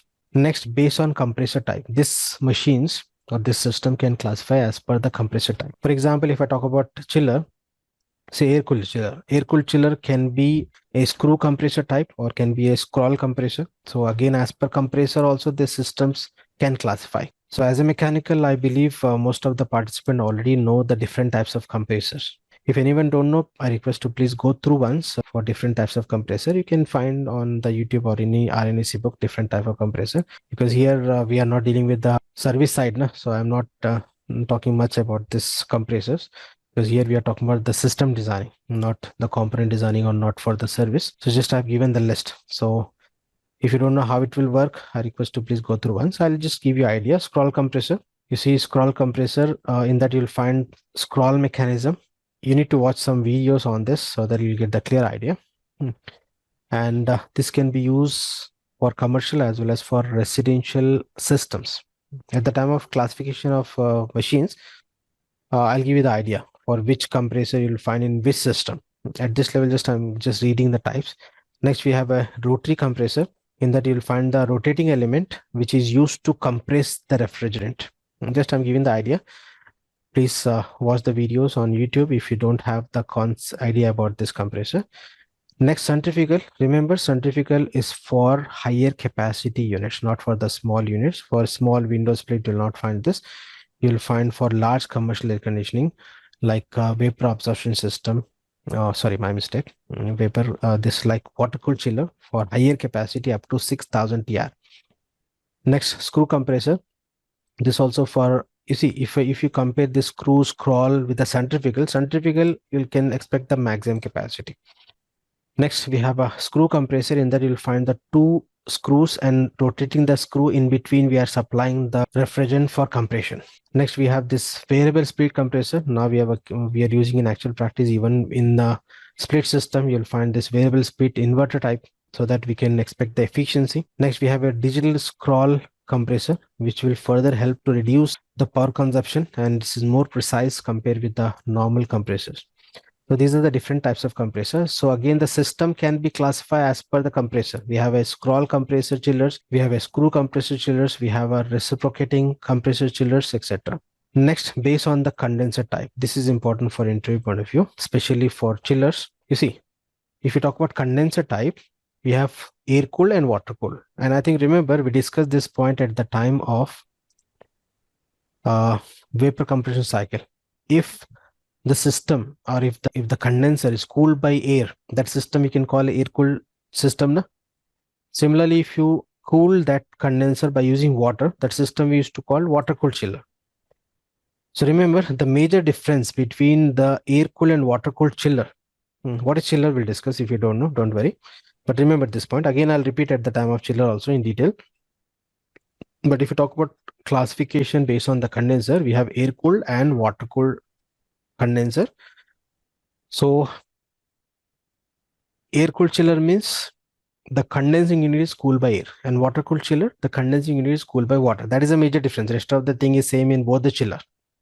Okay, we'll discuss in detail, but at this level, just simply remember, if the condenser is cooled by air, that system we can call air cooled system. If the condenser is cooled by water, we can call that system as a water cooled system. And this system you can find in chiller as well as in package. In package also you'll find air cooled as well as water cooled. In Gulf mostly you'll find air cooled package, but in India you'll have water cooled package also from Blue Star. Next, just I'm giving the idea. At this level you may not get these points. When we discuss all these types in detail, you'll get the clear picture. So this was just a general classification according to the compressor, according to the technology, according to this design, according to application, etc. before dealing with the different types of system. Okay, so all the system can classify in this manner. Okay, so this is just a general classification with respect to the application or system design, etc. Now the important topic start from here. Types of air conditioners. So today let me read this types first, then we'll expand these types in detail. So if we talk about the types of air conditioning which is used in actual practice, first in the list is a window, commonly used for small spaces, and most of the means I think everyone aware of this window AC. Anyhow, if you are aware, as per the syllabus we'll discuss, because this also a system commonly used in actual practice. Next we have a portable air conditioner. Portable means it's like an air cooler, but you'll find a flexible duct attached to that for exhaust. How I'll show you. Next we have a split. Split means commonly used split AC. But again in split we have a different types like high wall, cassette, freestand, and cube. This cube you'll find only with the I think with the Symphony or with one make only. You'll not find in all the makes. So, but this also a type. So I'll show you all this. Next we have a ductable split. You see example of ductable split you can find out on screen. Just the overview. This is a split. Again, this also a type of split. Cassette. This also a type of split. This is ductable split. And this is a window. And this is just the outdoor of VRF. We have the indoors also, and that can be connected with the multiple types. So this is a ductable split, or only if you talk about this unit, we can call this as a AHU, ceiling suspended AHU. Next, package, then air coolers, then we have VRF and VRV. Technology point of view, both are same. Name is different. Next, chillers, very, very important. As per the syllabus and as per design point of view also, we have a separate part for this chill water pipe sizing, that is for chillers only. Again in chiller you'll find air cooled, water cooled. As per, if you talk about this vapor compression cycle, in that you'll have air cooled and water, but we have a vapor absorption chiller also which work on the vapor absorption cycle. Next, district cooling system. District cooling system is like a big chiller away from the city and like a service provider, and they're providing a chill water through the insulated pipes, like how we are getting the municipal water from the service provider. Similarly, you'll get the chill water in the district cooling system from the service provider. In the building, we are using the chill water to cool the air by using FCU and AHU. This is just an idea. I'll show you in detail. Don't worry. Next, radiant cooling. Just have given the idea. We'll discuss in detail. Next, we have one more technology. Can you explain the district cooling system? Don't worry, we'll discuss in detail. This I'm giving the overview at this level. Next, we have a chill beam. So chill beam also a new concept in the market. Okay. So just what I did is just I have read this different system. Each and every system we'll discuss in detail.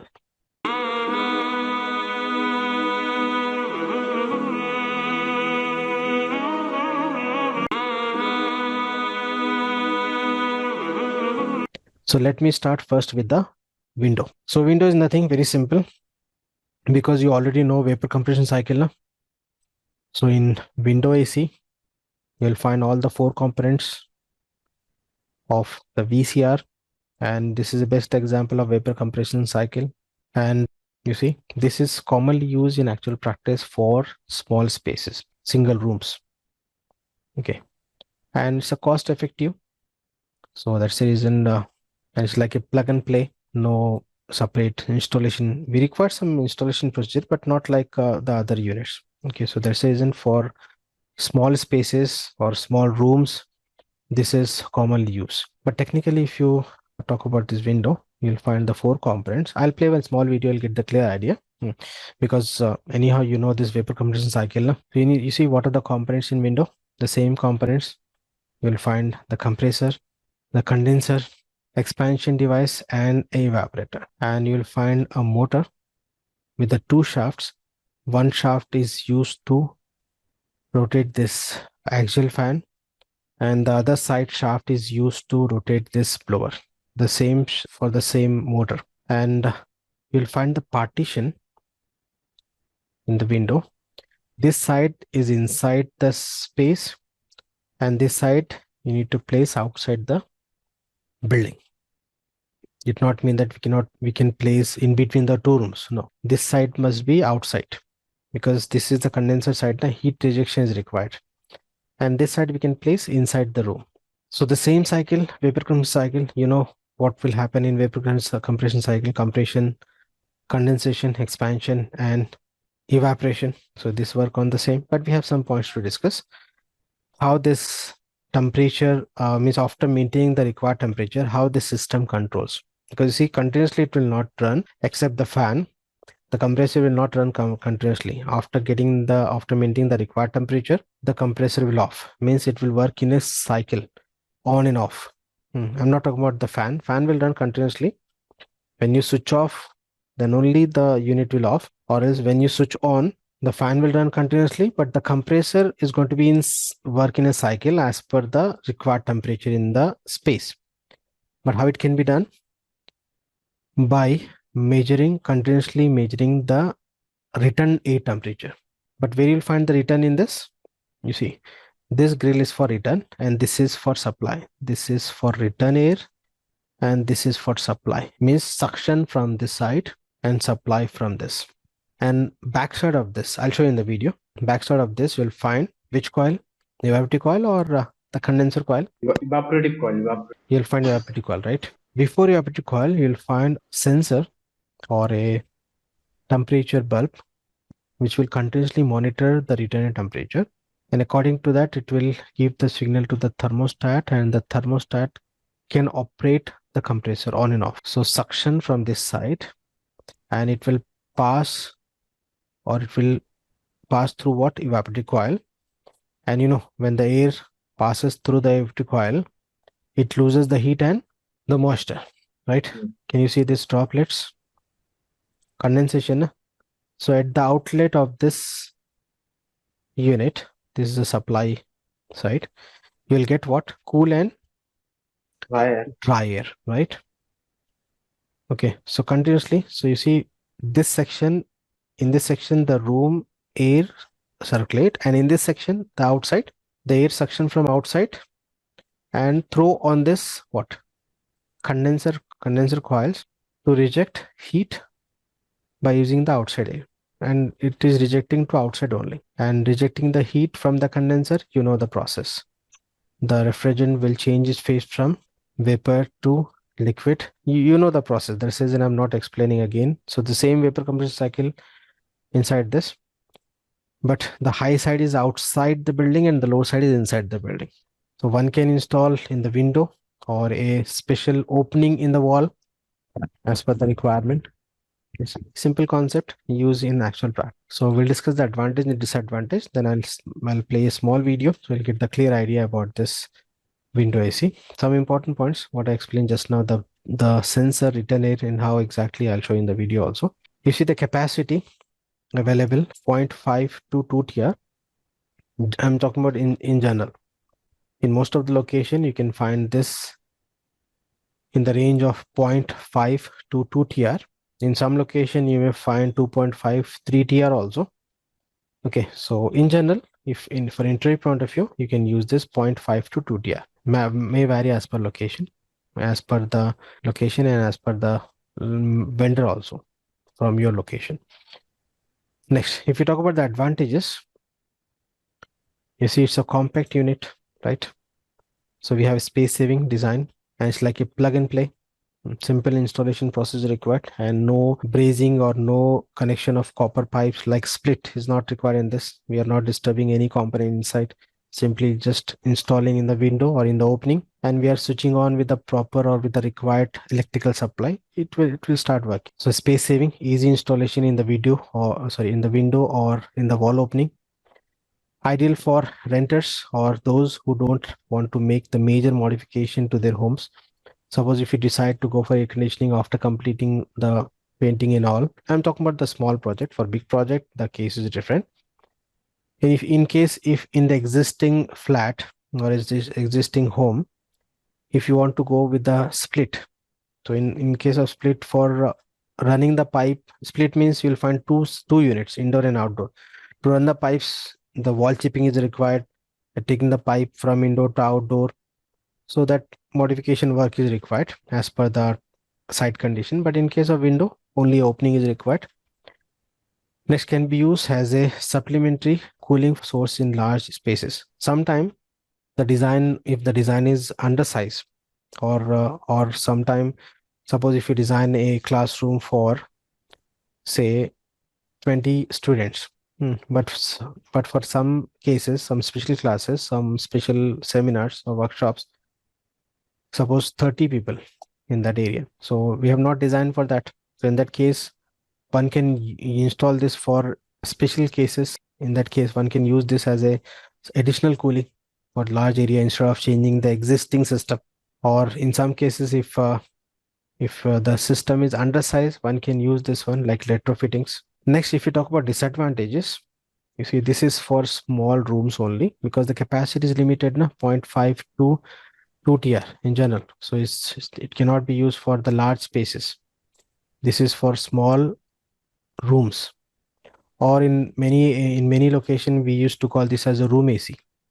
Window AC also known as a room AC, okay, or a single AC. So don't get confused.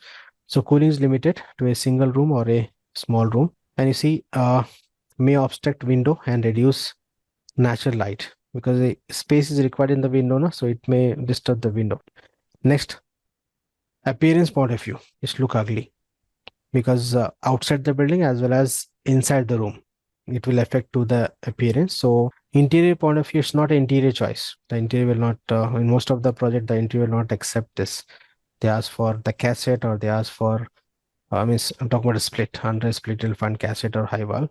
So for interior point of view also we have this disadvantage. And noise, this also one major disadvantage.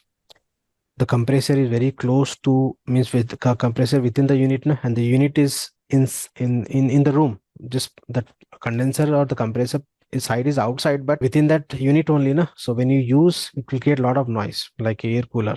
Okay, so noise point of view, I'm not talking about all the units. We have some advanced options in there. You'll find low noise, but you see, window itself is with a limited capacity. So you in many manufacturer you'll not find this high class type in that, because this is not a for high class. You can expect in cassette, sorry, in you can expect in the split system. So normally you'll find a lot of noise when you operate this one, and noise means, this is one of the parameter for air conditioning, maintaining the noise level less than 35 dB. So it will not satisfy the all parameter of air conditioning as per the definition of air conditioning. So can consider this as one of the major disadvantage in this.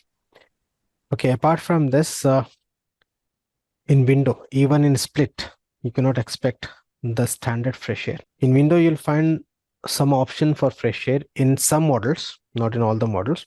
but still that option is not as per standard requirement to satisfy the fresher requirement.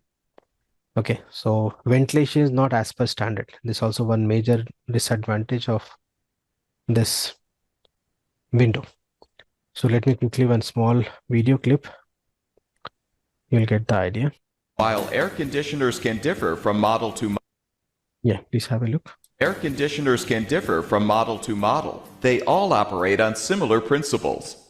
In this video, we will address how an air conditioner operates, as well as potential problems you may encounter. When you switch the air conditioner on, the thermostat control sends 120 volts of alternating current to the compressor and the fan motor. The compressor acts as a pump, compressing refrigerant in gas form into the condenser coils, located near the back of the unit, where the gas is condensed into a hot liquid. The condenser coils dissipate the heat as the liquid travels through them. Once the refrigerant has passed through the condenser coils and the capillary tube, it travels to the evaporator coils, located near the front of the unit.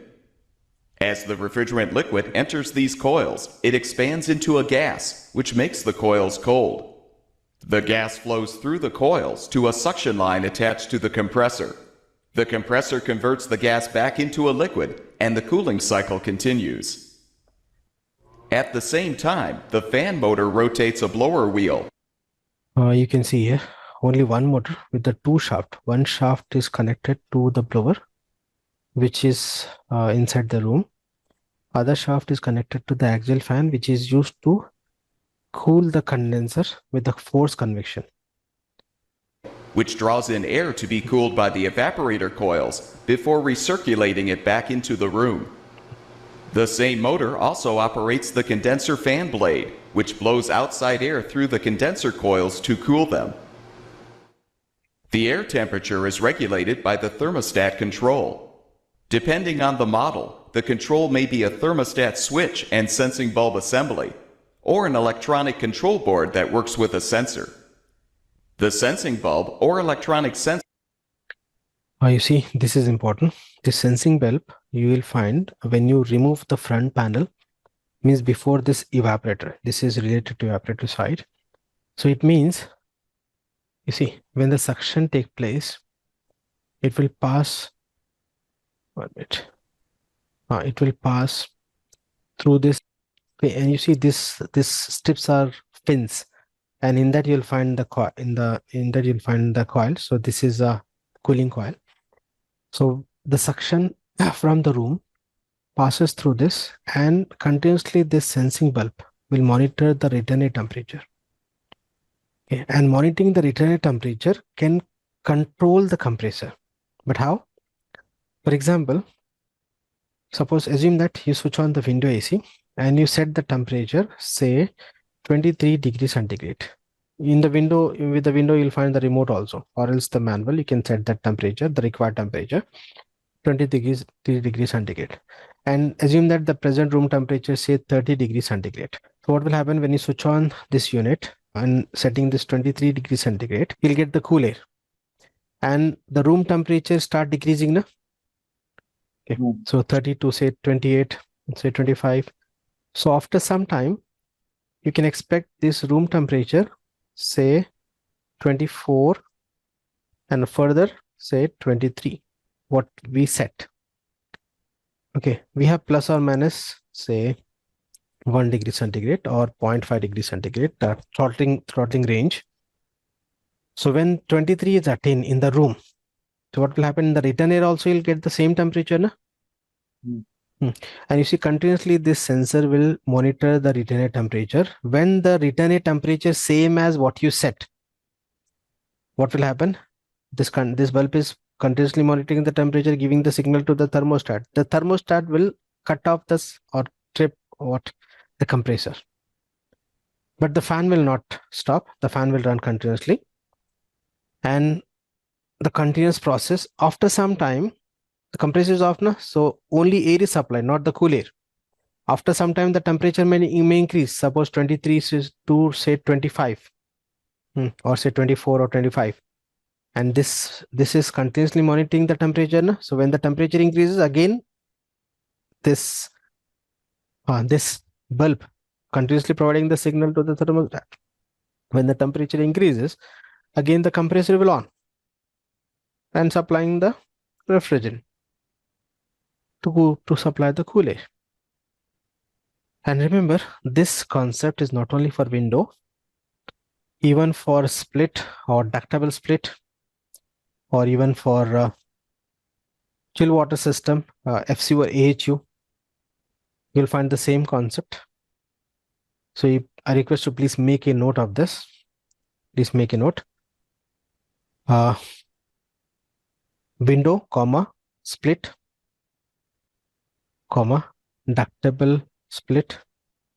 At this level, I'm not adding chiller because in chiller we have air side control and water side control. But again, air side control, the same concept.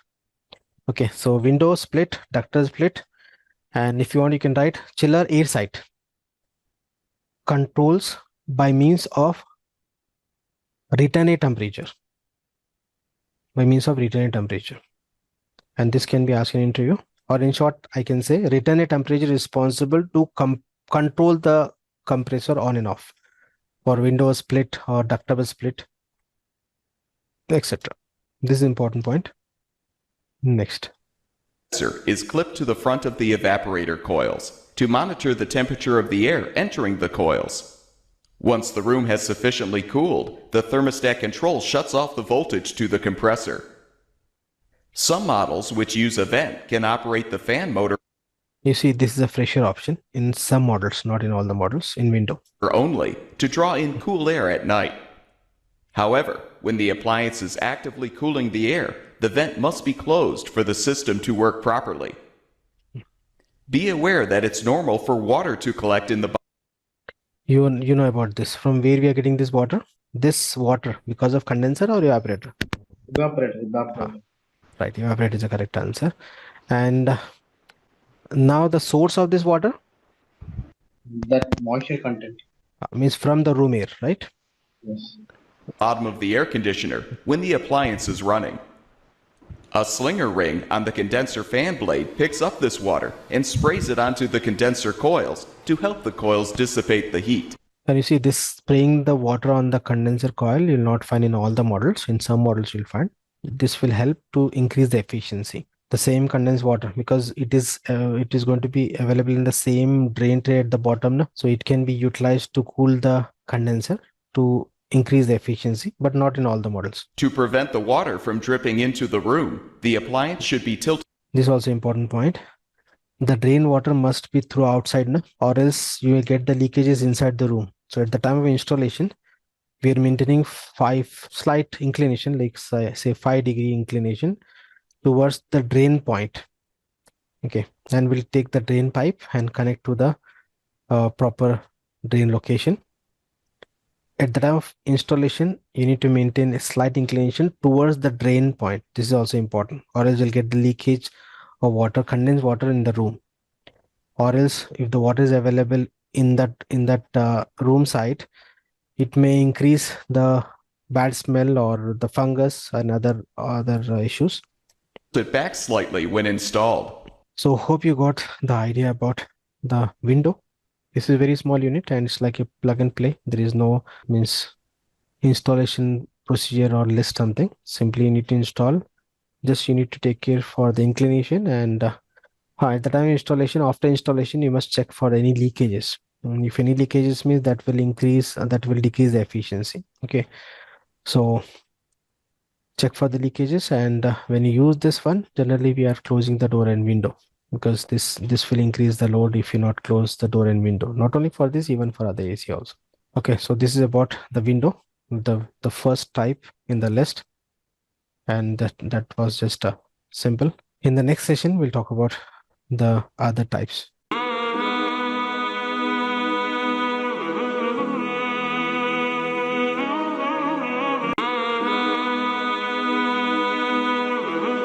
So hello everyone. I think remember in the last session we did window, right? Window air conditioner. In today's session, let me continue with the split. Okay, split air conditioner. In that split, you'll find different types. So we'll talk about split, In that, we'll also discuss the different types of split. And next we have ductable split, package, etc. Okay, so let me continue with the split air conditioning system. So the name will give you some idea. Okay, so see, if you compare window with the split, in a split air conditioning system, the four components what we discussed, the four major components what we discuss in window is going to divide into two different units in a split air conditioning system. So we'll discuss all in detail. So the first point is why the need of splitting that components into two units. Because you see, we are getting the cooling from the window. So the first point is why the need of splitting that four components into two units. The major reason why the need of split. But before this, let me share the screen. Here you can find an image, just an overview initially. Then we'll discuss in detail. In this image, you can find out this is indoor unit and this is CU, condensing unit, or outdoor unit. Okay. So in outdoor unit, you'll find compressor and condenser and even expansion device also. And indoor unit, you'll find evaporator. Okay, I'll give you the detailed information about the components at this level. Just I'm discussing in general to get the idea why the need of splitting this, why the need of splitting these components into two units. Okay, so this is a indoor unit and this is a outdoor unit, and in general this indoor unit we used to call FCU, nothing but fan coil unit, and this fan coil unit is common for split system, for VRF system, even for chill water system. Okay, so we have a separate topic of FCU after completing this package. Before dealing with the chill water system, we'll discuss the difference between FCU and AHU. Okay, so remember this unit we can call as FCU, fan coil unit, or in general indoor unit. So the major reason why the need of splitting this components into two units is to reduce the noise. Okay, I think remember in the last session we discussed about the window, and in window, under the disadvantage of window, we discuss noisy type of machine, right? Because the compressor is close to the conditioned space now. So whenever you use that window AC, you'll get the noise from the compressor. Okay, and noise also one parameter for maintaining the air conditioning now. So if you split this components into two units, one can reduce the noise, because in outdoor unit you'll find the compressor, okay, and the noise and the vibration from the compressor na, so that we are going to separate in outdoor unit, which we are placing outside the space, outside the building. So one can reduce the noise. This is the major reason. Apart from this, we have some advantages and some disadvantages also for this, but the major advantage of split is one can reduce the noise compared with the window. Okay, for window we can put the like the partition wall, like in between there is a room. So we can put that window window AC in that, but in between room, but this split can be put, right? This is an advantage. No, you see, we have a list of advantage. At this level, what I discuss is only the major point. Okay, we have a lot of things to discuss. Don't do the conclusion at this level. So here you see split AC, also known as split system or the split AC in actual practice. And this also comes under unitary system. Window, split, both comes under unitary type. Why I'm talking about this unitary? Because you see, if you talk about the ductable package, etc., that comes under central air conditioning system. In that sense, these two units we can consider as a unitary. Unitary means the unit wise as per the zone requirement. And here I request to make a note of this point. Please make a note. Zone refers to thermostat. Zone refers to thermostat. We'll discuss in detail. I'll give you the quick idea for the zone. For example, because repeatedly I'll use this term zone, that's the reason you must be aware of this. For example, consider a floor with say multiple rooms. For example, total say 6 rooms. 1, 2, 3, 4, 5, 6. Okay. So in general, we used to call room. Technically, for mechanical or electrical, we used to call spaces. Okay, so these are all total 6 spaces. And in each space, I'm going to use a split AC. Suppose split AC 1, 2, 3, like so on, 4, 5, 6. And for this, we have a separate outdoor for each unit. So you see, in this case, number of space is 6. And in each space, I'm using a separate individual split system. So zone also 6. Because one space, one unit means one controller, means one thermostat on and off individually can operate all these rooms. In case if I use a central AC and if I use a package or a AHU, and if I connect all this with one unit, I'll show you how exactly. Just this level, focus on the zone. So just by some means, if I cover all this space with a one unit, in that case, number of space is going to be 6, but zone is going to be 1. So remember, zone refers to thermostat, how you're going to control the spaces. If all the space is going to control with one unit, means one thermostat. So number of spaces 6, but zone is going to 1 in this case. It can be 10 space, 10, 20 space, whatever as per the space, as per the project requirement. So I think got the idea of what is a zone in space online. Yes. We'll discuss with more detail, don't worry. At this level, just so now you see what are the different types of split. So the major point, the split consists of what? An indoor and an outdoor. Compare with the window. And remember, if you talk about the 4 major components, what we discuss in vapor compression cycle, the same we use in window. Na? In split also, you'll find the same components. I'm talking about the major components. So if you talk about the 4 major components, compressor, condenser, and expansion, you'll find in outdoor. And in the indoor, you'll find evaporator, if you talk about the main components. In the latest models, if you talk about old models, expansion you'll find in the indoor unit.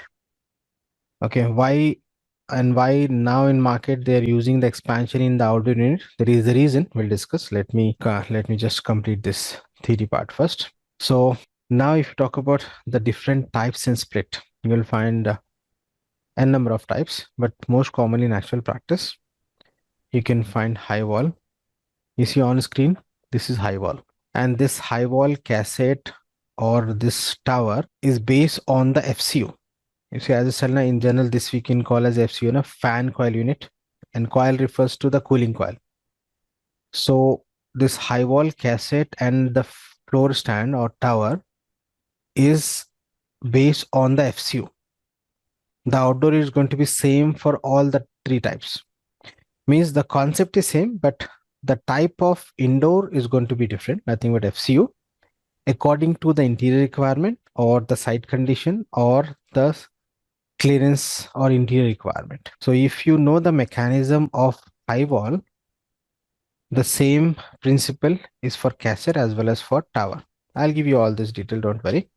So there are 3 types most commonly in actual practice. High wall, you can find on screen. Next is a cassette. Let me just show you the preview. This is a cassette. I'll show you detail with a small video clip also. This is, and you see this is again connected to the outdoor, and this is ceiling suspended. So high wall is going to install on the wall above 6 feet as per standard, and this ceiling mounted is a cassette, and this tower or floor mounted. Quickly, let me show you the preview. We'll discuss in detail. Tower is like a vertical unit. You can find on the screen. You see, this is called tower or a floor stand. Some used to call freestand also, but I'll not recommend to use the term freestand, because once you install, you cannot move this like air cooler, because again this also connect to the outdoor unit. Apart from this, you may find the ceiling suspended type, or else you'll find a floor mounted FCU, or you'll find one-way cassette, two-way cassette. Different models are available in market, but most commonly in a split you'll find high wall, cassette, and the freestand. So first let me complete this high wall. So you can find the first type in this is a high wall.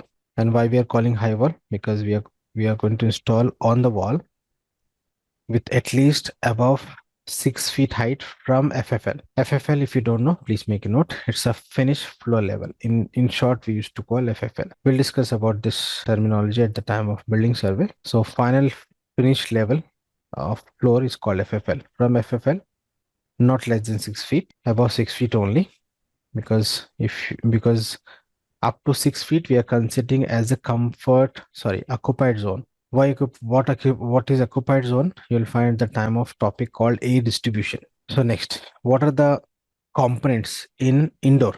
You see in this high wall, this is called FCU. So first we'll talk about the components inside this, then the components of this outdoor unit. Okay, so I've given the list here. Let me read this first. Everyone aware of this evaporative coil? We'll discuss that at the time of evaporative cycle. I'll show you the fins and the coil in a small video clip, which is common for condenser as well as for evaporator.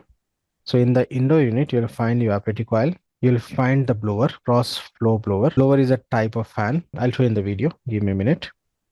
You'll find the air filter to clean the air at the time of suction.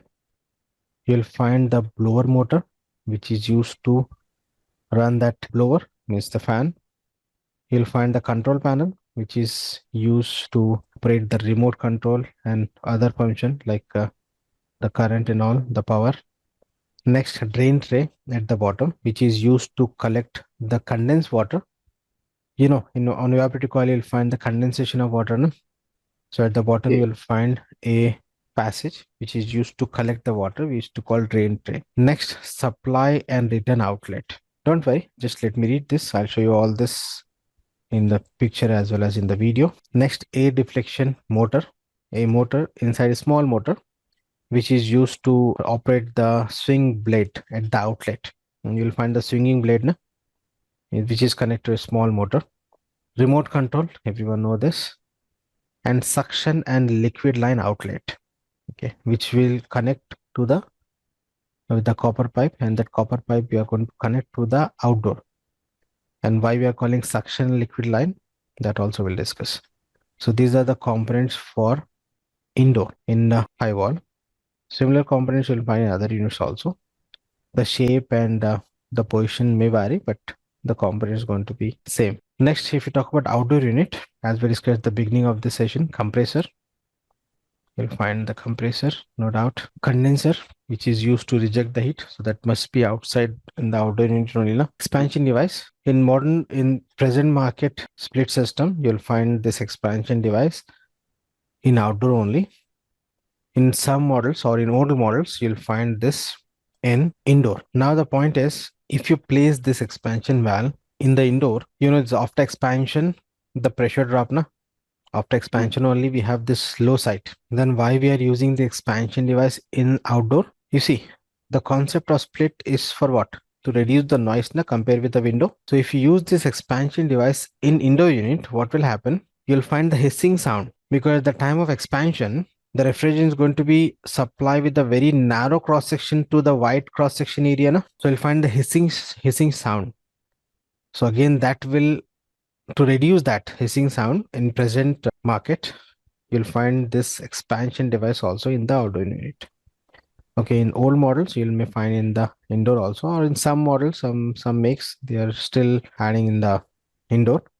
But if you talk about high class like Daikin, in Daikin, you'll find the high class models, or in many makes, standard makes, you'll find in the outdoor only. Next, a separate fan motor, which is used to run an axial fan, which is used to cool the condenser. It means for condenser fan. Next, electrical components, again for power supply and providing the power to all these components. Again, liquid and suction line, which is common in both the units because interconnectivity of the pipes. You see, drain outlet is going to be a part of indoor. Next, let me confirm all these components. But before this, I'm going to play a small video clip. You'll get the idea about this coils. It can be a cooling coil or it can be a condenser. In both, you'll find the copper tubes and the fins. Okay, so I'm going to play the video. First, let me confirm these coils. Then in other video, I'll confirm all the other components. One essential component in air conditioners must be the heat exchanger in its dual application as a Can you see this copper tubes? And you see this copper tubes with a bunch of fins. You see this thin plates is called fins. And as a mechanical, you know the purpose of fins, right? This fins is used to increase the rate of heat transfer by increasing this surface, right? Surface area. So this is common for any heat exchanger. Okay, or this condenser or evaporator in general, it's a heat exchanger only. No? This tubes you'll find with the copper and fins with the aluminum. This is a default configuration in actual practice.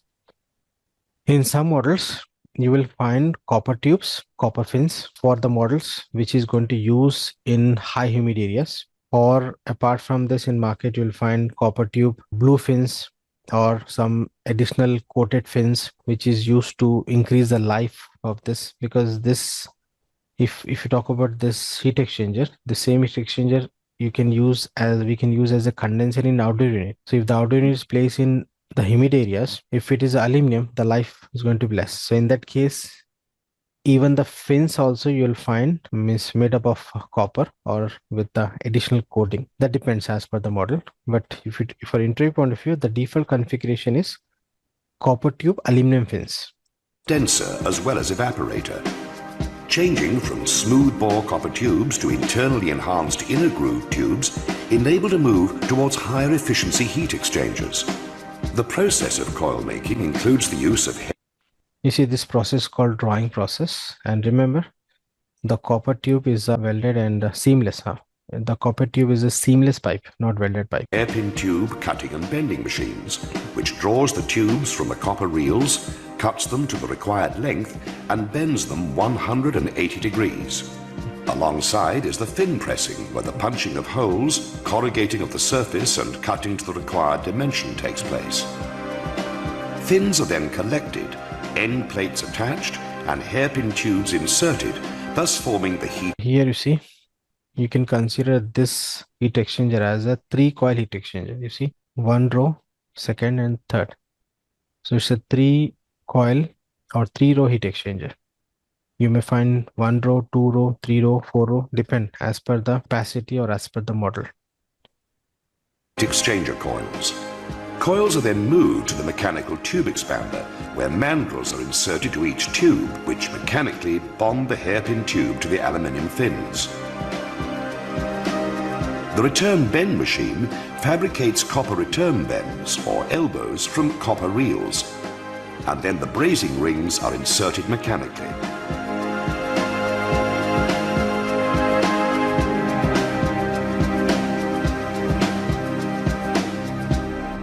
One final step completes the circuiting loop for the successful flowing of refrigerant through the heat exchanger coils. Loaded onto the brazing conveyor, You see, here we'll apply heat, and this process is called brazing. So to complete the circuit, coils are fitted with elbows and brazing rings. After pressurization, coils move over to the automatic brazing furnace for leak-free connections. Connecting the various air conditioning components requires accurately bent copper tubes. Utilizing CNC three-dimensional copper tube bending machines that conform to the hundreds of various coil connections permits error and defect-free production of volume and quality. yeah. So you see the heat exchanger, what you observe in the video, is common for not only for split, even for ductile split or for package or even for VRF, you'll find this heat exchanger, and the procedure is going to be same.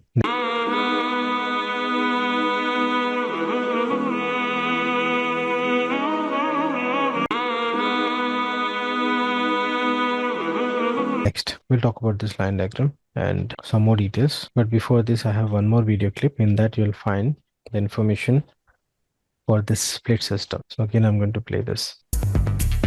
All previous processes feed into the mini split assembly line, where indoor and outdoor units. This is a condenser fan motor of outdoor unit. So assembled and tested before packing. Starting with the base pan, here is a compressor, and you can find this isolators, this rubber to reduce the vibration. Condenser fan with support, compressor, condenser coil, and interconnecting copper. You see, this is a condenser coil. Tubes and coil guards are added. Here one important point to discuss. These are two valves. If you closely observe this, this is called liquid line, and this is suction line or the gas line. Most commonly in actual practice we used to call suction line. Now if you closely observe, the suction line dia is bigger than the liquid line. So remember, this is important. May ask in interview why the suction line is bigger than the liquid line. So in order to understand, first of all, the direction of flow is required. Okay. So you see, this liquid line flow direction of refrigerant is outdoor to indoor, because in the outdoor you'll find compressor, condenser, and this expansion, right? So the refrigerant, it is going to condense in condenser. No? It will change its form from vapor to liquid in the condenser, and the same liquid will pass through expansion device and will come out in the liquid form only from the outdoor unit.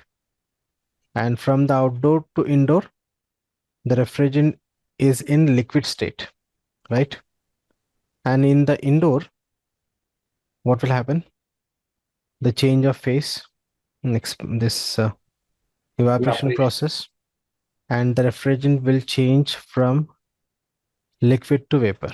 So indoor to outdoor, you'll find the suction line. The direction of the suction line is indoor to outdoor, means towards from indoor towards outdoor.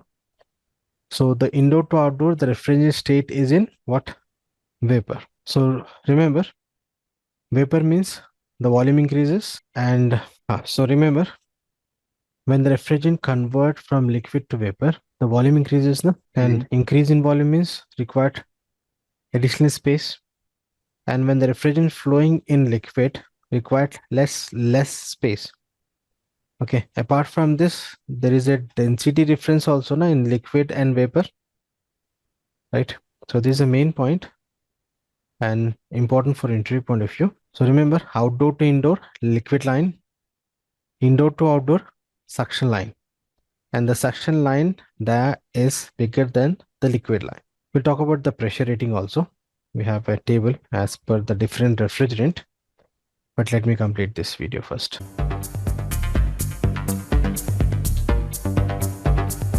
After brazing, units are pressurized for air leaks and dehydrated. And the refrigerant charging in the compressor.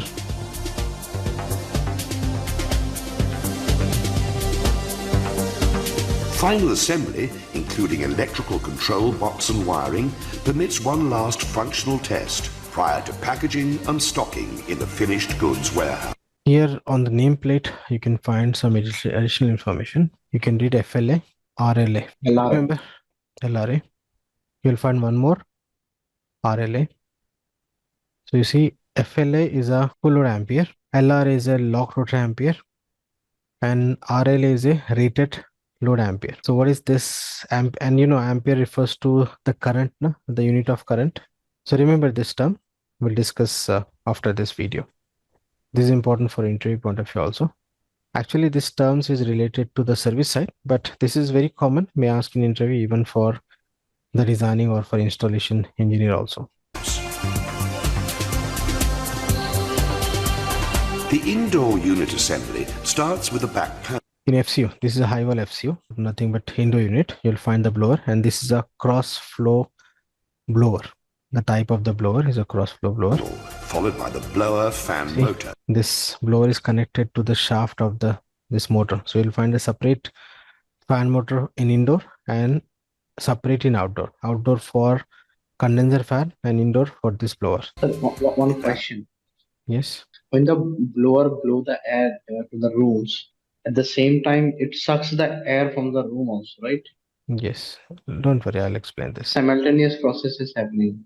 You see, supply of air with any fan with the suction only, not only in this indoor, even in outdoor, in the axial fan, throwing that air with the suction from outside. So if the air is supplying means without suction, it cannot be done, right? And at the same time, it's not possible to suck only hot air. It's mixed air like cool and Hot air from where? a room inside room. Don't worry, at this level, don't do the conclusion. Let me complete this video. I'll show you the procedure, how exactly the air flow through this optic coil. Evaporator coil, dehydration, electrical control box, You see, this coil is a evaporator coil no? in the indoor. wiring harness, functional testing, and front panel fixing. It then moves to packaging. Now you'll get the answer to your question. This is the outlet. And the suction, in some model, the suction from the front or suction from the top. Mostly in many models, you'll find the suction from the top. And when the blower operates, the blower is backside of what? Your optic coil. No? So whenever you switch on this unit, when the blower start, it will start suction from the room. So this we can call as a return. Return means at this level, I'm using the term return because this we can call as a supply. No? This is suction from the room with this above grill, or it can be from this part or from above as per the model. So when the suction take place, first it will pass through the cooling coil and loses the heat and the moisture, and the cool and dry air will come out from this outlet. At this outlet, at this level, the outlet is closed. When you switch on, this outlet will open and it will swing. You know this, right? It will swing. It will swing up and down. And for that also, you'll find a separate small motor. So what will happen? In between, you'll find the cooling coil. So it loses the heat and moisture. You'll get the cool and dry air at the outlet. And is paired to the condensing units in the finished goods warehouse. Now we'll discuss some more points related to this on screen. Here you see, this is the outdoor unit connected with the copper pipe. You'll find the two valves here because two pipe will connect. And you see this two pipe separate insulation, and it's going to run with the 3-inch conduit pipe as per standard. And you'll find the detailed drawing below for this side. And you see this complete pipe is connected to the indoor. And in the indoor, in this model, the suction from this front side. Some models you'll find the suction from the top. And this is a discharge outlet. And at the bottom, you'll find the drain tray. You see, you'll find the drain tray here. And the condense what is going to collected at the bottom of this drain tray. In all the models, you'll find this. And to which will connect a drain pipe. You see, this is condensate drain pipe run inside the wall. Normally, it should be concealed. But normally, if the installation is not standard, it will be visible also. But as per standard, this pipe and this pipe should be concealed. We can take this pipe out through the wall. But in this case, you see, we are taking the pipe through this wall, and this is a pipe chase. And through the pipe chase, the pipe is going up through this slab connecting to this outdoor unit. Okay. And this through the slab means here the pipe sleeve. Pipe sleeve is required, and the drain pipe, 1 minute. The drain pipe, you see here, this is the drain pipe which is used to collect the water, and we are going to connect to the nearest flow drain or to the plumbing drain point. It can be near the point. Suppose if it is a kitchen or if it is a toilet, we'll connect to that. But before connecting to this, we required one more important, that is called U-trap. I'll give you the idea. For example, this is an indoor unit and this is a drain pipe. So what we'll do, we'll take a U-trap like this. And this is very, very important. Yes, online? Yes, sir. Do we provide the insulation on the condenser drain pipe? Yes. For split, generally, we are not providing, but for ductable split is required. Because you see, this is directly, we are taking out, but in ductile split, it is required, but split you can ignore because this pipe is for single unit and it is going directly out of the space. But you see this U-trap, this is called U-trap. U-trap means it's simple. Normally in plumbing, you'll find the P-trap. So I'm not getting this. I'm not getting this point that this high wall you don't require insulation and other type for drain pipe. you see, after completing this ductable split, you can understand this. But for high wall, is not required. For high wall, is not required for insulation for the drain pipe, because this we are taking directly out now. So why the need of the insulation? Because this is Directly out. That means we are putting hole in the wall and giving outside. yes, Saying. Okay. or through this wall concealed, Mhm. taken the out. So we don't require the insulation for this. But for this copper pipe, insulation is must. Now, so you see, this is FCU, the same one. And this drain pipe, I'm adding the details. This drain pipe here, before connecting to the flow drain, you must add the U-trap. This is called U-trap. And why the need of this U-trap? And remember, this U-trap is not only for this FCU. This concept you'll find even for AHU. The AHU can be a chill water system, with AHU can be ductable split, or the AHU can be a VRF system, which is this AHU and FCU is common for all the systems.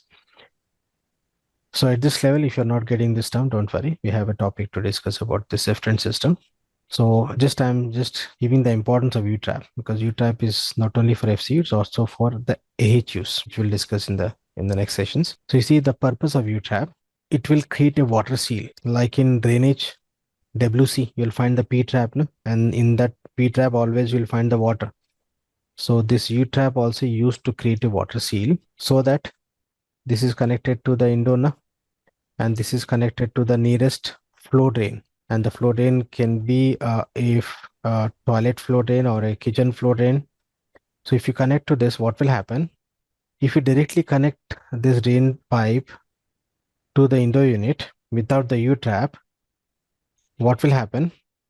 Inside this FCU, you will find the blower. No? Blower means the suction pressure.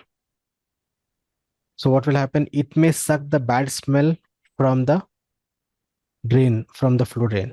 Also, if you not use this U-trap, the insects may travel and may enter inside this FCU.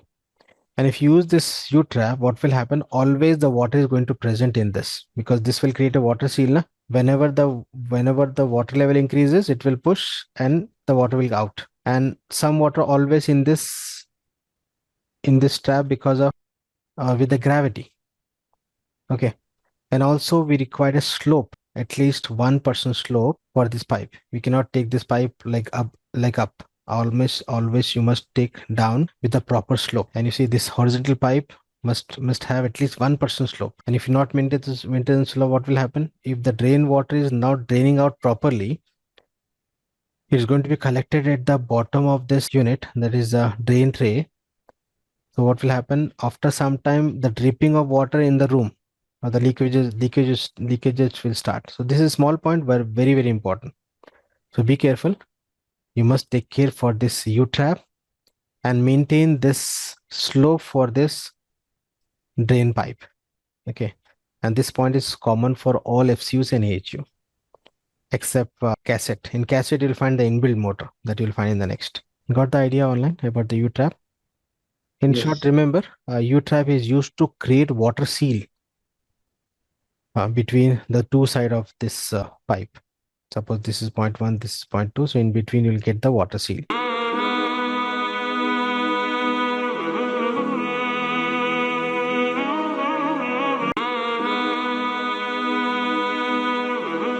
Next, this is a detailed drawing for the pipe. See, this pipe is connected from indoor to outdoor. No? Here is a section. This is a, you see, the bigger is a suction line, the smaller is a liquid line, and both is insulated in separately. You see, separate insulation for this pipe, separate for this pipe, and on that you may find 3-inch PVC conduit or a separate wrapping, and you can find the cable also, which will connect from indoor to outdoor.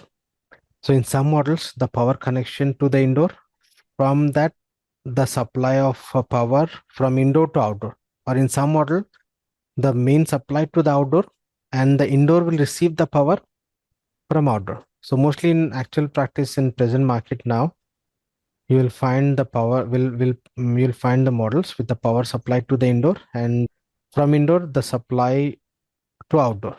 Okay, so it can be in reverse also as per the model, but commonly indoor to outdoor.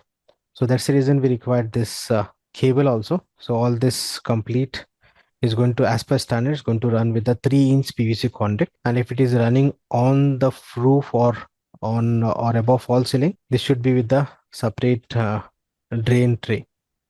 You see GI tray as per standard.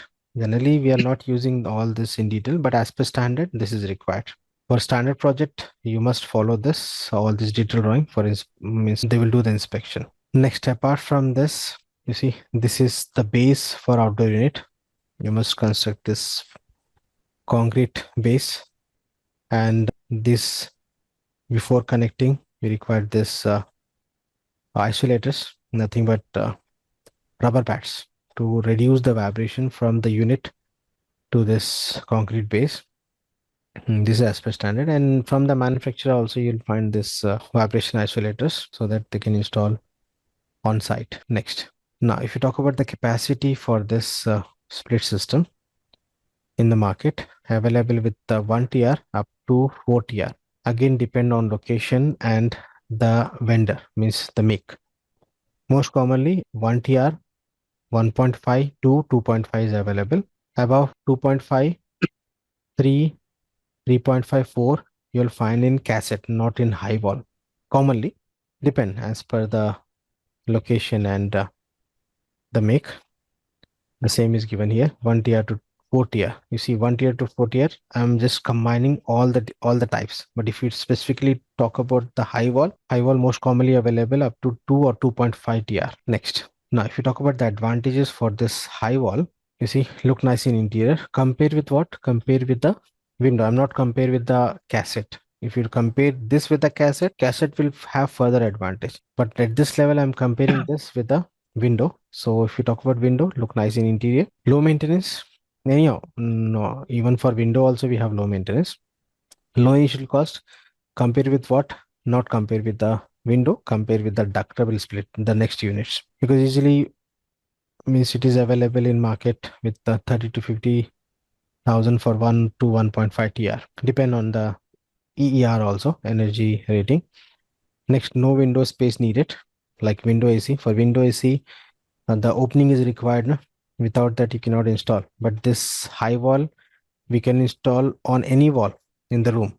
It's not must, it should be the expose or opening. Next, easy installation. Again, easy installation, not compare with the window, compare with the other central types like ductile split or VRF, etc.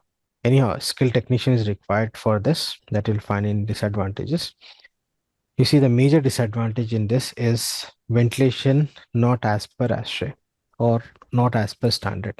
We are following ASHRAE in this training program. So we use this ASHRAE standard. But if you are concerned using Curie standard or any other standard, so we don't have ventilation option in this, no? Because the room air, you see circulation of the room air only. There is no addition of what? You see, the same air circulate. There is no option for adding the fresh air.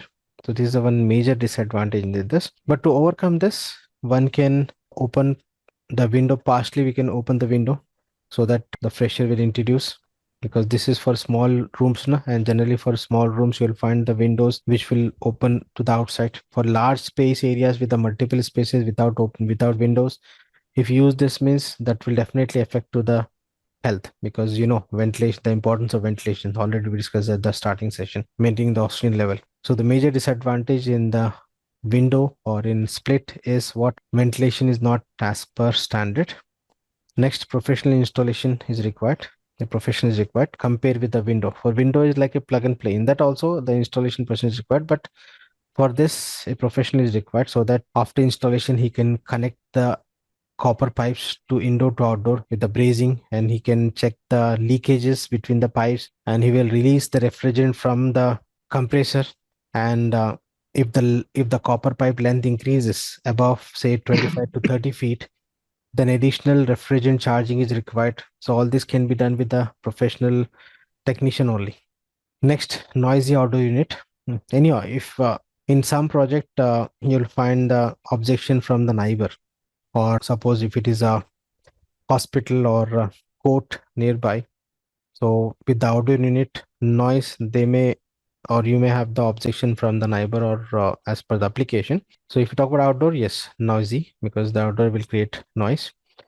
And limited air distribution. This is also one disadvantage. Not only in high wall, even in window also you'll find poor air distribution because the supply of air from this outlet. So if you talk about definition of air conditioning, motion and distribution also one parameter. But in this, we are supplying the air from one outlet, from one side of wall. So the distribution of air also is poor in this. This can overcome by using a ceiling fan, what we are doing in actual practice in India or even in Gulf. So with the split AC, we are using a ceiling fan. So ceiling fan will help to circulate the air, and this FCU, high wall FCU, will provide the cool air. But you see, the advantage is the cost. No, the cost is less compared with the central air conditioning system. Compared with that, is very low in cost. So this is about high wall split, the first type. Next, we'll talk about the second type, which is a cassette. If you talk about cassette, high wall or freestand, as I said, the working principle is same, but the type of FCU is different. So the second type is a cassette. But before this, we have some more important points for interview point of view. As I said, you see this suction, discharge, and standing pressure. This is generally for the service side, but very common question. This is very common, may ask in interview. So at least you should know for this common type of refrigerant. You see, common type of refrigerant in market is R22. R22 is what? HCFC. In some countries, it's totally banned, but still in many countries, this R22 is used, which is belongs to HCFC with the chlorine content. But compared to HFC, it's less. Then R32, R410A, and R134A all belongs to HFC. And you know what is HFC? This environmental friendly. So what is the suction, discharge, and standing pressure? You can relate this. Suction means what? Suction by which component? Compressor. By the compressor, right? So suction after this means the refrigerant flow from indoor to outdoor. No? So the flow of refrigerant from indoor to outdoor means it is at low pressure and low temperature, right? So you see the pressure at the suction side. Just for example, if I take example of say R22, just for example, I'm taking this R22. You see suction side is 60 to 75 psi. Compare with the discharge is less.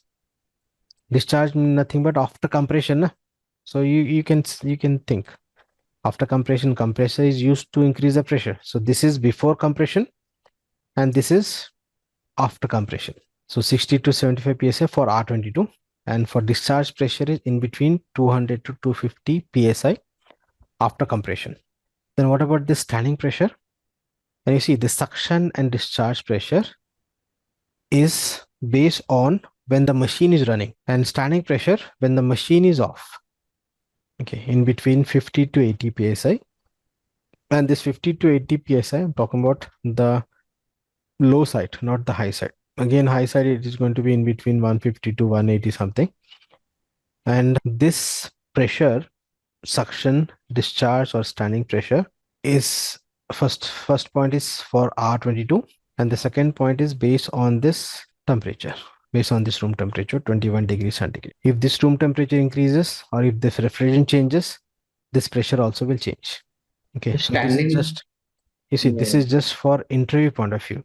In actual practice, this pressure rating will vary based on the ambient temperature or the room temperature and also based on the refrigerant temperature.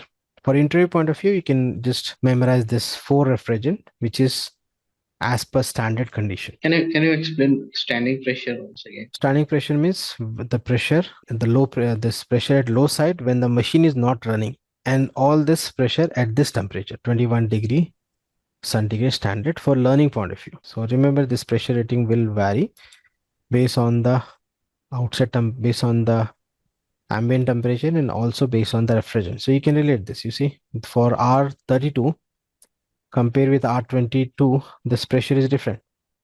And you see for R134, the pressure is less compared with the R22 or R410A, this suction and discharge line. So this pressure rating also depend on the type of refrigerant. So this four refrigerant commonly used in actual practice.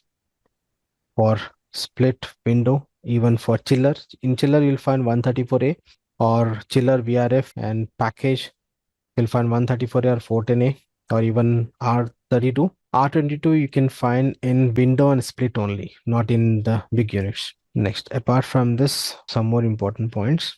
What I explained, the suction and discharge line, why the difference in the dia. You see, the suction line typically larger in diameter. The reason is what? You see, lower density and higher volume compared to the liquid refrigerant. And the liquid line is smaller. The reason is, you see, density and less space. Density is higher and the space, less space is required. Okay. And this diameter, the pipe size you'll get from the vendor, like 1/8 for suction side, 1/2 inch for this liquid line, etc. And this dia will change as per the capacity also. So you can find this dia from the machine catalog. Next, some more terms may ask in interview. Remember FLA. In short, we used to call FLA. It's a full load ampere. So what is full load ampere? Remember, when the compressor running at full load, the current drawn by the compressor is called FLA. Simple. Next is a LRA, lock rotor ampere. Nothing but starting current. And remember, LRA always more than FLA. So what exactly LRA? I think you can notice when you switch on the refrigerator or when you switch on the AC, for few seconds, you'll find the fluctuation because starting current is high. Why starting current is high? Because the compressor in the lock state. I'll give you a simple example. When you run a bicycle, for first pedal we require more force. After that, you are in the running. So the first pedal force you can consider as a LRA because the compressor is in the lock state. To start that, higher current is required, even more than FLA. Once you start, then if it is running at full load, it will draw FLA. Or when it is running at a normal condition, then RLA, rated load ampere, because the machine will not run full load at all the time.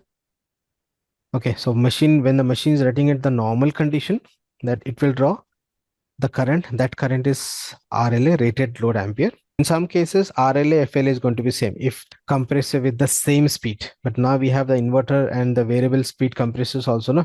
In that case, FLA and RLA is going to be different. Okay, in the same speed compressor, FLA and RLA we can consider same. And LRA is common for all the types because the starting current. And this may ask in interview, very common terms.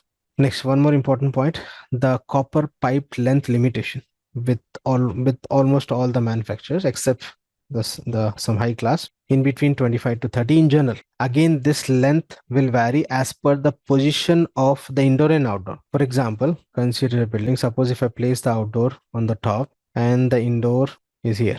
Okay, this is one case. The second case, for example, the outdoor at the bottom means on the ground and is connected to the indoor. This is first case, second case. Or in third case, for example, the outdoor is on the top and the indoor at the bottom. So this copper pipe length also vary as per the position of indoor and outdoor. So if you place on the similar level, for example, just above that floor, if you place the outdoor, we can maintain the length up to say 15 meters, means 30 up to 45 feet. And in this case, you see, we can go for 15 feet. And if the outdoor is on the top and the indoor at the bottom, you can consider nearly 20 feet. So this is the approximate, and the exact you can get from the vendor, from the manufacturer. Okay, so in general, for interview point of view, the copper pipe length for split system is going to be 25 to 30 feet. And generally from the vendor, when you purchase this in the box, you'll find 10 feet copper pipe. So 10 feet is a standard. When you purchase with the split AC, find 3 boxes, one for outdoor, one for indoor, and one for the copper tubes. In that, you'll find the standard length as 10 feet. If you want more, you need to purchase additionally, and you can do the brazing on site up to say 25 to 30 feet. Yes, sir. This is total pipe length for the loop or one side, like suction side or no, combine. I'm considering this as one pair. Indoor suction and liquid, not individually. Okay, suction and liquid we'll consider as one pair. One loop. Next we'll talk about the cassette. This is the second type split AC, and this is a ceiling suspended type. Sir, What we discussed just now. Yes. what about the location of the outdoor? If outdoor is above the indoor, height difference means, or outdoor is at the ground and indoor is at the top. So flow of refrigerant, gravity effect is there. No, it's a closed system, no? It's a closed system. Anyhow, other parameter will affect. So that's the reason the position of this unit is important. And according to that, from the vendor catalog, you'll get the exact information. Next we'll talk about this cassette. This is the second type. You see, the concept is same, but the type of FCU is different. What we discussed just now is a high wall type, but now the type of FCU is going to be cassette. You see, the cassette air conditioner, often referred as a cassette AC or simply cassette system. It's a type of AC commonly used in commercial and some residential, mainly for interior point of view. Mostly as per the interior requirement, will go with the cassette type. So how exactly? We'll get the clear idea in this video. So let me just play this.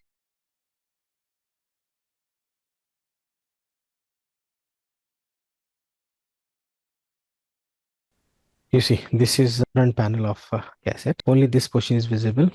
The complete assembly is above the false ceiling, and this is a false ceiling level. And this middle portion is for suction, and these are all for supply. In most of the model, you'll find four side supply. In Daikin, you'll find the round flow. So they are offering opening in this also. So they used to call round flow. Anyhow, compared with the high wall, we have advantage of A distribution in this, even if it is a four-way site. But in cassette, I can say that. Okay, let's continue. In cassette, we have four outlets, but in Daikin model, they are offering the round 360. So they are offering the opening here also. In the video, you'll find this. You see, this is a cooling coil and blower, suction and liquid line. The blower at the center, and the cooling coil construction is round. Compared with the FCU is different, and suction from the middle grill, and it will throw on this, so the air loses the heat and the moisture and come out from this outlet, four outlets, as cool and dry air.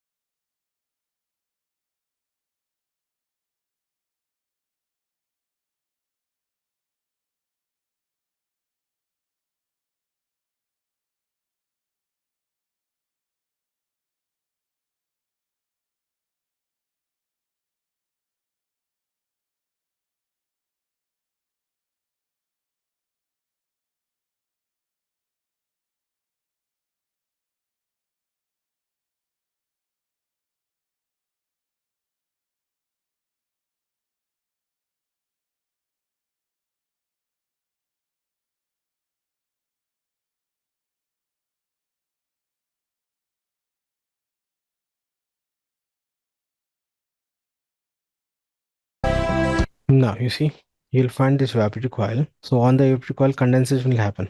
So what is going to be collected at the bottom, and this bottom we can call as a drain tray. Find the passage for collection of water. But the important point in this, like high wall, we cannot connect the drain pipe. because this is going to be installed in the ceiling, no?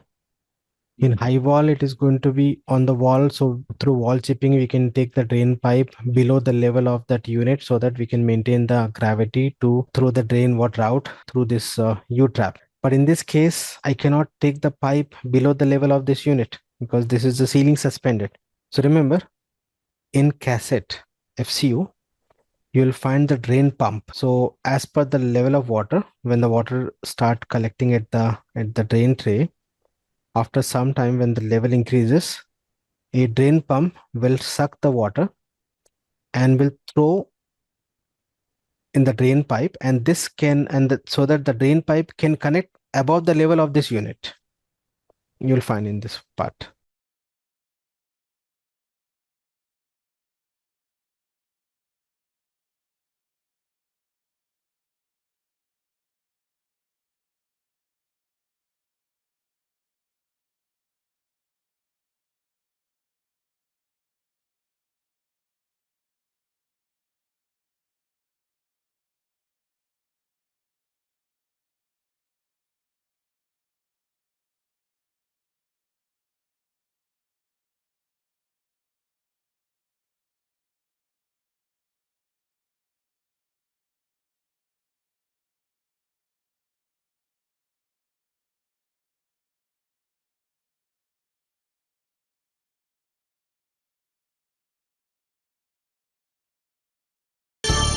You see above this evaporative coil and below the collection of water, this is a drain tray.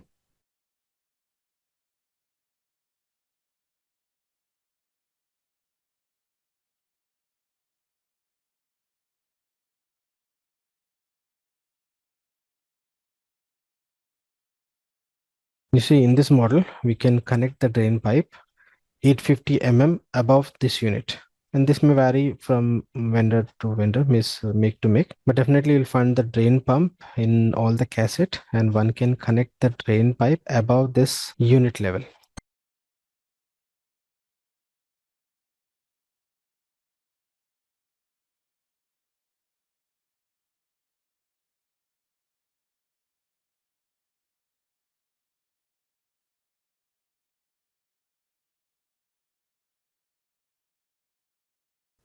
Rest of the concept is same as split. Again, this will connect to the outdoor with the suction line, liquid line, with the insulation cabling, same as the high wall. And you see here one detailed drawing for installation. This is the installation for indoor unit, and these are all anchor fasteners, which is used to connect this full threaded rod. And this full threaded rod is connected to the indoor unit. And in between, you'll find the isolators or a rubber, which is used to reduce the vibration from the unit. So these rods are full thread rods, and these are anchor fasteners. I think you know what is anchor fastener. Commonly used even to install the fan or even for the duct or for the pipe. Anyhow, if you don't worry, at the time of duct and pipe installation, you'll find more about this anchor fastener. So mostly this is as per the interior requirement because it's look nice in interior. I'm not comparing with the window, I'm comparing with the high wall. Even compared with the high wall, the appearance is good. You see, it enhances the interior decor. So mostly in restaurants or in office or in high class villas or in showrooms, you'll find this because the appearance point of view is good. And for air distribution point of view also, can expect the uniform distribution of air compared with the high wall. And it's a ceiling suspended, and the unit is not visible in the space except that panel. Only the panel is visible. The complete unit is concealed. But in case of high wall, the complete unit is the indoor, this FCU is visible. Next, internal drain pump, what we discussed just now. Disadvantage, cost. You see the cost is higher compared with the high wall for the same capacity. For example, if you purchase 1.5 or 2 TR high wall, compare with the cassette, you can expect 25 to 30% higher in cost. Okay, because the manufacturing of that coil, the coil shape is different, and the unit. So mostly cost point of view, this is expensive. Nearly 25 to 30%. Installation can be complex. Complex means they need to align with the proper false ceiling. Sometime or many time you'll find the gap between this panel and the false ceiling. So they must take care of this proper level and this drain pipe They must connect without any leakages. If any leakages from the drain means that will damage to the fall ceiling if it is a gypsum board, or it may affect to the electrical issues in case of this leakages of water. And drop ceiling is required. Anyhow, with the fall ceiling only we are using, so we cannot consider this a disadvantage. Without fall ceiling, we'll not use this. So with fall ceiling, as per the interior requirement only, we can use this one. Next, condenser drain may need attention. Means proper this drain is required, because this is going to be above that unit level. We cannot take that pipe above the level which is given in the machine catalog. Suppose 850 in the video, now above that, if 850, if you take, the pump will not be sufficient to reject the water out. So you must maintain that level as per the catalog from the vendor. You cannot take above that. Recommended to use below that only, at least 25 to 50 mm below as per the catalog. Cannot go above that. Application, what we discuss. Selection as per the interior or the client requirement, or sometime as per site condition. Sometime you'll not get the clearance on wall. The wall is occupied with some interiors or some almara, or some in office you'll find some rack. So if you not find enough clearance on the wall, we can go with this. Or else, mostly in actual practice, most commonly this is as per the interior requirement, interior point of view, because this just look nice in interior. And we have a technical advantage also, uniform distribution of air. So this is about the second type cassette. We have one more, that is a tower or floor stand. So let me quickly complete this, because this also same type, means split only, but the type of FCU is different. So in some project, you may not get the clearance on the wall, or you may not get the clearance even in the fall ceiling, because fall ceiling also with some interior design with the lighting, etc. So they may not provide the clearance. In that case, we can go for this tower, you see. So remember, this also connected to the outdoor unit. This is not like a air cooler. We cannot move after installation. Once you install, the copper pipe you can find at the back side of the unit, which is going to run towards the outdoor and connect same like the high wall. Only the difference in the high wall, we are going to place the FCU on the wall, and this is the tower type, the floor mounted. So if you talk about advantages, for example, you see in this case, this wall completely is of glass. So there is no option for high wall. Similarly, you will not get the clearance on the wall. In that case, we can think for this. Or else, most commonly in actual practice, if the client decide to go for installation, or decide to go for AC after completing the interior works, in that case you can suggest this option. Because you see, after completing the interior, if the client, or if you suggest cassette, you need to damage the fall ceiling and the wall chipping. Or else, even for high wall, you need to do the wall chipping after completing the interior paint work. Again, if you try to install the high wall, you need to go for damaging that wall chipping and all, etc. In that case, one can suggest this one. Or else in case of old project, if you want, or modification or retro type, one can suggest this one. Okay, so depend mostly as per the site condition, or as per the interior. You will not find this commonly. Most commonly, you will find high wall or interior point of view cassette. In some projects, you may find this, or you can suggest as the engineer as per the situation. And you see, okay, let me complete the advantages first. You see, advantages: it can be installed after completing the interior work. It can be used in the situation where no ceiling is required, means without fall ceiling, because there is not require any ceiling. Na? Suppose there is no fall ceiling, so one can use this one. It can be installed after completing the installation work or interior work, as I've given just now. Now, if you talk about disadvantage, even compared with the cassette, the cost is high for this, because you see, you'll find the tall body unit, so the metal cost and all this. So the costing point of view is higher, almost 40 to 50% higher compared with the high wall. Okay, if the high wall, if you get in 50,000, say 1.5 TR, for this high wall, you need to spend 70 or 80,000 for this high wall. So because this is not commonly available also. So cost point of view, then you see, it will capture the floor area. Anyhow, if you're not going with the cassette or high wall, we'll go for with this. So if you have enough space on the floor, then only we'll use. So anyhow, when you install this, you need to provide some space on the floor. So for commercial spaces, you may find the space consideration. Next, selection, as I said, as per the client or interior requirement. or as per site condition or the clearance available, or if the client is interested to install after completing the interior works, the same point. So this is about the split air conditioning system. Apart from this, you may find the other models like ceiling suspended. I'm not talking about cassette. You'll find high wall type in the ceiling suspended also. Or else if you talk about cassette,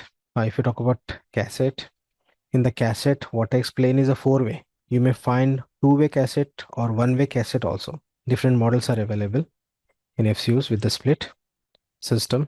Apart from this, you may find the floor mounted unit, a small floor mounted, not commonly used.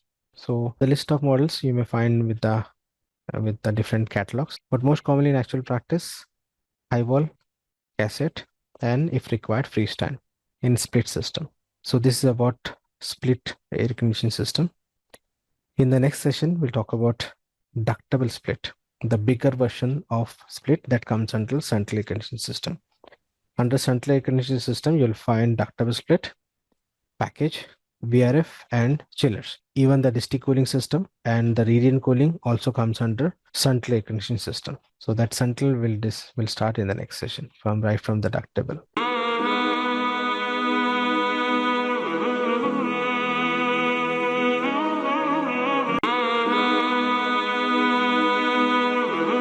Hello everyone.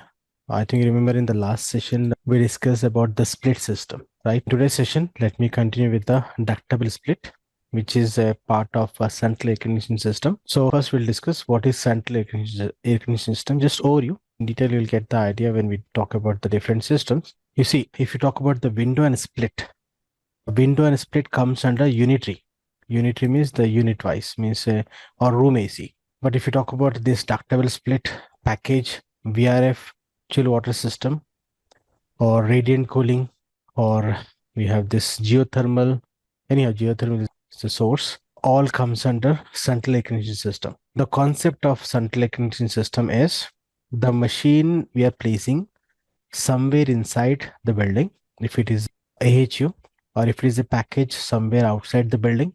And from that point, we are supplying the air to multiple spaces or different spaces. This is just in general. Again, depends on the type, the system. You'll find the different indoor, outdoor, or if it's a package, you'll find the single unit. But the concept of central air conditioning system is we are placing the unit and the equipment in a particular place. From that point, we are supplying the air to the different spaces in general. Again, if you talk about VRF, the case will be different. And again, the ductable package. So you'll find the changes as per the location of the units or as per depend on the type of system. Okay. So if you just compare in general way about the unitary and central, unitary means room AC, one room, one machine, but central means one machine, multiple spaces in general. Okay, at this level. So you'll get more idea when we talk about this different types which comes under central air conditioning system. So in the list, first you'll find ductable split. Ductable split air conditioning system. This is simple because we already discussed about the split system now. So here you can find, you see ductable split, you can consider as a bigger version of what? Of split. It's a bigger version of split. And we can add the ducts to the unit, and this unit is called AHU, and we can provide the fresh air. How? I'll show you, don't worry. Just let me give you the idea first. So the first important point related to ductable split, this we can consider as a bigger version of split. The second point is it can, or we can connect the duct and can provide the air to multiple spaces, and we can also provide the fresh air as per the requirement, as per standard. So how? We'll discuss in this system. So first of all, let me show you some images. This left side, in general, we can call this as AHU. Okay, this is called AHU, air handling unit. And remember, this AHU can be a part of ductable split. It can be a part of VRF system, and we can use this even in chill water system. And we have a separate topic for FCU and AHU. Let me complete this system, then we'll discuss in detail, because this unit is common for multiple systems. At this level, this is AHU, or we can call indoor unit. You can find in this image also, you see this we can call as a indoor unit, or in general this is a AHU, and which will connect to, you see, condensing unit. So this is like a split system, but ductable split. Why we are calling ductable split? Here you can see we can attach the duct, and with this duct we can provide the air to multiple spaces as per the requirement based on the capacity, and we can provide the uniform distribution of air, and we can also provide the fresh air. How exactly, I'll show you, but the concept is simple. You already know this the split system. In what are the components in indoor and outdoor, already we discussed the same thing, but the capacity is higher and we can attach the duct. With that we have some more additional options. So let me show you with the line diagram in the next image. And you see this below is called, we can call FCU, or this is specifically conceal FCU. What we discussed in the previous session, high wall, cassette, freestand. If you talk about if you talk about as per the type, all are FCUs only. The high wall which you can place on the wall, there is a type of FCU. The cassette indoor, what we learned in the previous session, that also FCU, or the freestand, the tower type, that is also a FCU. Similarly, this is called conceal FCU. So this FCU and AHU is common for multiple systems. Okay, at the time of hotel project, I'll show you this. So you see, these types of indoor is depend as per the interior requirement, or as per the site condition, site clearance, or sometime as per the client requirement, etc. Okay, so you'll have multiple options in this. And you see, what we discuss is a few types of FCU. You may find one-way cassette, you may find two-way cassette, you may find floor mounted FCU, you'll find ceiling suspended FCU, like high wall, you'll find the ceiling type also. Again, concealed ceiling type also. So you'll find number of options or different models in actual practice. Sir, So I'll show you one catalog. In that you'll find different types, but it's too early to discuss. So ignore this. Just at this level, remember this is actually, in short, just to avoid confusion, small units capacity below 5 TR we used to call FCU, above 5 TR we used to call AHU. Technically both are same. Okay, but capacity point of view, the name is different. Apart from this, you will find additional options in the AHU, like humidifier, dehumidifier, or a heater, or a additional filter, etc. That depends as per the application. But technically, in both, you'll find evaporative coil, you'll find the fan. Both is for cooling, means you'll find the cooling coil in this. And the major difference, anyhow, we have a topic. I'll cover all the points what I explained with more details at the time when we deal with the topic called FCU and AHU. And similarly, we have a topic called DX and chill water system. What is the difference between DX and chill water system? Okay, so back to the topic. So you see how this ductable system works. Very simple. Everyone aware of this split system, na? And what are the components in indoor and outdoor? The same thing in this, because it's a ductable split. So this outdoor unit, this indoor unit, but this indoor unit is what? It's a ceiling suspended. We can hang with the anchor fasteners like this, and this is above the false ceiling, or it can be without false ceiling, open ducting. You'll find in some supermarkets it is visible. So the indoor type is with the indoor with the option to attach the duct, because it's a ductable. And here in outdoor, the components, compressor, condenser, the same cycle. In indoor, you'll find the cooling coil and the blower. Apart from this, you'll find the filter here, and you'll find the one more pipe for the drain. And again, drain with the U-trap is required. So the same thing. So the new option you see here, we can attach the duct. And what is duct? A duct is a sheet metal box which is used to convey the air. Okay, or in short, we used to call air conveyor. And we have a separate topic for this duct system in part 4. After this we have a separate air system, part 4. In that we'll discuss more about, or in detail about, this ducting. At this level, just quickly let me show you some images. If you're a beginner, this will help you just to get some basic idea. You see, all these images belongs to the duct. You see the sheet metal box, which is used to convey the air, or is going to connect like this. You see, here's the unit. This is, we can call, say, FCU, conceal FCU, to which the duct is connected. And for this duct, again, we have a canvas cloth, J terminals, lot of things that we'll discuss. We have a separate story for this. At this level, just focus on the concept.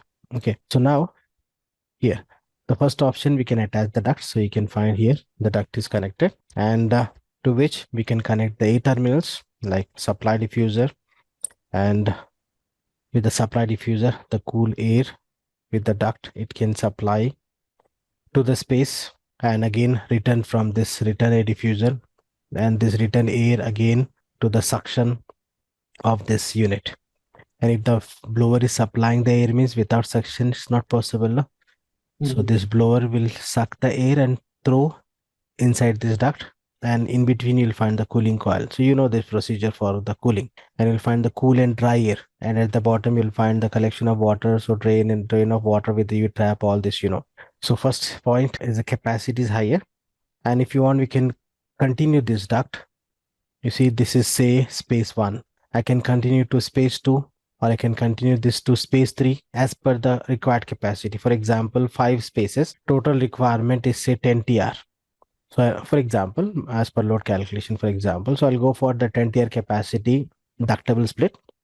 And with the duct, I can supply the air to all 5 spaces. But remember, 1 AHU means 1 thermostat, 1 control. So number of spaces is going to 5. So here 5 spaces, but zone is going to be 1 because only 1 thermostat, na? Because controlling is 1. Okay, so if all the spaces, timing and temperature is same, we can connect with a single unit. If you want multi-zoning, we have alternate options with a CAV or with a VRF, etc. That we'll discuss later. At this level, just try to understand the concept of ductable split. So here we can attach the duct. Second, so first point is the capacity. Second is a duct. We can attach the duct, and we can provide the third point. We can provide the fresh air. Fresh air we can provide with the multiple ways. Okay, here I'm going to cover one option. Later, at the time of load calculation, at the time of heat gain through ventilation, we'll discuss the different types of options to provide the fresh air. At this level, I'm covering just one option. You see, I can use this call piece. Call piece means a piece of duct which is bent down, and here you'll find the mesh. And this piece we need to design as per the fresh air requirement. For example, total CFM for this unit, say 5000 CFM as per my calculation, as per the load calculation, and 10% of this, okay, pressure I'm providing. So 10% of 5000 is 500 CFM. Okay, and remember when I use this term 10% or say 10 to 30% fresh air, remember this is as per thumb rule. Okay, so for interview point of view, we can use this when they ask the requirement for fresh air as per thumb rule is 10 to 30% for commercial and residential spaces.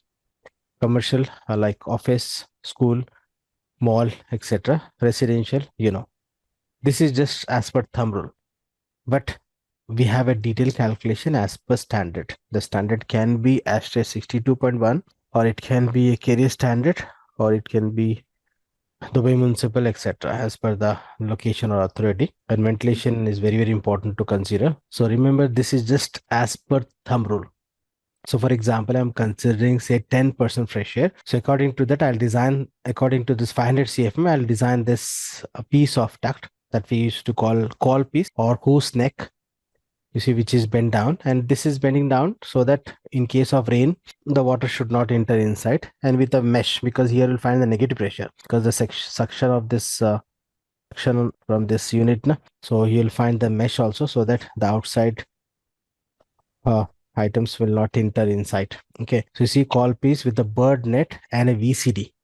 VCD we used to call, in short, we use a VCD, is a volume control damper. Like at this level, you can consider like a valve in the pipe. So in the pipe, you know, everyone know as a mechanical valve in the pipe we used to control the flow. Similarly, in air side, we used to call VCD, the handle, which in you'll find opening or closing like a valve. In detail, we'll discuss at the time of air side what is VCD, what is manual VCD, what is motorized VCD, what are the different dampers, etc. At this level, I'm not explaining because here the point is to explain what is ductable split and how you are providing the fresh air. So you see, I'm going to design, listen, I'm going to design this 500 CFM piece so that say supply of 5000, out of which 500 is a fresh air, So return is going to be here. Suppose suction is 4,500, 500 collection from here, again 5,000. And the additional and the 5,000, sorry, 500 what we are adding as a fresh air, that we need to exhaust. Okay, so generally, technically, if you talk about exhaust, we require a exhaust fan or a opening for exhaust. But in actual practice, if it is a residential or if it is a office, you'll not find the separate exhaust fan, because whenever you open the door, because of positive pressure, the exhaust will happen. Okay, we'll discuss more about this fresh air exhaust system, how to balance and all. At this level, we are providing say 500 CFM fresh air. The remaining from the return, again 5,000 supply through this duct to the spaces. Got the idea online about this ductable split? The concept of this ductable split system. The first point is what? Bigger. We can consider as a bigger unit of split. The capacity start from 3 TR up to 25 TR in general. If you talk about carrier, we have available up to 17 TR. Sorry, 16 TR. In Blue Star is available up to 17 TR. And as per the make and location, this range may vary. In general, we can consider 3 TR to 25 TR. The first point. The second, we can attach the duct. How we can attach the duct, you can find on the screen. And detail about the ducting, we have a separate part. Next, we can provide the fresh air. In the previous systems like window and split, there is no proper option for fresh air. In window, in some model, we have option for fresh air, but that is not as per standard. In a split high wall or in a freestand or even in cassette. In cassette, we can provide, but again, as if you talk about split, you'll not get the proper option for the fresh air. But in case of this ductile split, since this unit is placed above the false ceiling and it's a concealed unit, we can use the duct to provide the fresh air at the suction of this unit as per the standard, as per the requirement based on the calculation. For just for thumb rule, what I explain is 10 to 30%, but we need to do the calculation for this. According to that calculation only, we'll provide the fresh air. And we have a separate calculation for this at the time float calculation. Next, we have some more points to discuss. You see, about the drain U-trap, you know, the same concept is applicable for this also. Here at the bottom, we need to connect a drain pipe and we are connecting to the nearest flow drain, but don't forget to connect the U-trap. You know the importance of U-trap. And this copper pipes, you know, it should be insulated. Again, you'll find the cabling. Cabling generally you'll find for the outdoor. Depend on model also. In some models, you'll find the cabling for indoor and indoor to outdoor, or main supply to the outdoor, and again supply from outdoor to indoor. That depends on the model. And both the pipes require insulation. Even this, one more point, this drain pipe also required insulation. Why? Because this drain water is a chill water, na? And if it is running inside this pipe, which is above the false ceiling, what will happen? The surface of that pipe, on that you will find the temperature less than equal to dew point temperature. So condensation at the surface, na? So what will happen? The droplet of water is going to be fall on the false ceiling or on the electrical item, so that may create a short circuit or damage the false ceiling. So even this drain pipe also required insulation, because this drain pipe in this image here you can see the outside wall, but this, suppose the room is extended, so the drain pipe will run it will run maybe 10 feet or more than that with the proper slope. So insulation is required for this drain. And if this drain pipe is running above any electronic equipment, like suppose it's passing through the server room or any electronic, we require that even the drain tray also below this drain pipe for additional protection with insulation. First insulation on the pipe is required, then apart from this the drain tray also required. And even this, if this unit is placed above any electronic equipment, below the unit also we required one drain tray for additional protection. So now you see the capacity what I explained, 3 TR to 25 TR in general. Here one example is given as per carrier. In carrier, you'll find up to 17 TR with this different configuration like 3, 4, 4.5, 5.5, etc. In 11, you'll find two models with a different RPM, with a different, with a different CFM. So depend as per the make, you'll find the multiple models with the same capacity also, as per the size of the unit, which suits site condition, etc. Next, what explain the same ventilation as per standard is possible. Can be whatever the standard you're following as per your consultant. Central air conditioning system. And you see, it's a concealed unit, will not affect to the interior because above the false ceiling, so it's not visible. Even you see some interior will not accept even high wall FCU because that high wall also will appear in the space. No?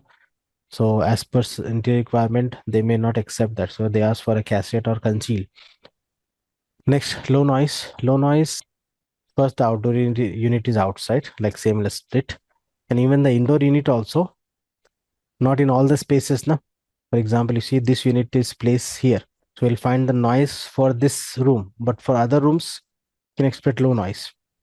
Anyhow, you'll find the different models in that. If you're very concerned about the noise, you'll find the high class model also. Even in the indoor concealed unit, you'll find the very low noise. But anyhow, if you for this room, for example, for this is considered as space one. In space one, you'll find some noise because of this unit. Not like compressor, but still you'll find noise because this fan will run with this high speed and it will supply the air to the multiple spaces. So you cannot expect the very low noise. But in other spaces, yes, you can expect low noise. And since we are using the duct, so uniform distribution of air can be achieved. And uniform distribution of air is also one of the parameter for air conditioning, motion and distribution, and the noise level. So with the help of duct, with the uniform, the air terminals, one can provide the air or one can distribute the air uniformly to maintain the comfort. Okay. Now, if you talk about disadvantage, you see installation complexity. Compare with what? Compare with the window and split. We required installation of duct, proper sizing of duct, installation of duct, and the A terminals, etc. Compare with the split. I'm saying, not with the other. Next, initial cost is high. Again, compare with the split system because separate low side work, means ducting work is required. That also increase the cost of the project. Maintenance, because you see this unit is concealed. Anyhow, in actual practice, below the unit in the false ceiling, you'll find the trap door. Trap door is for maintenance. In case of grid false ceiling, I believe everyone know what is grid false ceiling. Yes, online? Yes, Grid sir. false ceiling means you'll find the tile or tile false ceiling. You'll find the pieces of tiles. Na? So in case of tile false ceiling, easily one can remove the tile and if any maintenance can be achieved. Or in case of in case of gypsum false ceiling, we need a trap door. You'll find the separate trap door in case of any maintenance or changing of filter, etc. is required. So maintenance required the proper access compared with the split system. Next, loss of ceiling space means in some project you'll not find enough space above the false ceiling as per the interior requirement. So in that case, you need to compromise to maintain this height of this unit. Okay, and this height of the unit you'll find from 9-inch to 24-inch, depend on the capacity. Okay, so if it is say 17 TR, you need to compromise 2 feet of this unit above the false ceiling minimum. Okay, again above and below also some clearance is required. So you need to compromise with the false ceiling. In case of a limited false ceiling, this option is not applicable. Not only because of unit, because of duct also. If you don't have enough clearance above the false ceiling, nothing but space above the false ceiling, you cannot go for this ductable system. You can go with the VRF.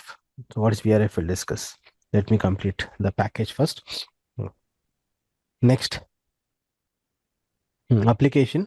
You see, this ductile split most commonly you'll find in Indian market. You'll not find in Gulf or in other regions. Commonly, it's available, but commonly in Indian market, if you go to any if you go to any DMart or Vishal Mega Mart or DMart or this Big Bazaar or different showrooms, you can find this ductile split because this is commonly used in India for medium type of stores, even in residential also, in case of a single zone. So in restaurants, you can find out this. Villas, not commonly, but in some projects, hospitals find, and most commonly in supermarket. If you go to any Reliance Fresh in India, you can find this ductile split. Okay. Sir, in the hospitals, most of the hospitals or big hospitals, I can see that No, I'm they're not talking about using. big hospital. the medium type. In big hospital, you will And find the air cooled or water cooled chiller. in Okay. corporate office also it looks tough to fits that because we have separate waiting rooms, board rooms, something like that. So we have needs that separate controls You for see, that don't rooms. please don't do the conclusion. In one project, you may find multiple system. For example, corporate office means like for example 10 office cabin and a Mm-hmm. open office, and Yes, the yes. timing and temperature is same for that. Assume that for 10 cabins which is belongs to employees and an open office, so timing and temperature is same, so we can connect all this with the ductile split. Remaining we can deal with a split system or with the VRF. So you will find the multiple options also in one project. Okay, it's depend. I'm talking about, you see, if I talk about ductable means is applicable, is available up to 17 TR na, one unit.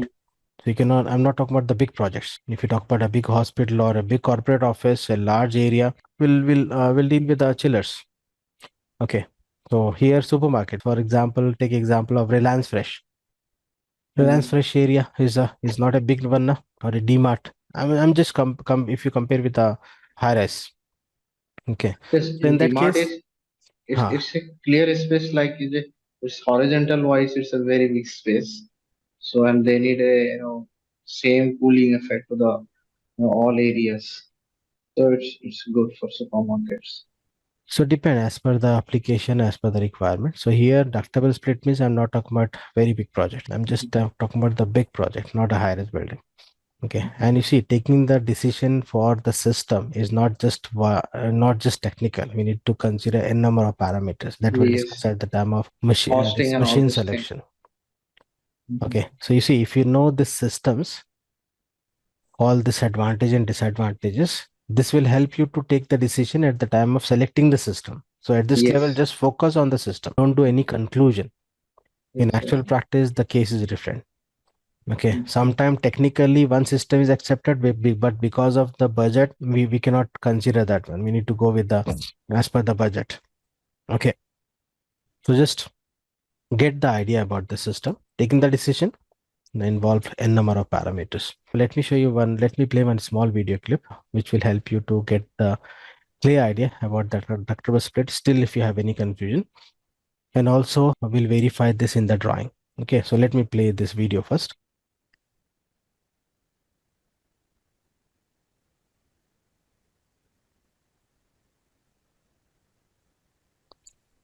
Again, in the video, just focus on the concept. You'll find other options also. Ignore that.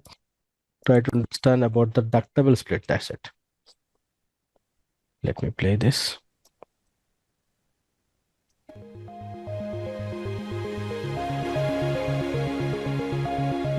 How air conditioning works. There are 8 main components that play a pivotal role in cooling your home. You see, again, that you'll find some vapor compression cycle and all. So what we already discussed. So you can just get the idea, but here the main concern is about the ductable split. So you can find here, this is a supply duct and this is a return. And you see, this position of the duct, in actual practice, we are not generally supplying the cool air from the floor. This concept is basically for heating point of view. Okay, so even the air distribution also don't do the conclusion. We have a separate topic for distributing the air. If you talk about standard, supplying the cool air from the higher level and supplying the hot air from the lower level, there is a reason. The reason we'll discuss at the time of topic air distribution. A thermostat, condenser, compressor, fan, metering device, evaporator, blower, and a filter. The first step begins with setting your thermostat to the desired temperature. You see here what you can extract. This is split system is outdoor and indoor. This is the indoor below, and this is a duct. So we used to call ductable split. Just concept. Rest of the thing, you know, the cycle and all. The same thing you will find in the video. Triggers the condenser fan and compressor to turn on. The compressor begins pumping a fluid called a refrigerant throughout the system. This is used because of its low boiling point.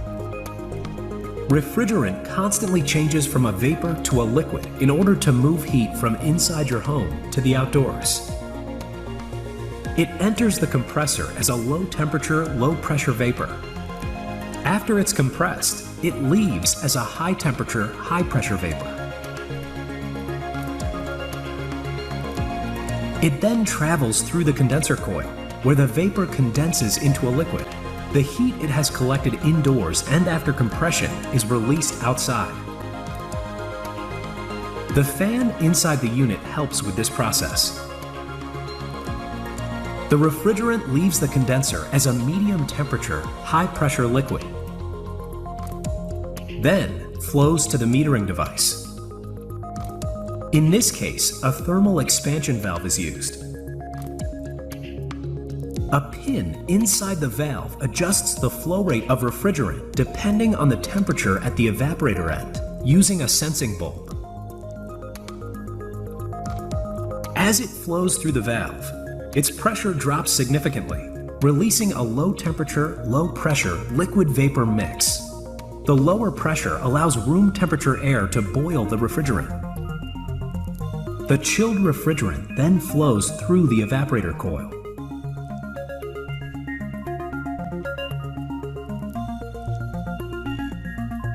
The blower begins circulating air throughout the house. Room temperature air is pulled in through the return duct and passes through the filter to remove particulates. The heat from the air is absorbed into the refrigerant inside the evaporator coil, dispersing chilled air through the supply duct. As the air passes over the coil, the refrigerant is boiled and evaporates back into vapor form. During this process, condensation forms on the outside of the coil and exits through a condensate drain line. The refrigerant returns to the condenser to disperse the collected heat outdoors, and the cycle starts again.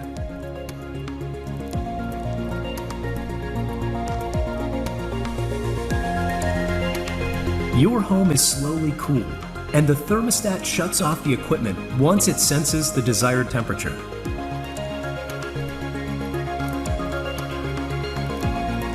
So the same thing, repeating this, but only thing is how it is connected to the duct. That's it. Now, so let me show you one drawing also.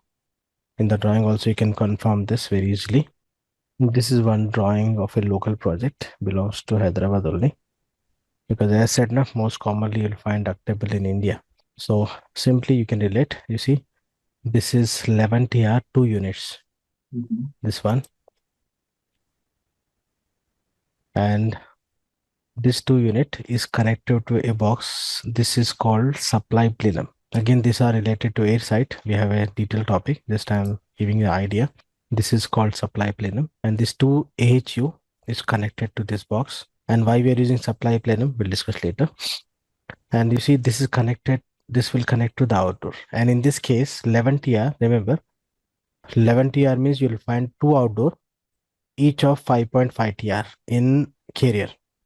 Similar case even in Blue Star also. If it is say less than 5 or 5.5 TR, you'll find 1 outdoor, 1 indoor. And above that, you see, and depend on model. You cannot take that as a specific in specific way. Depend on model. Okay, if you talk about carrier in Blue Star, for higher capacity unit, you'll find 2 outdoor, 1 indoor. 2 outdoor means 4 pipe is going to connect to 1 indoor. You'll find the 2 coils in this. There is a technical information that we'll discuss at the time of catalog based selection, mean machine selection. Just I'm giving the idea. So here is outdoor, 2 outdoor connected to 1 indoor. And this indoor is connected to a duct, and with this we are supplying the air. So we used to call this as a ductable split. It's a bigger version of split with a higher capacity, and we can provide the fresh air. Here also some units.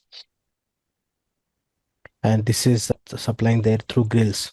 It can be through grills or through the diffusers, etc. This is about the ductable split.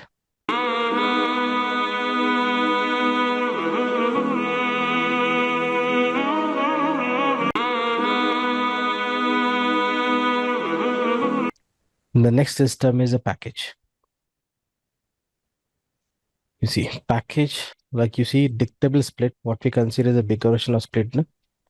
Similarly, this package you can consider as a bigger version of window. Just for comparing, just for learning point of view, window is a very small unit, but package is beyond having the capacity beyond the capacity of window. Window, you can find this 0.5, so to say 2 TR.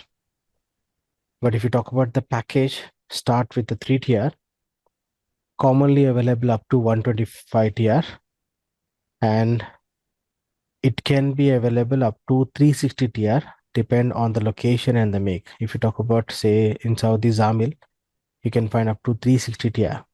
But most of the manufacturers, they're offering this package in between, means starting from 3 TR up to 125 TR. And this range may vary from make to make and from location to location. So what I'm trying to explain is, if you're comparing this with a window, just I'm comparing as per the technology, not as per the capacity. Capacity point of view, it's a very big unit. Package, why I'm calling as a bigger version of window, because in window all the components, all the the major components you'll find in one unit. Na? Similarly in package also, all these 4 components in one unit. In that sense, you can compare, but rest of the thing is different. So let me give you the idea first, the concept. In the image, you'll get some idea. And at present on screen, this is called air-cooled package. You will find water-cooled package also in Blue Star or in few makes, not commonly used. In India, you'll find this water-cooled package in Blue Star or in few locations, but most commonly in Gulf or in many locations, package is commonly available as air-cooled. And the difference between air-cooled and water-cooled system. At the time of vapor compression cycle, we discussed this point. If the condenser is cooled by air, this system can be a package or can be a chill water system. That we'll discuss next. Next means after completing the VRF and other systems. So if condenser is cooled by air, that system we can call air-cooled system. So here in package, you see, first of all, the components: compressor, condenser. This we can consider as one section. The second section, you'll find evaporator and this fan motor and a blower. And you'll find the expansion also. Expansion, you'll find it can be in the section 1 or section 2, because we are not bothered about the noise now, because this complete unit is placing outside the building. In case of split, this expansion you'll find in outdoor to reduce the hissing noise in the indoor. But in this case, depend on the model, it can be on this side or this side. So these 4 components in one with the 2 separate section. And remember this section 2 with the double skin. And double skin term you'll find in the specification. Double skin refers to insulation body with the insulation. Means here you'll find the insulation. And why insulation is required? Because you'll find the cooling effect on the evaporative coil. No? On this side, we don't require insulation because we are interested to reject the heat. You'll find the fan on the top, so the air will suck from outside and through. So we are interested to reject the heat. But this side insulation is required to avoid the loss of the energy, means loss of cooling. Okay, so in package at evaporator side, you'll find double skin, nothing but a cabinet, then insulation, again inside one more cabinet. Okay. And here in this image, you can find, you see, double skin means both the double sides. skin means insulated body with the insulation. Okay. You'll find a cabinet, then insulation, then one more cabinet inside, or a cabinet with insulation. Inside you'll find a thermocol or a polyurethane completely in the site. So generally we used to call double skin.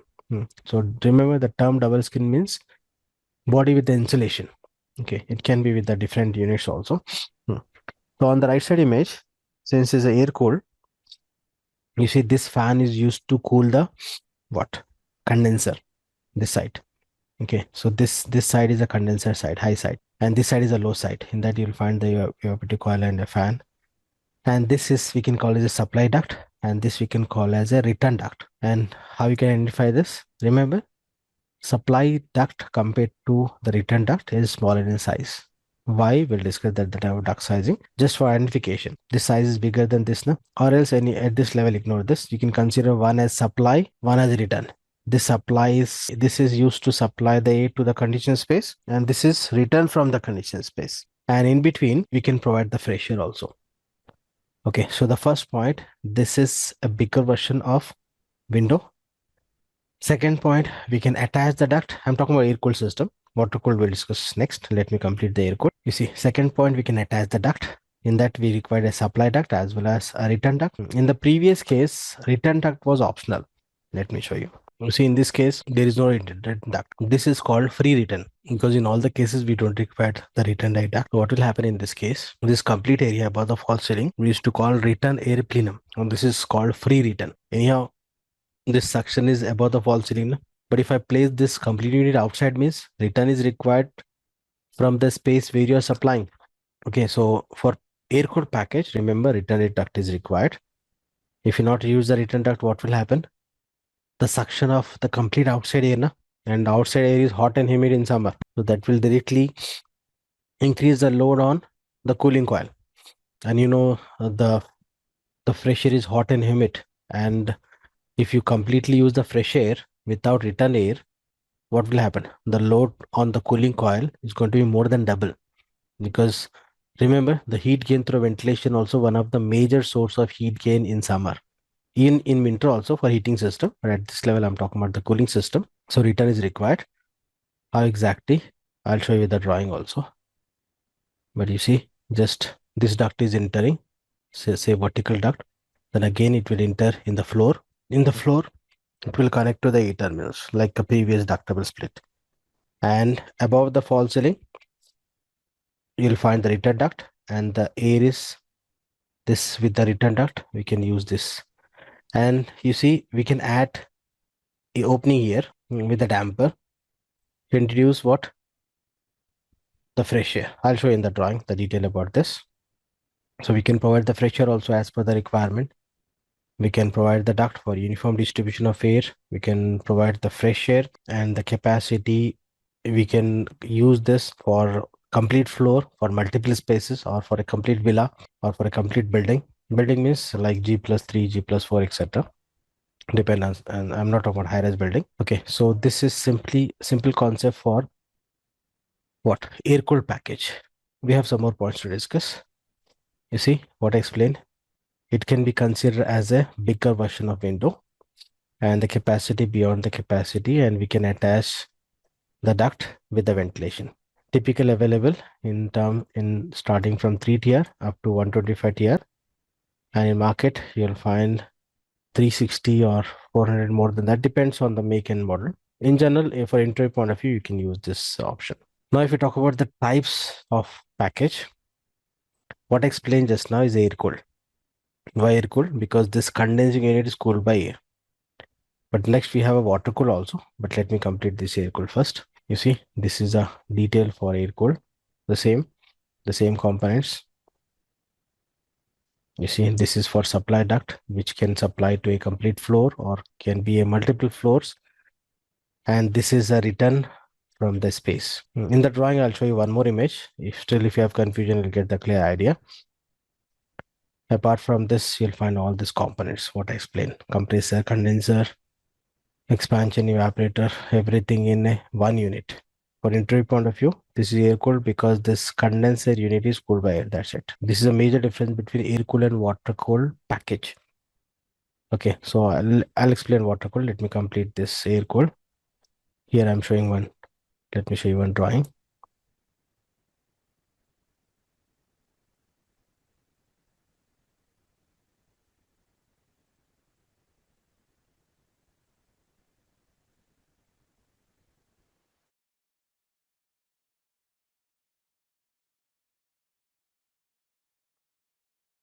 I add one image also to understand the concept. You see, here in this is air cooled package. You can consider this as a supply duct, and this is return.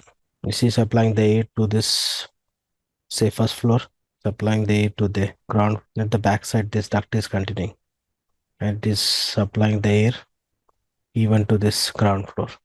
And you see return from the ground floor is here. Like supply, we don't require complete return duct. One opening is enough because you see this complete air is going to suck, or else we can go for one more opening here. And all this we can collect with the bell mouth opening. I'll show you bell mouth opening in the drawing. Then you see this complete return from ground floor, return from this first floor and supplying back to the unit. In between, we can introduce the fresh air as per the requirement, as per the calculation. How much opening is required for fresh air that you need to calculate, and that much opening you can add here at the return with the VCD. The same you'll find in the drawing. Now try to understand this in the drawing. You see, here is a small villa of G+1, and you see on the roof, one package installed, RTPU, rooftop package unit F1, and here F1 is, this is for first floor, and you see this is supplying the air to the ground floor. Okay, so we'll verify for one, say first floor. This package you can find, you see, this magenta color is a supply duct, and this yellow color is a return duct. Okay, and how I can say it's a supply, most standard point of view, this cross means supply, one diagonal line means return. You'll find all this at the time of ducting, just I'm giving the preview. So you see the duct, this is placed on the roof now, and this duct is running, and here this is a shaft, means a building, this OTS or a shaft means vertical. And this duct you can find, it will enter in the first floor. This left side is a first floor. You can find, you see, in the first floor, this duct is entering in the first floor after the vertical duct and supplying the air to the complete first floor. And if you talk about return, you see, return is only a piece of duct. This is called bell mouth. We are not running the return like supply na, because above the false ceiling complete area we can consider as a single zone. And this is a return duct, and this return duct again to this floor. And now you can find opening FAD, fresh air duct, you see, with the VCD. So we'll go with we are connecting the fresh air duct with the VCD like a valve. So normally it's open so that the fresh air is introduced with the return air. So fresh air and return air mix and supply back to the rooftop package unit at the evaporator side only. The condenser side is totally separate from this ducts. It will not connect to that because condenser means is used to suck the air from outside and throw outside only and picking the heat from the condenser. This two duct, it will connect at the evaporator side. One is supply, one is return. Just try to understand the concept of package. About this terms and terminology used in the duct, we'll discuss later. We have a separate topic for this. So got the idea online about the package, air-cooled package. So why we are calling air-cooled? Because, you know, the condensing unit. Now we'll talk about water-cooled package. You see, in water-cooled package, this side is 100% same. Means this air side, this supply duct, this side is 100% same in water-cooled package. You'll find change in the condensing side. So in water-cooled package, the condensing unit is cooled by water. Okay, so just we'll discuss the difference. Rest of the thing is same. Okay, so you see in water-cooled package, here we'll connect the supply duct, return duct. This side is same, and this unit is placed inside the building. The air-cooled package must be placed outside the building because the condenser is air-cooled condenser. No? Achha, one more point. Remember, when we connect this duct, this supply duct or return duct, since this is partly inside and partly outside, na? So this duct which is outside the building, you must cover with the insulation. Even inside the building also above the false ceiling, we are using the insulation. But in some project, you will not find the insulation inside the building. But as per standard, complete duct, supply and return with insulation. If you not use the insulation, you know, the cooling is going to lose na, in supply duct. Okay. And in return duct, it may gain the heat from outside. So unnecessary, the load on the coil will increase. Okay. And the same thing is applicable even for water cooled package also. So as I said, air cooled or water cooled package, the air side system is same. Next. So let me continue with the water cooled package. So in water cooled package, the condensing side is different and the condensing unit is cooled by water by using a shell and tube condenser and will cool the refrigerant which is flowing in shell and tube condenser by using water. And that water we are going to cool by using a cooling tower. Okay, so try to understand only the condensing side circuit. Rest of the thing is same. So you see, this side is same as air cooled, but you see this condenser type is different. In the previous air cooled, you will find the coil and fin type air cooled, that is that fan and tube condenser. But in water cooled, you will find shell and tube type condenser. And remember, shell and tube type can be a condenser or can be evaporator. And that concept you'll find in chill water system. So shell and tube is a heat exchanger. You find different type of heat exchanger. You see, this also heat exchanger. This evaporator coil, this also heat exchanger. Na? This is a tube and fins type. You'll find different types of heat exchanger. Can be used to reject the heat or extract the heat. Depend. Similarly, this is shell and tube heat exchanger. In water cool package, we are using this heat exchanger for condensing side. So we used to call this as shell and tube condenser. Okay, so try to understand the concept for this condenser side. Very simple. You see here the detailed view for this. When you see this pipe, if you talk about this line diagram, this pipe I can connect and this pipe I can connect here. I'll show you, but let me complete this shell and tube condenser first. Shell and tube. You see the outer one is called shell. Inside you'll find the tubes. So we used to call shell and tube. And here the water in and this say water out. H2O out and this is H2O in. And you see when the water in the shell, inside the shell you'll find the tubes. And inside the tube, you see you'll find the covering like this, refrigerant in. And here you'll find, say I'm using a pipe, say refrigerant out. So when the refrigerant in, it will flow inside the tube, not enter the in the shell, in the tube. So refrigerant in as what? Since it's a condenser, refrigerant in the hot state na, after compression. Now, when the refrigerant in hot state, we are supplying the water, not chilled water, normal atmospheric temperature water or a cold water, I can say.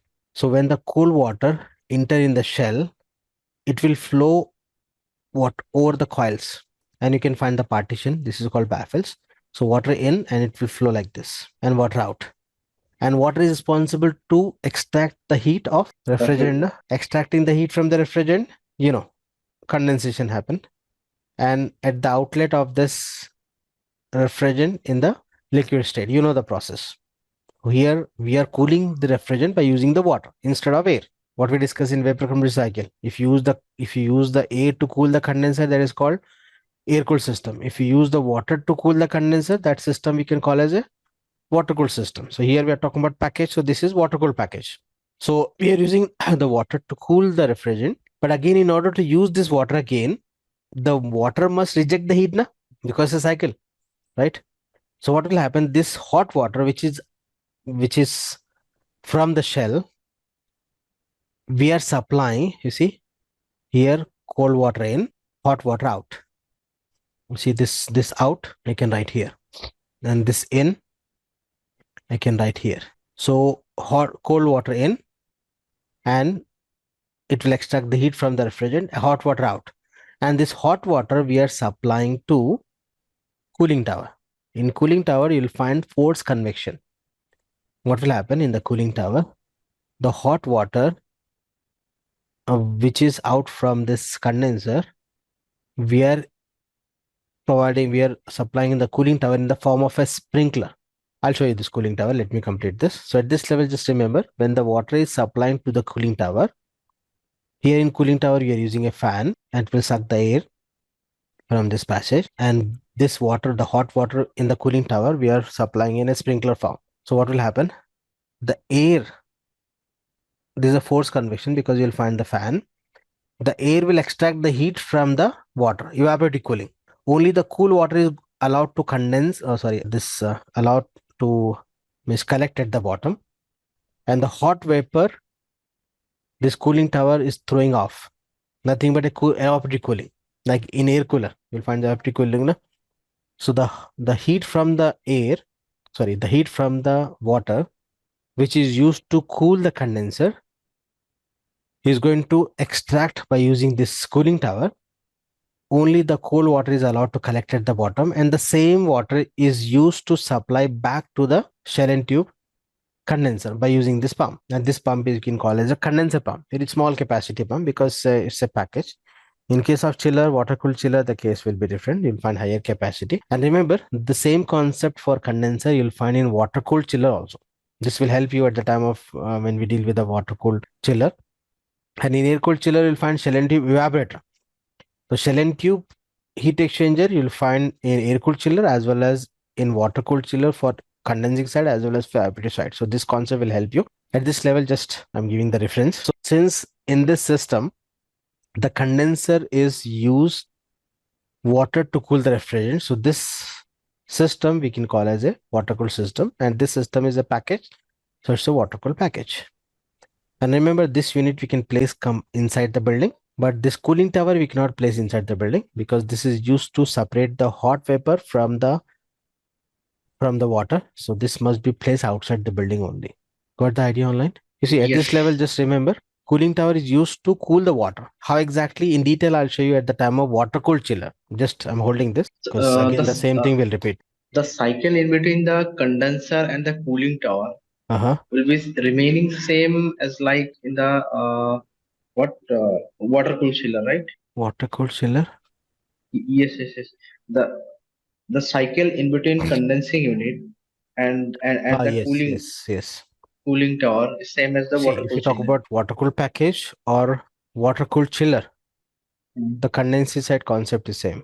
Condensing and the cooling tower cycle is same. Yes, I'll show you with more details because this here is a package. So I'm just explaining the concept. At the time of chiller, we'll discuss with more detail because you'll find the separate cycle. Anyhow, the concept is going to be same, but I'll show you with more detail. At this level, I've not added much details in this because you see in actual practice, in Blue Star or Mitsubishi, with few makes only you'll find water cooled package. So this is not commonly in Gulf or in Western countries. You'll find in India with that with the Blue Star or with the Mitsubishi. I think Blue Star is confirmed. So this is not commonly in market. So that's the reason I have not given the detail at this level. But don't worry, when after completing water cooled chiller, you'll get clear idea about the cooling tower. Wanted I'm holding this. Any advantage or disadvantage of both the system? Like yes, you'll find in the next page only. So any confusion in the concept of air cooled and water cooled system online? Air cooled and water cooled package. Got the concept now?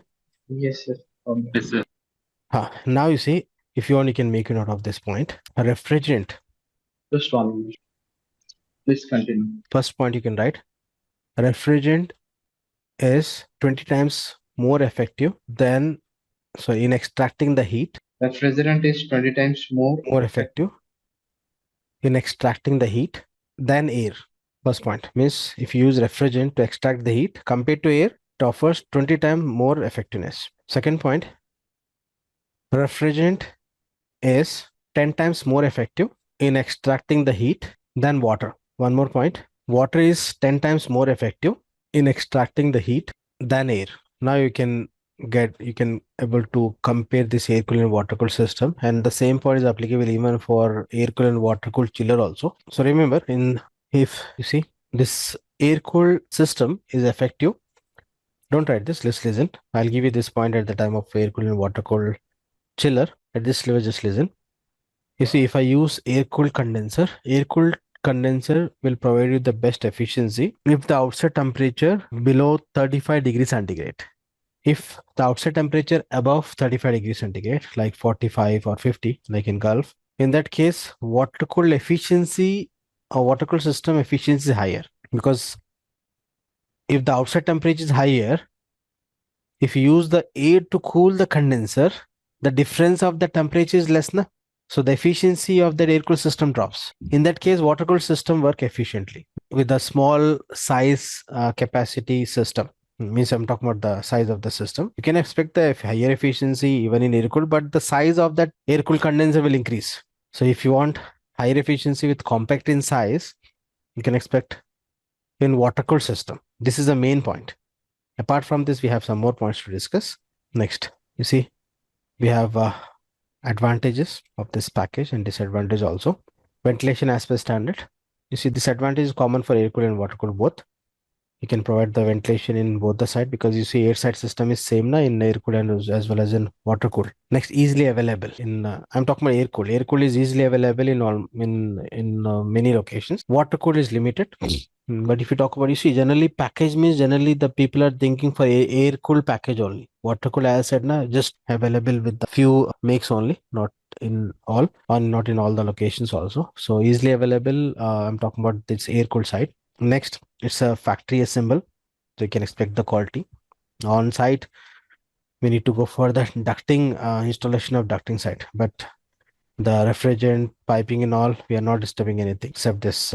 Again, this point is related to the air cooled. In water cooled side, again, the cooling tower side, we need to go for installation. But still, in that case also, we are not disturbing the refrigerant cycle, and it can be placed on the rooftop or any open space away from the building or backyard.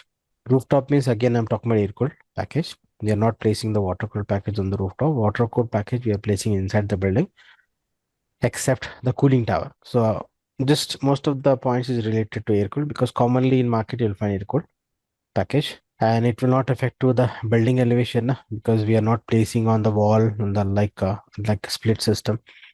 We are placing on the dedicated area on the roof or a separate space backside of the building. And in case of maintenance, the technician can work easily because it is not on the wall hang, and it ducts have acoustic lining to reduce the noise. Acoustic lining means inside the duct. You see this hatching, double hatch represent lining, acoustic lining. It can be a nitrile rubber or it can be this fiberglass. We have a separate topic of duct insulation. Under that you'll find thermal insulation, acoustic lining.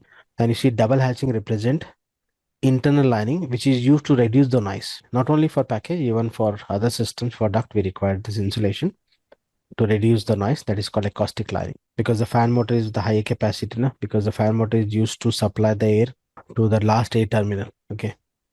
Next, if you talk about disadvantage, you see capacity of fan should be higher, because we are placing the unit away from the conditioned space. From that point, we are interested to supply the air to the last air terminal. Okay, so the fan capacity, comparing with the ductable split.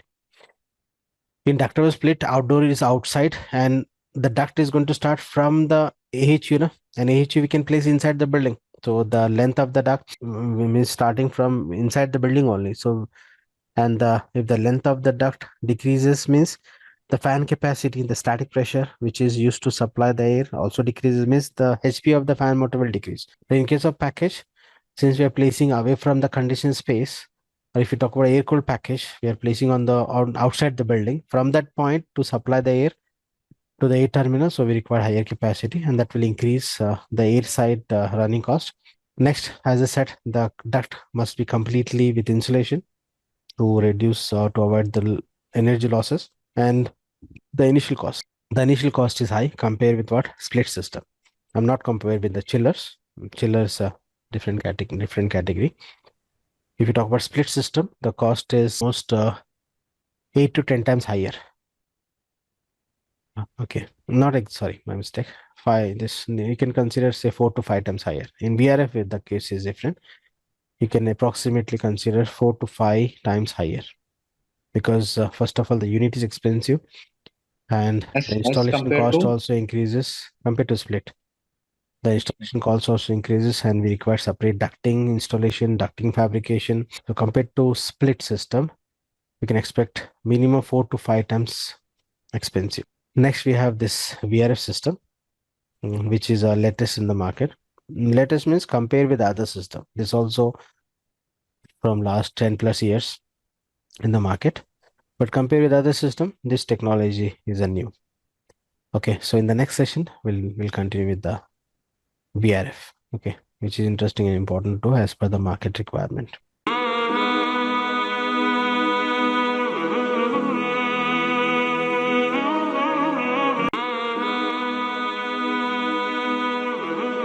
Hello everyone. I think you remember in the last session we end with the package, right? Air cooled and water cooled package. We have some more system to discuss to deal or to complete this chapter 5.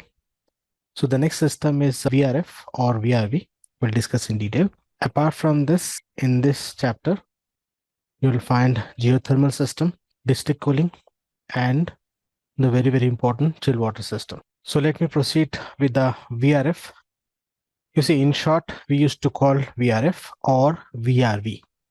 It's a variable refrigerant flow or variable refrigerant volume. And this comes under DX system. DX nothing but direct expansion. What exactly DX? I'll give you the idea after this topic. At this level, remember DX system means the refrigerant is responsible to cool the air compared with the chill water system. So VRF also comes under DX system. And in VRF, if you compare this VRF with the split system, the major difference is, you know, this in a split AC or inductible split, you can connect one indoor to one outdoor. But in case of VRF or VRV, we have option to connect multiple indoors to one outdoor. You can find on screen also on the left side image.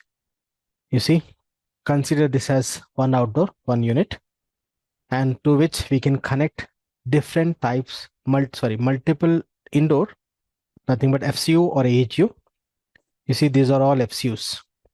And below we can call this is AHU, this is concealed AHU, and this is a cassette. So first point is with one outdoor, we can connect to multiple indoors.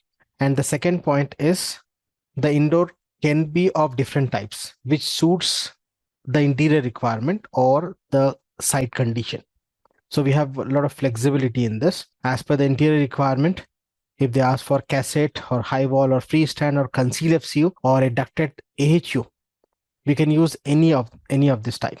Now, so we'll discuss more about this. This is interesting and important. And in present market, this is becoming popular in India, in Gulf, or in many regions, because we have a different types also in this. So what are the different types and how the system works and how we can save the energy in this compared with the normal split system? All these points we'll discuss in this session. So you see, VRF in short is a variable refrigerant flow, or VRV, variable refrigerant volume, are both HVAC technology used in commercial and residential building for efficient temperature control. And don't get confused, technology point of view, VRF and VRV both are same. Then why we are using the different name? You'll get the answer for this. The VRF name is patented by Daikin. And this technology is originally from Daikin, from Japan. And they introduced this in, I think, 1982. Okay. And they have given the name as VRF. So that's the reason they have a patent for this name. So other manufacturer cannot use this. So that's the reason other manufacturers, they're using this term as VRF. So technology point of view, both are same. Make to make, you'll find some difference, some additional options, additional features, etc. But concept point of view, VRF or VRV, both are same. Don't get confused. So what I explained the same, one outdoor can connect to multiple indoors of different types with the different capacities and how it can be done, how the system works. We'll discuss in detail. Let me complete some theory first. So here you see, next some important points before moving to the different types of VRF. In VRF also you'll find the different 3 types. We'll discuss in detail. Some important points you can find on the screen. As I explained just now, VRV is patented by Daikin. So other manufacturer, they can use the term as VRF. Okay, technology point of view, both are same. And you see, one outdoor can connect to more than 60 indoors of different types of FCU or AHU. Okay, FCU can be concealed FCU, it can be a decorative FCU, or it can be floor mounted AHU, or it can be a ceiling suspended AHU. So don't worry, at this level, we have not discussed in detail about FCU and AHU. No? We have a separate topic, but you see on screen, this is AHU. These are all AHU on the right 3. And above all is, including this cassette, is FCU. These are the different types of indoor unit. Okay, but we have some different based on the capacity and based on some features that we'll discuss. We have a separate topic before moving to the still water system. Next, you see 60 or more than that depend on the make and the location. Some manufacturers, they're offering up to 20, some are offering there up to 60 or up to 65, some makes, depend. And the numbers may increase as per the improving the technology. But in the market, most commonly, is available up to 60 indoors. Next type of compressor. This is Sir, important. it's depends on capacity or number of indoor units. You see, capacity we have in that capacity only we need to match that one. Okay, and we have a capacity in general up to 40 or 42 TR. Okay, in that you need to match the indoors. Don't worry, don't do the conclusion. But we have a possibility to connect to up to 60 indoors, but definitely as per the capacity of outdoor. If the outdoor capacity is say 20 TR, so we cannot connect more than 20 indoor of 1 TR, right? So in that way. Next, you see type of compressor. This is also important in VRF. Not only in VRF, now in market, even in split system, or even in chill water system, you'll find this type of compressor. But mostly the inverter compressor or digital compressor start with the VRF system. Now it's available in the split system also. So you see type of compressor you use in VRF. When I use the term VRF means include that VRV also. Okay, repeatedly I'll not use both the terms. VRF means by default with the VRV. So the type of compressor, one is a digital scroll compressor and the second is a inverter scroll compressor. And as a mechanical, you know the different types of compressor, no? Screw compressor, scroll compressor, reciprocating compressor, etc. But remember in VRF, we are using scroll type. And even in split system with the inverter type, you'll find scroll. And now in many vendors, even in split, they are using the scroll because the noise point of view or efficiency point of view, you have advantages. So as a mechanical, I believe you know what is scroll compressor, right? Again in scroll, we have digital scroll. So digital scroll means it will engage or disengage like in four-wheeler we have a clutch. Now clutch is used to engage and disengage the engine from the transmission. Similarly in digital scroll compressor, just I'm giving the idea. If you want more, you can just watch the video after the session, because for everything I cannot go in the detail. I mean, that is not required also. So digital compressor concept is it uses engage and disengage concept as per the load requirement. Okay, but the type is scroll only. An inverter scroll compressor, you'll find this variation in speed. The inverter scroll compressor can run with the different speed because this work with the VFD drive. Okay, so what is VFD? You'll find in the next only, and very important concept, not only for compressor. VFD concept is important for the pump as well as for the fan also in the HVAC. So I'll try to give the idea of the VFD, variable frequency drives. So inverter scroll compressor is a scroll compressor, but it can run with the different speed as per the load demand. If the load reduces, the RPM of the scroll compressor decreases. If the load increases, the RPM of that scroll compressor increases, because this is connect with the VFD drive. So how exactly VFD? You'll find in the next only. Next, you see the type of refrigerant commonly used in VRF system. May ask in interview: 410A or 407C, R32 or R454B, and all belongs to HFC category, hydrofluorocarbon. You know what is HFC. Next, this is also important point to discuss. You know this in a split system, the maximum length of the pipe in between indoor to outdoor, we discussed now 25 to 30 feet, or some manufacturer as per the capacity, it may up to 15 meters. 15 meters nearly 45 feet. And that depend on capacity, because if you talk about the split cassette type with 4 TR, because splits available up to 4 TR, no? With the 4 TR, the length of the pipe also you may get up to 45 feet, nothing but 15 meters. So the limit for the split is what? 15 meters.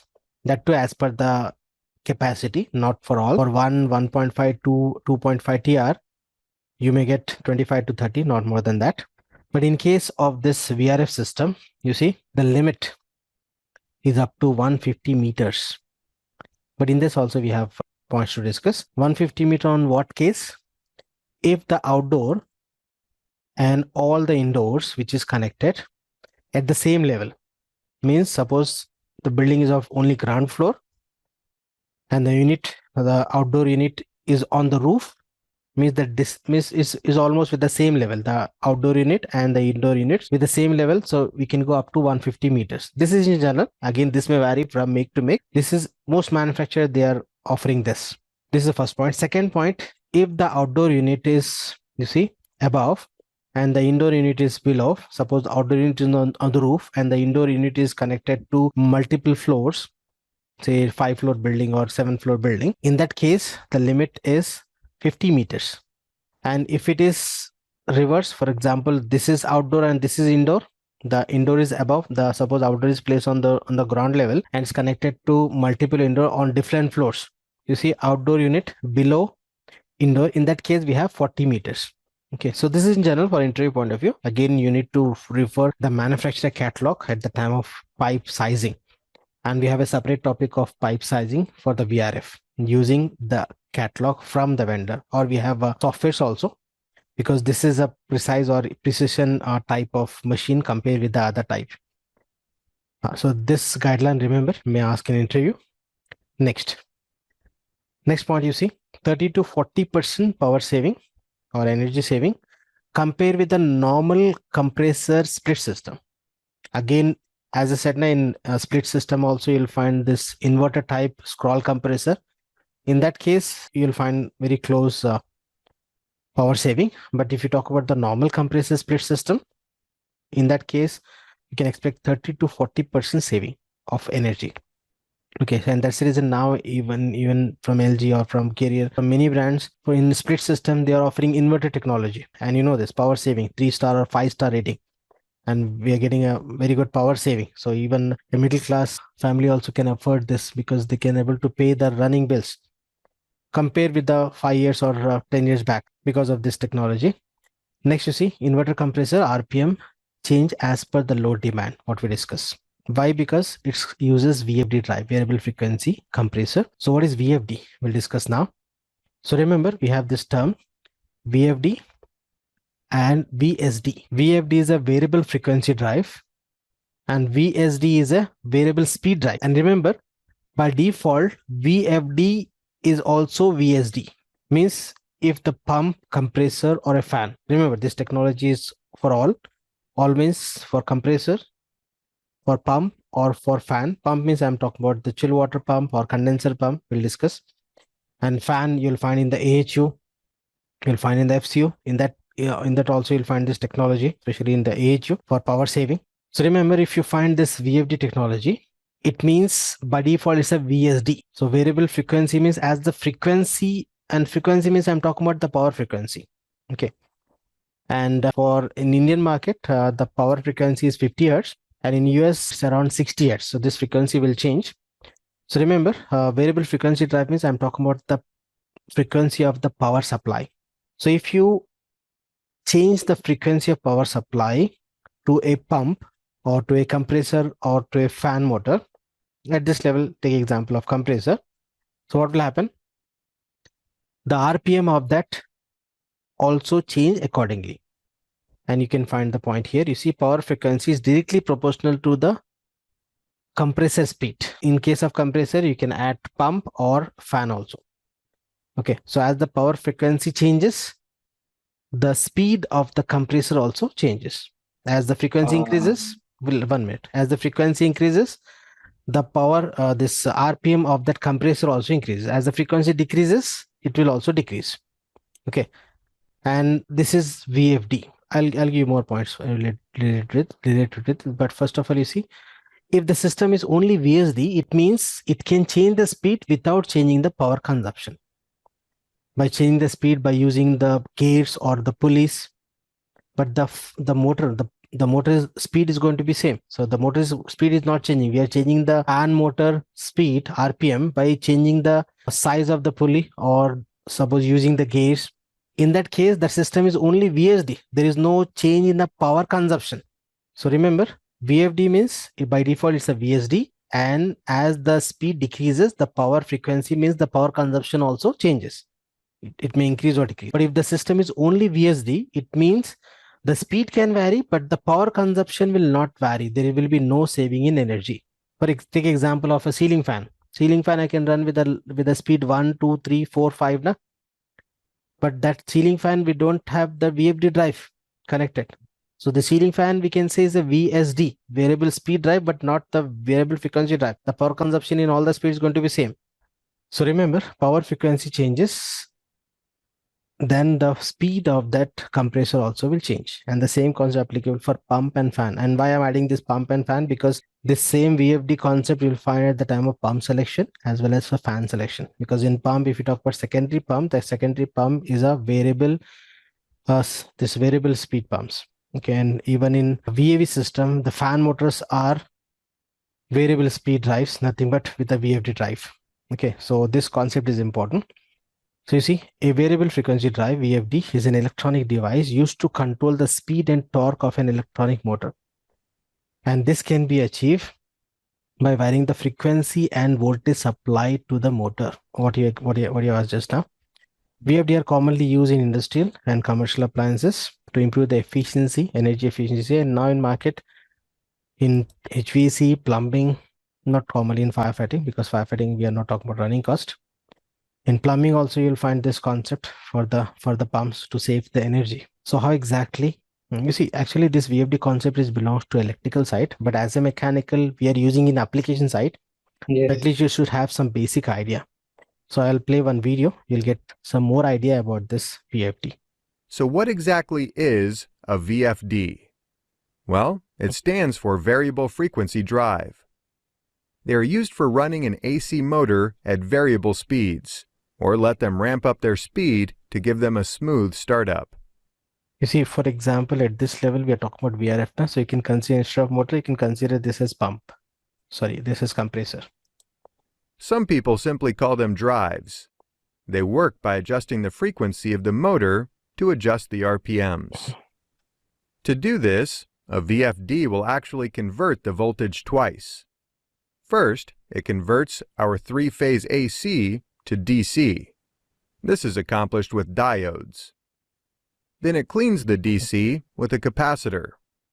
Next, it will convert the DC to AC. This is accomplished with transistors acting as switches. Utilizing these switches is what allows the VFD to adjust the frequency that the VFD supplies to the motor. This in turn controls the speed of the motor. Now, I know this is a lot of information to take in. Let me compare the internal workings of the VFD with a simple plumbing system. First, let's look at the diodes that convert the AC to DC. This operates like a check valve in a water system. A check valve, like a diode with electricity, only allows water to flow in one direction. The capacitor acts as a water filter to keep everything clean and usable. The transistors act like valves. They turn the flow on and off when needed. This allows the VFD to adjust the frequency of the motor. Now that we have an understanding of how a VFD works, let's see what they're used for. One very common use in industry is to control the speed of a water pump in a water treatment facility. A water treatment plant typically has a constant flow of water coming into the plant. However, if the water demand exiting the plant is lower than the supply entering the plant, then the operator will need to slow down the supply. This is achieved by using a VFD on the AC motor. The operator can monitor water flow and manually adjust the VFD accordingly. Another great thing about VFDs is the fact that they can be controlled with a PLC. Using basic communication protocols that have been covered in previous videos, such as RS-232 and RS-485, PLCs can monitor and control motor speeds using the VFD. This helps make a process like water treatment that much easier and more efficient. This setup can be used in any situation that would benefit from automation. Let's look back at what we now know. VFD stands for Variable Frequency Drive. They are used for controlling the speed of an AC motor. They are also used for ramping up a motor for a smooth startup, or to prevent a heavy load from straining the motor on startup. This is accomplished by adjusting the frequency delivered to the motor. A setup of an AC to DC converter, then DC to AC converter. VFDs are used throughout industry. A common example is to regulate water flow entering a water treatment plant. VFDs allow the operator to control the flow of the pump manually or automatically with a PLC. There are many different brands and features available. If you're looking at using a VFD, so I think you got the idea about this VFD. You see, if you go into the basics, it's a very lengthy calculation and the concept that is not required for a mechanical. So what we need only the concept. So how this frequency change with the power, with the current, with the voltage, we have a lot of relations between that. Okay, so if you want, you can just refer any book, but that much is not required for a mechanical. As a mechanical for this system, we are interested for the concept. Okay, so the concept is we are changing the frequency to reduce, to change the speed of compressor at this level to reduce or to to save the energy. That's it. But a lot of things are involved in this. So this part we are using in this VRF system. Let me proceed. Next, you see, these are the basic to learn the VRF system. Okay, what I explain.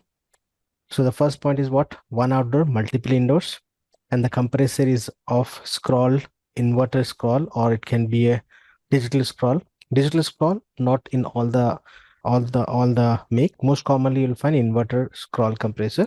In some makes you'll find the digital type also. Digital concept is just engaging and disengaging the compressor with the load, like clutch we are using in the transmission in the four-wheeler.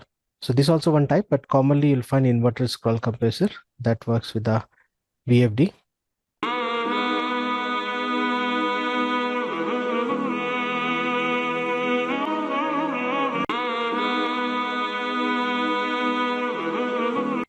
Next, now if you talk about the types, this is important. Most commonly in India or in Gulf, you'll find cooling only model. But we have three options. We have three types. First is a cooling only. Second is a heat pump.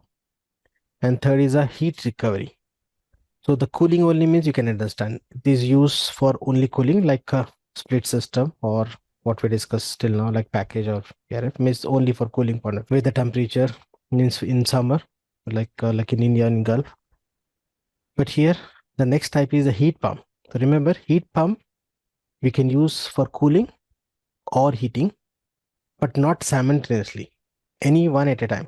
For example, one outdoor is connected to 10 indoors.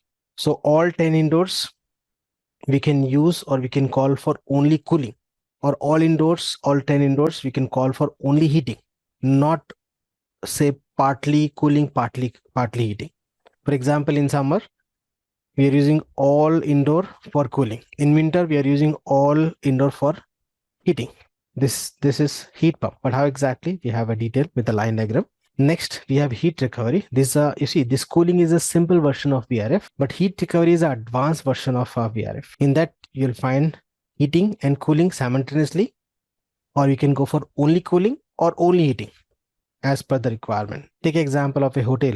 In hotel room, one customer is calling for cooling, and in other room is calling for heating. So this can be achieved with the heat recovery VRF type, VRF system. But how exactly? We'll discuss in detail. Cooling system you can understand easily. In heat pump, you'll find 4-way reversing switch. And in heat recovery, the advanced type, you'll find 3 pipes. You see, point 1 and point 2. Cooling only and heat pump is a 2-pipe system. And the heat recovery is a 3-pipe system. We'll discuss in detail. So what I explained, the same in the images. You see, first cooling only. One outdoor, connect with the 4 cassette type FCU. It can be more than that, but it can be of different types, different capacity. And all are cooling, all calling for cooling. This blue or shade of blue represent cooling. Second, you see heat pump, one outdoor, connect with the multiple indoors. It can use for cooling or heating any one, not both at a time. Next, heat recovery is advanced. You see, 2 call for cooling, 2 call for heating.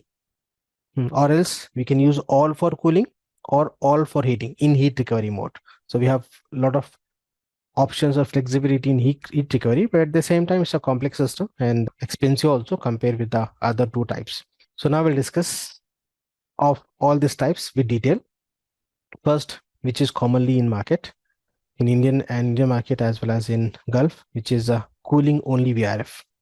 Okay, so to understand this concept, I've given this line diagram. This is simple. We already discussed about this split system, no? Similar to that. But the new thing is, you see, you know the concept, vapor compression refrigeration cycle, the same concept. So what are the components in outdoor? You know, compressor and condenser. But the new point here, you'll find inverter scroll compressor. You'll not find the other types in the VRF, inverter scroll, or it can be a digital scroll, the two types. And apart from this, you'll find this EEV, electronic expansion valve, and rest of the concept is same like split. Assume that this outdoor is of 6 TR and this is indoor one, say high wall. This can be cassette and this also high wall, or it can be a same type, whatever. Just I'm giving the idea because we can use the same type or it can be different type. So 6 TR means, for example, I'm considering this is 2 TR, this also 2 TR, and here also 2 TR. It can be here 3 TR, then 4, 5, 6. It can be 3 TR, 1 TR, 2 TR. It can be different as per the required capacity of different spaces. Suppose this is in room 1, this is in room 2, this is in room 3. Depend as per the requirement. So you see the cycle starts from the compressor. You know this cycle, compressor, then condenser, then expansion and evaporate. And the important point here, in a split system, in the new models, you know this, the expansion is in outdoor unit, right? But in the VRF cooling only model, you'll find expansion in indoor only, because we have multiple indoors now. You cannot place this expansion in the outdoor unit. This is one point. And the expansion is of automatic type. So you see electronic expansion valve. And this electronic expansion valve have a communication cable to this outdoor control microprocessor control unit. And this microprocessor control unit have a link with the VFD, and this is having link with the compressor. So it's a complete with the control system. It's not just simple one. In the outdoor, if you open the outdoor of VRF, you'll find a big motherboard, like in PC you'll find the motherboard, that is a small one. So you'll find a big motherboard, you'll find the micro control processor, a lot of things, and that is used for the communication between the indoor and outdoor. So electronic expansion valve have a communication cable to this outdoor control microprocessor control unit, and that link with the VFD drive, and the VFD drive link with the compressor. So what will happen? For example, all these 3 rooms machine is on, for example. So the compressor will run at a full load and supply the refrigerant to all this indoor unit. And this all expansion, electronic expansion valve is fully open. After say 15 minutes or half an hour, room 1 attain the temperature. And you know this, already discussed, na? You'll find the thermistors and you'll find a bulb at the evaporator side. That same example at the time of window AC. So you know all these units control the compressor by what? By return temperature. Na? For some time the return temperature is same as what you set. For example, in room 1 I set say 23 degrees centigrade. After some time in the return also 23. So this sensor, nothing but the thermistor, that bulb, will continuously monitor the return temperature and give the signal to this electronic expansion valve. And this electronic expansion valve have link with the outdoor unit with the communication that we used to call communication cable, nothing but a cable which is used to send the signal. So if the temperature is attained, what will happen? The electronic expansion valve will close, or as the temperature decreases in the room, it will start closing. And when the temperature attained, it will assume that it's completely closed. And this is sending the signal to this outdoor unit, no? And according to that, automatically the compressor speed will reduce. And reducing the compressor speed will reduce the flow of refrigerant or the volume of refrigerant. So we used to call this system as VRF or VRB. Yeah. Okay. And the same thing happened as per the load demand inside the spaces or inside the building. Okay, very simple concept. But this can be achieved precisely with the control units. Within seconds, the compressor must reduce the speed, or else if the pressure in the line increases, means what will happen? The system may fail, the leakages. So this is a precise type of system. Even the commissioning on site, they will do with the software. So precise control is required, and the length of the pipe, even the pipe sizing, we have a complete procedure for pipe sizing, and that too again a software base. We have a separate topic for pipe sizing for this. And you'll find the rough net, nothing but rough net means, for example, here is outdoor. From the outdoor, this line connect to one indoor, and the line will continue. So this fitting is called rough net, REFNET, rough net. We have another name also. You'll find in the next page. Most commonly in actual practice, we used to call this fitting as rough net. Again, it will continue. Again, you'll find the fitting, and this will connect to another indoor. This will continue. So this is a rough net. So I'll show you one drawing also, in that you'll find more details. At this level, just I'm giving the idea about the concept, how the system works. Okay, so I think you got the idea how this cooling only VRF system works. Next, we have few points to discuss. Then we'll move to the heat pump VRF system. You see this cooling only, this is only for cooling. Variable speed crawl compressor, as we discussed. Simple version of VRF compared with the heat recovery type. Next, commonly used in India and Gulf region. Next, it uses EEV, electronic expansion valve, and according to the requirement, it will operate. It can on and off, or it can modulate. Next, communication cable between this EEV and the control unit of the outdoor, and energy efficient compared with the split of a normal compressor. And apart from this, we have list of other advantage that we'll discuss all together after completing all these three types. Okay, so this is only for the cooling only type.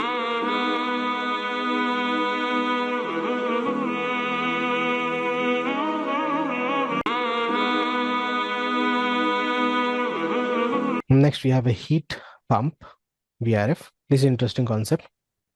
You see, the term heat pump we are using for vapor compression cycle to use that cycle in reverse order. No? So if I use the term heat pump, means I'm talking about the vapor compression cycle, but in reverse order. The condenser will change to this evaporator, and the evaporator we are using as condenser. Means inside you will find, in indoor unit you will find what condenser, in outdoor unit you will find evaporator. If I talk about only heat pump, but here we are talking about heat pump VRF. So remember, heat pump VRF is for cooling or heating, but not simultaneously. This is important. Compare with the next heat recovery type. So I can use only for cooling or only for heating for all the units, but not partly cooling or partly heating. Okay, means the cycle can reverse. How exactly? I'll show you. This is interesting. And it uses four-way reversing valve and NRV. So how exactly? This line diagram will help you. First, let me explain this in cooling mode. Then we'll discuss how this system works in heating. So you see, what we discussed in law, the same is applicable here. We discussed this in cooling only, one outdoor, multiple indoor, and electronic expansion valve. The same thing you can find in this heat pump also. But how exactly it will work for cooling only or heating only, that we need to focus.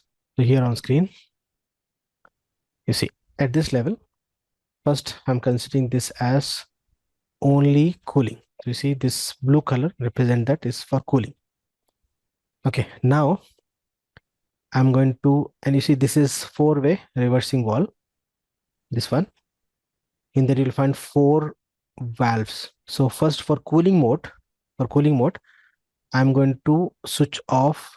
I'm not going to switch off. It will means if this two valve will close. If I use in heating mode, then this two valve will open, this will close.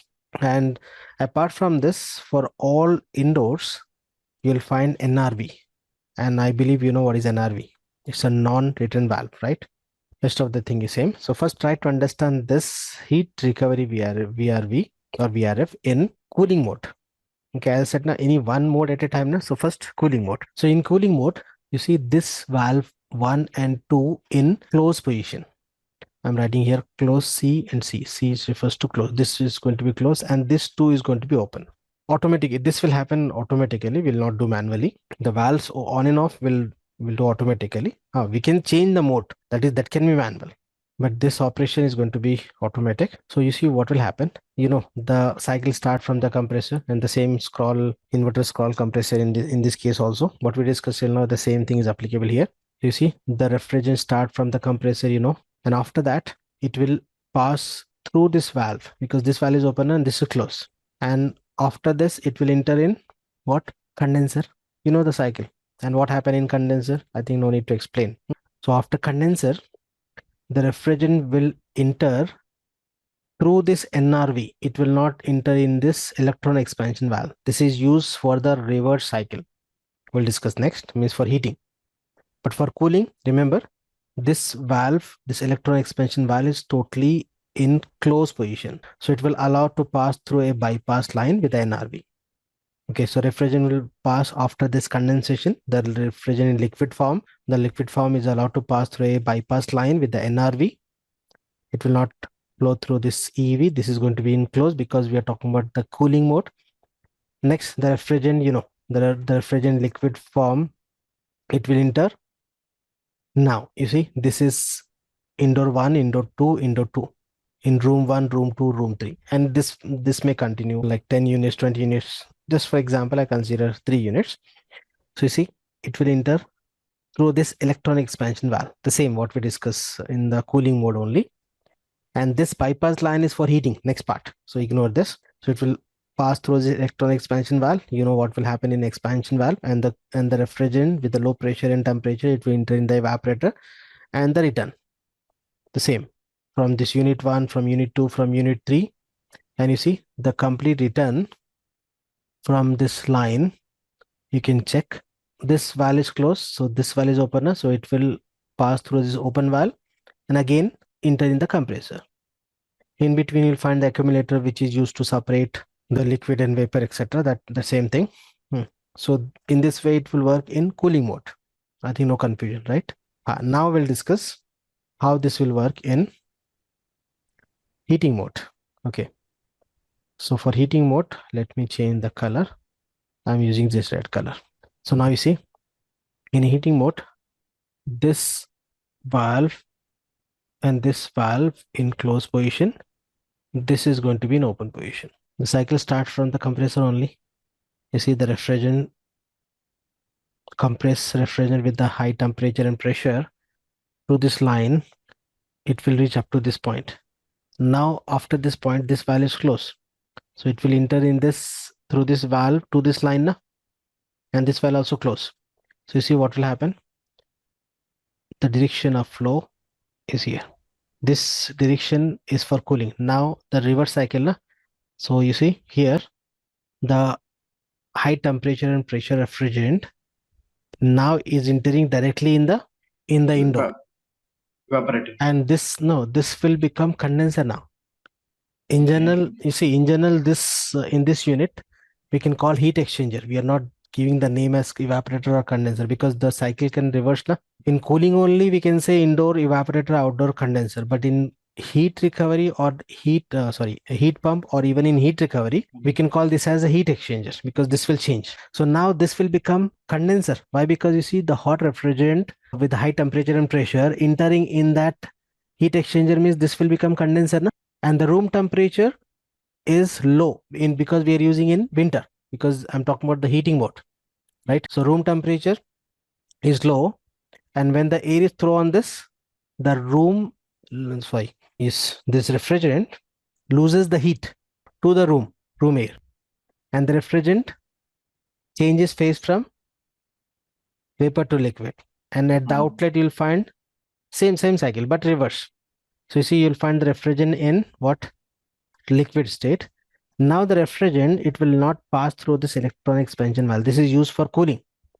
And remember, this electron expansion valve in heating mode is going to be closed, like this valves. This is all in closed position. So it will, if it is closed, means we have a bypass line now with the NRV. So it will flow in only in one direction. So refrigerant within the liquid form through this bypass line. You can see the direction, and same for all these three. Now you see, now it will enter in this electron expansion valve, where it loses its pressure and temperature. Then this will become evaporator. Getting a point? Next, we have next advanced type of VRF, that is a heat recovery. But before this, some quick points on the same cooling or heating. What explain for reversing. Advantage, disadvantage we'll discuss at the end.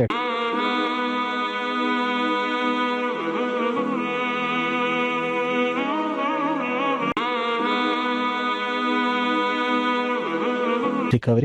Next, we have a heat recovery VRF. This is an advanced type, what I said.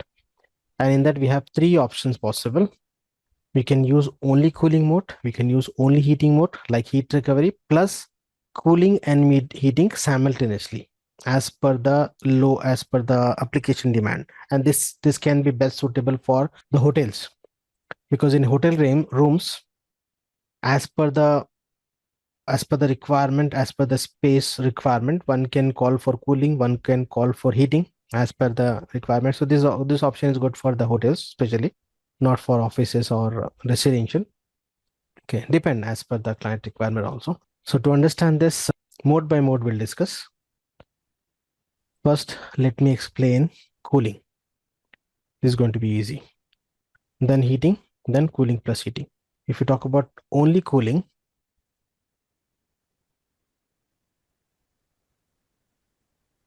you see I'm using only cooling mode. You see what we discussed in the heat recovery, the same, plus some more additional option. And the first point here in this is a 3-pipe system. Only cooling or heat recovery, sorry, my mistake. Only cooling or heat pump is a 2-pipe system. But this heat recovery is a 3-pipe system. Important for interview point of view. And why we are calling 3-pipe, you can see 1, 2, 3. 3-pipe is to this indoor, but not completely to the indoor, to the branch controller. And you see this roughnet, also known as suppression tube, commonly roughnet technique, we can call suppression tube also. So first point is a 3-pipe system. Now first we'll discuss how this work in a cooling only cooling mode. You see the cycle start from the compressor, the refrigerant in this direction. So refrigerant can flow in the left direction as well as in the right direction. So in only cooling mode, remember this valves is going to be in close position. Close, close, and close. The red color represent the heat. So refrigerant will enter in the left line, but these valves are closed now, so it will not flow. And the refrigerant will now flow on the right direction. And this valve is open and this is closed in cooling. And since this valve is open, the refrigerant can flow and will enter in what this heat exchanger is called condenser, because we are talking about cooling, because this is outdoor. The same thing. And refrigerant enter through this bypass line. It will not enter in the electron expansion valve. This is going to be used in heating only, same like previous. So with this NRV here, now the refrigerant in liquid form is available to this suppression tube or roughnet. Now this refrigerant in the liquid form, it will enter in this line. I'm considering one indoor which demand cooling. At this level I'm talking about cooling, so you can consider this also cooling, this also cooling. You see it will enter, and this valve is open position. Under this branch controller, you will find a separate branch controller to which you'll find the number of valves for different indoor units. So this valve is open position and this valve also in open position. So you see it will enter, and it will enter in electron expansion valve, the same thing. Okay, and loses the heat and this pressure and temperature, and it will enter in the evaporator coil. You know what will happen in this room. And since this valve is closed, so it will enter through this valve which is open, and you can see, and this is from other indoors, and then supply back to accumulator here. In other case also you'll find the accumulator. Accumulator, you see in the accumulator, any liquid, it's going to be at the bottom. Only the vapor is going to be sucked by the compressor. You'll find this accumulator even for other units also, which is not shown. Or for learning point of view, this line, you see, it's to the compressor. This is a cooling mode, very simple. No confusion, no? Yes, sir. Yes, sir. Yeah. Next, we'll verify this heating mode. Heating mode also you can understand easily. In heating mode, you see the direction of refrigerant. It will go in this direction as well as in this direction. But this valve is going to be in close, and this is going to be in open position. Okay. So this valve is closed means the refrigerant will not pass through this valve. It will stop here. So refrigerant will flow in the left direction. So after compression, you see, through this suppression tube, nothing but rough net, it will enter in this, say, unit 1, and all are, I'm using heating now. So you see, this valve is going to be open. This is going to be close, and this open. Okay. So it will pass through this valve. Now this will become what? Condenser. Condenser. Next. So the refrigerant, it will not pass through this electron expansion valve. This also close in heating mode. It will pass through this bypass line with the NRV, then out. And this also from the other units. And this, now it will enter in electron expansion valve. It will pass through this, and this will become evaporator. And after this, you see, since this valve is open and this is closed, the refrigerant will pass through this and enter in the accumulator, then compressor. This is for heating. And you see, this, what we're learning is a concept. In actual practice, this can be achieved with the complete control system. Okay, with the precise control, this is not that much easy. Next, now we'll discuss how this system can use for cooling and heating simultaneously. This is interesting, and why we are calling this as a heat recovery. You see, for example, room 1 call for cooling, room 2 call for heating. So the cooling means the heat extracted from this room can be utilized to provide the heat to this room 2, for example. So what we are doing, we are recovering, na? We are utilizing the waste energy in the other space. So that's the reason we used to call this system as a what? Heat recovery VRF system. We have a separate HRU. I'm not talking about that. That we'll discuss later. HRU, heat recovery unit. That is a different. But this is heat recovery VRF. Why the name is given. Now we'll try to understand the concept. Cooling plus heating mode simultaneously. For example, space 1 cooling, space 2 call for heating, space 3 call for cooling, for example. Now in that case, this valve is going to be in open position. This is in close. Apart from this, see the reference start from here. It will flow in this direction as well as in this direction. So you see, after compression, if the refrigerant flow in the right direction, you can expect the cooling. The result is cooling. On the left direction, you can expect the result in heating. Okay. So what will happen? Partly refrigerant will flow in the left direction, partly in the right direction, because this valve is open now. So you see, the first indoor is calling for cooling. So we'll talk about this refrigerant. Means here the refrigerant is available for cooling, and this valve is closed. This valve is open. This also open. The refrigerant will enter, and this act as a what? Evaporator. Next, now this call for cooling now. You see refrigerant flow in the left direction also. So the hot refrigerant here, this valve will open for this unit, because this suppose in this room they call for heating. So this valve will open, and this is going to be closed, and this will open. So the hot refrigerant will enter, and this will become what? Condenser, right?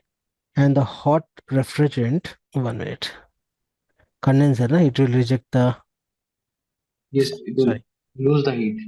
Condenser only.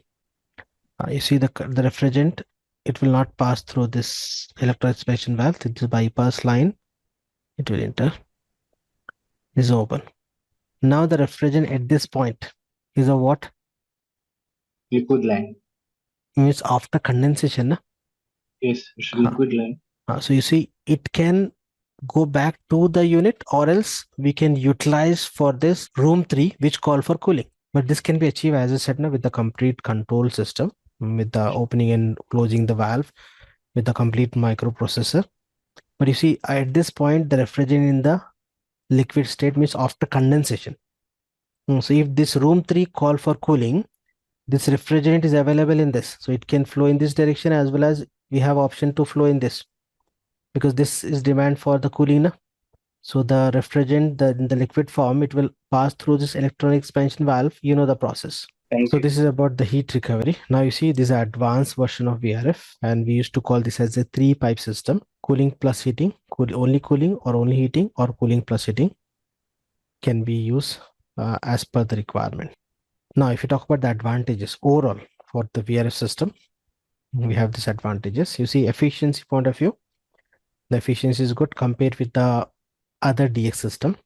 What we learned till now comes under DX only, and we have a separate chill water system. But before talking about the chill water I'll give you the points related to the difference between a DX and chill water. But remember what we discussed till now, right from window, all the systems comes under DX, nothing but direct expansion.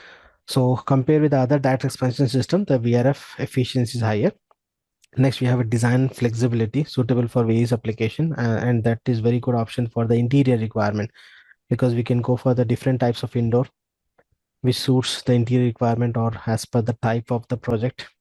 Comfort and quiet again, that depends on the type of indoor. Energy saving, what we discuss, and this can be connected with the BMS system in the building. So complete, we can do the automation with this. BMS is a building management system. Mostly for big projects, you'll find the BMS system which will control the different system. And space efficiency for especially for the outdoor unit, compared with the, suppose if you use a split system, so you need to provide space for all the outdoors. But here, since we have one outdoor, multiple indoors, so we have a very good option for space saving, especially in the commercial areas for the outdoor point of view. But we have some disadvantage also. The cost thing is high, because this comes under the advanced system. Even if you talk about only cooling compared with the normal split, this is the advanced type, so the initial cost is going to be high. You can compare this at least 4 to 5 times expensive compared with the split system in general. Ductable split? No, this compared with the split in general. And installation point of view also, you should be very careful, because you see, this is a complete network of pipe, one outdoor connect to the multiple indoors. If the problem in one unit means, that may affect to the entire system. But now in market, we have some isolating valves for each and every indoor. By closing that isolating valve, we can isolate that particular system in case of maintenance or breakdown. But still, it will affect to the system. So installation point of view, and that's the reason in most of the project, the manufacturer will also involve in installation, especially at the time of testing, QC, commissioning, etc. As for this VRF type, compared with the other.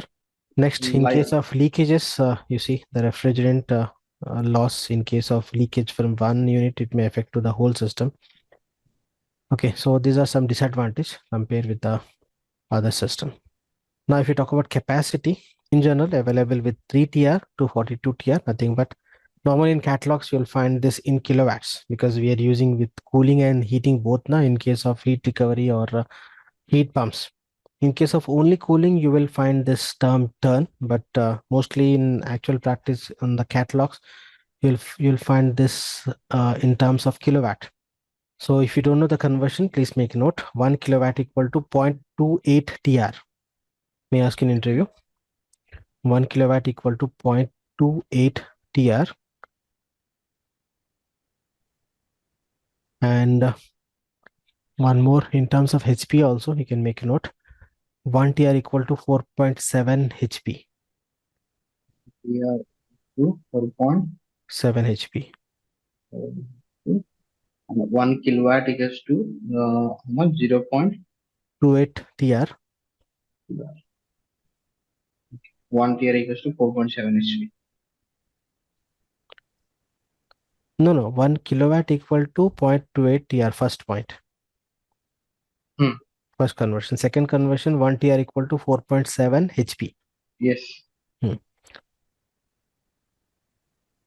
Similarly, this also important. You can make a note. 1 HP equal to 0.21 TR. Just reverse. 1 HP equal to 0.21 TR. Nothing but 1 divided by 4.7 will get 0.21.